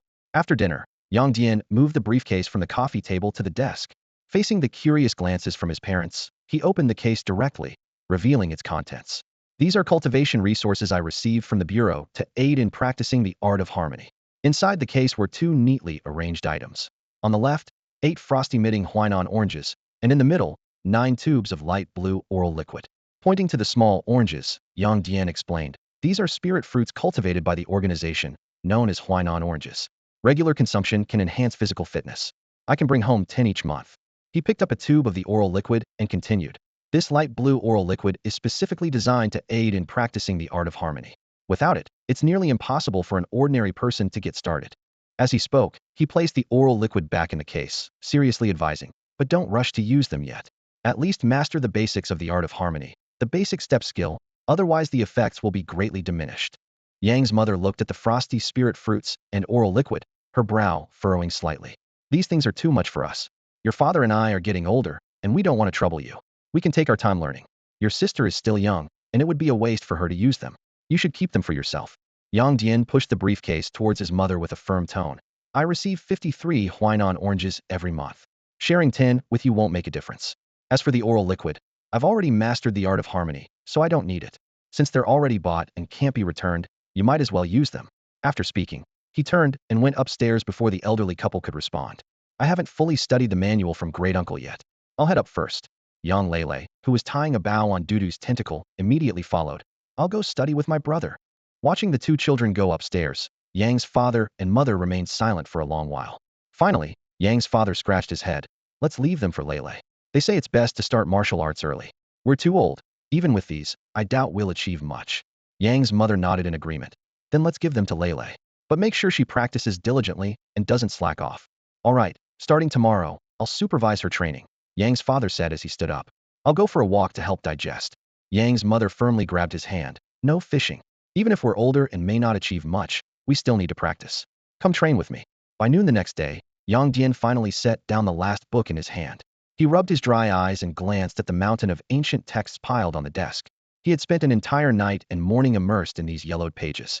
He picked up his notebook and quickly jotted down the final piece of information. Elixir name, Yang Dian. Ingredients required, zahesh, ginseng, astragalus, Chinese yam, sweet pine, yizarin. Method, use a suitable amount of ingredients. Start refining the elixir on a yang year, yang month, yang day, and yang hour. Refine over a gentle flame for 49 days. The person consuming the elixir needs to provide blood from their fingertip at the time of collection. Effects, greatly replenishes qi and blood, treats brain disorders. Energy required for mastery, 97. Notes, feasible. After writing the last two words, Yang Dian casually tossed aside his pen and slumped back in his chair. He gazed at the densely packed notes in his notebook and let out a long sigh. These over 1,000 ancient texts and secret methods might be difficult for ordinary people to discern, but Yang Dian was different. Once he read through them carefully, the system would display the energy value required to fully master each secret method. If the energy value was too high, it either indicated a flaw in the logic or a gap in his current knowledge preventing comprehension. He repacked 121 cultivation methods, 3 divine secret techniques, 13 Shiman Duanjia texts, 32 talismanic secrets, and 173 foreign ancient cultivation methods back into the box. These methods either required over 10,000 energy points or gave him an ominous feeling at first glance, a feeling he had encountered twice before. Each time, signaling a forced use would crash the system. As for those foreign ancient cultivation methods, he simply couldn't understand the text. He considered discussing with the elders about submitting these texts for translation in exchange for translated copies. Rubbing his throbbing temples, Yang Dian began to sort through his notebook for martial arts techniques that could cultivate qi and blood, as well as internal strength, and required no more than 5 energy points to master. The lower the energy requirement, the easier the technique was to learn. In the end, he selected 5 techniques: the health-preserving 5 animal frolics and 8 brocades, and the blood-cultivating greedy qi, nurturing vitality technique, and meridian unblocking method. The descriptions of 5 animal frolics and 8 brocades mentioned that mastering them could extend life and naturally generate strength, though Yang Dian wasn't entirely sure if qi referred to internal energy or qi and blood. However, for him, with a bit of effort, mastering these 5 techniques wouldn't be difficult. Of course, this assessment was only applicable to himself. Yang Dian sat quietly at his desk, gently stroking the ancient martial arts manuals before him. He was well aware that mastering these 5 techniques was no easy feat if he hadn't already perfected the Hunyuan strength, the unity of heaven and man technique, and the iron cloth technique as a foundation. He wouldn't be able to grasp them easily. For ordinary clan members, trying to cultivate their vitality and blood with just these 5 techniques, without sufficient dietary and medicinal supplements, would be like trying to fish in a tree. His gaze fell on the ancient books given by the clan elder, where a few yellowed pages of medicinal recipes and dietary guides caught his eye. Although the herbs were expensive, if the clan was willing to invest heavily in purchasing and refining them to prepare these nourishing meals, it might be possible for the members to sense and even develop their vitality in the short term. However, such hastily cultivated vitality might be unstable and unreliable in actual combat. With a slight frown, Yang Dian picked up 2 more manuals from the desk, the 8 Directions Blood Battle and the 10,000 Battle Strategy.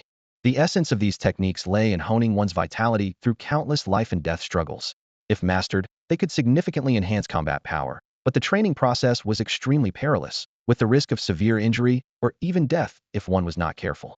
These 7 are it, Yang Dian mused to himself. The techniques are chosen, and it's up to the clan members to decide what to pursue. I just need to explain the pros and cons, and the choice is theirs.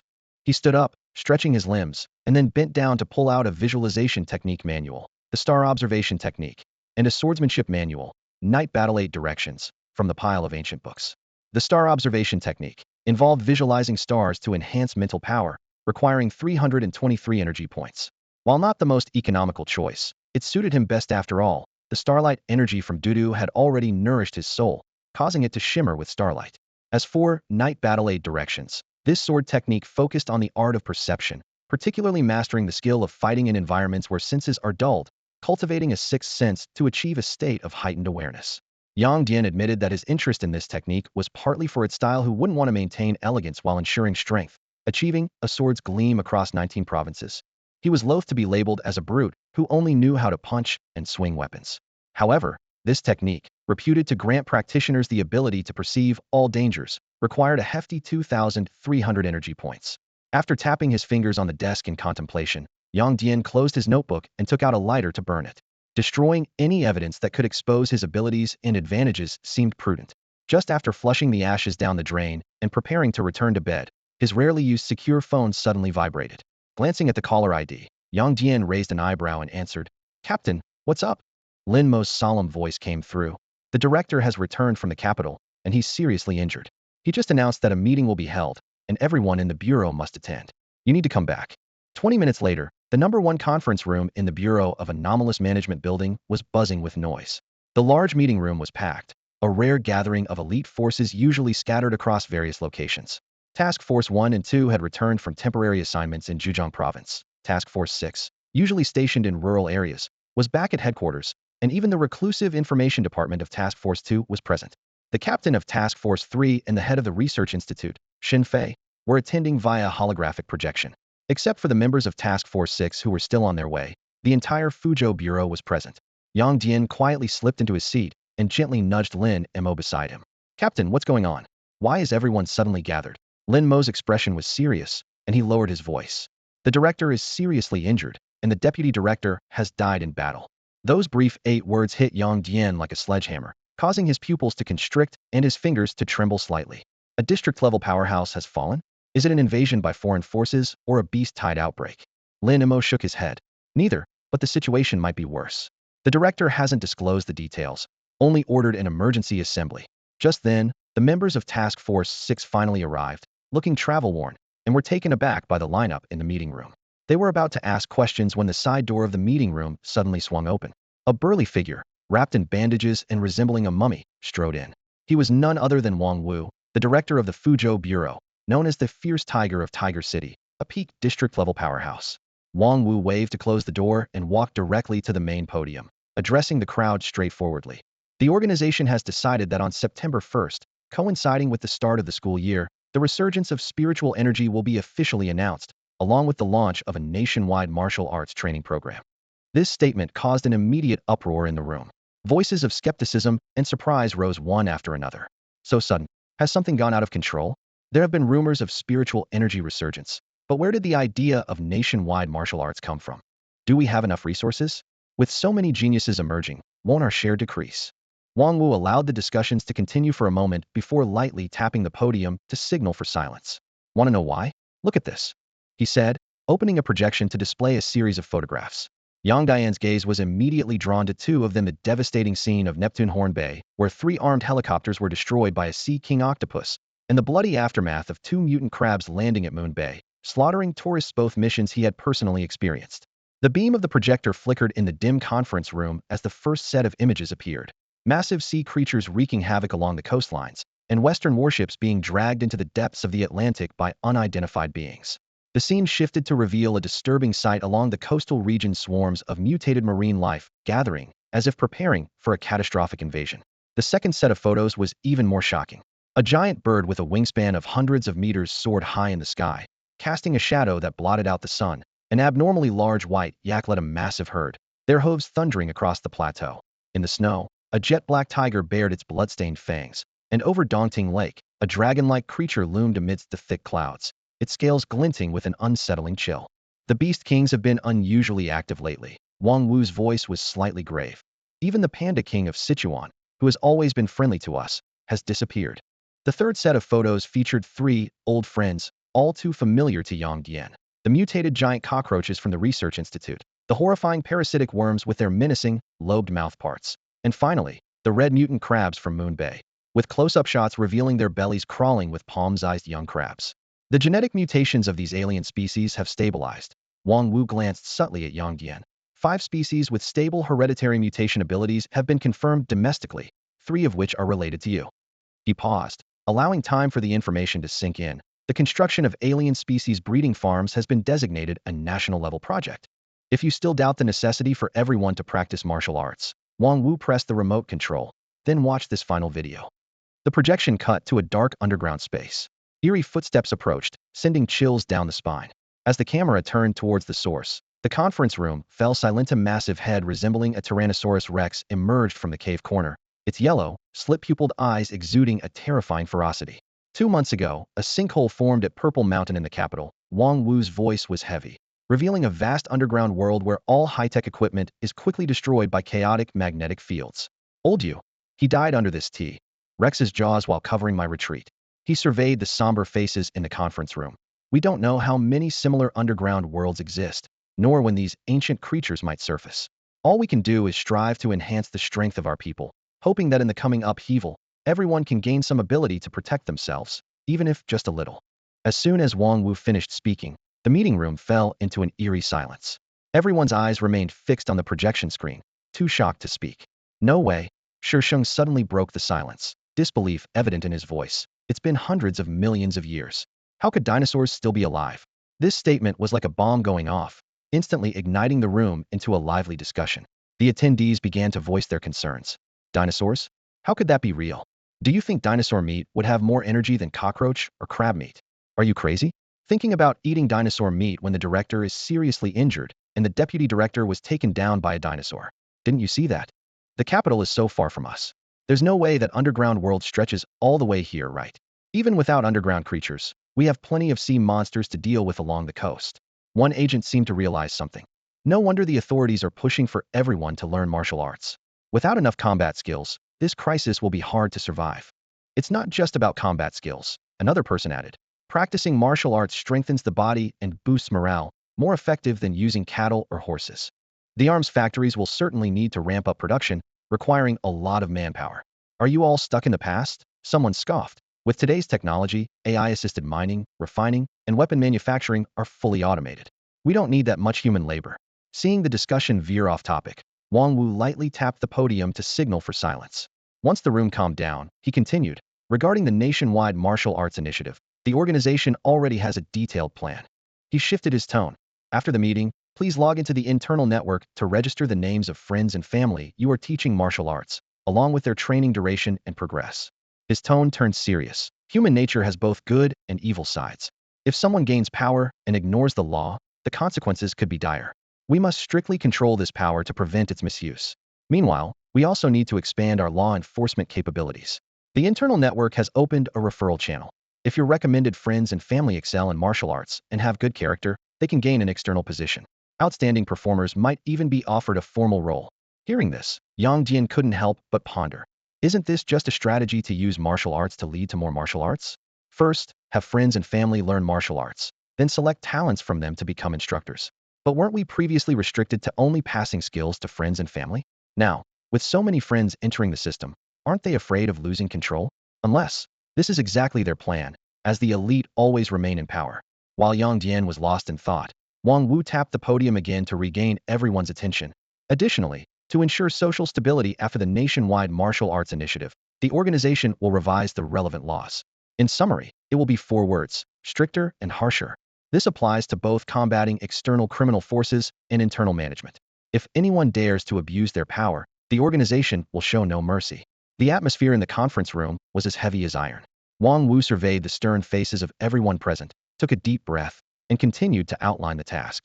From today until September 1st, that's the deadline set by the organization, he said with a steady and powerful voice. We must completely eradicate all criminal elements in our jurisdiction. Take Ping Shui Street, for example.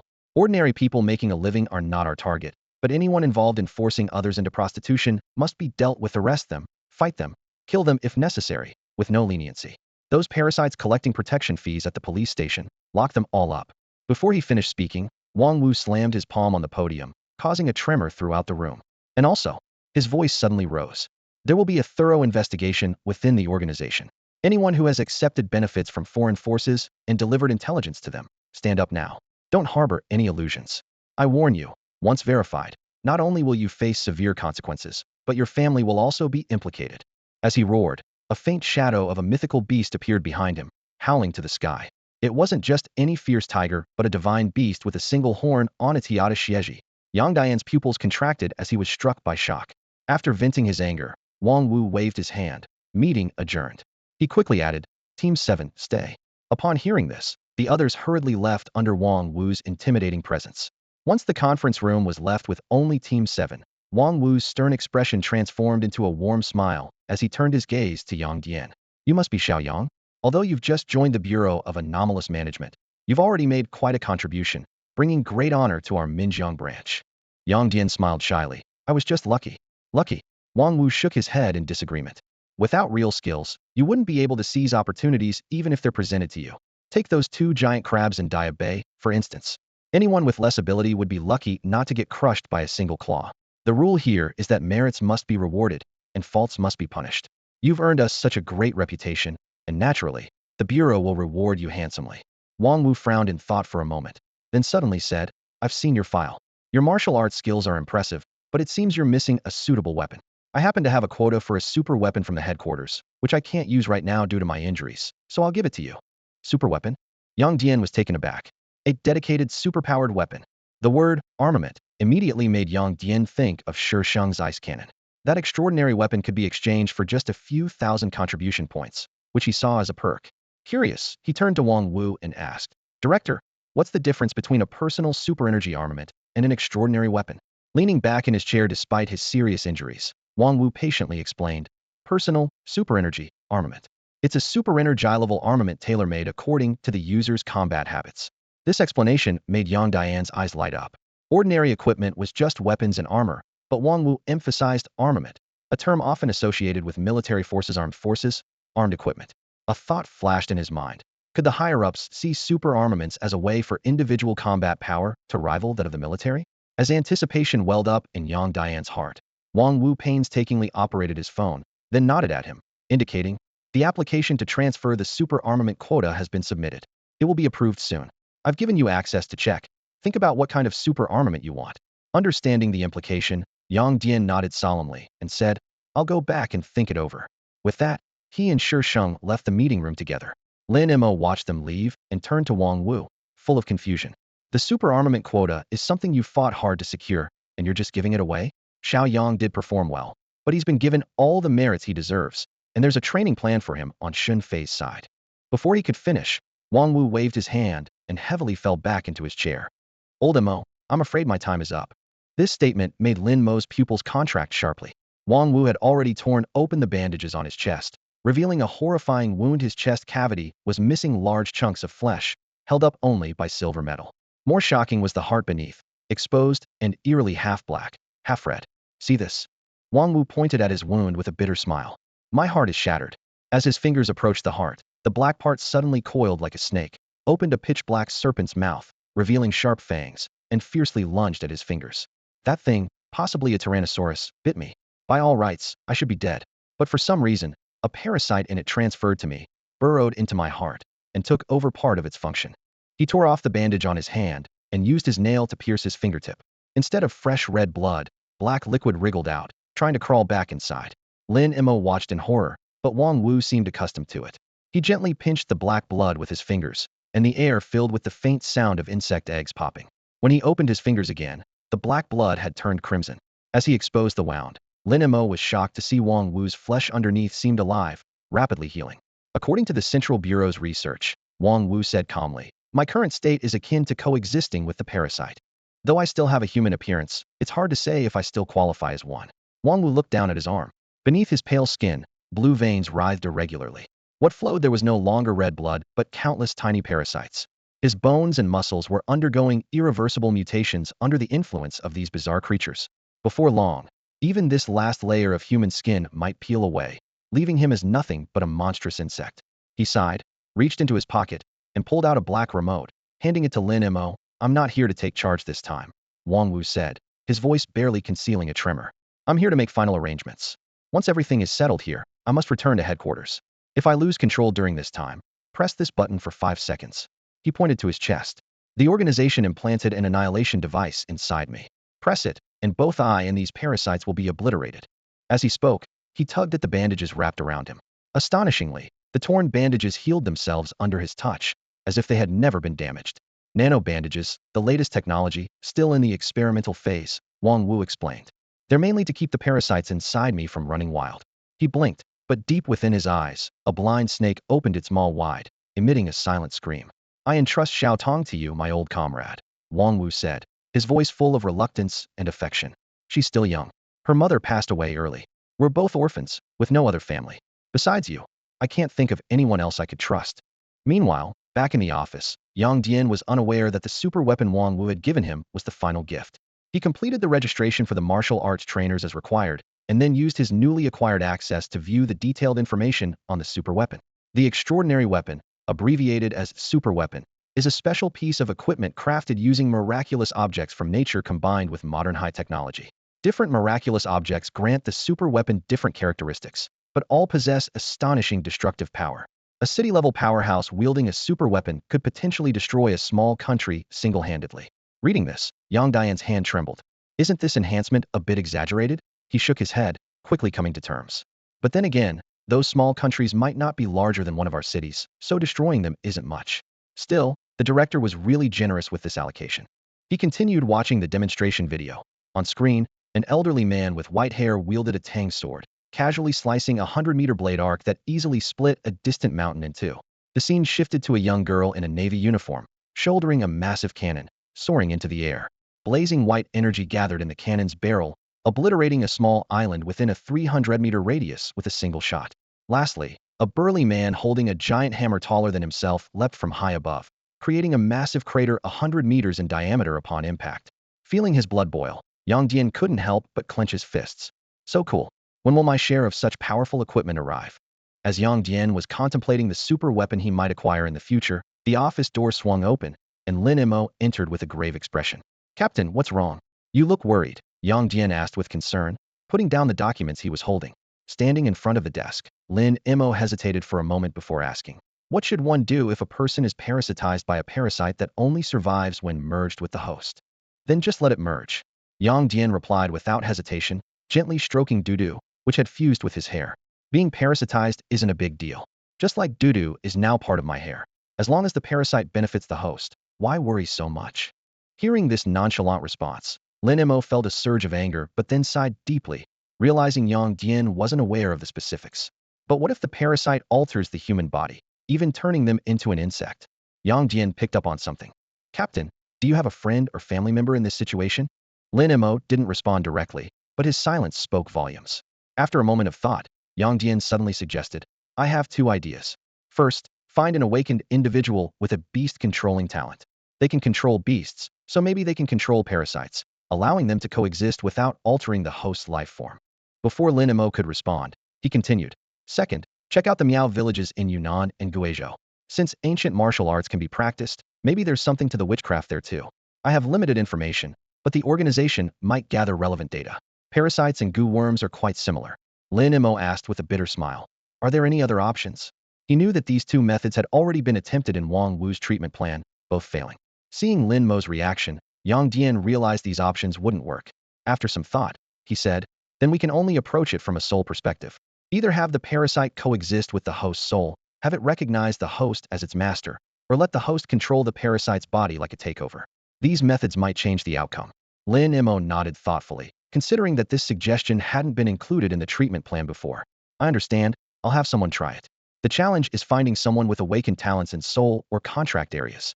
With that, he hurried out of the office, determined to give Wang Wu even the slightest chance. As Lin Mo left, Yang Dian turned his attention back to his phone screen, continuing to browse information about super weapons. Just as Yang Dian was about to click on the next video, his secure phone suddenly rang. The caller ID flashing on the screen forced him to pause what he was doing. Hello, is this Deputy Security Officer Yang Dian from the Fuzhou Special Affairs Bureau? A clear female voice came from the other end of the line. The term officer made Yang Dian instinctively rub his temples, as it always brought back some unpleasant memories. He adjusted his mood and briefly replied, Yes, that's me. Hello, Officer Yang. This is Li Xian from the Armed Research Department of the Huaxiao Research Institute. Director Wang Wu of the Fuzhou branch has applied to transfer his superweapon quota to you, and the application has been approved by the higher-ups. When would you be available for a custom superweapon fitting? The mention of superweapon immediately brightened Yang Dian's eyes. I have time today, but I'm still in Fuzhou right now. In that case, when would you be able to come to Chengdu? Li Xian's question caught Yang Dian off guard. Chengdu? Isn't the main institute in the capital? Due to strategic needs, some departments of the main institute have been relocated inland, including the Armed Research Department. This explanation made Yang Dian instantly understand the reason. Although the capital isn't coastal, it is only a little over 100 kilometers from the coastline, and there's a ticking time bomb-like underground world beneath it. If both the underground and marine creatures were to revolt simultaneously, he didn't dare to imagine that scenario. Relocating important departments inland was indeed a wise decision. But then he thought about the situation of the ordinary citizens in the capital. Shaking off these thoughts, Yang Dian replied, "I'll be in Chengdu by tomorrow morning." "All right, Officer Yang. I've applied for your travel permit for tomorrow, and the location of the Armed Research Department has been sent to your phone. Please contact me upon arrival, and I'll meet you at the entrance." After ending the call, Yang Dian immediately opened the 12306 app to check train tickets. He chose not to fly though faster. The survival chances in case of an accident were almost nil. With his current abilities, he wasn't sure he could survive a plane crash. In contrast, high-speed trains or bullet trains were much safer. Even at 400 kilometers per hour, translating to over 111 meters per second, he was confident he could survive an accident. Looking at the schedule, he finally chose a train that required a transfer in Shenzhen, taking a total of 15 hours. "Oh, my poor rear end," he muttered as he stood up, patting his soon-to-be-sore backside. Grabbing his phone, he quickly headed out the door. Time was tight, and if he didn't move now, he'd miss his train. Suddenly, he remembered something. Tomorrow was a day off, but he had worked the day after, and he definitely wouldn't make it back in time. It seemed he needed to ask his captain for a few days off. The D962 train slowly approached its final destination. As Yang Dian noticed the "Arriving Soon" sign light up above, he got up from his seat, only to find himself caught in a double display of affection. "Huh? We're already here? Why did you buy roses? Such a waste," the male college student across from him said, holding his phone with a sweet smile on his face. Not to be outdone, the female college student sitting next to him pulled out her phone. "Hey honey, the train is about to arrive. Where are you waiting for me?" "Oh, at the entrance, right? Do you miss me?" "I miss you too." Sandwiched between them, Yang Dian rubbed his temples. It wasn't because he was single and forced to witness this public display of affection if he wanted a partner. A simple gesture from the female security officers at the station would bring a dozen running. What troubled him was the sound coming from the phones. It seems that the rumors about Chengdu were true after all. The train made its final stop, smoothly coming to a halt at the platform. Yang Dian deliberately slowed his pace, following the couple towards the exit. Sure enough, a jaw-dropping scene unfolded at the exit. A woman in a wedding dress and a man holding a bouquet of roses were rushing towards them from opposite directions. Gasps filled the air as the sound of phones snapping pictures echoed around. The woman in the wedding dress headed straight for the female student, while the man with the roses leaped onto the male student. It's from an online picture, found on TikTok. "This is Chengdu for you. Chengdu really lives up to its reputation. It was worth coming here, really worth it. Such a thrilling scene right upon arrival. Hee. Mom, I believe in true love again." Listening to the surrounding chatter, Yang Dian couldn't help but applaud. Suddenly, the entire Chengdu East Station exit was filled with enthusiastic clapping, causing the two couples to blush and run out hand in hand. Yang Dian stepped outside, taking a deep breath as the rising sun greeted him. "Ah, youth." Pulling out his phone, he opened the location sent by Li Xian yesterday, Sichuan University's Life Sciences Institute. Why do they always put research institutes in universities? Even if the superweapon needs to be at a university, shouldn't it be with the Polymer Research Institute or something similar?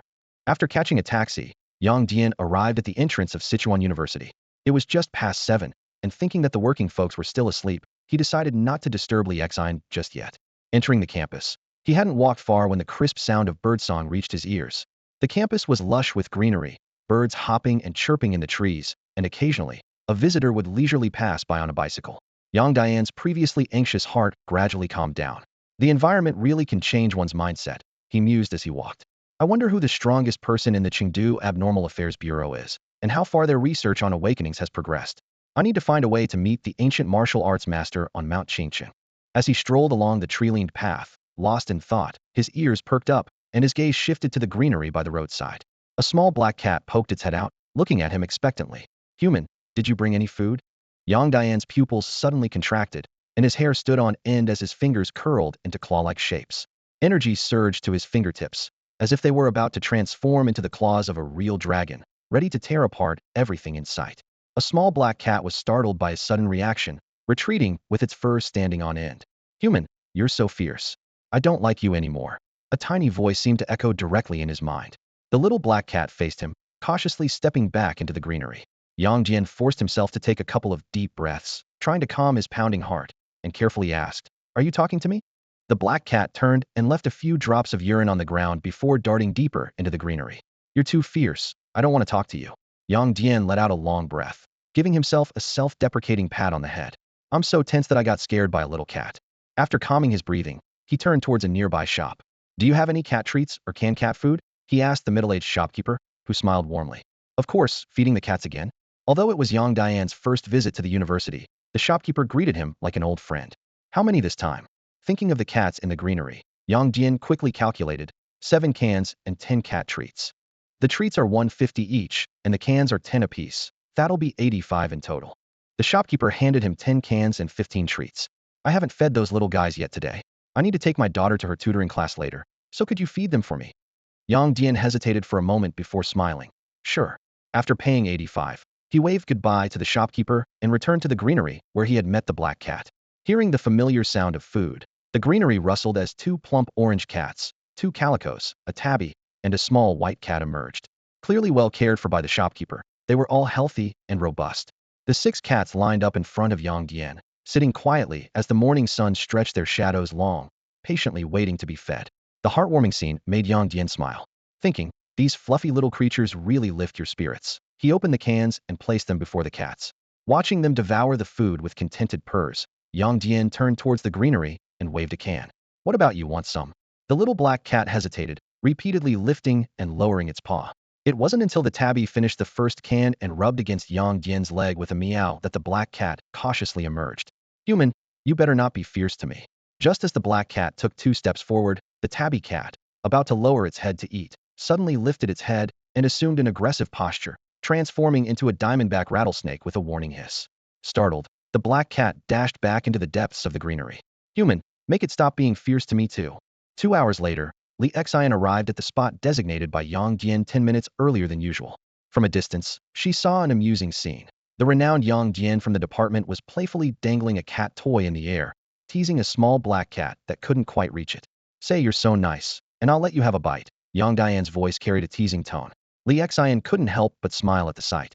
Dressed in her neat researcher uniform with light makeup, she looked youthful and vibrant. I didn't expect someone as skilled as you to have such a playful side, taking the time to entertain a kitten. Yang Dian glanced at her and raised an eyebrow. One has to find ways to pass the time. Isn't teasing this little creature more fun than scrolling through my phone or practicing martial arts on the spot? With that, he scooped the little black cat into his arms. Initially, the cat struggled a bit, but it settled down as soon as Yang Dian offered it the cat toy. As Yang Dian prepared to head towards the research institute with the cat, Li Xian quickly reminded him, we're not allowed to bring animals inside the department. Not even anomalous creatures? Yang Dian gave her a meaningful look. Li Xian was taken aback, her gaze falling on the little black cat focused on licking the toy. It's an anomalous creature? The little black cat glanced at Li Xian before turning away haughtily. I don't like her. You can't hear it talking? Yang Dian asked. It? Talking? Li Xian was incredulous. How can a cat talk? Or have you awakened some beast language ability? Yang Dian didn't answer directly, instead asking, is there a place to temporarily house an anomalous creature? He added, just temporarily, I'll take it with me when I leave. There is. Li Xian nodded, then looked at the little black cat with curiosity. Will it hurt anyone? Does it need a bath? Seeing Yang Dian's puzzled look, she explained, I'm just the liaison, here to bring you into the department. Once inside, technical staff will handle things. Yang Dian nodded and told the cat, go with her for a bath, stay by her side, and I'll take you when I leave. Will you abandon me? The little black cat looked up and asked. No, Yang Dian assured it, scratching its chin lightly. Then I'll go with her for a bath, the little black cat said, nimbly leaping onto Li Xian's shoulder. When Li Xian tried to hold it, the cat quickly jumped back into Yang Dian's arms. I don't want her to hold me. Yang Dian flicked the cat's head gently, relaying. It says it doesn't want you to hold it. It can really talk? Why can't I hear it? Li Xian swallowed hard. Because your mental strength, or rather, your soul's power isn't strong enough. An elderly voice suddenly spoke from behind. They turned to see an old man in a lab coat with a head full of white hair, staring intently at the little black cat in Yang Dian's arms. The little black cat shrank back into Yang Dian's embrace, intimidated by the old man's piercing gaze. He's scary. Hearing this, Yang Dian couldn't help but smile. 2 hours ago, the little black cat had described him in the same way. It only takes a can of food and a few cat treats to turn into a human? You're really easy to please, the old man remarked, staring at the black cat in Yang Dian's arms with a curious glint in his eyes. Is it your pet? Can we borrow it for a few days of research? The old man scrutinized the black cat thoughtfully. This cat seems to have awakened a telepathic ability, but its mental strength and soul intensity are quite low. Unfortunately, we can't yet detect any mental waves from it. If we could fully understand its awakened ability, perhaps. He abruptly stopped speaking and instead began to examine Yang Dian closely. After a moment, he hesitantly asked, "Are you Yang Dian? The same Yang Dian who obtained Wang Wu's share of the super weapon?" Yang Dian nodded in confirmation, prompting the old man to sigh and wave to Li Xian. "All right, leave this to me." The cat too. Li Xian reluctantly left, glancing back repeatedly. The old man led Yang Dian into a building, asking as they walked, "You know about the thing beneath the capital, right?"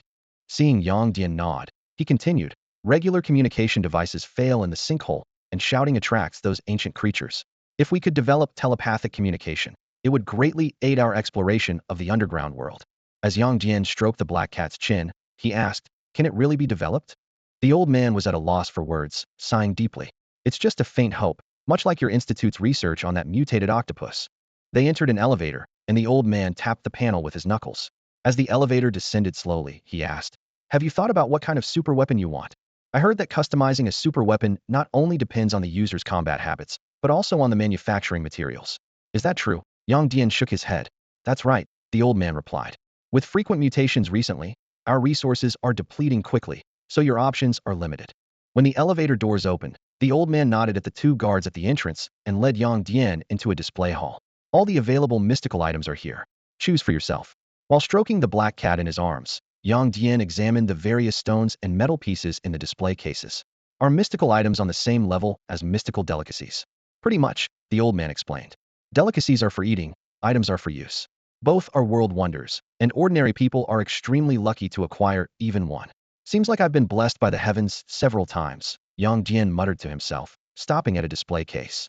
Through the tempered glass, he read a series of text. Mystical item, flint. Properties. When stimulated by external force, it can release a high temperature of up to 6532 C. Super weapon potential. Designed for fire attribute awakeners to create fire attribute super weapons. After reading the description, Yang Dian couldn't help but stroke the cat more vigorously, causing the black cat to roll its eyes. "If I remember correctly, the surface temperature of the sun is only about 5500 C, right? This stone can release a temperature of 6532 C. The old man joined him, smiling. "That's just the limit we could test. Perhaps in the hands of an awakener, it could unleash even greater power." In the exhibition hall, besides the heat-emitting flint, there were 7 other astonishing artifacts on display. The first was a basin-sized energy stone, its surface shimmering with a faint glow, containing immense energy that could be released instantly. Next to it was a crystal-clear gravity bead, marble-sized yet capable of overturning the laws of nature by altering the gravitational field around it at will. The most striking was the mysterious gingjin, on which even the most advanced technology of today could not leave a mark. Beside it, the ice soul, the size of a fist, emitted a chilling coldness. The 7 apertures crystal lay silently on the display, and a light tap could produce an ethereal, melodious sound, capable of attracting and commanding various wild animals to perform simple tasks. The phantom attractor emitted a special magnetic field that, when stared at for too long, induced hallucinations, making one feel as if an ancestor was floating nearby. The final artifact was the star iron, hovering midair, a basin-sized spherical surface seemingly harboring a vast starry sky with faintly twinkling lights. Yang Dian paced back and forth in the exhibition hall, his gaze wandering among these wonders. He quickly dismissed 4 of them. The flint, ice soul, and 7 apertures crystal did not match his temperament, and as for the phantom attractor, he had no desire to see the hallucination of an ancestor. Turning to the elderly man beside him, Yang Dian expressed his vision for an ideal superweapon. "I want it to have impenetrable defense and unstoppable offensive power, ideally with the ability to change shape at will. If it could fly, release energy attacks, and help me teleport to safety and danger, that would be perfect." The old man glanced at him askance, his tone mocking. "Young and ambitious, aren't you? Making a wish, are we? Why not just ask for a super weapon that can blow up the earth with one punch?" Yang Dian shamelessly replied. If such a super weapon existed, that would indeed be ideal. His words left the old man speechless, evidently taken aback by Yang Dian's audacity. Seeing the old man silent, Yang Dian walked to the gingjin display case and asked, "This gingjin is said to be indestructible, unaffected by current means. What kind of super weapon could be made from it?" The old man chuckled. "Nothing at all. It's here, just for you to marvel at. If it were possible to make a super weapon from it, do you think you'd have the chance to choose? It would have been snatched away long ago." This time, it was Yang Dian who was left speechless, a sense of frustration welling up inside him. Approaching the energy stone, Yang Dian took out his phone to play a pre-recorded video. In the footage, a Navy girl carried a giant cannon, firing a devastating shot at a distant reef. The cannon on her shoulder, is it made from the energy stone? The old man glanced at the video and gave a thumbs up. Good eye? That energy cannon was crafted by me personally 2 years ago, with the energy stone as the main material. Technology advances so fast. If you want, I can make you one with double the power. All this talk about cannons, the old man's words are really crude. Yang Dian muttered to himself, adding the energy stone to his list of options. Then he moved to the gravity bead display case. The gravity bead can reverse and alter gravity. What's the maximum adjustment it can make? How large is the area it affects? The old man didn't respond. Instead, a line of text automatically lit up on the transparent glass of the display case. The Yuju can manipulate gravity within a 3-meter diameter, increasing or decreasing it by up to 7 times. Yang Dian gazed intently at the Yuju in the display case, his eyes gradually lighting up. He quickly assessed the potential of this artificial intelligence product developed by the Weapons Research Department. 7 times gravity might not seem like much, but its impact on living beings is significant. If one half of a person's body were subjected to 7 times gravity while the other half remained normal, the resulting gravitational disparity could be lethal. If we were to turn it into a superweapon, could we precisely control the area of gravity change? Yang Dian asked, turning his head. For example, could we increase the gravity specifically around an enemy's brain and crush it? The old man behind him scratched his graying hair. With our current technology, that's not possible. We can only set thresholds. Once a threshold is activated, the gravity within the entire range changes uniformly. Precise control isn't achievable yet. So, Yang Dian furrowed his brow. If I first reduce gravity to 7 times, and then increase it to 7 times, wouldn't I be subjected to a 14 times gravity difference? The old man smiled and quickly operated the display case, pulling up several design blueprints. You're underestimating us. The Yuju's effective range is a 3-meter diameter. We can easily create a long-handled weapon between 2 to 3 meters long, like a spear. By embedding the Yuju in the spearhead, when you wield the weapon, the gravity field won't affect you. Yang Dian pondered this proposal carefully. Indeed, wielding a 3-meter spear, you could thrust it at an enemy, subjecting them to 7 times gravity before the spearhead even makes contact. But he soon shook his head. In this era of advanced technology, while wielding a spear with a combat radius of only 4.5 meters, an enemy could be 800 meters away aiming a sniper rifle at your head. With a sense of disappointment, Yang Dian moved to the last display case, where a piece of star iron floated silently. What's special about this? Why is there no description on the display case? The old man showed a conflicted expression. To be honest, we can't tell if it's a substance or a life form. As he spoke, he pressed his palm against the display case. The floating star iron quivered, and tiny particles slowly drifted toward the old man's hand. It can react to human thoughts, the old man explained. Yang Dian also placed his palm on the display case. Instantly, the particles on the star iron turned toward him at 10 times the previous speed, rushing eagerly to his hand. Crack!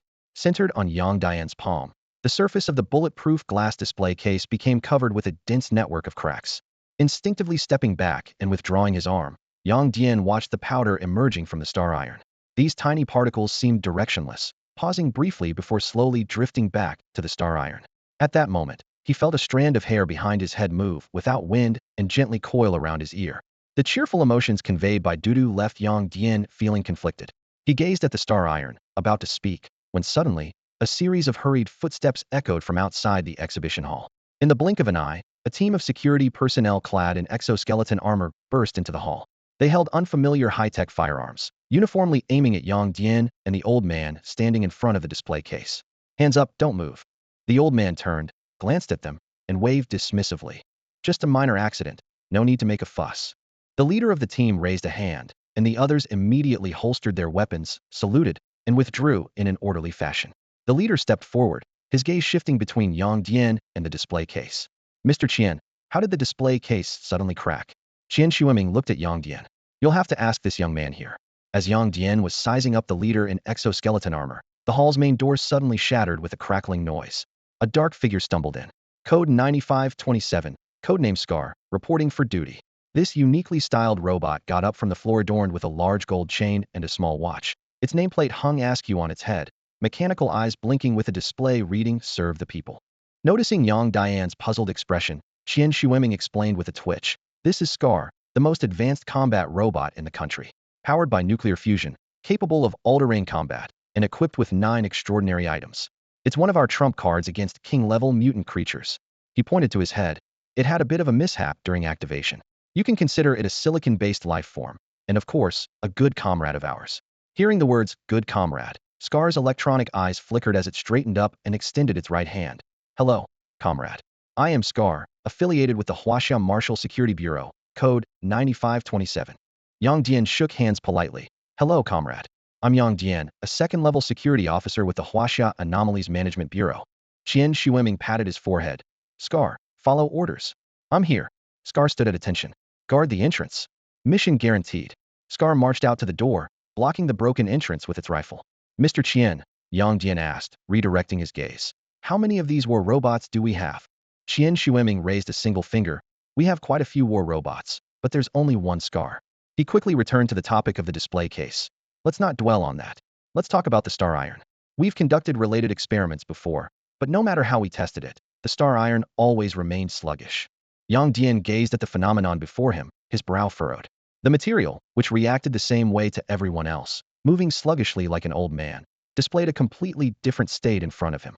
His thoughts quickly shifted to Dudu and the energy pool where the soul resided, but after careful consideration, he concluded that the most likely factor was Dudu. Mr. Qian, Yang Dian looked directly into the other's eyes. Can you tell me the origin of this celestial iron? The specific time and place? Qian Shueming frowned thoughtfully for a moment, his gaze resting on Yang Dian's hair, and slowly said, 9 days ago, it was accidentally obtained by the military while testing aerospace fighters in low Earth orbit. After 2 days of research without progress, they handed it over to us. He pointed at Yang Dian's hair. Speaking of which, that little creature on your head that you call the starlight jellyfish seems to have been captured by you around the same time. Its appearance is also starry, very similar to the celestial iron. Seeing that Mr. Qian had figured everything out, Yang Dian decided to open his mind. As his thoughts fluctuated, Dudu began to separate from the fusion state. The strands of hair at the back of his head moved on their own, quickly merging and transforming into tendrils that emitted starlight. With a flash of starlight, Dudu turned into a hat-like shape, gently covering Yang Dian's head. Dudu. After gently pressing on Yang Dian's head, Dudu leaped towards the display case holding the celestial iron. It circled joyfully in front of the case, emitting cheerful chirps. With Dudu's sound, the originally spherical celestial iron began to expand, effortlessly shattering the bulletproof glass case, said to withstand heavy sniper fire. The celestial iron continued to rise and expand, eventually transforming into a brilliant sea of stars that covered the entire ceiling of the exhibition hall. Dudu swam freely in the starry sea, continuously emitting joyful dudu sounds. Suddenly, as if remembering something, it extended a tendril to wrap around Yang Dian's wrist, gently pulling him into the starry sea as if he were weightless. Feeling an inexplicable sense of safety welling up within, Yang Dian stared blankly at Dudu. So this is your home. You're actually from the sky, not the sea? Dudu turned and pounced onto Yang Dian's head. Though it couldn't speak, it continuously conveyed feelings of joy to him. Yang Dian took a deep breath and slowly exhaled. As he gazed at the starry sea surrounding him, he suddenly had an intuition that he could control this sea of stars. Tentatively, he reached out his hand, and in an instant, a large amount of starlight adhered to his arm. Yang Dian's eyes lit up. More. Form into a nanomech suit. However, things didn't go as he wished. The amount of starlight he could control was extremely limited. Even with all his effort, he could only form an arm guard on his right forearm. He concentrated his energy and blood at his fingertips, reversed the flow to create a blood-red dragon claw, and slashed fiercely at the starlight arm guard. Screech! In the piercing sound of friction, the arm guard was left with only a shallow mark, which disappeared in the blink of an eye. So, how can one fully control the celestial iron and this sea of stars? Sensing Yang Dian's thoughts, Dudu, the creature resting on his face, gently nudged its tentacles. In an instant, the starry sea centered around Yang Dian began to rapidly converge, disappearing without a trace. Without the support of the starry sea, Dudu could no longer hold onto Yang Dian's body, and both he and the jellyfish plummeted straight down from the 8-meter-high ceiling. Thud! Yang Dian landed heavily on the ground, standing up while rubbing his sore backside. Instinctively, he activated his internal energy, carefully sensing the changes within his body. Though invisible to the naked eye, he could distinctly feel some foreign substances circulating with his blood, gradually being assimilated by his energy and becoming part of his body. Raising his palm, Yang Dian focused his mind, and specks of starlight emerged from beneath his skin, swiftly forming an indestructible starlight arm guard on the surface of his arm. He experimented with adjustments, and the arm guard became as thin as a cicada's wing, extending to cover his heart. Dragon scales are enough to protect my arm, Yang Dian thought to himself, then redirected the starlight armor to cover vital areas like his heart, brain, and lower body. As he reveled in this novel experience, he suddenly noticed Qian Xueming watching him intently. Quickly retracting the starlight, Yang Dian turned to Qian Xueming with a simple, honest smile. Before he could speak, Qian Xueming waved his hand with a friendly grin and said, "Xiao Yang, you have great talent. You're not reaching your full potential here. How about joining our armed forces department?" Yang Dian twitched slightly at the corner of his eye and politely declined. "Mr. Qian, you know we have troubles at home with sea creatures causing havoc nearby and threats from foreign forces. I can't leave my hometown, and I'm not cut out for research." At Qian Xueming's request, Yang Dian explained what he knew about Dudu in detail. "First, I found Dudu by the seaside when it was almost dried out, and it might have bonded with me for survival. Second, I believe Dudu resembles the legendary atmospheric life forms. Though it looks like a jellyfish, it can fly without water, which is very different from ordinary jellyfish." Lastly, he raised his hand to display the starlight arm guard. Dudu and the star iron seemed to have a symbiotic relationship. Perhaps the star iron nurtured it, or it's its companion. In any case, Dudu can control the star iron, and upon sensing my intentions, it infused it into my body. Now, these substances are gradually becoming part of me. Yang Dian slowly revealed the essence of star iron. It's not a living entity, but a material that reacts uniquely to thoughts. As soon as he finished speaking, the little black cat in his arms, who was also dazed from the fall, suddenly stood up and let out a meaningful meow, as if agreeing with him.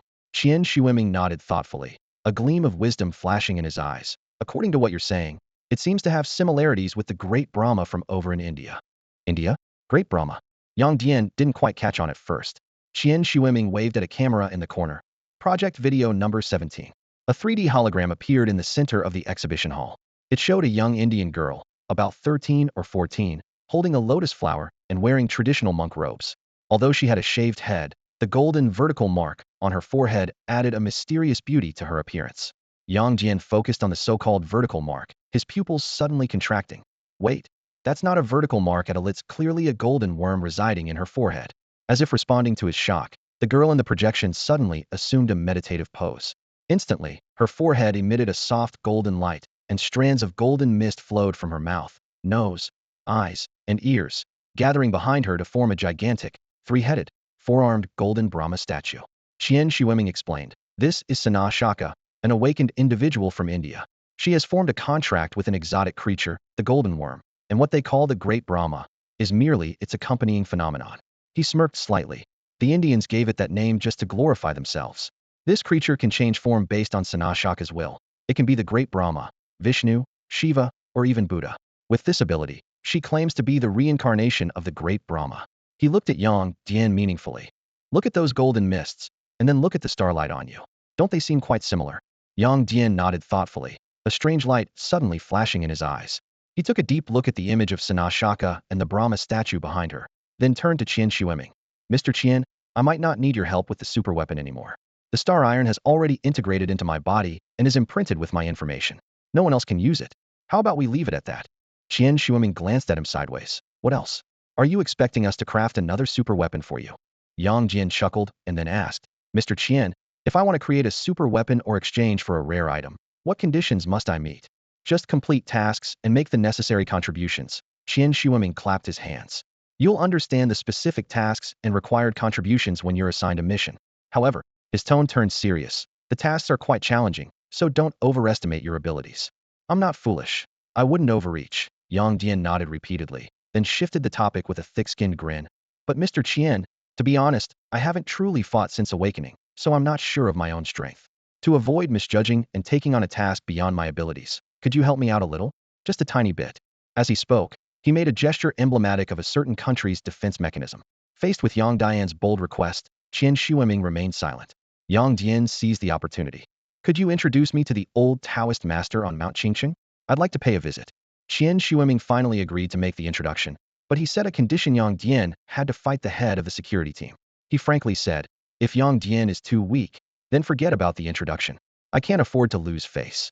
In the training ground, the security team captain, Lin Feng, removed his exoskeleton armor, revealing muscles as solid as granite. Yang Dian squinted at his opponent and asked tentatively, "Captain Lin, you've awakened your talent and practiced martial arts too?" Lin Feng didn't answer directly. Instead, he clashed his fists together in front of his chest, producing a sharp, clang sound. Talent, steel-hardened, ancient martial arts level, qi permeating the body. Even before he finished speaking, Lin Feng's dark skin began to take on a silvery steel hue. In an instant, the space around him started to warp, and his silvery steel body turned a fiery red, like steel forged at high temperatures, exuding an intimidating aura of destruction. Facing the overwhelming pressure, Yang Dian took a deep breath, channeling starlight to form armor over his vital areas: head, chest, and groin. With a flick of his wrist, his blood and energy transformed into blood-red dragon claws, the fingertips gleaming menacingly under the lights. The battle was about to begin. Yang Dian's figure flickered, turning into a shadow as he swept past Lin Feng's side. A metallic clang echoed as the onlooking security team members in their exoskeleton suits saw Yang Dian clutching a piece of torn cloth, beneath which was the shocking sight of the blood-red dragon claw. Woeblood energy materialized. How old is he? What a martial prodigy. Is the captain hurt? That speed. The captain didn't even react. The crowd buzzed with astonishment. Lin Feng looked down at the torn fabric around his waist and the 3 scratches on his side, raising an eyebrow. Not bad, but it's not enough. Yang Dian casually tossed aside the torn cloth and launched another attack. As he neared Lin Feng, he suddenly changed his move, narrowly avoiding Lin Feng's anticipated heavy punch, grabbing his wrist and pulling. As Lin Feng staggered, Yang Dian sidestepped, raising his knee, which glowed with starlight, aiming for a vulnerable spot. Whoa! Lin Feng clamped his legs together tightly, forming an X to block Yang Dian's low blow.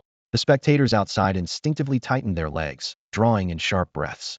Young man, that's not honorable, Lin Feng remarked, swinging his left fist toward Yang Dian's side. Yang Dian silently sidestepped the heavy punch, his left hand's 2 fingers darting toward Lin Feng's eyes, while his right foot stomped hard on Lin Feng's toes. Whoa! Lin Feng gritted his teeth against the pain, pushing Yang Dian's fingers aside while lifting a foot to kick. Taking advantage of Yang Dian's unstable footing, he landed a solid kick to Yang Dian's chest. With a thud, Yang Dian was sent flying over 10 meters. He dusted off the starlight-formed armor on his chest, thinking to himself, having armor is great, especially when its defense is maxed out. That kick was solid, but it barely hurt. Where did you learn those moves, kid? Every strike targets vital points, so ruthless. Faced with the question, Yang Dian remained silent. He suddenly stomped his right foot on the ground, launching himself like an arrow towards Lin Feng. His left hand aimed for the throat, while his right hand targeted the groin, showcasing extremely fierce techniques. Seeing such a ferocious approach, Lin Feng couldn't help but twitch his lips. If we had crossed paths a month earlier, I might have been in real trouble. The burly man, standing at 1.95 meters tall and nearly 1.3 meters wide, muttered under his breath, then unexpectedly assumed a Tai Chi stance by slightly crouching. This scene made Yang Dian pause for a moment. In his understanding, a warrior of such stature should be using powerful fists or Bajiquan, not adopting a Tai Chi posture. But there was no room for distraction in battle, so he quickly adjusted his state and continued his assault. Noticing Lin Feng lowering his stance with his right hand across his body, Yang Dian swiftly altered his tactics. He grabbed Lin Feng's left hand, intending to dislocate it with a flick of his wrist. However, at the moment of contact, a tremor like an electric current surged from Lin Feng, causing Yang Dian to shudder and dissipating the energy of his dragon claw technique instantly. Just as Yang Dian was about to retreat, Lin Feng seized the opportunity and applied more force with his left hand. Under the influence of the internal energy, Yang Dian's strength dispersed in an instant. Lin Feng then followed up with a sweeping kick, causing Yang Dian to stagger backward and prepared to strike with both hands. Fortunately, Yang Dian had a solid foundation in internal energy. As Lin Feng's hands were about to connect, Yang Dian used his right hand to push off the ground, flipping himself to safety and quickly gaining distance. After steadying himself, he rubbed his wrist and swiftly reformed his dissipated energy into a dragon claw, curiously asking, "What kind of force was that? How did it disperse my energy so quickly?" Seeing Yang Dian recover his combat strength so swiftly, Lin Feng's expression darkened. Anyone else hit by his Tai Chi tremor would struggle to gather their strength for a while, even if they were seasoned martial artists. Yet Yang Dian recovered almost instantly, evading before Lin Feng could attack again. It's a Tai Chi tremor, designed to neutralize force. Too bad I haven't mastered the rebound force yet. Otherwise, you'd be down already, with no chance to escape. Yang Dian nodded thoughtfully, then lowered his stance. Alright, from now on, he'll be serious too. As he spoke, the energy at his fingertips extended several centimeters. This dragon claw technique was not only a grappling method but also a deadly strike against evenly matched opponents. Seeing Yang Dian's determination to tear him apart, Lin Feng quickly raised his hands. Alright, enough. This isn't a fight to the death, just a spar, you know? Why are you so fierce? I didn't steal your girlfriend. Go fight someone else. With that, Lin Feng released his hardened state, revealing 3 claw marks on his waist from Yang Dian's earlier attack. Ouch, you really are something else, kid. He limped out of the training ground, still grumbling. So young, and already able to materialize energy, with such speed that I can't even react, just taking hits. Unless it's those masters who can turn their energy into smoke signals, or even those martial arts grandmasters who can transform energy into dragons, who could stand against you. It's insane. He turned and glared at Qian Xueming, who had been watching from the sidelines. Old man Qian, it's your fault, saying we should test his strength. Well, I tested it, and it's strong. Now I'm seriously injured. You better give me a bonus, or I'm quitting. Yang Dian looked at Lin Feng's slightly raised chin, a flicker of something unusual in his eyes. The phrase, if you won't do it, there's always someone else who will suddenly surfaced in his mind for no apparent reason, and he quickly shook his head to dispel the inappropriate thought. Taking the small black cat from Qian Xueming, Yang Dian turned to Lin Feng, his voice filled with curiosity. Captain Lin, could you explain to me about the martial arts realms like vital energy smoke and vital energy transforming into a dragon? Lin Feng widened his eyes in disbelief as he looked at Yang Dian. You don't know? He scrutinized the young man in front of him. You haven't registered your martial realm at the headquarters yet, have you? Without a master to guide you, how did you manage to achieve condensing qi into martial form? Yang Dian clenched his fist, and instantly, a crimson surge of vital energy rushed up his forearm, forming into dense dragon scales. I'm not sure if this counts as condensing qi into martial form. I just practiced the dragon claw technique, and as I gained some insights, my vital energy naturally formed into dragon claws and scales. You think vital energy can just form into whatever you want? Lin Feng exclaimed, rubbing the side of his waist that Yang Dian had torn, looking down at his foot that had been stomped into an odd shape, randomly forming into weapons like swords and spears. That's a grandmaster level skill. Seeing the eager curiosity in Yang Dian's eyes, Lin Feng couldn't help but let out a long sigh. He recalled his own 40 years of relentless cultivation, training in the harshest winters and sweltering summers, only to reach the stage of qi circulating throughout the body, still far from condensing qi into martial form. Yet this young man, barely in his 20s, had already surpassed him by leaps and bounds. Could the difference between people really be this vast? Limping over to a chair, Lin Feng sat down and removed his shoes and socks, revealing toes swollen like radishes. A sour odor filled the air, and he inhaled sharply. You really went hard. Almost turned my toes into mush. Gesturing to a nearby security teammate for medicine, he continued explaining to Yang Dian. The realms of martial arts are actually quite simple, divided into 6 stages. The first stage is sensing qi, which is being able to perceive the existence of vital energy within your body. If you can't even do that, you're at most a traditional martial arts enthusiast. Generally, a martial artist at the sensing qi stage has the strength to take down a village, except those who practice health-preserving techniques. The second stage is nourishing qi, which involves continuously strengthening your vital energy until it overflows and circulates throughout your body. Qi circulating throughout the body is the third stage, which is where I'm at now.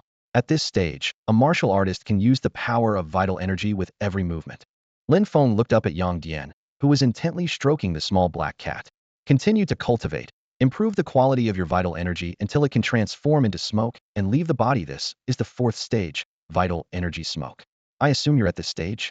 Yang Dian extended his palm, and under his precise control, wisps of his vital energy and blood began to slowly leave his body, gathering at his fingertips and forming spirals of smoke that twisted and turned.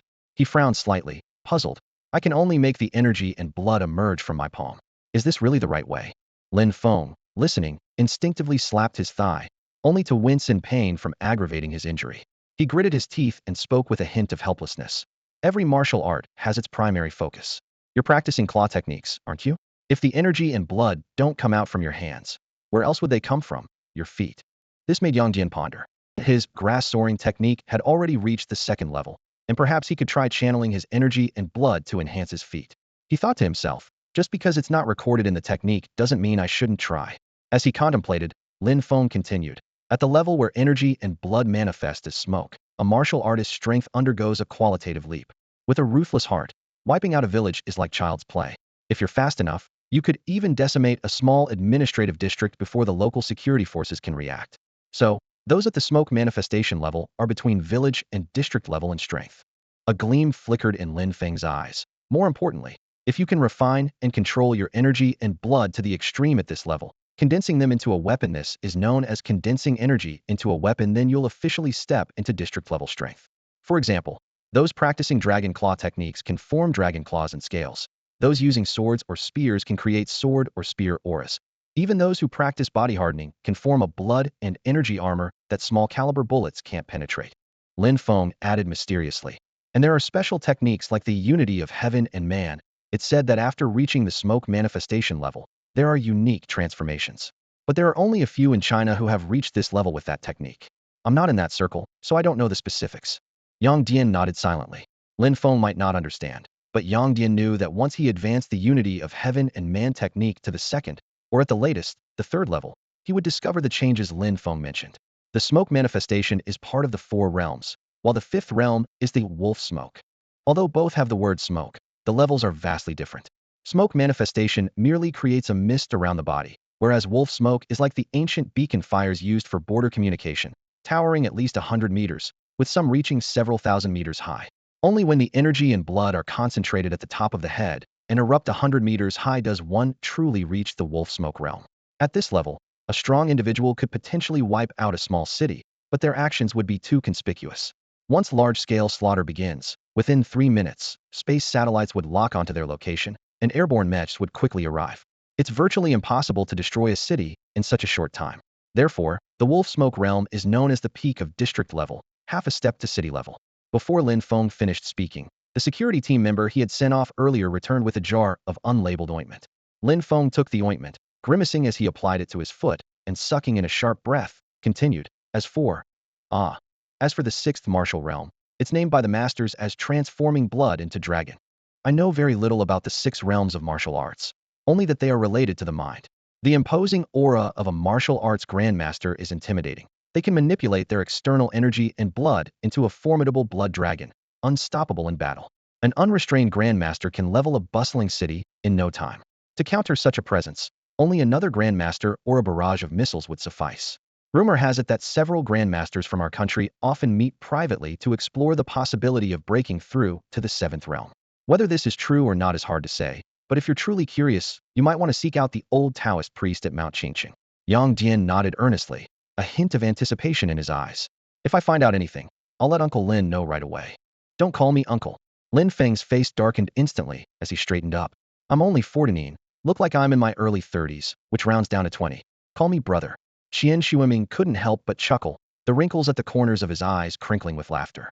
Little Lin here used to be in the Border Defense Forces, and now he's in our special department for security. When does he have time for romance? The organization arranged a few blind dates for him, but he complained they were arranged marriages and insisted on finding someone himself. But ordinary people don't know he's a martial artist, and with his age and refusal to disclose his savings, he's remained single. Lin Feng, applying ointment, glared at Qian Shuiming with a grimace. Old Qian, why do you talk so much? Do I have no dignity left? Better watch out, or I'll go after your granddaughter. Qian Shuiming shrugged with a smile. Only if my granddaughter fancies you. He then turned to Yang Dian with a hopeful look. My granddaughter has high standards and wouldn't go for someone like Lin Feng. But a young talent like you, Xiao Yang, might just be right. She's just turned 21. Wanting to set you up? Yang Dian sighed inwardly, surprised that even in Chengdu, he couldn't escape matchmaking. Fortunately, he had a ready excuse. Like brother Lin, I support free love. Lin Feng immediately gave a thumbs up. Good brother. Qian Shuiming sighed lightly, a barely noticeable sadness in his eyes, seemingly not because of Yang Dian's polite refusal, but for Lin Feng. As Yang Dian stroked the little black cat and observed the silent Qian Shuiming and the cheerful Lin Feng, he couldn't shake the feeling that there was more to the story. After leaving the underground research facility, Yang Dian saw Li Xian squatting under the shade outside the door, playing with a kitten. He quietly approached her. Playing with cats. Startled by the sudden voice, Li Xian turned and, recognizing Yang Dian, patted her chest. How do you walk without making a sound? She paused, then suddenly thought of something, adjusted her hair, and her voice turned soft and sweet. I was just hoping to see if I could find any other mutant kittens. Yang Dian was taken aback by the sudden coquettish tone. Wasn't this the fierce Sichuan West she-devil? Her voice was almost like a cookie. Seeing Yang Dian's reaction, Li Xian immediately deflated, her shoulders slumping. All right, I guess that tactic doesn't work on you. She shrugged, looking Yang Dian straight in the eye, and got straight to the point. My old man read your profile and thinks you're a promising candidate. He wants me to seduce you and have a kid with you. So are you interested or not? Li Xian stood there with her arms crossed, exuding an air of straightforwardness. Yang Dian instinctively touched his nose, finding her words both amusing and unexpected surprising, yet somehow reasonable. I'm not planning on finding a partner right now, he said, thoughtfully observing Li Xian in front of him. But if I change my mind in the future, I might consider you. Please, spare me the consideration. Li Xian rolled her eyes, her tone dripping with sarcasm. In this world, some people wanted to latch onto Yang Dian for a better life, while others despised arranged marriages and were keen on finding true love and a soulmate. Clearly, Li Xian was the latter. She had her own opinions and wouldn't look at Yang Dian differently because of his power, talent, or appearance. This made Yang Dian feel relaxed and at ease around her. He walked over to Li Xian and pulled out the last cat treat from his pocket. The little black cat meowed in protest, but Yang Dian handed the treat to the calico cat, licking its paws on the ground. "Hey, you promised all the treats were for me," he said, scratching the little black cat's chin with a smile. "I've changed my mind." The little black cat jumped down, wagging its tail as it walked toward the roadside greenery. "I don't like you anymore." Feeding the calico, Yang Dian chuckled. "I'll buy you a whole box of the good stuff later, so you can eat to your heart's content." No sooner had he finished speaking than the little black cat turned around, tail high and twitching, and quickly leapt back into Yang Dian's arms. "I think I like you a little again. When are we getting those treats?" Yang Dian laughed, ruffling the little black cat's head, then stood up and turned to Li Xian, asking, "Do you know about Lin Feng, the head of the security team?" He realized he was becoming interested in gossip. "He seems to have a story." Li Xian glanced at him and nodded. "It's no secret. Captain Lin used to have a girlfriend who was a forest ranger. She was killed by poachers during an incident, and they've never been caught. Since then, Captain Lin hasn't wanted to date anyone, insisting on finding true love. We all understand his feelings, so whenever the topic of marriage comes up, we try to subtly encourage him not to dwell on the past. Unfortunately, it doesn't seem to help." After hearing the gossip, Yang Dian didn't feel as entertained as he expected. The story, though cliché, was heart-wrenching and left him feeling down. He rubbed his forehead, a bit annoyed. "All right, I should have known better than to ask." Taking a deep breath, he waved to Li Xian. "I'm off. I'll treat you to a meal sometime." "Yeah, right," Li Xian scoffed. "People who say that usually mean never." Yang Dian walked away without looking back, giving her a thumbs up. Insightful. After saying goodbye to Li Xian, he strolled alone through the unusually quiet campus, made even more so by the summer break.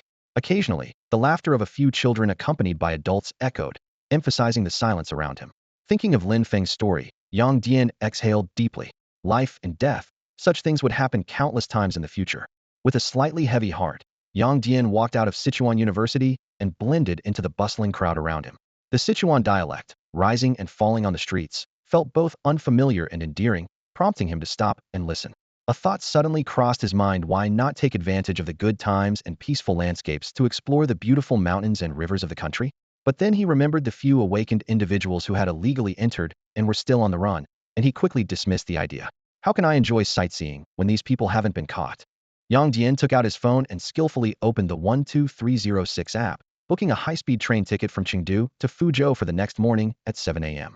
With plenty of time to spare, his gaze fell on Yulin Road on the navigation screen, a street made famous by Zhao Lei's song Chengdu, and just 3 kilometers from Sichuan University's Wangjiang campus. How about a visit to the pub? Yang Dian decided to walk there. As for his original plan to visit Qingxing Mountain, since he had already achieved his goal of understanding martial arts cultivation and testing his skills at the Armed Research Department, there was no need to make the trip. Visiting the martial arts master could be planned for later. When he arrived at the small pub on Yulin Road, he was met with disappointment. The glass door clearly stated, "Opens at 5 p.m. Shaking his head in resignation, Yang Dian opened his navigation app to find a nearby pet store. He thought of his own moody little black cat, who would sometimes be affectionate and other times indifferent, but always became demanding when hungry, reminiscent of a KFC master. He chuckled at the thought. To maintain this pure affection, he needed to address the food issue first. Meanwhile, he planned to find a Sichuan hot pot restaurant to treat his stomach, which had been neglected over the past few days. As night fell and the city lights came on, Yang Dian returned to the pub at 7:30 p.m., finding a long line at the entrance. The little black cat on his shoulder seemed to have gained an invisibility skill in the night, swaying gently to the music from inside, catching the attention of a few stylishly dressed Sichuan girls who took out their phones to take pictures. "Make sure to blur my face if you post it online," Yang Dian joked, pointing to his face. Blurring such a handsome face would be a pity. The Sichuan girls laughed in response. After some small talk, Yang Dian, his patience wearing thin, walked straight to the front of the line and decisively used his cash power. The young couple who took the money were cheerful, happily pulling out a QR code and joining the end of the line with a smile. Yang Dian watched their cheerful faces, hoping they wouldn't turn into a bickering couple. With this inexplicable concern, he followed the waiter into the tavern and sat down at a dark wooden table. Sipping a bottle of fine wine alone, listening to the music playing, he sat quietly for the entire evening. This was Yang Dian's ideal life, and it was the moment he was experiencing right now. He thought, how wonderful it would be to maintain such a peaceful life. No extraordinary events, no mutations, just a tranquil world and universal peace. Living a simple life seemed like a good choice. As he raised his glass for a sip, 3 stylishly dressed girls approached him with cheerful smiles. "Hey there, handsome. What a coincidence, meeting you again." One of the girls blinked at him, asking, "Are you really here alone?" "Not entirely alone. I've got a little cat with me." Yang Dian put down his glass. "Mind if we share a table?" Looking at the smiling girls in front of him, Yang Dian shrugged. "If I said I minded, would you?" The 3 girls laughed even more, pulling out chairs and sitting down without hesitation, saying in unison, "We don't mind." The little black cat quickly became the center of attention, passed around by the tavern's patrons. It finally escaped the crowd and jumped onto Yang Dian's lap, with a few faint lipstick marks on its fur, evidently kissed by an enthusiastic woman. "Human, I'm so happy." The little black cat's thoughts came through, "but I'm also a bit unhappy." Yang Dian placed it on the table and asked the waiter for a disposable plate, squeezing some cat treats onto it. "Human, I'm not unhappy because I'm hungry." The little black cat approached the plate, eating heartily. "It's because I smelled something disgusting, like the smell of a person buried underground." Yang Dian paused in his petting. "Have you seen buried people? Smelled the scent of corpses? Is it here too?" The little black cat, having finished its treat, elegantly licked its paws. "Human, do you turn into corpses after being buried? I've seen it, and I've smelled that scent. But that person wasn't buried, so why do they smell like a corpse?" Yang Dian's expression darkened. Why would someone be buried? Either a murder or something like grave robbing. He had intended to enjoy a quiet drink, but stumbled upon an unexpected discovery. Just as he was about to get up, the girl in the warm yellow camisole beside him seemed drunk, leaning over and collapsing onto his shoulder. "Hey handsome," she blinked her thick lashes. "I didn't know you could talk to the kitty actually. I'm a little kitty too, meow meow meow, talk to me too." Yang Dian froze, looking at this girl acting all cutesy, and thought, why do girls these days flirt in such a rough manner? A tinkling laughter echoed through the tavern. "Fei Fei, you scared away all the handsome guys. I didn't even get a chance to make a move. Give me back my handsome guys." Another girl chimed in. "Xiao Yu, did you record a video just now?" "No." "Then let's ask the owner for the surveillance footage later. I can tease her about this forever." The 3 girls giggled and joked around after Yang Dian left, their laughter filling the air. Yang Dian's gaze, guided by the little black cat, fell on a solitary figure in the corner of the tavern, an odd man wearing a trench coat and hood in the middle of summer. His exposed lower face was unnaturally pale with somewhat Western features, making it hard to tell if he was from the Western frontiers. Although a bit distant, Yang Dian did not detect the stench of corpses the little black cat mentioned. He pulled out his portable glasses detector, tapped the frame to issue a command to Dudu, and took a closer look at the man. The lenses quickly filled with dense data, eventually forming a brief report. Target: William Albert Christian. Identity: Earl of England, PhD student at Cambridge University, paleontologist. Status: body temperature 12°C, awakened unknown ability. Record: entered the country 7 days ago through diplomatic procedures, has not engaged in any illegal activities since. Note: currently under surveillance by the 7th Squad of the 3rd Team of the Wuhan General Bureau. Avoid unnecessary conflict. Cat: was he the one burying people? Yang Dian asked quietly. The little black cat shook its head. No, it was a woman who buried people. Yang Dian frowned in thought for a moment, then exhaled, ready to leave. Since he was under surveillance and had committed no crimes after entering the country, anything before that was not Yang Dian's concern. He had no business meddling in Western affairs. However, just as he turned to leave, William raised his glass, gesturing an invitation. Yang Dian paused, thought for a moment, and then decided to sit down at William's table. "Hello, friend from Huaxia," William said in perfect Mandarin. "Are you here because of it?" The little black cat on Yang Dian's shoulder crouched low, its fur standing on end in an aggressive posture. "Human, he's terrifying." While soothing the little black cat, Yang Dian looked directly at William's pale face. "It says you smell like corpses." William's eyes flickered with a trace of confusion before he gave a wry smile, revealing 2 sharp fangs. "Even it can sense the deathly aura on me?" He paused. "I came to Huaxia through a political asylum application. I came to Chengdu because I heard it's your most inclusive and open city, with no ill intentions. I chose this tavern because of the song Chengdu. Rest assured, for my own safety, I won't break any of your laws. I have no desire to die." Yang Dian gave him a long look. "You better not." With that, he intended to leave. Ever since he sat down, the scrutinizing gazes from behind made him feel uneasy. If things go as expected, those gazes probably belong to the members of the 7th Brigade, 3rd Squad of the Wuhan headquarters. Yang Dian watched William, calculating silently. He didn't want to get into trouble, but reality often defies one's wishes. Bang! The tavern door was forcefully pushed open, causing the decorations on the walls to tremble slightly. A blonde girl in bright silver armor strode in, her clanking footsteps echoing in the suddenly quiet tavern. She held her helmet at her waist with her left hand and gently caressed the hilt of her long sword with her right. Her blue cape swayed lightly with her steps. Her doll-like, delicate face was filled with determination. The noise in the tavern instantly quieted down. Even the singer's music and singing on stage softened. The girl seemed oblivious, her gaze fixed directly on William, not sparing Yang Dian a glance. She walked straight to the table, placed her helmet heavily on it, and sat silently beside Yang Dian.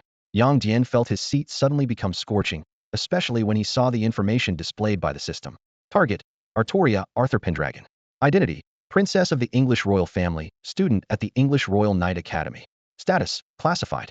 Record: entered the country 7 days ago through diplomatic procedures, has not engaged in any illegal activities since entry. Note: currently under surveillance by the 7th Brigade, 2nd Squad of Wuhan headquarters, avoid any conflict with her. Artoria sat upright in her chair, legs together, hands flat on the table, her posture as straight as a drawn sword. She spoke in perfect Mandarin. All evil will be brought to justice. William sneered, downing his glass of red wine in one gulp. I am not evil, nor have I ever broken the law. Whispers spread through the tavern. The guy's so handsome, the girl's so cool. Are they filming a drama? Costumes, props, expressions, I give it all full marks. Where's the camera? When does this show air? Can I be an extra? I don't even need to be paid. I just want to be near these good-looking people. The girl ignored the chatter around her and turned to Yang Dian. Those who associate with evil will also be judged.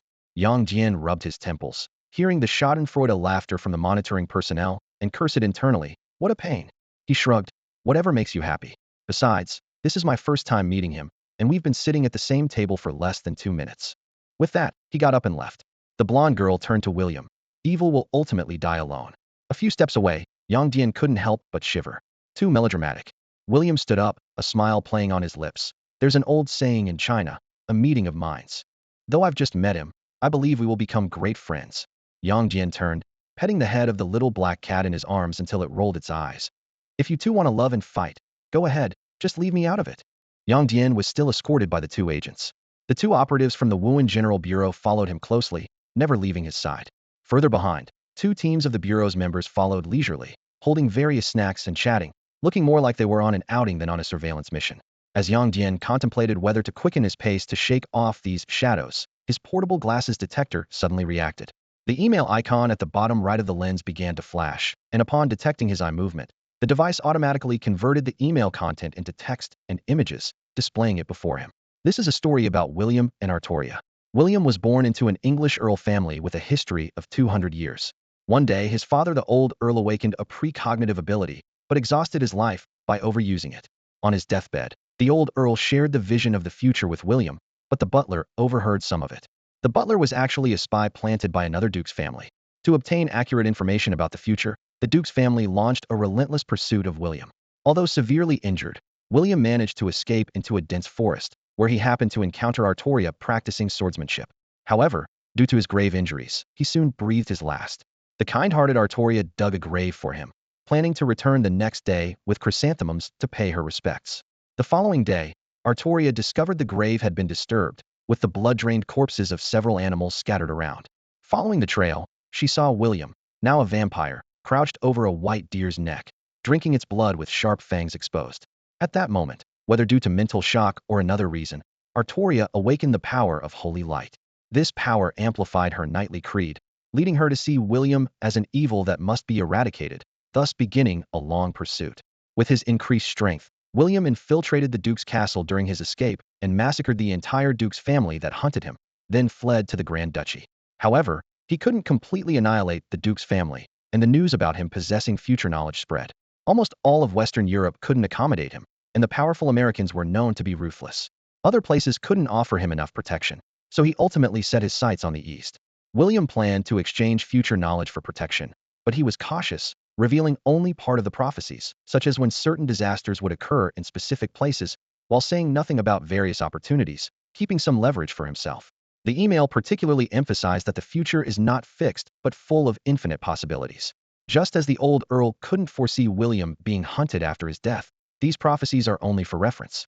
Yang Dian was given a special task, to obtain information about the future from William. Turning around, he looked directly at William and asked bluntly, "In the future information you have, am I mentioned?" William shook his head slowly, his expression calm. "I'm not my father. I can't directly see future visions. Those images ascended to heaven with him, and only God knows them." "Then why are you following me?" Yang Dian frowned. glancing at the small black cat sitting primly on his shoulder. William's gaze lingered on the black cat, a hint of nostalgia in his eyes. I used to have a black cat too, with enchanting silver eyes just like this one. It was my best friend. As he spoke, images of William's castle consumed by flames flashed unbidden in Yang Dian's mind. The fact that it acknowledges you proves you're a good person. I like making friends with good people, William said sincerely. Yang Dian cursed inwardly, wishing he could throw something at William if not for the public setting. Instead, he turned his attention to Artoria nearby. Isn't there another reason? Because she said you'd die alone, and you want to prove you're not? William paused for a moment before speaking slowly. I just want to prove I'm not evil. Killing the Duke of Nantes' family was for revenge, and drinking animal blood is just a survival instinct. Beyond that, I've done nothing evil. Yang Dian nodded silently in agreement. In his view, this wasn't truly evil. William looked at Artoria with determination. I shouldn't be labeled as evil. I deserve to go to heaven after I die. Artoria remained expressionless, like a statue. Vampires are evil incarnate. I'm not a vampire. William defended himself helplessly. I've never drunk human blood. Animal lives matter too. Artoria insisted. Various pieces of information intertwined in Yang Dian's mind. Holy light, heaven, knightly creed, future information, a vampire eager to prove himself. Ultimately, these fragments formed a picture. A straight-legged, light-emitting figure with white wings, a vision of Sun Yue in angelic form. By coincidence, just as Sun Yue became an angel, believers from the west arrived. The task from above seemed salvageable. Yang Dian signaled to two groups of onlookers with a glance. Their leaders understood and directed their teams to surround William and Artoria. Seizing the opportunity, Yang Dian approached the leaders. Yang Dian, secondary security officer of Fuzhou's Special Management Bureau, here in Chengdu for the super weapon.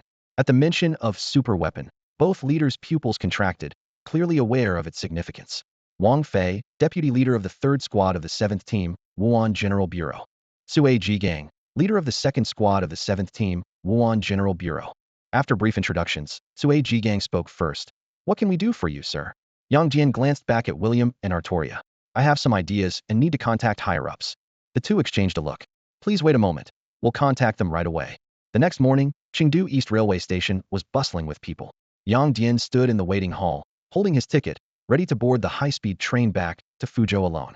Although William often expressed a desire to be friends with Yang Dian, when he learned that Yang Dian was leaving, he chose to stay in Chengdu. Artoria followed William closely like a shadow, and no one knew their true intentions. Yang Dian had already made plans for Tishi intended for Sun Yue, who had just been promoted to an angel, to make contact with them. However, since Sun Yue was undergoing training related to her new identity, this plan had to be temporarily put on hold.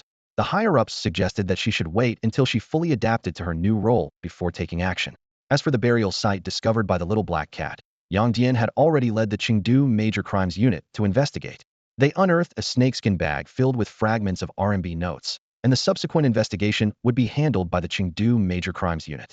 If the case involved extraordinary elements, the Chengdu Bureau of Paranormal Affairs and the Security Bureau could take over, so he didn't need to intervene.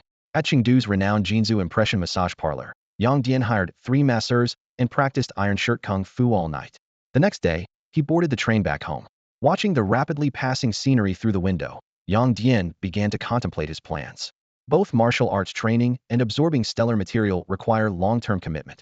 The immediate priority is to introduce his parents and sister to martial arts and teach the skills within the clan.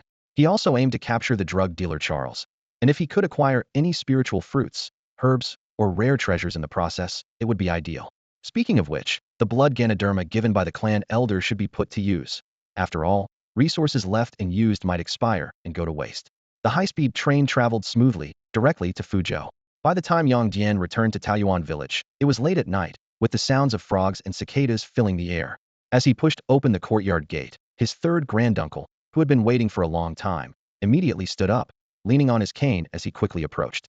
Have you chosen the martial arts techniques? His 3rd granduncle eagerly inquired. Yang Dian nodded in response. I chose them the day after, but I had some urgent matters to attend to in Chengdu, so I just got back. As he spoke, he helped his 3rd granduncle into the living room, greeted his parents, and playfully tapped his silly sister on the head. Turning to his 3rd granduncle, Yang Dian asked, Granduncle, you mentioned wanting me to teach the clan martial arts. That's no problem. But what extent do you envision? Should we have people of suitable age learn martial arts? Or should everyone pick up a skill or two? His 3rd granduncle tapped the ground lightly with his cane, his eyes sharp as he countered. What do you think we should aim for? Faced with his granduncle's question, Yang Dian felt a bit helpless. Granduncle, this should be decided by the clan elders. I'm still young and not in a position to make such decisions. His third granduncle tapped his cane again with vigor and said, being older doesn't necessarily mean knowing more or being always right. Being younger doesn't mean lacking ability.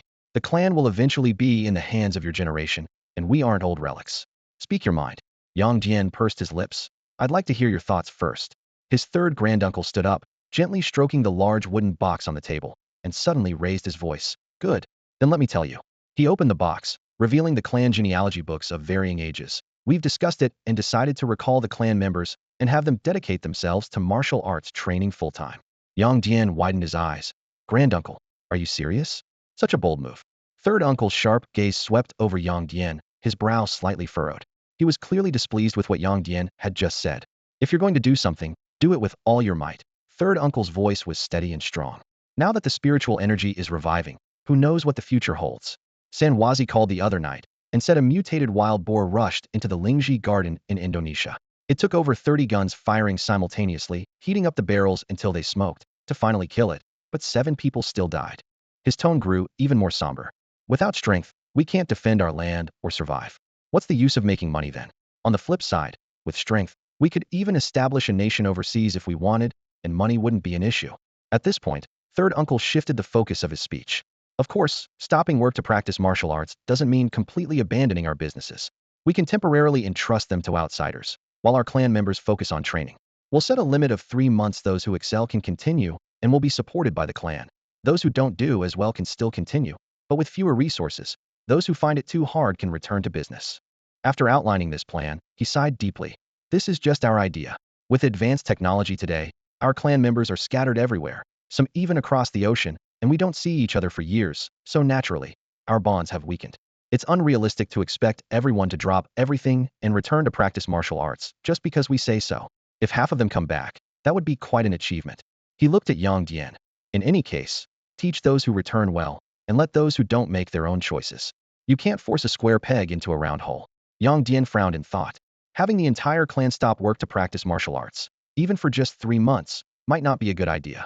For instance, if the authorities find out I'm secretly training 80,000 soldiers, they might think I'm plotting a rebellion. Although that seems unlikely, in today's world, even a few guys in armor at a cosplay event get questioned. Hundreds or thousands gathering to practice martial arts could raise alarms. Third uncle, have you consulted Mazu about something this big?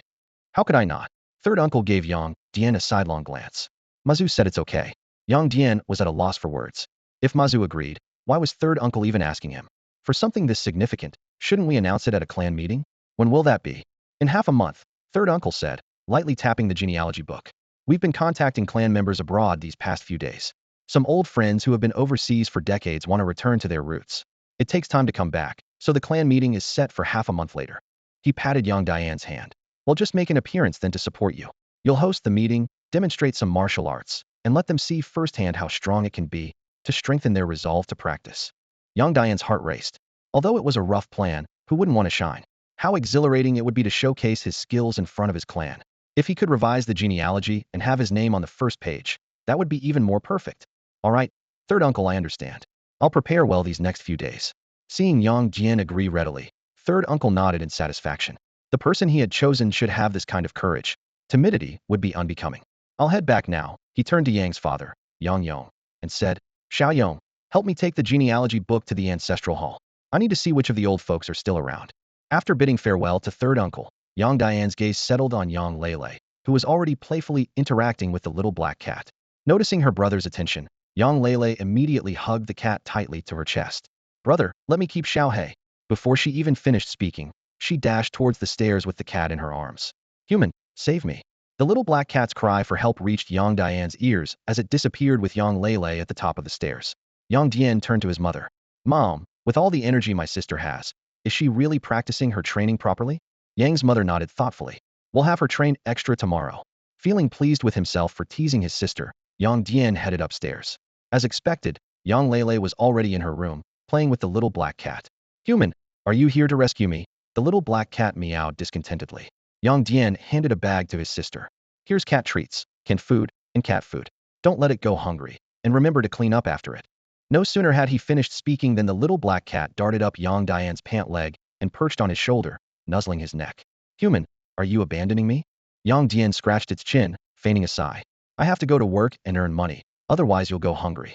The little black cat leapt down and elegantly swished its tail as it walked towards the wide-eyed Yang Lele.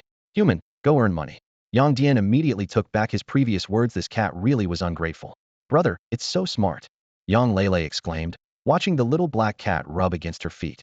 Can it really understand you? Yang Dian leaned against the doorframe. Don't underestimate it. It's a mutated black cat, an exotic creature. Once you master your skills and strengthen your spirit, you'll be able to talk to it too. It won't attack me, will it? Yang Lele was initially worried, but after Yang Dian reassured her, she picked up the little black cat and buried her face in its belly, rubbing affectionately. Then I'm officially its caretaker. By the way, brother, have you given it a name? Watching the little black cat kneading contentedly in his sister's arms, Yang Dian's mouth twitched. It's called Heartless. Yang Lele and the little black cat froze simultaneously. Human, I don't like that name. Brother, how could you give a kitten such a name? Yang Lele nuzzled the little black cat's head with her chin and suddenly made a discovery. Brother, look. She lifted one of its paws. It has 6 toes. It's a Kirin cat, she announced excitedly. I've got it, little kitty. From now on you'll be called Mo Chilin. Do you like it? The little black cat meowed happily, clearly pleased with its new name. Yang Dian rolled his eyes and turned to leave. To me, it's still Heartless. Back in his bedroom, Yang Dian stood by the window, gazing at the plum tree in the backyard, barely visible in the night. He took out his phone and dialed a number. Although the clan elder had ideas, they still needed the approval of Mazu. But for Yang Dian, the situation was different. As a member of the Bureau of Exotic Affairs, he had to follow the rules while acting within China. If the entire clan moved to Indonesia to focus on martial arts, he had no objections. However, domestically, necessary reports had to be made. As for the notion of being an 80,000-strong army instructor, that was merely a joke. Being associated with the criminal table, especially during this nationwide crackdown, could indeed lead to trouble. As Yang Dian pondered, his phone suddenly rang. After 3 rings, Wang Wu's distinctive booming voice burst through the earpiece. Hey, young kid, back from Chengdu? Or are you planning to take a couple more days off? Yang Dian turned over, falling into the soft bed, his legs stretching out casually. Neither. There's something I want to discuss with you. Hey, Wang Wu immediately interrupted. Don't call me old. I'm not that old yet. Just get to the point. Director, as you know, the revival of spiritual energy isn't a secret among those with access to the right channels. Yang Dian got straight to the point. A few days ago, the clan elder approached me, asking if I could teach the clan martial arts, and I agreed. But tonight, he came to me again, wanting the entire clan to train. It's just, he paused, training the whole clan is a large-scale operation. If someone were to report it maliciously, it might not look good. I wanted to know what the higher-ups think about this. What could they think? Wang Wu retorted, his voice suddenly serious. Are you Chinese? Without hesitation, Yang Dian nodded. Of course, we are Chinese. And your clan members working hard in Indonesia and other countries, are they still Chinese? The higher-ups seemed to know everything. This thought flashed through Yang Dian's mind, but he still answered firmly. Without a doubt, they are also Chinese. Then let me ask you. Wang Wu adjusted his sitting position on the other end of the line. Is practicing martial arts illegal? At that moment, Yang Dian had an epiphany. The higher-ups had never banned ordinary people from practicing martial arts. Instead, they tacitly approved and even encouraged it. Otherwise, they wouldn't have allowed people in the Bureau to spread martial arts privately. I understand, Director. I will ensure the clan members are well disciplined. Even if they become proficient in martial arts, they will never stray into illegal activities. Good to know. The higher-ups are planning to open martial arts training to everyone. You teaching your clan is at most like a tutoring class, as long as there's no trouble. Wang Wu said, getting ready to hang up. If there's nothing else, I'm hanging up. I still need to recuperate. Nothing else. Oh, by the way, Yang Dian suddenly remembered. Thanks for the super martial arts manual. It's really useful. Why are you being so polite with me? Wang Wu chuckled, and without waiting for a response, he hung up. Yang Dian put down the phone, shrugged helplessly, and picked up the blood Ganoderma on his desk. He mentally mapped out his upcoming tasks. First, he needed to find out how to consume the blood Ganoderma and send the list of ingredients for refining the blood replenishment pills to the clan elder for prompt procurement. He also needed to initiate the clan into the 7 martial arts he planned to teach. Otherwise, he couldn't even start the lessons. Not to mention finding time to study Taoist knowledge, track down drug dealers, and practice his main martial arts. I'm so busy, he sighed, staring at the blood Ganoderma in his hand, lost in thought. Time flies when you're deeply focused. Half a month slipped by quietly as Yang Dian tirelessly trained and journeyed, and the day of the clan assembly arrived in the blink of an eye. As dawn broke, the sun rose slowly over the horizon, casting a golden hue over the entire village. Yang Dian stood by the window, observing the increasingly lively scene outside. Villagers hurried along the streets in small groups, and the long-missed hustle and bustle prompted him to take a deep breath. Facing the morning sun, he summoned his training interface to carefully review his progress over the past fortnight. The Dragon Claw technique had manifested two major traits: copper tendons, iron bones, and reversed dragon scales. The progress for the third trait, grass on the wind, reached 3.33, needing only 1,112.5 energy points to break through. The swift as the wind technique was at 3.13, requiring 689.71 energy points to unlock the third trait. The iron shirts, armor, and helmet trait progressed to 5, needing another 422.75 energy points to acquire the second trait. The primordial force and unity of heaven and man techniques were at 8.35 and 65.7 respectively, with the former needing 203.92 energy points to manifest its first trait, and the latter 305.27 energy points. Although night battle aid directions and star-gazing technique were not yet initiated, the required energy had significantly decreased 1880 points for the former and only 165 for the latter. As for the 5 animal play and 8 brocade exercises, progress was minimal due to limited energy. Daily energy levels remained at 62 points, though 0.7 points were absorbed by Dudu. The overall development was gratifying. With a thought, Yang Dian channeled his energy, causing his blood and chi to surge towards his arms. As a crimson mist swirled around him, he activated the reversed dragon scales again. Instantly, his fingers transformed into menacing dragon claws, with blood-red scales spreading like a tide from his finger bones up to his underarms. Compared to half a month ago, the dragon claws and scales appeared more substantial, with the dark red scales exuding an ancient aura. Suppressing the urge to destroy, Yang Dian closed his eyes to look inward. In an instant, the starry substance flowing through his veins blossomed with light, piercing through his flesh and forming armor over his upper body. In the past half-month, the refining progress of the star iron has reached 15, Yang Dian calculated silently. As my chi and blood grow stronger, the refining speed keeps increasing. At this rate, I can completely refine the remaining 85 within 2 months. With this thought, Yang Dian dispersed the dragon scales and claws formed by his chi and blood. His slender fingers gently grasped, and the half-armor covering his body disintegrated, transforming into tiny starlights that reassembled in his palm, forming a starlet long sword about 1.3 meters long. He weighed the sword in his hand, frowning slightly. Too light. With a thought, his chi and blood surged into the blade, causing a crimson line to flow down the center, increasing its weight to just the right heft. Chi and blood, truly useful. Yang Dian murmured appreciatively, casually twirling the sword, accidentally slicing off a corner of the window. He pondered to himself, if I use star material to form a weapon, could I compete with Lin Feng in exoskeleton armor? If I can get close, I have a chance. If not, I might end up full of holes. Yang's mother, who was feeding chickens in the backyard, was startled by the falling window corner. Looking up, she saw her son admiring himself with the starlet sword and was immediately infuriated. Hands on her hips, she scolded Yang Dian, "You're acting crazy early in the morning. A few days ago, you cut your sister's window, and now you're on. What? Trying to tear down the house because life isn't going well." Embarrassed, Yang Dian retracted his chi, blood, and star material, quickly saying, "Mom, I'll get the welder and fix the window corner right away. The family meeting is about to start, forget the welding. Come down and eat, let your dad handle it." Yang Yong, who was sipping porridge nearby, looked up puzzled. So he doesn't have to eat. Just as Yang Dian sat down with his porridge, his third granduncle entered the yard with an elderly man in a tang suit. Behind them followed a group of young people in their 20s, some familiar, others strangers, likely family members returning from afar. "Having breakfast, Dian?" the third granduncle asked. Yang Dian put down his bowl and stood up respectfully. "Third granduncle." He then looked at the elderly man in the tang suit and asked, "And this is?" "He's a bit younger than me, but in terms of generation, he's the same as me. You can call him ninth granduncle." Yang Dian immediately stood straight and greeted formally, "Ninth granduncle." The elderly man, Yang Quanfeng, stepped forward to help him up. Hello." Unsure of what to say, he simply pulled out a bank card from his pocket, handing it to Yang Dian. "I left home when I was young and have been gone for 67 years. Today, I finally return home. It's our first meeting, and I'm not sure what you young ones like. The password is your birthday. Consider it a token from your ninth granduncle." Just as Yang Dian was about to refuse, he heard a young girl's disgruntled whisper from behind. She pouted, leaning towards a boy beside her, murmuring, "What was the old man thinking?" rushing back after a phone call, saying something about the world changing, needing to return home, even if it means dying, to die at home, to return to one's roots. Came back not dead, but giving away plenty of money. And it sounds like he wants to donate half his fortune if that's our money. "Brother, aren't you going to talk to him? This place doesn't even have anywhere fun to go. I don't want to stay here." Yang Jala was about to reprimand his sister when his eyes met the boy standing in front of Yang Quanfeng. Instantly, his entire body stiffened, his legs trembling.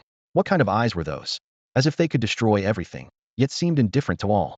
Their pride in money, wealth, even power, were like roadside weeds in those eyes, easily cut down with a wave. Brother, say something. Brother, Yang Jia nudged Yang Jala. Yang Jala shivered, finally snapping out of that indescribable fear. He instinctively shook himself, rubbing the goosebumps on his arms. Grandpa's money is Grandpa's. If he wants to donate it, he can donate it. Give it to whoever he wants. Even Dad doesn't mind. Who are we to say anything? And how did Grandpa teach us? Respect elders, protect siblings, help neighbors, respect teachers. Most importantly, trouble comes from the mouth. Grandpa told us long ago, there are awakened ones here, and cultivators. Keep talking recklessly. Aren't you afraid of getting beaten to death? If you want to die, don't drag me into it. I haven't lived enough, I don't want to die. When there are many people, a variety of personalities emerge. As Yang Dian followed his uncles towards the ancestral hall, he discreetly observed the clan members around him. Some had fierce expressions, their eyes glinting with malice. Others wore deceitful smiles, hiding their treachery. There were those who only cared for themselves, indifferent to others, and some were timid and submissive. Yet, most were the ordinary clan members, who were cautious and measured but could easily be stirred into fervor. Along the way, many clan members greeted the uncles and then blended into the crowd. As he watched these relatives, who shared a common ancestry just a few generations back, an image formed in Yang Dian's mind. If a drone were to capture the scene from above, it would show a continuous stream of people flowing from their homes, merging into a river that wound its way to the ancestral hall, a truly spectacular sight. In front of the ancestral hall, a sea of heads had already gathered. The central bonfire blazed fiercely, echoing the rising morning sun, with spiraling smoke reaching towards the sky. Clan members gathered in small groups, quietly discussing the sudden clan meeting. Some stood by a three-turtle boulder at the edge of the area, curiously tapping and touching it, wondering when such a stone had appeared in front of the hall. Meanwhile, the children paid no heed to these matters, running around with pinwheels and candies, playing and laughing. Yang Jiajia's change in demeanor was particularly noticeable. Previously defiant after being scolded by Yang Jiala, she transformed as the crowd grew, adopting a harmless, well-behaved demeanor typical of someone who bullies the weak but fears the strong. Her behavior caught the attention of many unmarried young men. As Yang Dian walked through the crowd with the clan elders, he overheard snippets of conversation. Isn't that Yang boy Dian? Why is he walking with the uncles? I heard he's working as a security officer in Chang'an now. To become a security officer at such a young age is quite an honor for our ancestors. But calling a clan meeting can't just be about this, right? Maybe it's about that. Don't talk recklessly. Once inside the ancestral hall, Yang Dian felt a surge of excitement. Although he had been there before, this was his first time participating in the incense offering alongside the clan elders. At the auspicious hour, everyone began their speeches and incense burning, paying respects to Mazu and their ancestors in succession. After the ceremony, third uncle led Yang Dian onto the stage outside the ancestral hall. The noisy crowd gradually quieted, everyone holding their breath in anticipation. After all, the elders not only held a clan meeting and paid homage to Mazu, but also summoned clan members from afar, indicating a significant announcement. Unexpectedly, the nearly 100-year-old third uncle, upon taking the stage, did not speak. Instead, he removed his shirt, revealing a lean body, and tied a red cloth around his head. As the crowd looked on in astonishment, a powerful shout of "knife" echoed through the gathering. Fifth uncle then strode up to the stage, carrying a knife box. The knife box had an ancient and weathered look, with time having smoothed out the patterns on its surface. When a few elderly men, well into their 70s, caught sight of it, they instinctively straightened their hunched backs, a strange light flickering in their cloudy eyes. The ancestral sword for fighting the invaders. One of the elders murmured, "Who is it meant for this time? Could it be that there's trouble brewing in Indonesia again?" The noise in the gathering began to rise. Young people strained their ears, trying to catch snippets from the elders' fragmented whispers, but the more they listened, the more confused they became. The atmosphere tensed when the fifth granduncle brought the knife box over to the third granduncle. The third granduncle opened the box and took out the long sword with a hilt wrapped in coarse cloth. The clear sound of the blade being drawn rang out, silencing the crowd, leaving only the crackling of the bonfire. Yang Dian watched the clan members below the stage, noticing how their posture and gaze seemed to unify under some invisible force, exuding an indescribable aura. The scorching sun distorted the sky above the ancestral hall.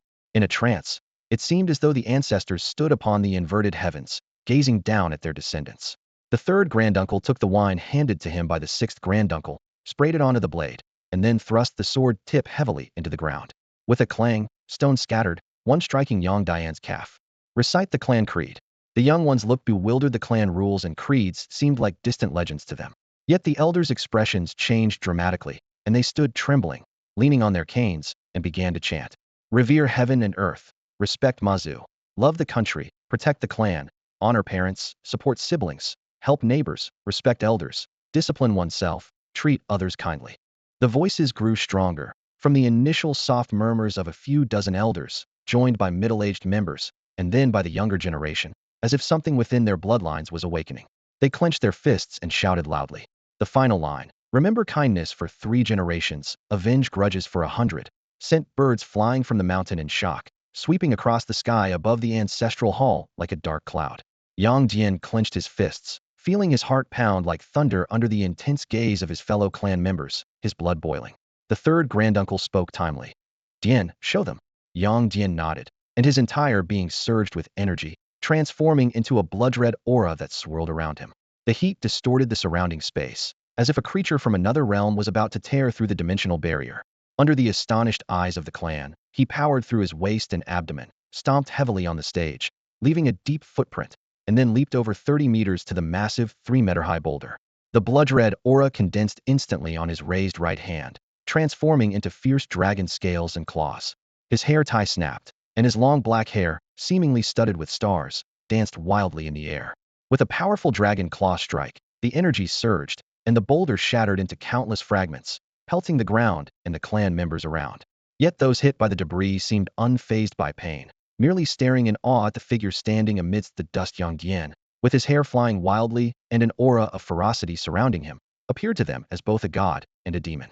Yang Dian leapt gracefully onto the high platform, casting a long shadow in the sunlight that made the clan members below hold their breath. Third uncle took a deep breath and stepped to the edge of the platform, a peculiar gleam in his cloudy eyes. This is why we are holding this clan meeting. Third uncle's voice was deep and powerful. Dian has become a warrior, mastering power beyond ordinary imagination. Although the art of martial prowess remains somewhat secretive, it's no longer an unspeakable secret. The government is about to unveil policies encouraging everyone to practice martial arts. If our clan doesn't want to be swept away by the tides of change, if we wish to continue our lineage, we must embrace the times, or even lead them. As soon as he finished speaking, a quick-witted young man brought over a stool, climbed up, and asked, Third uncle, does this mean we can also train in martial arts like Dian? A smile crept onto third uncle's lips. Clearly, Yang Dian's display of skill had the desired effect. What else? Do you think you can just rely on Dian's abilities to throw your weight around outside? The young man chuckled sheepishly and asked, How long will it take to reach Dian's level? That's hard to say. Third uncle replied, slowly sheathing his sword. Dian is a specially recruited talent, one of the top fighters in Minjiang. Reaching his level is no easy feat, but with the clan's resources and Dian's personal guidance, diligent practice might make it possible. With that, third uncle turned to place the sword back in its box, gently patting Yang Dian's arm, covered in dragon scales. With a metallic clang, he signaled for Yang Dian to take over. Yang Dian nodded slightly, stepping forward to the edge of the platform. With a flick of his fingers, the dragon's scales and claws dissipated. Standing with his hands behind his back, he surveyed the crowd below. What is martial arts? It's about building strength, enhancing health, extending life, and transcending the ordinary. Martial arts is the only path for ordinary people to achieve the extraordinary. As long as you're willing to work hard and your aptitude isn't too poor, you can cultivate your energy and begin the journey to transcendence. To help you get started, the clan has gathered thousands of martial arts techniques and secret formulas. I've selected 7 that are easiest to learn and cultivate energy, along with a formula suitable for beginners, he explained. For the elders, there are health cultivation, 5 animal play, and 8 brocades. For the younger and middle-aged, there's devouring chi, essence cultivation, and meridian unblocking. The blood battle and war strategy are for those who seek combat, requiring the realization of energy through fighting. Choose according to your circumstances. Of course, there are hundreds more techniques available, but my expertise is limited to these for now. If you choose others, I might not be able to offer guidance. As he finished, Yang Dian clapped his hands. Yang Dalong and Yang Xiaohu, along with others, carried several large chests up onto the platform. Mastering martial arts lies in quality, not quantity, Yang Dian declared from the elevated platform at the clan gathering, his gaze sweeping over the dense crowd below. He gestured to an ancient wooden box beside him.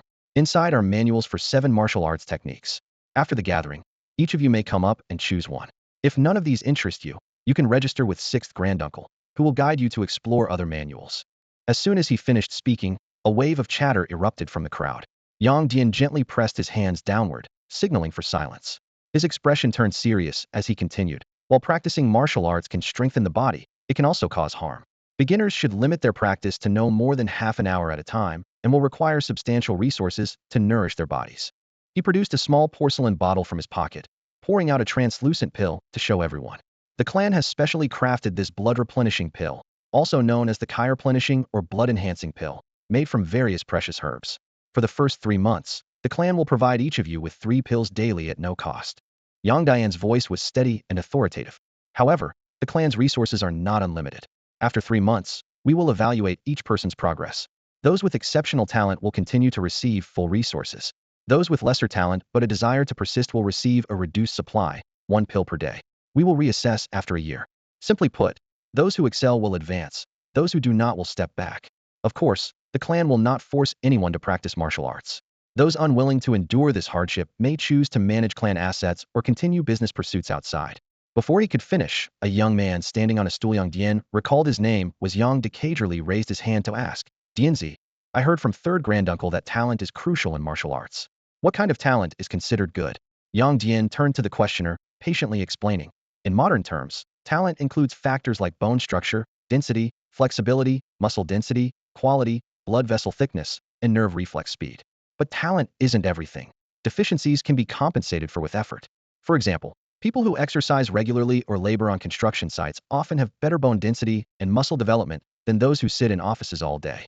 So don't let the word talent be a shackle. The path of martial arts requires perseverance. After this brief explanation, Yang Dian made an inviting gesture towards a set of new buildings in the distance. To help everyone better practice martial arts, I've recorded videos of each move in the 7 techniques, such as 5 animal frolics and 8 pieces of brocade, with detailed explanations of martial arts principles. The new buildings over there are equipped with projection equipment, and the videos will play continuously for 16 hours a day. To prevent the videos from leaking, all electronic devices must be stored outside before entering. Additionally, every 10 to 15 days, I will make time to personally guide you through any challenges you encounter in your practice. Any questions, uncles, brothers? A peculiar silence fell over the crowd. Many clan members seemed hesitant, words forming on their lips but going unspoken. This reaction was understandable. Speaking up in front of nearly 1,000 people required considerable courage. Moreover, Yang Dian's earlier display of leaping over 30 meters and smashing a rock with a single punch lingered in their minds, a stark reminder of the vast difference between them and Yang Dian. Sensing this, Yang Dian turned to third granduncle and said, Third granduncle, perhaps it's best for you to continue hosting the gathering. There are some matters that are better addressed by you. Once third granduncle nodded in agreement and took the stage again, Yang Dian quietly stepped back among the other elders. Despite his attempt to blend in, the eyes of the clan members continued to follow him, each person harboring the same thought. When will I be able to achieve what he has? Time flows like water, passing swiftly like a horse glimpsed through a window. On the afternoon of August 23rd, sunlight filtered through the gaps in the grapevine trellis, casting dappled patterns in the yard. Yang Dian lay lazily on a deck chair, letting the play of light and shadow dance across his face. Despite being a prominent figure in his clan, he chose to slack off today. With only a few days left before the start of school and the National Martial Arts Program set to launch simultaneously, China was on the brink of a new era of martial artists. Yet, Yang Dian couldn't muster any motivation, finding even the slightest movement a chore. Everyone has those particularly lazy days, he justified to himself. I've been tense every day since starting martial arts. Today is just a balance of work and rest. Brother, Yang Lele burst into the yard, holding a small black cat and sweating profusely. Seeing Yang Dian in the same position as when she left, she couldn't help but get annoyed. You were lying here when I went to practice, and you're still lying here when I'm back. Don't you need to practice? Watch me sit on you. Seeing his sister about to jump on him, Yang Dian quickly shouted, Mom, I'm thinking about martial arts, and Lele insists on disturbing me. Hearing this, their mother hurried out of the kitchen with a spoon in hand. Young Lele, your brother is busy, don't bother him. Mom, he's obviously just sleeping. Yang Lele exclaimed, incredulous at her mother's favoritism. What do you mean sleeping? I'm deep in thought, Yang Dian lazily retorted. As the yard filled with commotion, their mother suddenly remembered something. Son, have you received your university admission letter? Xiaofan said her daughter Wanjuan's letter arrived ages ago. Yang Dian tapped his head. I'll check tomorrow. Don't worry, I said it's Fuzhou University, and it will be Fuzhou University. No sooner had he finished speaking than the sound of a car engine was heard from outside, followed by a knock on the door. Is anyone home? Speak of the devil. Yang Dian leapt up from the deck chair and quickly made his way to the yard gate. Outside stood Xin Fei, captain of the third team of the Special Administration Bureau and a biology professor at Fuzhou University, along with his assistant, Chen Wenxian. Xin Fei looked pale, with heavy dark circles under his eyes. He took the admission letter from Chen Wenxian and handed it to Yang Dian. The experiment made no progress, so I came out for some fresh air and remembered your admission letter was still with me. Yang Dian took the letter and immediately handed it to his mother, who was nervously wringing her apron.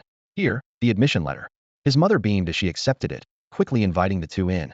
It's an honor for the teachers to deliver the letter personally. Please come in for some tea. Chen Wenxian, pursing her lips and feeling a bit embarrassed, explained. Auntie, I'm Professor Shin's assistant and also a classmate of Yang Dian, not a teacher.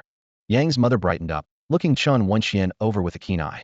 She immediately took the girl's hand and warmly led her inside. What a lovely young lady. I didn't know our Yang Dian had such a beautiful colleague. He never mentioned you. Come in, let me cut some fruit for you. Yang Dian helplessly patted his forehead. He knew his mother too, well whenever she saw a pretty girl, she immediately started planning to make her the daughter-in-law. Mom, Wenxian and I are colleagues, and will only be classmates after school starts. Don't scare her with too much enthusiasm. All right. I'm just cutting some watermelon to serve our guest, Yang's mother replied with a smile, already leading a slightly uneasy Chen Wenxian into the house. Watching this scene, Yang Dian shrugged and whispered to Xin Fei beside him, my mom's obsessed with having grandchildren. Ever since I finished the college entrance exam, she's been nagging me to find a girlfriend. Xin Fei cracked a rare smile. If she knew how many female colleagues at the institute are after you, she'd be over the moon. Don't even mention it, Yang Dian sighed. If she found out, she'd probably propose on my behalf. In the Minjiang area, family lineage is more important than anything. But she's strict with my sister, saying if she dates before graduating college, she'd break her legs. As they chatted, their conversation naturally shifted to topics like giant cockroach breeding and the research on fireflies and mutant octopuses. But just as Xin Fei was about to lament the difficulties of scientific research, Yang Dian suddenly straightened, looking around cautiously. His blood was inexplicably boiling, and his body began to heat up, a feeling very similar to when he used energy to enhance his abilities. After checking his surroundings and finding nothing, he instinctively glanced toward the backyard. Through the window, the plum tree showed no signs of blooming. When he summoned the panel, his pupils contracted sharply. All his skill proficiencies were increasing slowly but steadily. Even the stargazing technique, which he hadn't yet mastered, was requiring less energy.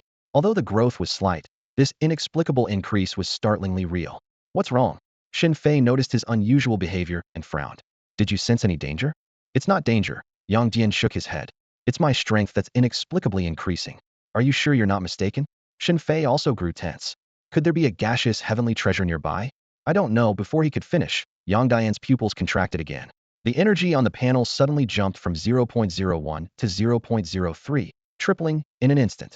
In less than 10 seconds, it surged by another 0.05. This mysterious increase set off alarm bells in Yang Dian's mind. Who knew what kind of price might be required for this seemingly wonderful gift?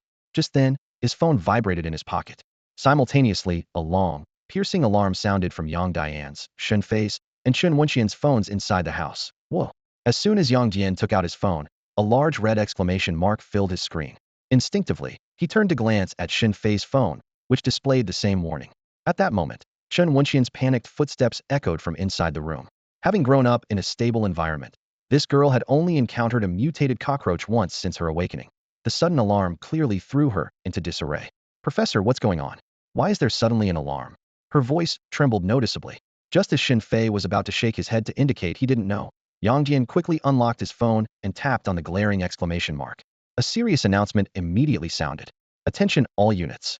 The Huaxia Space Research Institute has observed a space folding phenomenon reappearing at the moon's far side, specifically the Webe crater.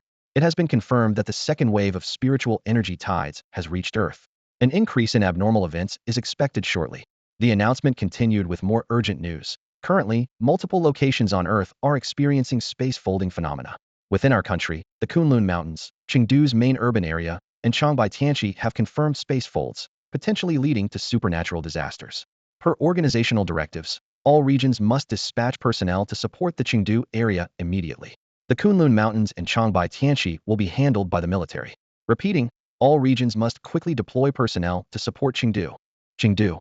The word exploded in Yang Dian's mind, causing his pupils to contract sharply. He suddenly remembered meeting William in Chengdu, along with Artoria, who was always by William's side.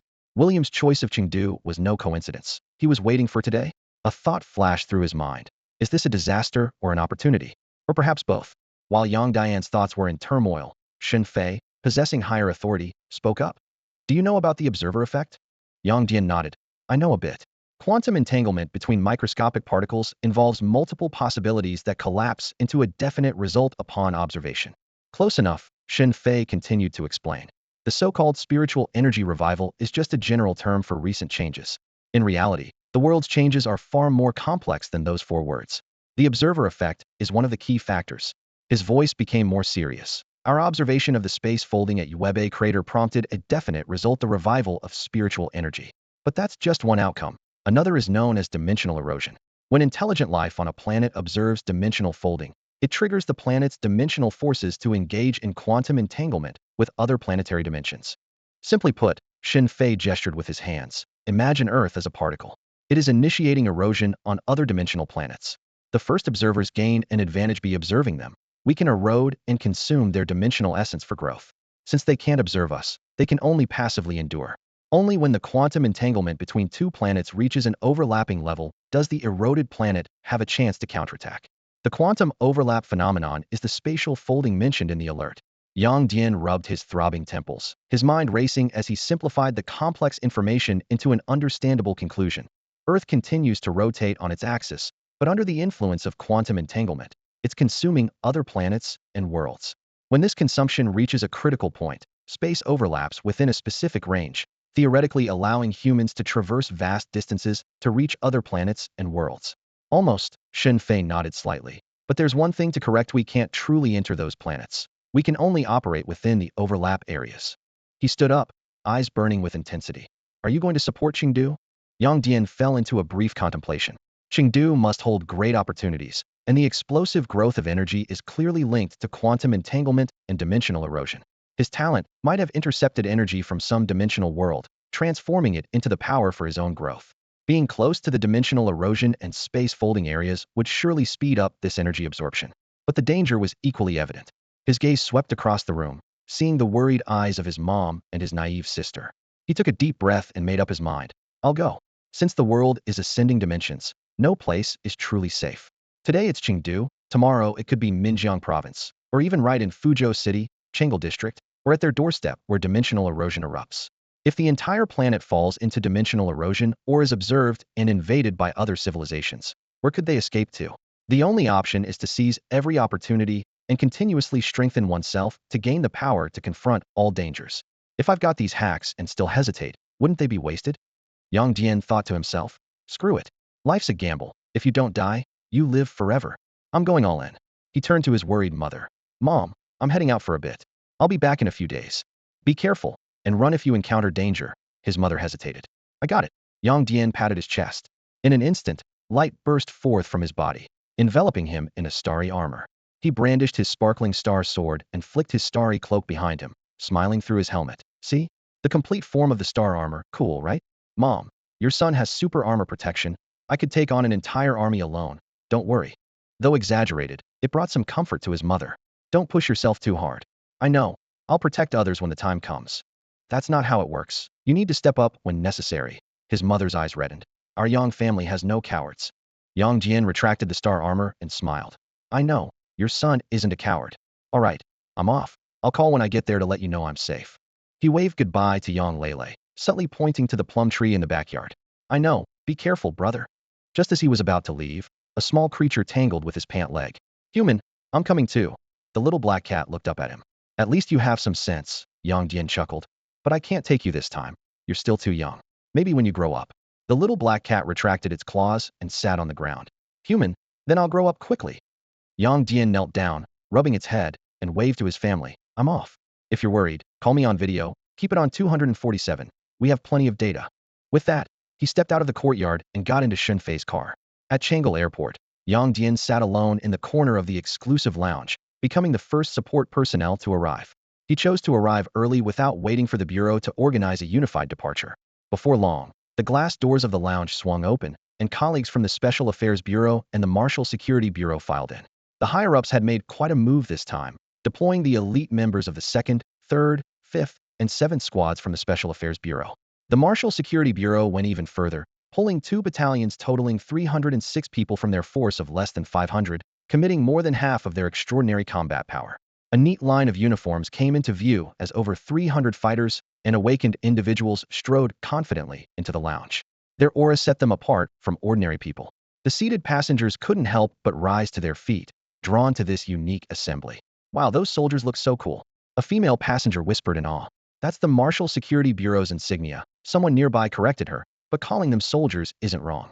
The murmurs of conversation rippled through the crowd, and someone had already taken out their phone to scroll through TikTok. Look, people are spotting the Marshal Security Bureau at airports nationwide. Could something big be happening? If it were something serious, wouldn't they send in the military? I heard the Marshal Security Bureau members are trained in ancient martial arts. They talk about their strength and realms with such authority. As the crowd exchanged whispers, Lin Mo quickly approached Yang Dian, who was scrolling through his phone. Are you sure you want to go to Chengdu? Yang Dian put down his phone, his expression resolute. The higher-ups have called for support. I have the strength and ability, so I should go. His thoughts drifted to the videos he had seen on TikTok. With the imminent announcement of spiritual energy revival and nationwide martial arts practice, the leadership was clearly loosening information control and even subtly promoting the spread of ancient martial arts and extraordinary news. Suddenly, Yang Dian noticed the unusual expressions of Lin Mo and Shi Sheng. Captain, aren't you and brother Shi going? Lin Mo nodded with a sigh. We have tasks here and can't leave Minjiang. This unexpected news caught Yang Dian off guard. Despite working closely together, there were still tasks unknown to him. But he quickly accepted it, just as he hadn't told others about his true abilities and the plum tree in his backyard that could grow rare treasures. Everyone has their secrets. Don't worry, Captain, Yang Dian assured, patting his chest. They'll make the 7th squad proud. Watching this team member set off alone, Lin Mo still couldn't help but worry. After all, the others were on missions with old comrades they had known for years. The kind of comrade you can trust to cover your back and take a bullet for you.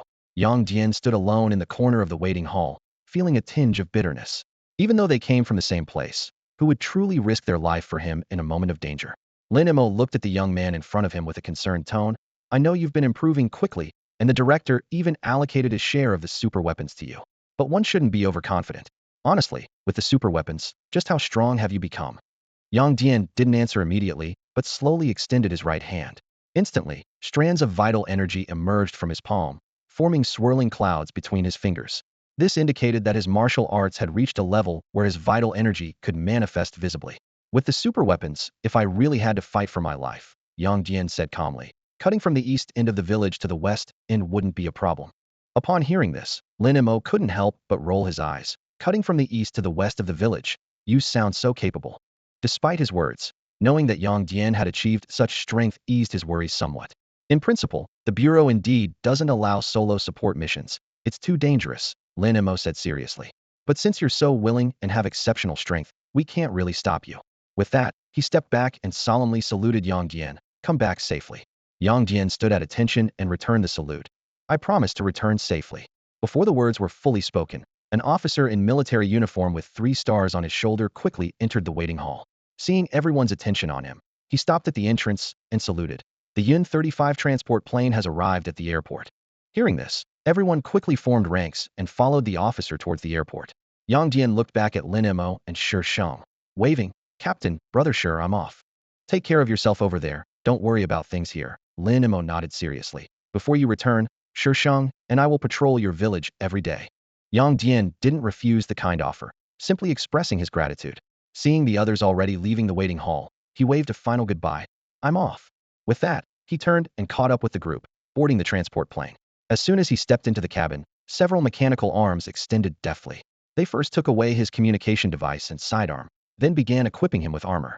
Chest armor, arm guards, mechanical gloves, and leg armor were donned in sequence. The mechanical arms then gently lifted him to put on combat boots, and finally, a multifunctional tactical helmet. In a moment, Yang Dian was transformed into a fully armed warrior of the future. He looked at the unexpected gear on his body in bewilderment, thinking, they didn't say anything about giving me a mech, did they? As he pondered, a mechanical arm handed him a solid plasma lightsaber and a highly futuristic energy gun. Before he could ask, the visor of his tactical helmet lit up and a mechanical voice came through the earpiece. Hello, Deputy Security Officer Yang Dian of the Alien Control Bureau. I am Zero, the AI of Unit 1, and I will be fighting alongside you. As soon as the voice of AI Zero faded, the cabin erupted with a series of exclamations. Whoa, when did the organization create mechas? They've been keeping it under wraps so well.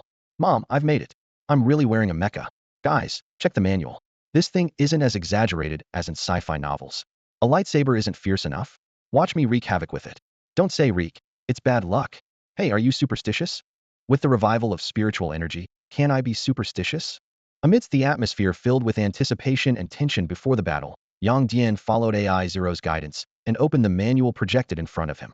The Unit 01 user manual appeared, followed by a series of detailed technical specifications. Unit 01, officially named the first-generation all-function all-terrain combat mecha, is equipped with the Combat AI Zero system.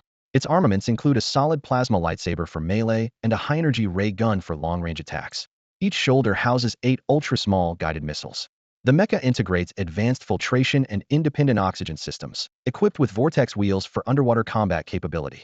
Its built-in flight device, combined with an intelligent auxiliary system, allows for short-range low-altitude flight combat.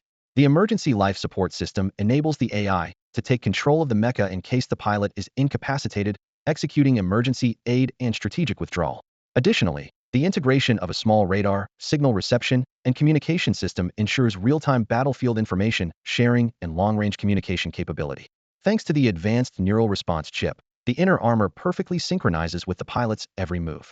After reading the manual, a concise personal squad information registration form automatically popped up. This was designed as a data update program for convenient task allocation by superiors. Yang Dian filled in his strength information without reservation, and as his gaze lingered on the words task being assigned, he subconsciously clenched his fist. This was his first time participating in such a significant operation, a war spanning 2 worlds. Even seasoned warriors might feel a bit nervous, but more so, there was a strong curiosity about the unknown. What would the alien planet look like? Did it hold opportunities for him to grow rapidly? How would the world evolve in the future? These questions swirled in Yang Dian's mind, fueling his desire to explore. While he was lost in thoughts about the future, a figure quietly approached him. "Join us after landing," the person said. Yang Dian looked up at the warrior who had already opened his faceplate and pressed a button on the right side of his helmet to open his own faceplate. "Captain Xiao, if you'd come a minute earlier, I might have been able to join your mission. But now, I'm afraid I can't."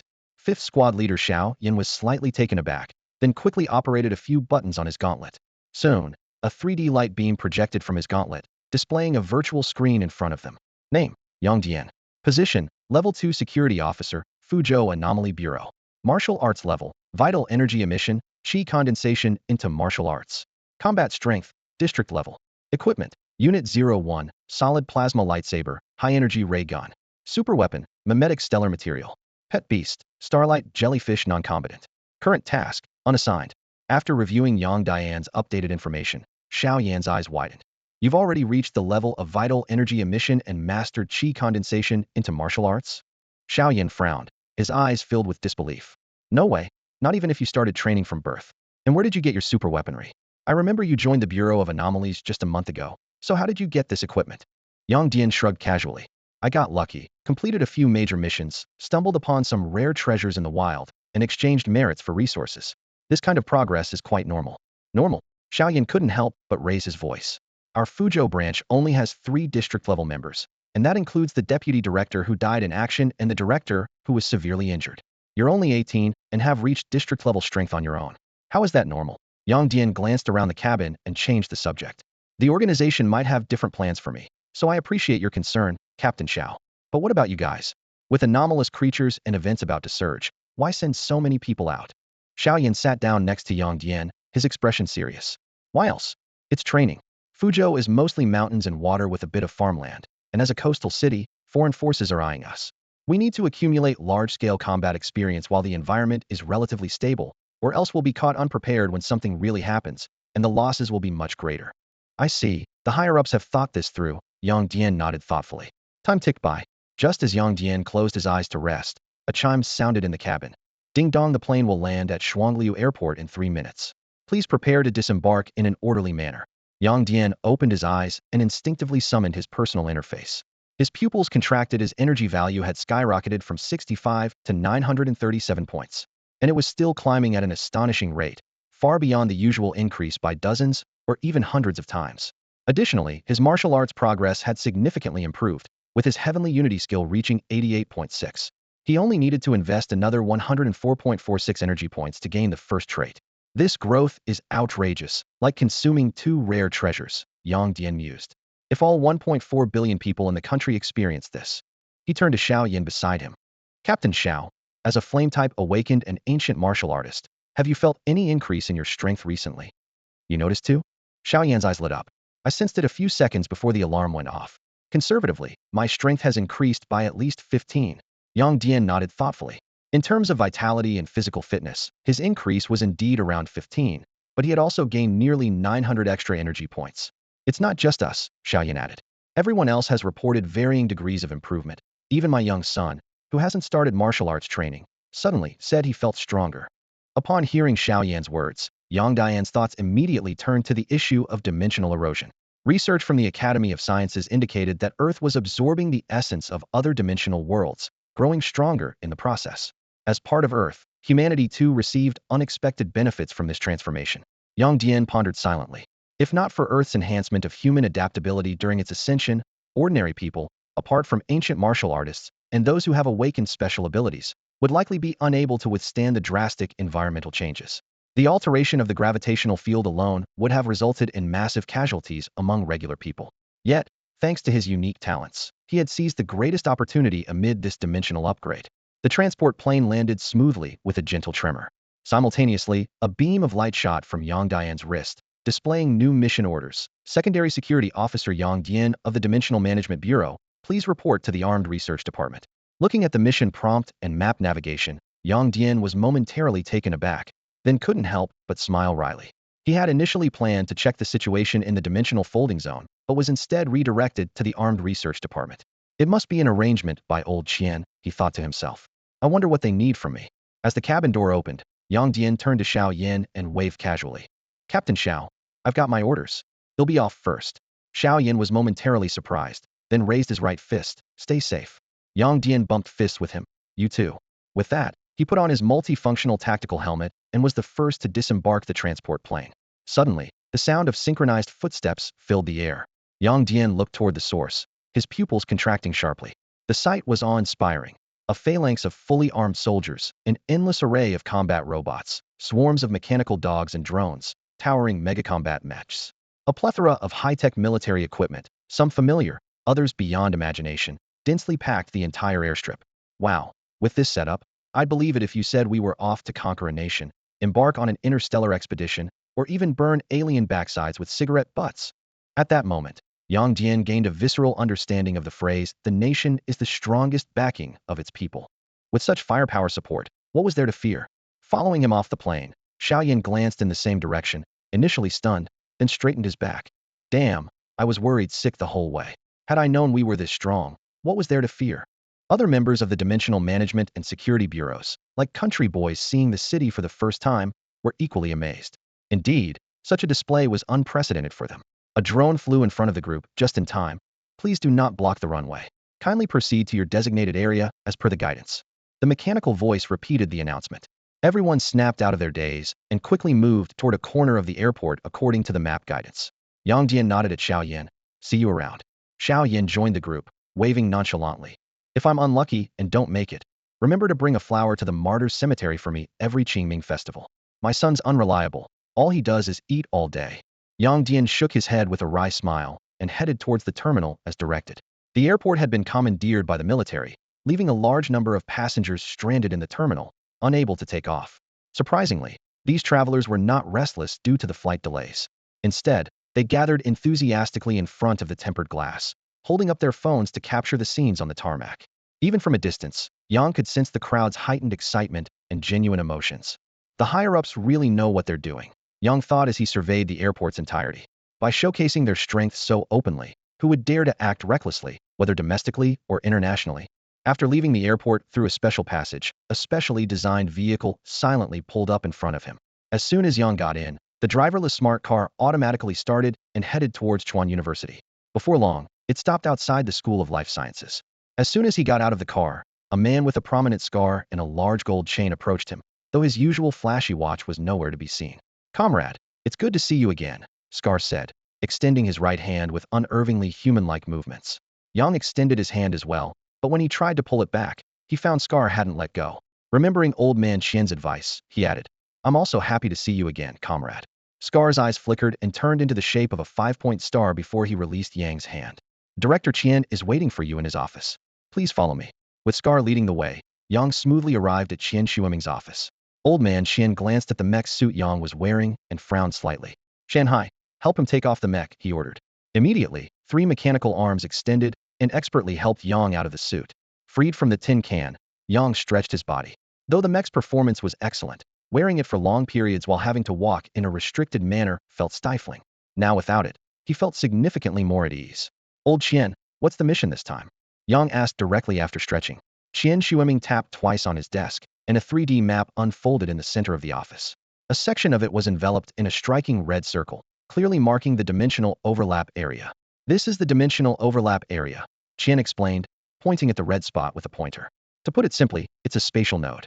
The magnetic interference here is extremely strong, making it difficult for external signals to penetrate.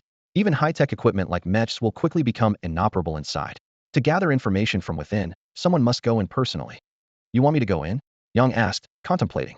Yes, Qian nodded, but not by yourself. You'll be joined by Daoist Master Qingfeng from Mount Qingcheng, Deputy Director Lei Ming of the Department of Extraordinary Management, and Deputy Director Yushan of the Department of Martial Security. Both Daoist Master Qingfeng and Yushan are martial arts grandmasters, and Lei Ming is an awakened individual with strength comparable to a grandmaster. They will lead a team of 35 district-level extraordinaries. Now, I want to ask if you're willing to join this team. Although the internal situation of the spatial node remains unclear, the potential dangers lurking within are evident. Yang Dian pondered for a moment before asking, when do we go in? 8 hours from now or longer? Qian Shuiming replied seriously. Based on our observations, the spatial node in Wuhou district will stabilize in 5 hours. We need to try various methods to probe its interior first. If we can't obtain any useful information, then you'll have to step in. 8 hours, huh? Yang Dian thought for a moment and nodded. Count me in. Seeing his agreement, Qian Shuiming's face broke into a relieved smile. I knew you'd agree. He then called out to the scar-faced guard outside. Scar, take Yang to collect the pre-operation supplies. Scar immediately straightened up and saluted smartly. At your command. He winked at Yang Dian, motioning for him to follow, and led him straight to the logistics department. After collecting the supplies, Scar took Yang Dian to a rest room and said, the others will arrive at the training ground in 3 hours. You can rest for a while, and I'll let you know when they get here. Thank you. Yang Dian nodded in appreciation. The word comrade brought a delighted grin to Scar's face, and he jingled his gold chain as he happily skipped back to his post outside Qian Shuiming's office. Finally alone, Yang Dian eagerly opened the supplies he had just received. A can of high-energy biscuits made from spiritual herbs, sufficient to sustain a warrior for a month, and a bottle filled with marble-sized elixirs, whose mere scent invigorated the senses and stirred the blood. These items, if purchased with merit points, would be worth about 200,000. The organization is really generous, he mused before wasting no time in sitting cross-legged on the bed to practice the harmony of heaven and man technique. With the remaining time, he aimed to cultivate all possible trade entries. Unfortunately, his energy was still insufficient. Mastering night battle directions would significantly increase his safety. He couldn't help but wonder if there was some treasure hidden within the spatial node that could grant him a large amount of energy at once. Time flies when one is cultivating. 3 hours passed in the blink of an eye, and with Scar's knock at the door, Yang Dian slowly opened his eyes. They were unforgettable eyes, indifferent and merciless, transcendent, as if they contained love for all beings yet treated everything equally. Realizing his unusual state, Yang Dian blinked, and that detached aura faded away. The first trait of the harmony of heaven and man technique, harmony of heaven and man. Once triggered, this active trait allowed Yang Dian to enter a state of oneness with the universe, heightened senses, agile thinking, and his aura seamlessly blending with the surrounding environment. Even if he stood naked before others, they would unconsciously overlook his presence. This talent came just in time. Now I won't have to worry about being discovered by potential natives when entering a scenario. Yang Dian cheerfully stretched and began to move, channeling his energy as he did so. After mastering the unique trait of unity of heaven and man, Yang Dian immediately immersed himself in a new experiment. Although the first trait of Hunyuan Jin wasn't finished yet, there was still ample time to complete it. In the blink of an eye, more than an hour had passed. Yang Dian, having just completed the first trait of Hunyuan Jin, pushed open the door and almost collided with a graceful figure. The girl moved swiftly, dodging into the shadows at the last moment and reappearing quietly from Yang Dian's shadow. Fuzhou Bureau of Abnormal Management, Yang Dian, he coughed lightly, nodding to cover his embarrassment. Chengdu Bureau of Abnormal Management, Su Qinglian. The girl smiled openly, placing a friendly hand on his shoulder. Thanks, man, for coming all this way to support us. Yang Dian was taken aback, his gaze involuntarily falling on the hand on his shoulder. Such a familiar gesture would be normal among male colleagues, especially in the Northeast, where warmth and straightforwardness are common. But clearly, this was a girl. Su Qinglian seemed to notice his discomfort, mimicking his earlier cough as she withdrew her arm. I studied at Harbin Institute of Technology for 4 years, so I picked up some Northeast habits. She made a C shape with her fingers and patted Yang Dian's shoulder again. Don't look at me like that, buddy. I'm not interested in you. I'll introduce you to my girlfriend someday. With that, she pulled out her phone and showed him a photo from her album. What do you think? Pretty, right? Only then did Yang Dian realize she was a Chengdu native who had returned from studying in the Northeast. The two of them headed to the training ground together, meeting up with teammates who were about to enter the spatial node. The martial artists demonstrated their techniques, and the awakened ones showcased their abilities until the spatial node stabilized. After a brief discussion, they boarded vehicles to head to the node's location for an on-site investigation. In the car, Yang Dian noticed a man with a scar polishing a gold chain and couldn't help but ask, Dao Gu, shouldn't you be guarding the research institute? Why are you joining us? The scarred man patted his chest. Protecting the people is my mission. Guarding the institute is just a routine task. Right now, the priority is to stop any creatures from another world that might emerge from the spatial node. Then we're comrades, Yang Dian said, giving a thumbs up. The scarred man blinked his mechanical eye, with a mosaic pattern of a sickle and hammer appearing. Comrades. They traveled in silence. When the convoy reached the spatial node near Wuhou District's Wuyue Plaza, the sight before Yang Dian was astonishing. Although the spatial folding phenomenon caused by the second spiritual energy eruption had occurred less than 8 hours ago, a towering cement wall, 100 meters high and 35 meters thick, had already been erected around the approximately 500-meter diameter node area, securely sealing off the kilometer radius zone centered on the node. The efficiency of the organization was truly impressive.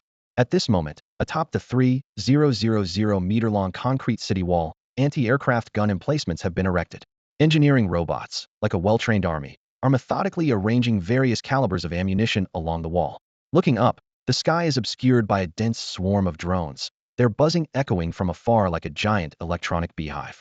Warriors clad in mech suits stand ready, patrolling the perimeter of the wall, keeping reporters and onlookers at a safe distance.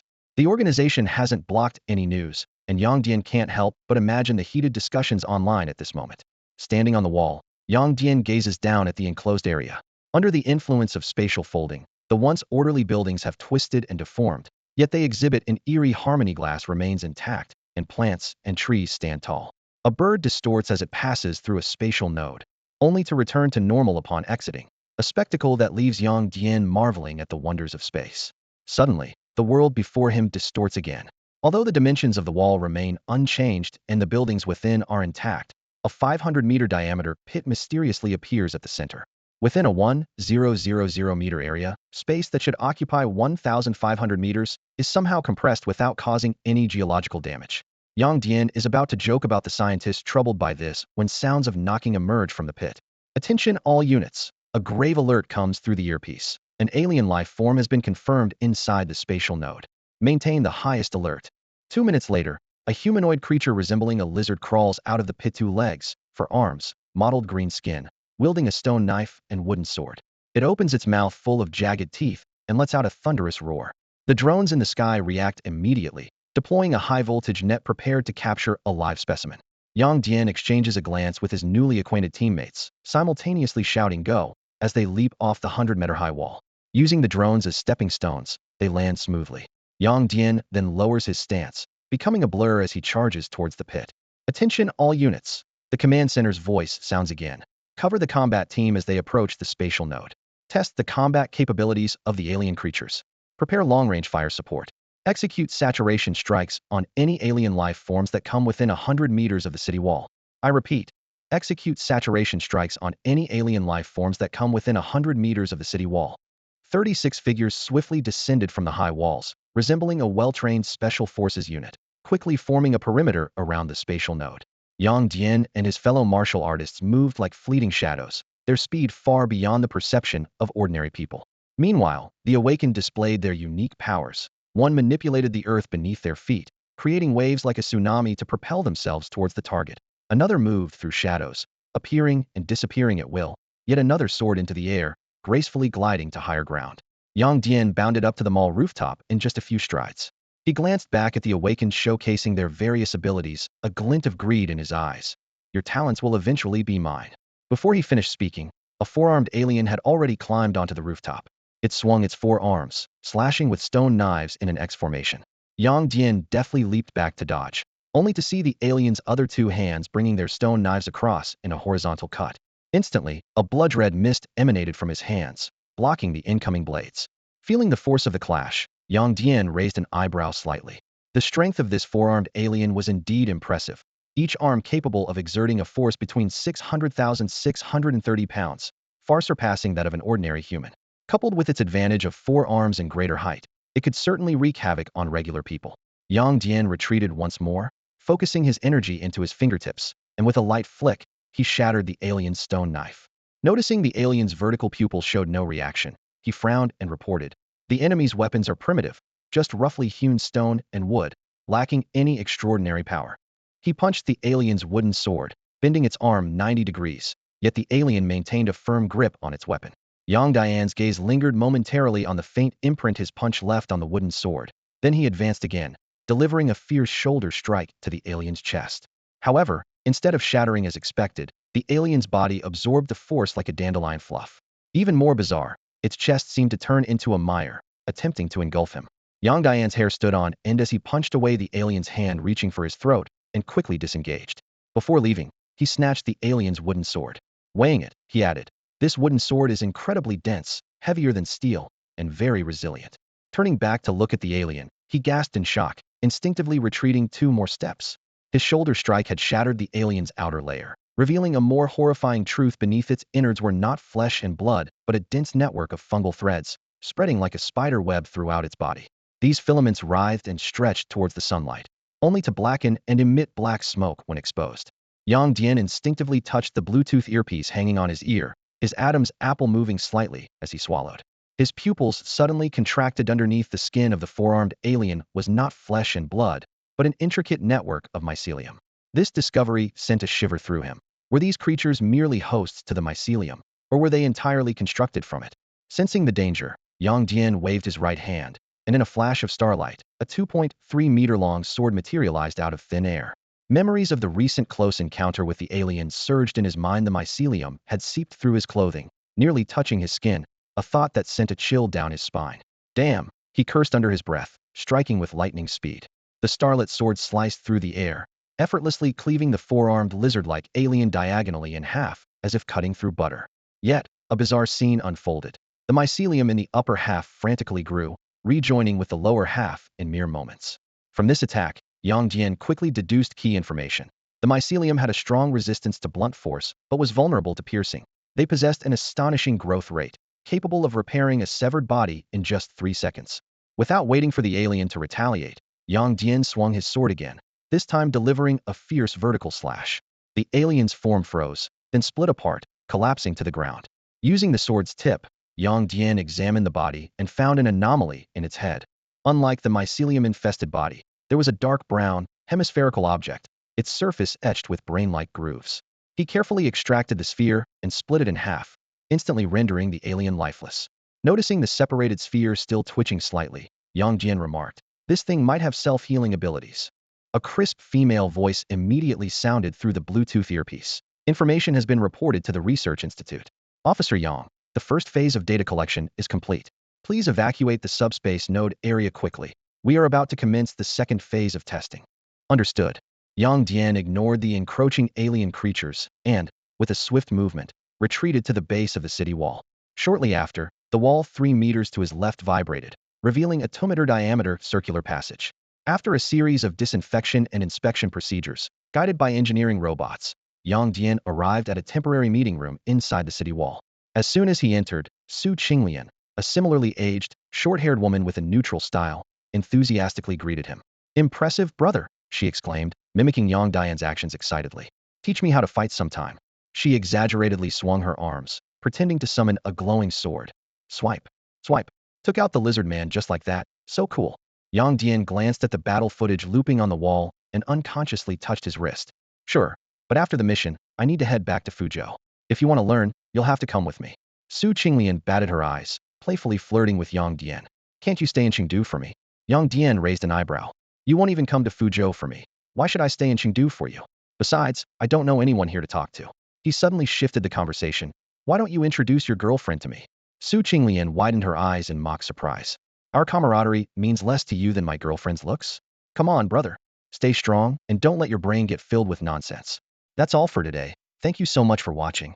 I hope you guys enjoyed. If you wish to have another part of this recap, please give us at least 1,000 likes. Please don't forget to comment and subscribe to our channel for more content like this. Until next time.